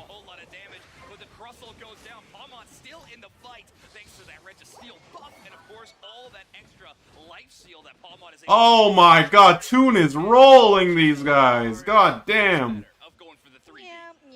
No, I'm okay. I'll just stay here. That's fine. That's Bro, plenty enough. and then there's typical Umbreon behavior, literally just diving a 1v3. I don't even know what they're doing right there. That makes absolutely no sense. I don't think the overdunk was that much either. Oh shit, I forgot to move my camera. My bad, guys. 39 to 75. But Ollie, again, I feel like maybe the Blissey has been a little too exposed in these rotations, because when the rest of the carries come through, or even the defender, the supporter's already down. Yeah, it's been tough. If you lose that one early, it's a big part of the team fight factor when you have that Blissey, or if you don't. So might see Domination have to pull the gas off the pedal just a little bit and try to set up some of these other damage dealers. Keen thinks they're in a 1v1, but Ender shutting them down makes it a really scary spot. Bro, this guy is just melting. Oh my god. Ugh, that charge beam is doing nasty damage already. Lucario has to try to escape through the enemy central. And again, we see, unfortunately, that for the side of Domination, the supporter going down on enemy pad. And that is a healthy 17 overdunk on the bot side. I can do quick. Raichu's underleveled. Like, okay, there's so many things that are going wrong here. The team as a whole is kind of just like, Raichu's underleveled, at least for this point in the game. If you compare the two teams, the levels are relatively even. But, like, Domination keep making some weird micro decisions. And the thing that's crazy is that despite the fact that Domination are making, like, weird plays, they're still winning.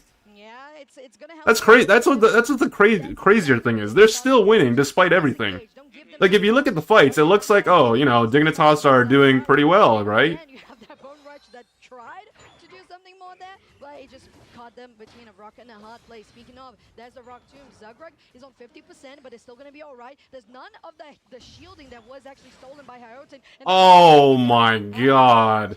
So plenty of control that the side of Dignitas has. Yeah, they're getting rolled in these fights. Badly. And it does quite a lot, but there's Oh my god. And if you're followed up by Toon, it's just your team wiped off the board. And by the way, Umbreon should never be uniting like that, ever. Like, okay, they're uniting because they know they're about to die, so they try to unite move to survive. But, like, you need to be in a position to counter the Crustle unite move, at least to a certain extent. Like, Umbreon's unite move is not as potent as before, so you only get half the shield now. The power spikes doing really well in capitalizing some of those mistakes and mispositionings. Hyoten gets caught out here by that rock tomb, but I don't believe Dignitas wants to, like, super engage. No, never mind. Just go. See, look at the Umbreon. They cannot peel this Palmot. They should have went mean look for the Raichu. I mean, like, I don't think it's gonna help much considering Raichu's just, like, kind of useless this game, but, like, my god, man. This is exactly why you go mean look. If you wanted to go snarl, that's up to you, but, like...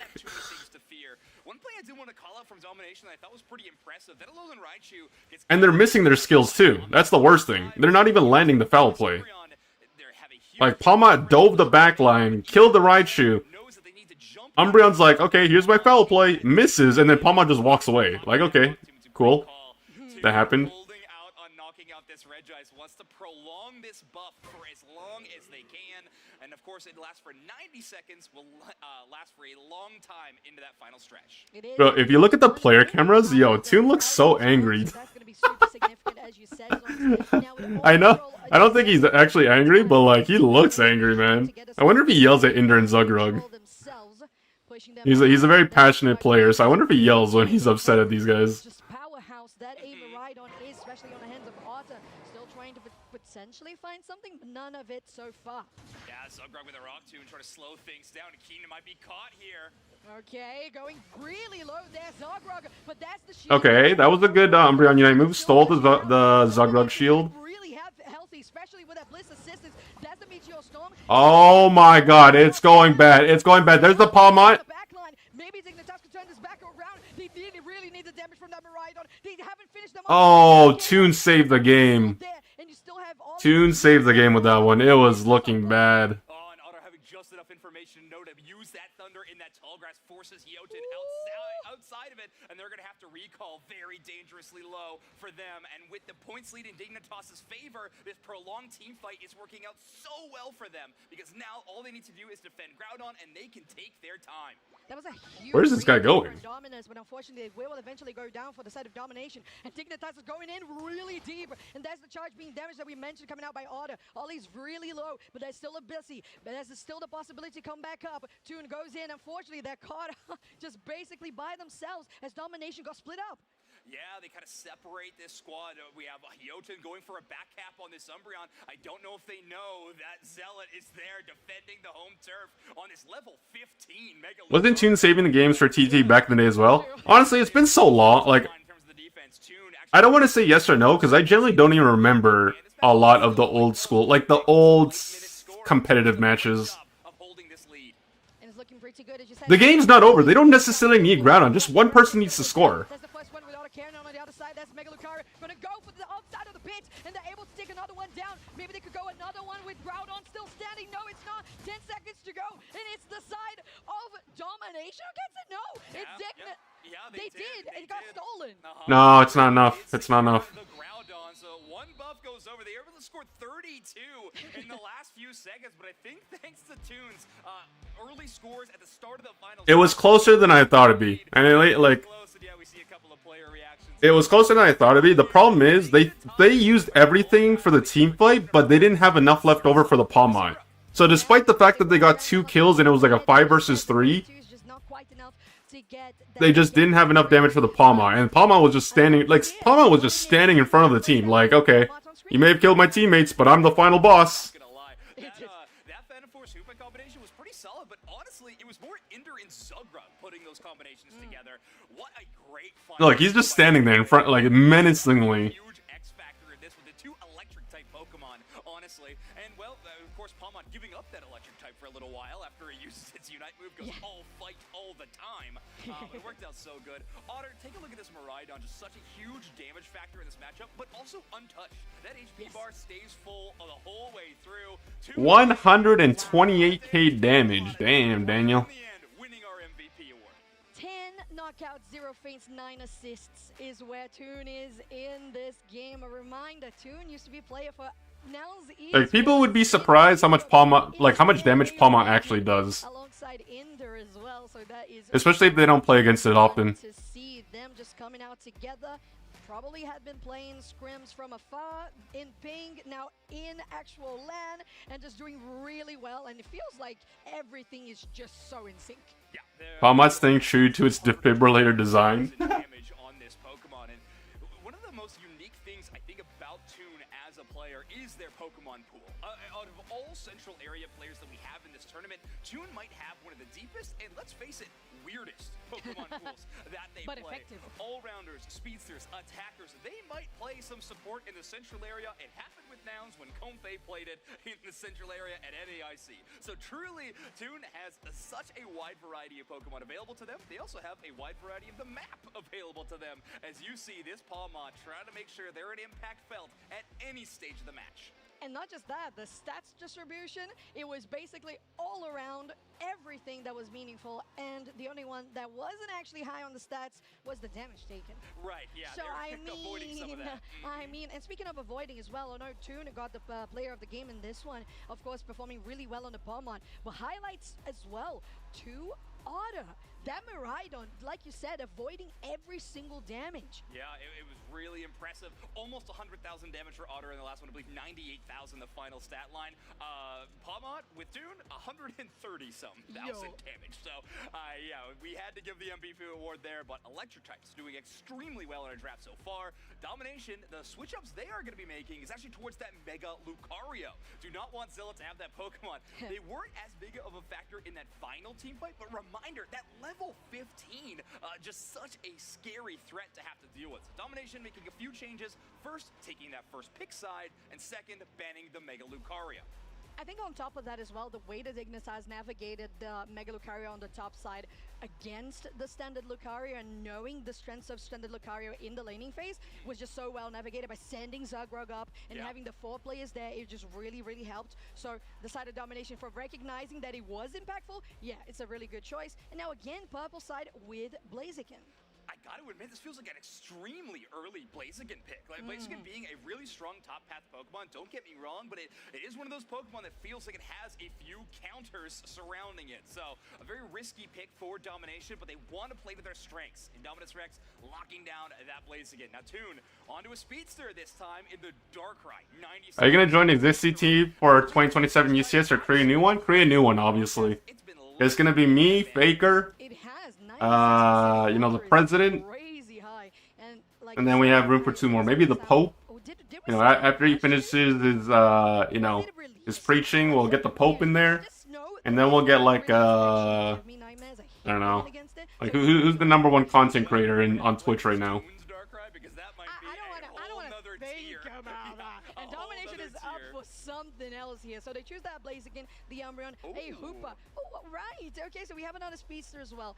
But is this time a Meowscarada with a 2% encounter rates are very minimal alongside that Sylveon. But funnily enough, although he has a little dash, we saw Sylveon twice on broadcast. So it's been played, but again, under 1%. So if it's 0%, it would show a 0. But if it's between 0 and 1, it will show a dash. So that is where Sylveon is living right now. Zilla can be grabbing this Zacian. Such a powerful Pokemon. You mentioned the win rate before. It is so strong. Oh, man. Oh, you left Darkrai up, though? That could be a little rough. That's the thing. This can go either way. Like, you don't see a lot of Meowscarada, that's for sure, but Darkrai is tricky, especially because it's Darkrai jungle. You don't like you got XP shares on. Yeah, it's probably Darkrai jungle. It could be Raichu jungle, but probably Darkrai.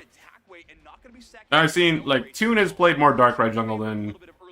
So they have more consistent damage. You don't have to really depend on getting early KOs.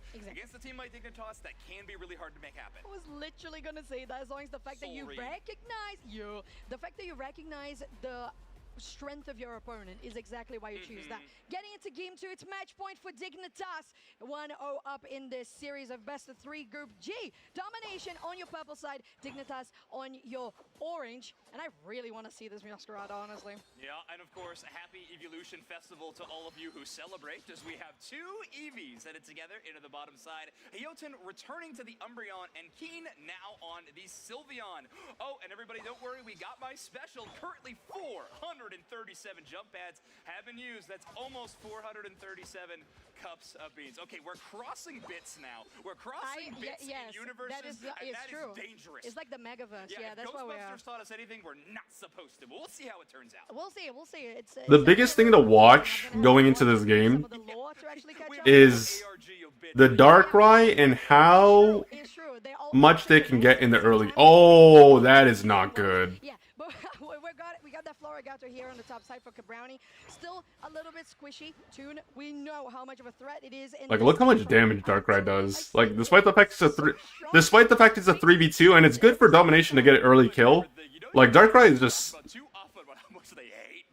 throwing a Dark Void and just straight up bullies these guys. Oh! Toon doing a pretty good job so far. It's going to be opting into that Dark Void, that double sleep that it can put on enemy Pokemon, and of course just really enhance their damage as soon as they hit a sleeping target. Very scary Pokemon to deal with, of course. Zealot, actually one of the scariest Pokemon in today's tournament. Old LG.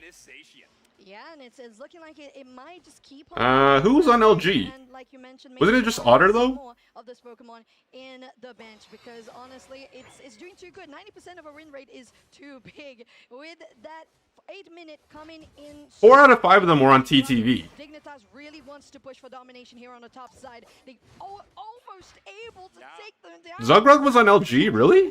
I don't remember. It might be my failing memory. Was it like early on? Because I actually don't remember. Here comes Masquerada! Zoom! Oh my, this guy just got exploded. Oh, the Darkrai diff. Look at that, man. Oh man, that's brutal to watch. Masquerada tried to get the jump on the Darkrai, but Snorlax was there for the heavy slam, and it buys enough time just for Darkrai to get their activation of their Dark Void. And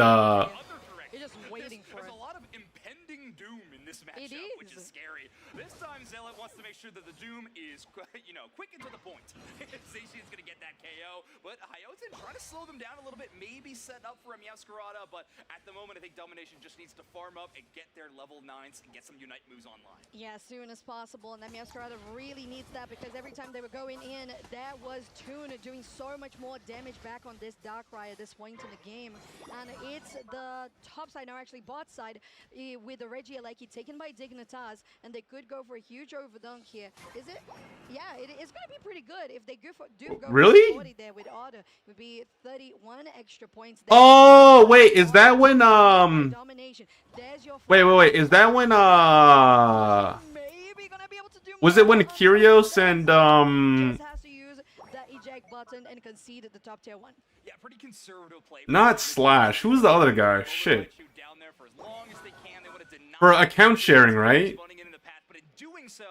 There were 2 people that got penalized. It was, I think it was Kyrios and one other person. But I would say in total in favor of Dignitas. But great for Domination to get some momentum here. Oh, that overhit did miss. Looking for that focus blast, but no dashes were enough to escape from Toon, and that's a living nightmare for you. As that Darkrai is gonna keep on pushing here. Maybe just was it Rin? I don't think it was Rin though. Deep. Not that much to who was on LG? Okay, wait.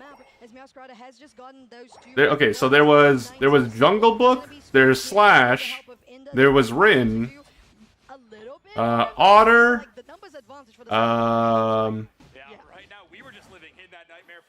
oh my god, dude, I'm brain farting so hard. Dude, don't ask me about roster trivia. Like my brain is just shot.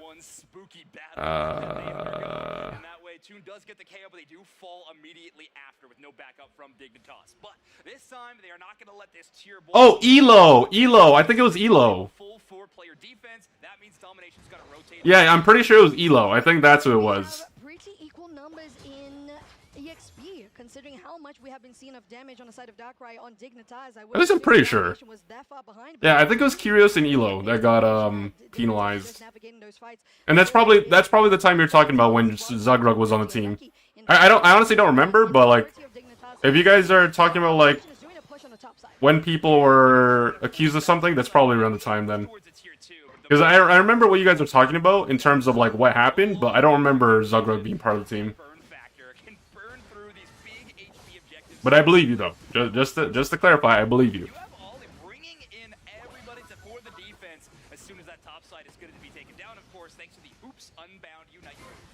Okay, and finally it does. That Regirock will go down on the top side. Wait, Blaziken and Sylveon didn't come down. They didn't come down. They're still fighting top side. What are you guys doing? Guys! What? They just got absolutely melted on that play. Oh no. Oh no, Sylveon! Oh my god. I couldn't see what happened, but I think Darkrai stopped the Sylveon and Blaziken from porting down to the bottom. Either that or they just fucked up chasing in the 2v1. I'm gonna give it the I will give them the benefit of the doubt that Darkrai stopped them from taking the Hoopa portal, but if it was the latter and they chased, then that was a throw. But also, this is a learning lesson, guys. If you can't deal with the Darkrai, you ban it. Because Darkrai is just straight up rolling these guys. Right. Now domination at the state of the game right now, not that far behind on Miascarada in regards to levels. That 13 is there. Maybe they're gonna Ooh, big pick, huge. And Miascarada will come out on top. Zation still standing. That's the pad healing and the shielding. Just enough to equalize in a 1-for-1 trade. Others there as well. They know that is a clone on Miascarada. Zuggerg is here as well, so it might just be the end of this domination push. Yeah, they have a great counterpunch there. Otter and Zell at the first. If they were able to get if they had enough damage for the Zacian, that could have been a good play, but because they didn't, like, all they did was get a kill, that's it. I mean, it was a kill on the over-leveled Darkrai, or, you know, at least, like, the highest level in the game, so at least it was a decent amount of experience, but Miascarada doesn't have Unite move right now. So if they choose to take this fight, they're down to Unite. There's a block from Zugrug, but doesn't actually catch anybody. There's still Cabrownie trying to find an opening here. Hyotin taking the front line, and Domination still really just trying to find anything. But it feels like Hyotin was. What is Umbreon doing? Oh, bro, Umbreon is trolling. He is trolling bad, man. The objective, maybe even Toon could finish this defender off as well. Yeah, it's a really tough look. Oh, Umbreon, you're trolling, brother. You can't troll like that in game 2. It's game points. Oh, it's over. GG's. I'll call it right now. I don't even need to watch the rest. GG, no re. Very interesting move there, just trying to maybe escape from the Zacian. Just looked at the Zacian like, oh no, I'm out. But Cabrownie does capitalize that in a 1-for-1 trade, at least with Groudon on the board. It's important that you are not. Oh, wait. Oh, he didn't get the stun. Oh my god, man. That's so unfortunate. That could have been a turning point. Umbreon, you failed the city. You failed us. This central area, Hyotin will go down, and the Sylveon will be forced to retreat. Yeah, notable, the Reggie, like he did land in the home goal zone, but no one from Dignitas wants to push all the way into that enemy central. Also, you see Toon, even on this Darkrai, being very aggressive towards groups of enemies. I'd say normally they'd be quite dangerous, but they do know that Ender has the Blitz assistance at the ready, almost kind of trying to bank on a big combo play, lining it up for the rest of the team. The Alolan Right Unite right on top of the ground. And speaking of Toon, just right there with enough healing and shielding. Toon is still standing, but they are going to... Toon is so low, by the way. Oh my god. Okay, he just died, but... trade in this Groudon fight, but make it 2 for Dignitas. Cabrownie in a terrible position here. Maybe just trying to reset. Honestly, like, Dignitas could literally just ignore the Groudon and just go score. It doesn't even matter at this point. Two people. Overheat is going to land with a lovely eject button, but look at their health as well. This plays against danger. And Blissey still has Unite move, by the way. Ender ice in their veins. Yes. Just knowing they do not need access to that Unite move, instead relying just on the straight-up healing capabilities of Blissey, attempting to put in 29 points. Finally, we see a little bit of impact from these Unite moves onto this tier 1 as they have counter pushes from Domination. Groudon ignored. Final fight of this goal zone. Ender goes down. No attempt to score, but Dignitas holds on to the lead and sets this one up to a 2-0 match win. Well, there you go. Dignitas with an incredible debut here on LAIC, as this team has been playing together for a bit as TTV, but now signed as Dignitas. We're so happy to see an org like that being part of our little game that we love so much.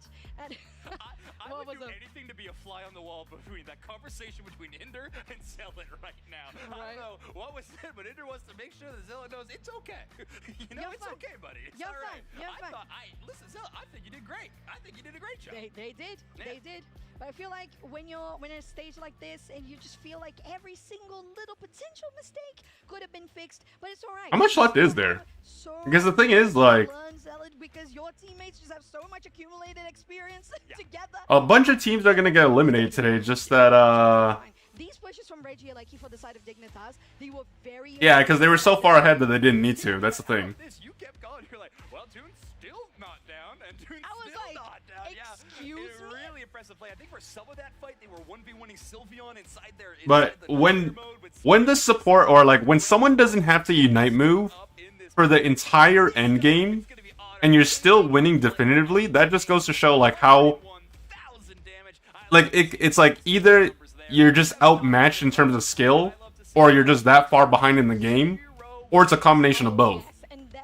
Because normally when you play the end game, like the last fight or last fights of the game, like you use everything. But the fact that Blissey didn't have to unite just goes to show, well, like we don't need it to win. This Blissey as well is something not to be sleeping on. Yeah, it's so incredible. Unfortunately, Hoopa's healing number. They should have banned the Darkrai, by the way.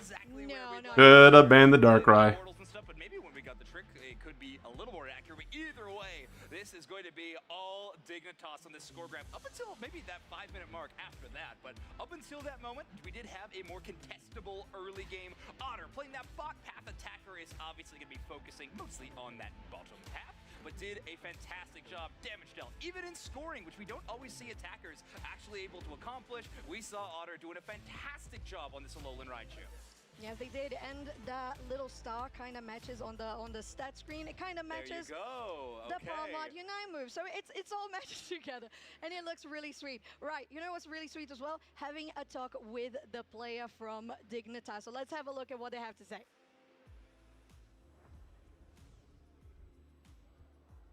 All right, here we are up on the big stage for the interview. I have Inder from Dignitas. First off, Dignitas, welcome to Pokemon Unite. What a way to start things off. 2-0 in both of your games today, and you're heading to day 2. How you feeling, dude? I'm feeling great. I'm feeling all the love from even some of the local fans. Brazil has embraced us really well, and shout out to Dig coming in clutch right before LAIC and picking us up. Yeah, amazing. I want to talk about that a little bit. Obviously, this season we have the league format. We have a lot of exciting orgs coming in. Dignitas is an org that I watched when I was like my first esports. I'm watching Dignitas, so I was so excited to hear it. Tell me a little bit about how that all came together. Yeah, I mean, what's funny is we actually played with the general manager of Dignitas all the way back in season 1 when we were TTV. We got him to like rank 1 on the ladder. We maintained a bit of a relationship, but until this league format came around, there wasn't an opportunity for them to really show how amazing they are. But they've been so supportive. I mean, we feel the love from the rest of the players across the organization, the staff, and all the new fans that are coming in. We're really happy with them. Yeah, it's so exciting and a rising tide. All of the ships are moving up. I cannot wait to see what else is in store for Unite. I can't wait to see what else is in store for your team. Are we ever going to see a TTV pop off again? Are you allowed to? I mean, I'm sure we're allowed to, but I think what we'd like to see is some hashtag dig wins in the chat moving forward. Amazing. Tell me a little bit about the squad. This is, I mean, it feels like the Avengers are assembling once again for North America. It's really exciting to see as someone who's been following Unite since the beginning. A lot of names everyone knows, but tell me about Dignitas. Tell me about this new sort of old squad coming together. Yeah, so towards the end of last season after Worlds, I think a lot of us, everyone on this team had a run where they thought we could win it all and we felt just a little short. So Toon, Zug, and I knew that us three were making a team no matter what. Day after the event, we all go to Otter's, the room that he had rented out. We're like, we want you on the team. It's like, I don't know if I want to play Unite still. And we're like, you're playing Unite, buddy. And we're like, if you're playing with us. And then we needed one more to fill in the slot. And we really wanted to bring some new talent into the scene, someone that we feel like can mature into their role really well, that has great mechanics. I think Zealot's been the perfect fit. He's shined on his teams in the past.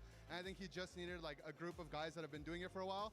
And he's teaching us new things every day as well. Like he brings a youthful kind of energy, bunch of old guys on the team. So it's nice to have that kind of balance. And we have a great time. We love each other. We're here to win. I cannot wait to see what happens in the future for Dignitas, what happens in day 2 for the team. Very excited to have the org part of Unite. Really excited to see this squad back together. Give it up one more time for Dignitas. They're heading to day 2, and we're going to send it back to the booth. Bye. All right, thank you so much, Fraggles and Inder, for that lovely interview. And love an interview. It's wonderful to hear a little bit of the backstory of how they formed this team. And how they're like coming, especially from Nouns, and just being like, Unite, Toon, we got to do it. Got Zugrug, then the rest of the team, Otter and Zealot, and well, they're shining. Yeah, it's a sick origin story. I'm very excited to see what this team is going to be able to accomplish this year. And yeah, a lot of chips on those shoulders for these teams. We just need Shannon there. The potential to take the Yeah, whole okay, thing buddy. and come so close to it. I can't wait to watch this roster, and I'm sure there's going to be a whole lot of #DigWin in whatever chat this team is going to be playing in. But it wasn't just that amazing match that we had today. We had so many incredible moments in day one, some really exciting matches, some fun upsets considered early on in the day, both on our B stage and on our main stage. But I think Is that it? How many more matches are left? Of the day, which was an upset to start the tournament when Oh my god. Every time I exit the full screen, my computer just lags. Also, what the heck is this? What tab is this? And it's just wonderful to see Tuesday being on Mr. stage Jumbo? and confident like that because Oh, I had Resi stream open. I was like, who is this? I've never been here before.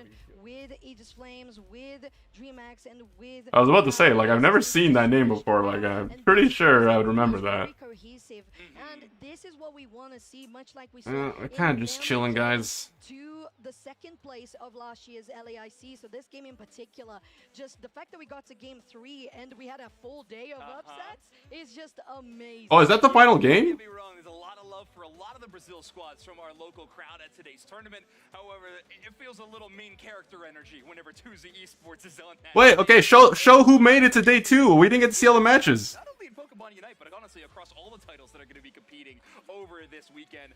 Like I said, we had so many fun matches. I really enjoyed that last one that you and I just got to cast a moment ago, seeing Dignitas starting off this tournament, but we had a bunch. I personally always love casting a Nemesis game. Nemesis, a ton of fun. Really going to be a team for me to watch going into day 2. How about you? Any teams going into day 2 that you are considering a must team to watch? I think I would fit Project Mbappe there as well, because that was really good. I feel like this team is also really coming together super well, and how they have been navigating the game, it's very spot on in regards to rotations, timings. They are very Future time? active and very Well, you know what? I'm so inspired by some of the matches I've been watching. I'm just gonna watch I'm sorry. I've been so inspired by so many of these matches. I'm just gonna play Blastoise forever and ever. Be available if anybody wants to take a look. So another highlight to watch was, of course, that team. We had a few Brazil versus Brazil matchups. I believe one that just happened a moment ago with Dewsnax and Spraggles casting that one. We had a lot of really fun games. The team for me to watch might be CAC. Oh, there we go. Hold on. Wait. Hold on. Okay, so from Group A, well, I can rewind it. So let me just let it play naturally. Okay, so 2 NA teams made it to day 2 so far. It is true. And like you said, CSM also Team Spinal and Mbappe. Mbappe came out. Gaming coming from Latam South, while CSM Overlord doesn't have a team. Overlord is not playing this. He went to Japan. He's on Team Reject now. With Underdogs, also one of those teams that you're like, Overlord is not NA anymore. Yeah, definitely. And it's a team we might be one to watch. And winning against Project Mbappe. Damn. Okay, guys. Every single NA team made it through to day number 2. You know what? They got tired of losing at World, so now they're here to make a splash. Game Over Esports right behind them at 2-1. Nemesis, another team I already called out at 2-0.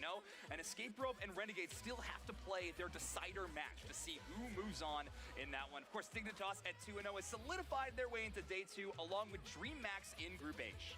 And it was an interesting match, like you mentioned. The one Brazil, DreamHack versus Gudradinhos. It's a fun fact as well. Gudradinhos having one of the founders of Aegis Flames as one of the players, Gabby Mew, which is such incredible lore in regards to Brazilian scene. So shout out to them. And So many Brazil teams? Yeah, because it's Latin America. It's LAIC. But game 2 was like really close. Not a lot of teams outside are gonna invest the resources to make the trip for the first tourney. Especially when it's like outside the region. It might not be worth it for them. Winning fights, I was like, this is feasible. This could happen. This game could go either direction. Well, worth is subjective, obviously. Tune in tomorrow for the bracket stage. Starts at 4 a.m. Pacific time, 7 a.m. Eastern time, 12 p.m. UTC. So basically same time as today. How long has it been? I've been streaming for 8 hours. That's not bad. Yeah, no. Normally it goes on for longer, but that's not bad. That is 7 a.m. Eastern time for me. If you're East Coast, it is 7 a.m. Same as today. But keep in mind, guys, it would have been, I would have been streaming for 9 hours, but keep in mind, I woke up late. And I showed up like 45 minutes later, and I still made it in time for game number 1.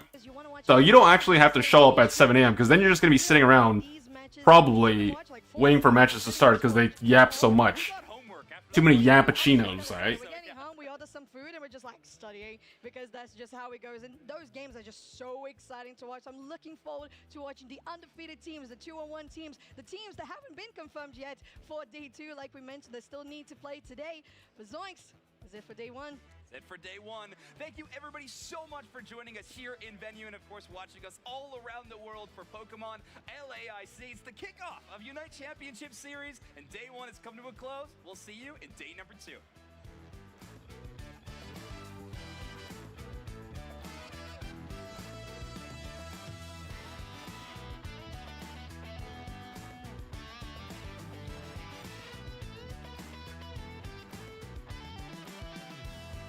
Alrighty, guys, that is it for the watch party today.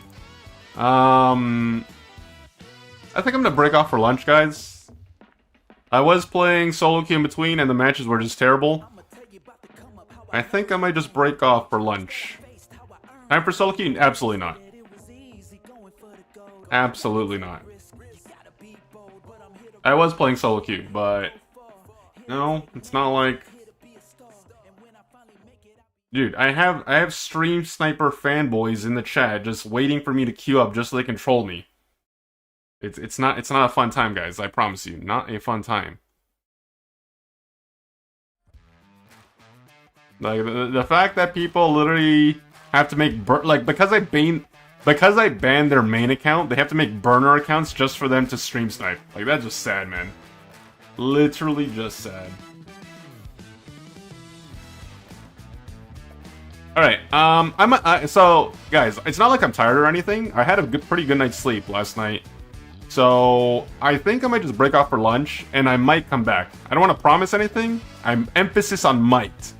If I do come back, maybe I play some solo queue, I don't know, for a bit, and then just, like, end stream, but no promises. Wait, really? Wait.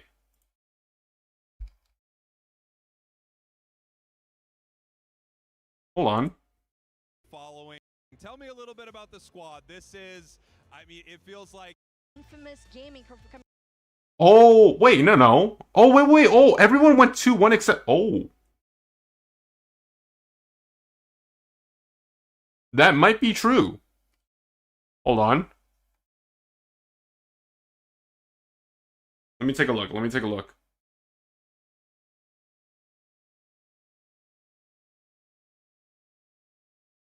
Pokemon Unite.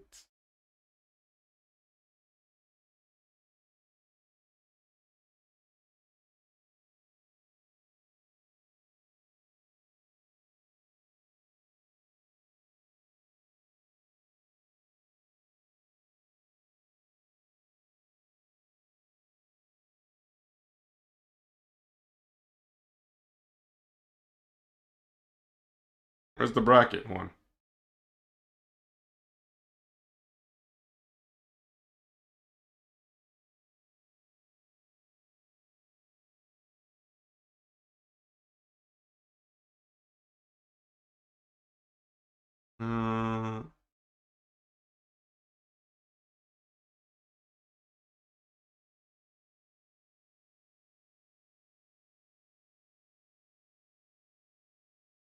Oh my god, it's showing me the one from last year. Hold on.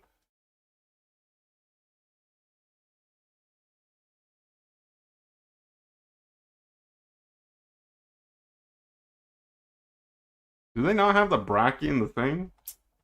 See, this is what happens when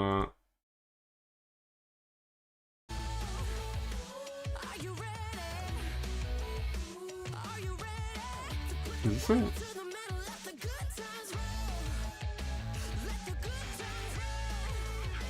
No, I don't want your Instagram. Get out of here. Who gives a shit about freaking Pokemon Unite Instagram? Where's the bracket?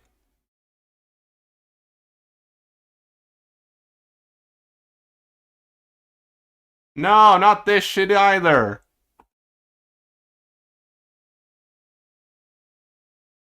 Bro, why does no one post a bracket anymore? Oh, wait, no, it's right here. Wait. Oh, there we go. Hold on. Bracket.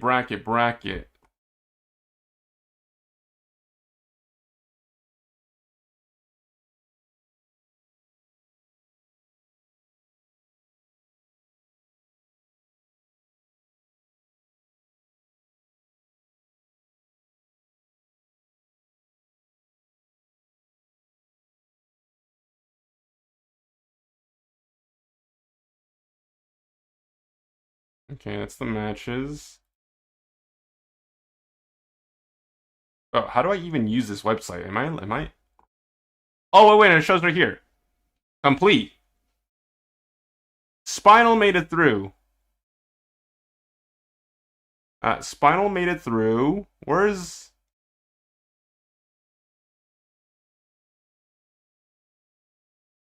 Oh, Project Mbappe didn't make it through. Who was on the squad? Oh, you were right. Yeah, Mbappe didn't make it through because of tiebreakers. Damn! Ooh, that sucks. That actually sucks. That must be a bro. Bro, like... Imagine flying out for the first international tournament and getting knocked out day one. Like, forget the region itself. Like, anyone that just makes that, like, damn. Wasn't the caster just saying Mbappe is the team to watch day two, though? I have no idea, man. Like, truthfully, I have no idea. Honestly, I wasn't even paying attention to the standings. I just kind of looked at the order of, like, where they appeared, and I assumed that they made it to day two.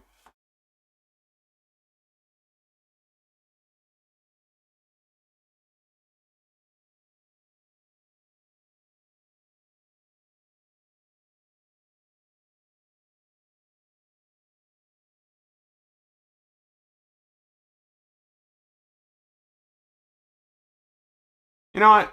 Who cares? Who cares, guys? We'll find out eventually. Oh, they were 0-2 to underdogs. We're looking at the bracket.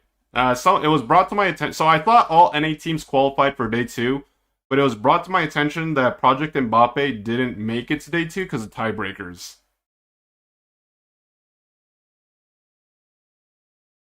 Yeah.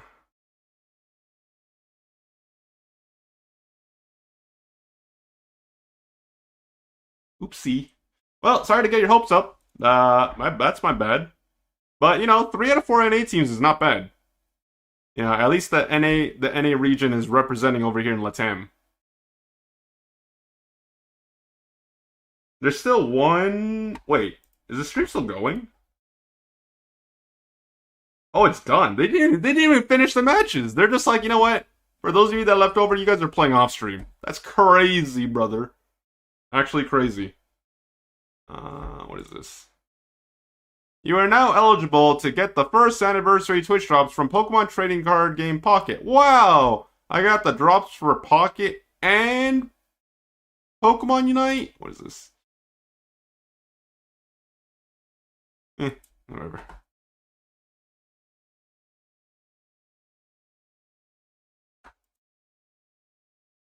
Isn't DreamMax? Who's on this team? Oh, that's Mazo's old team.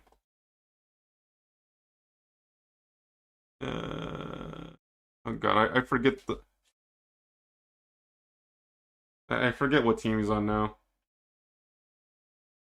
You know what? There's one thing to do in a situation like this.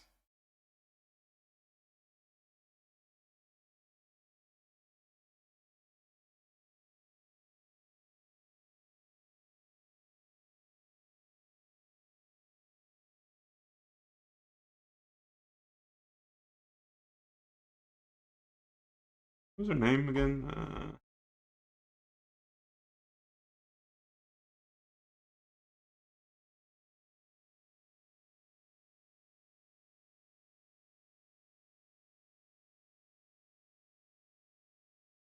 Yeah, okay.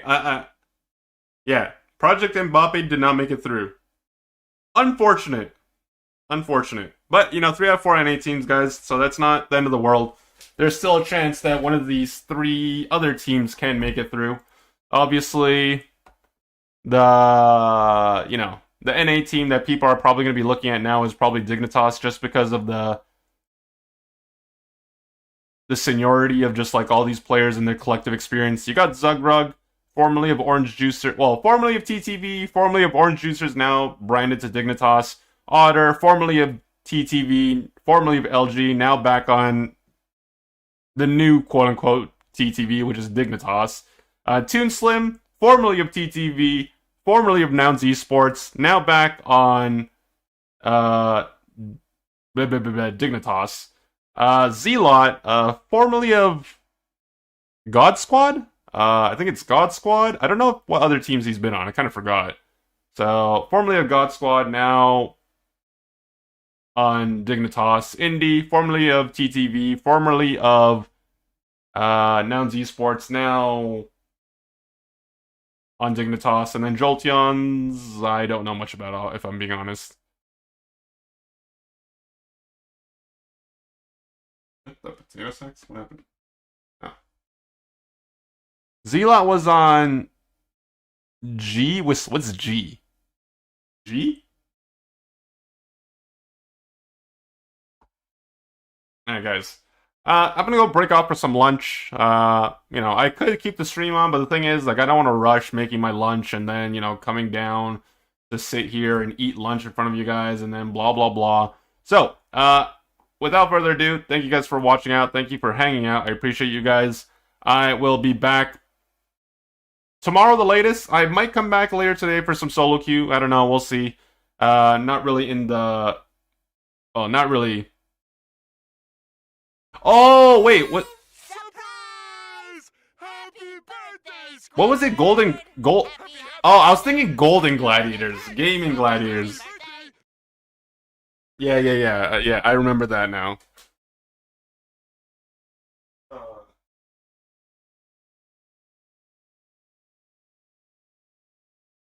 Yeah, I honestly forgot about that, guys. That's crazy.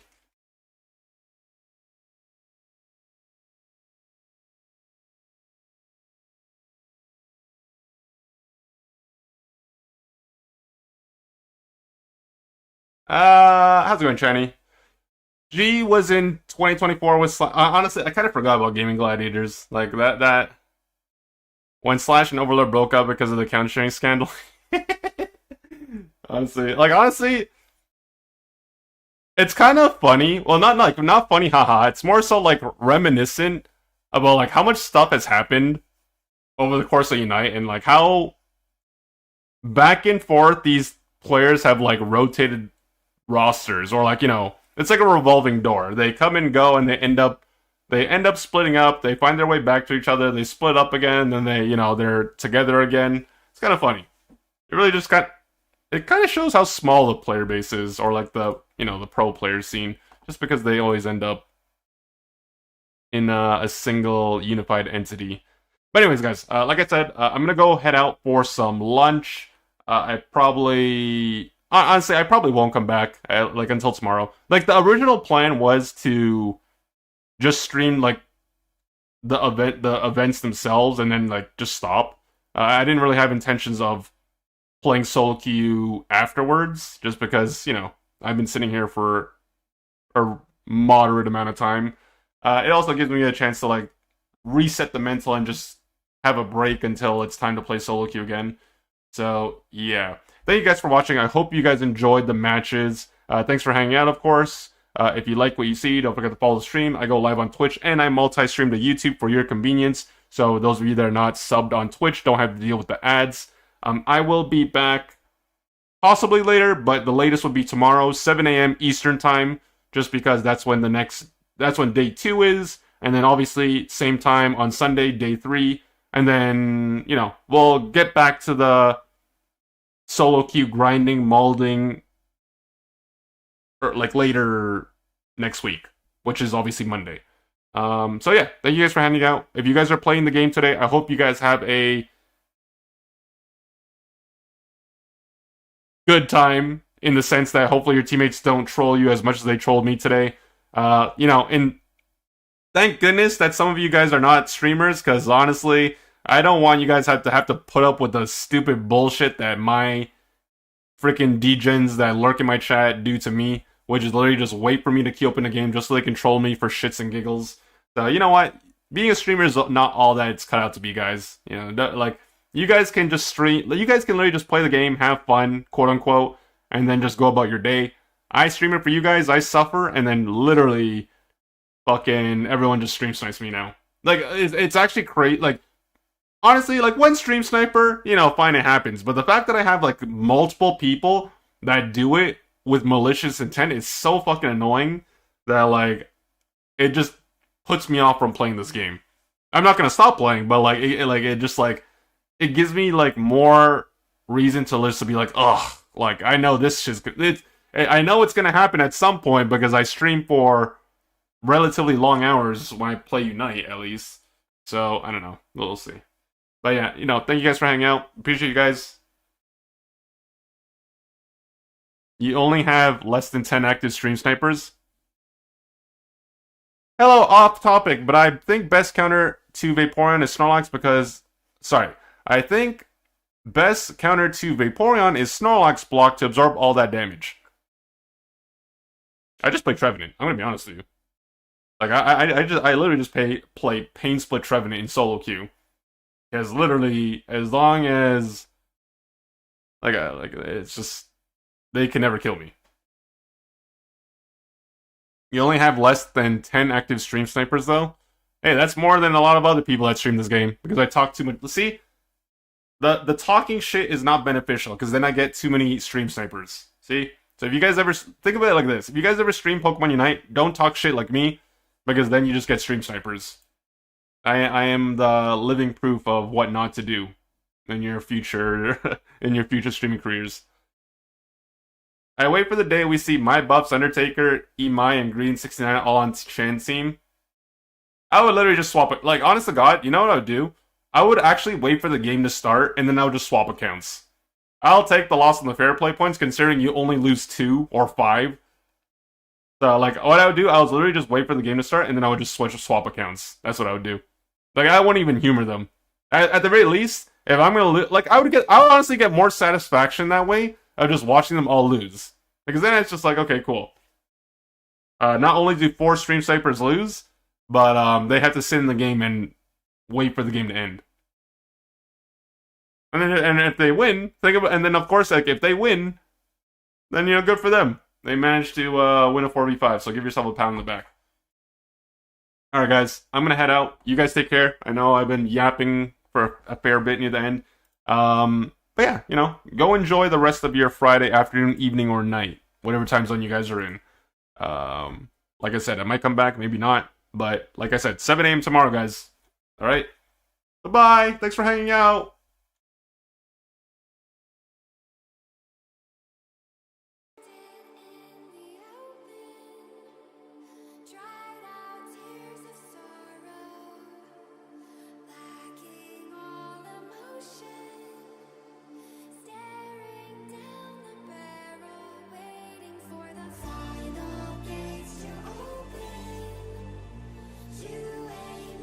Tomorrow,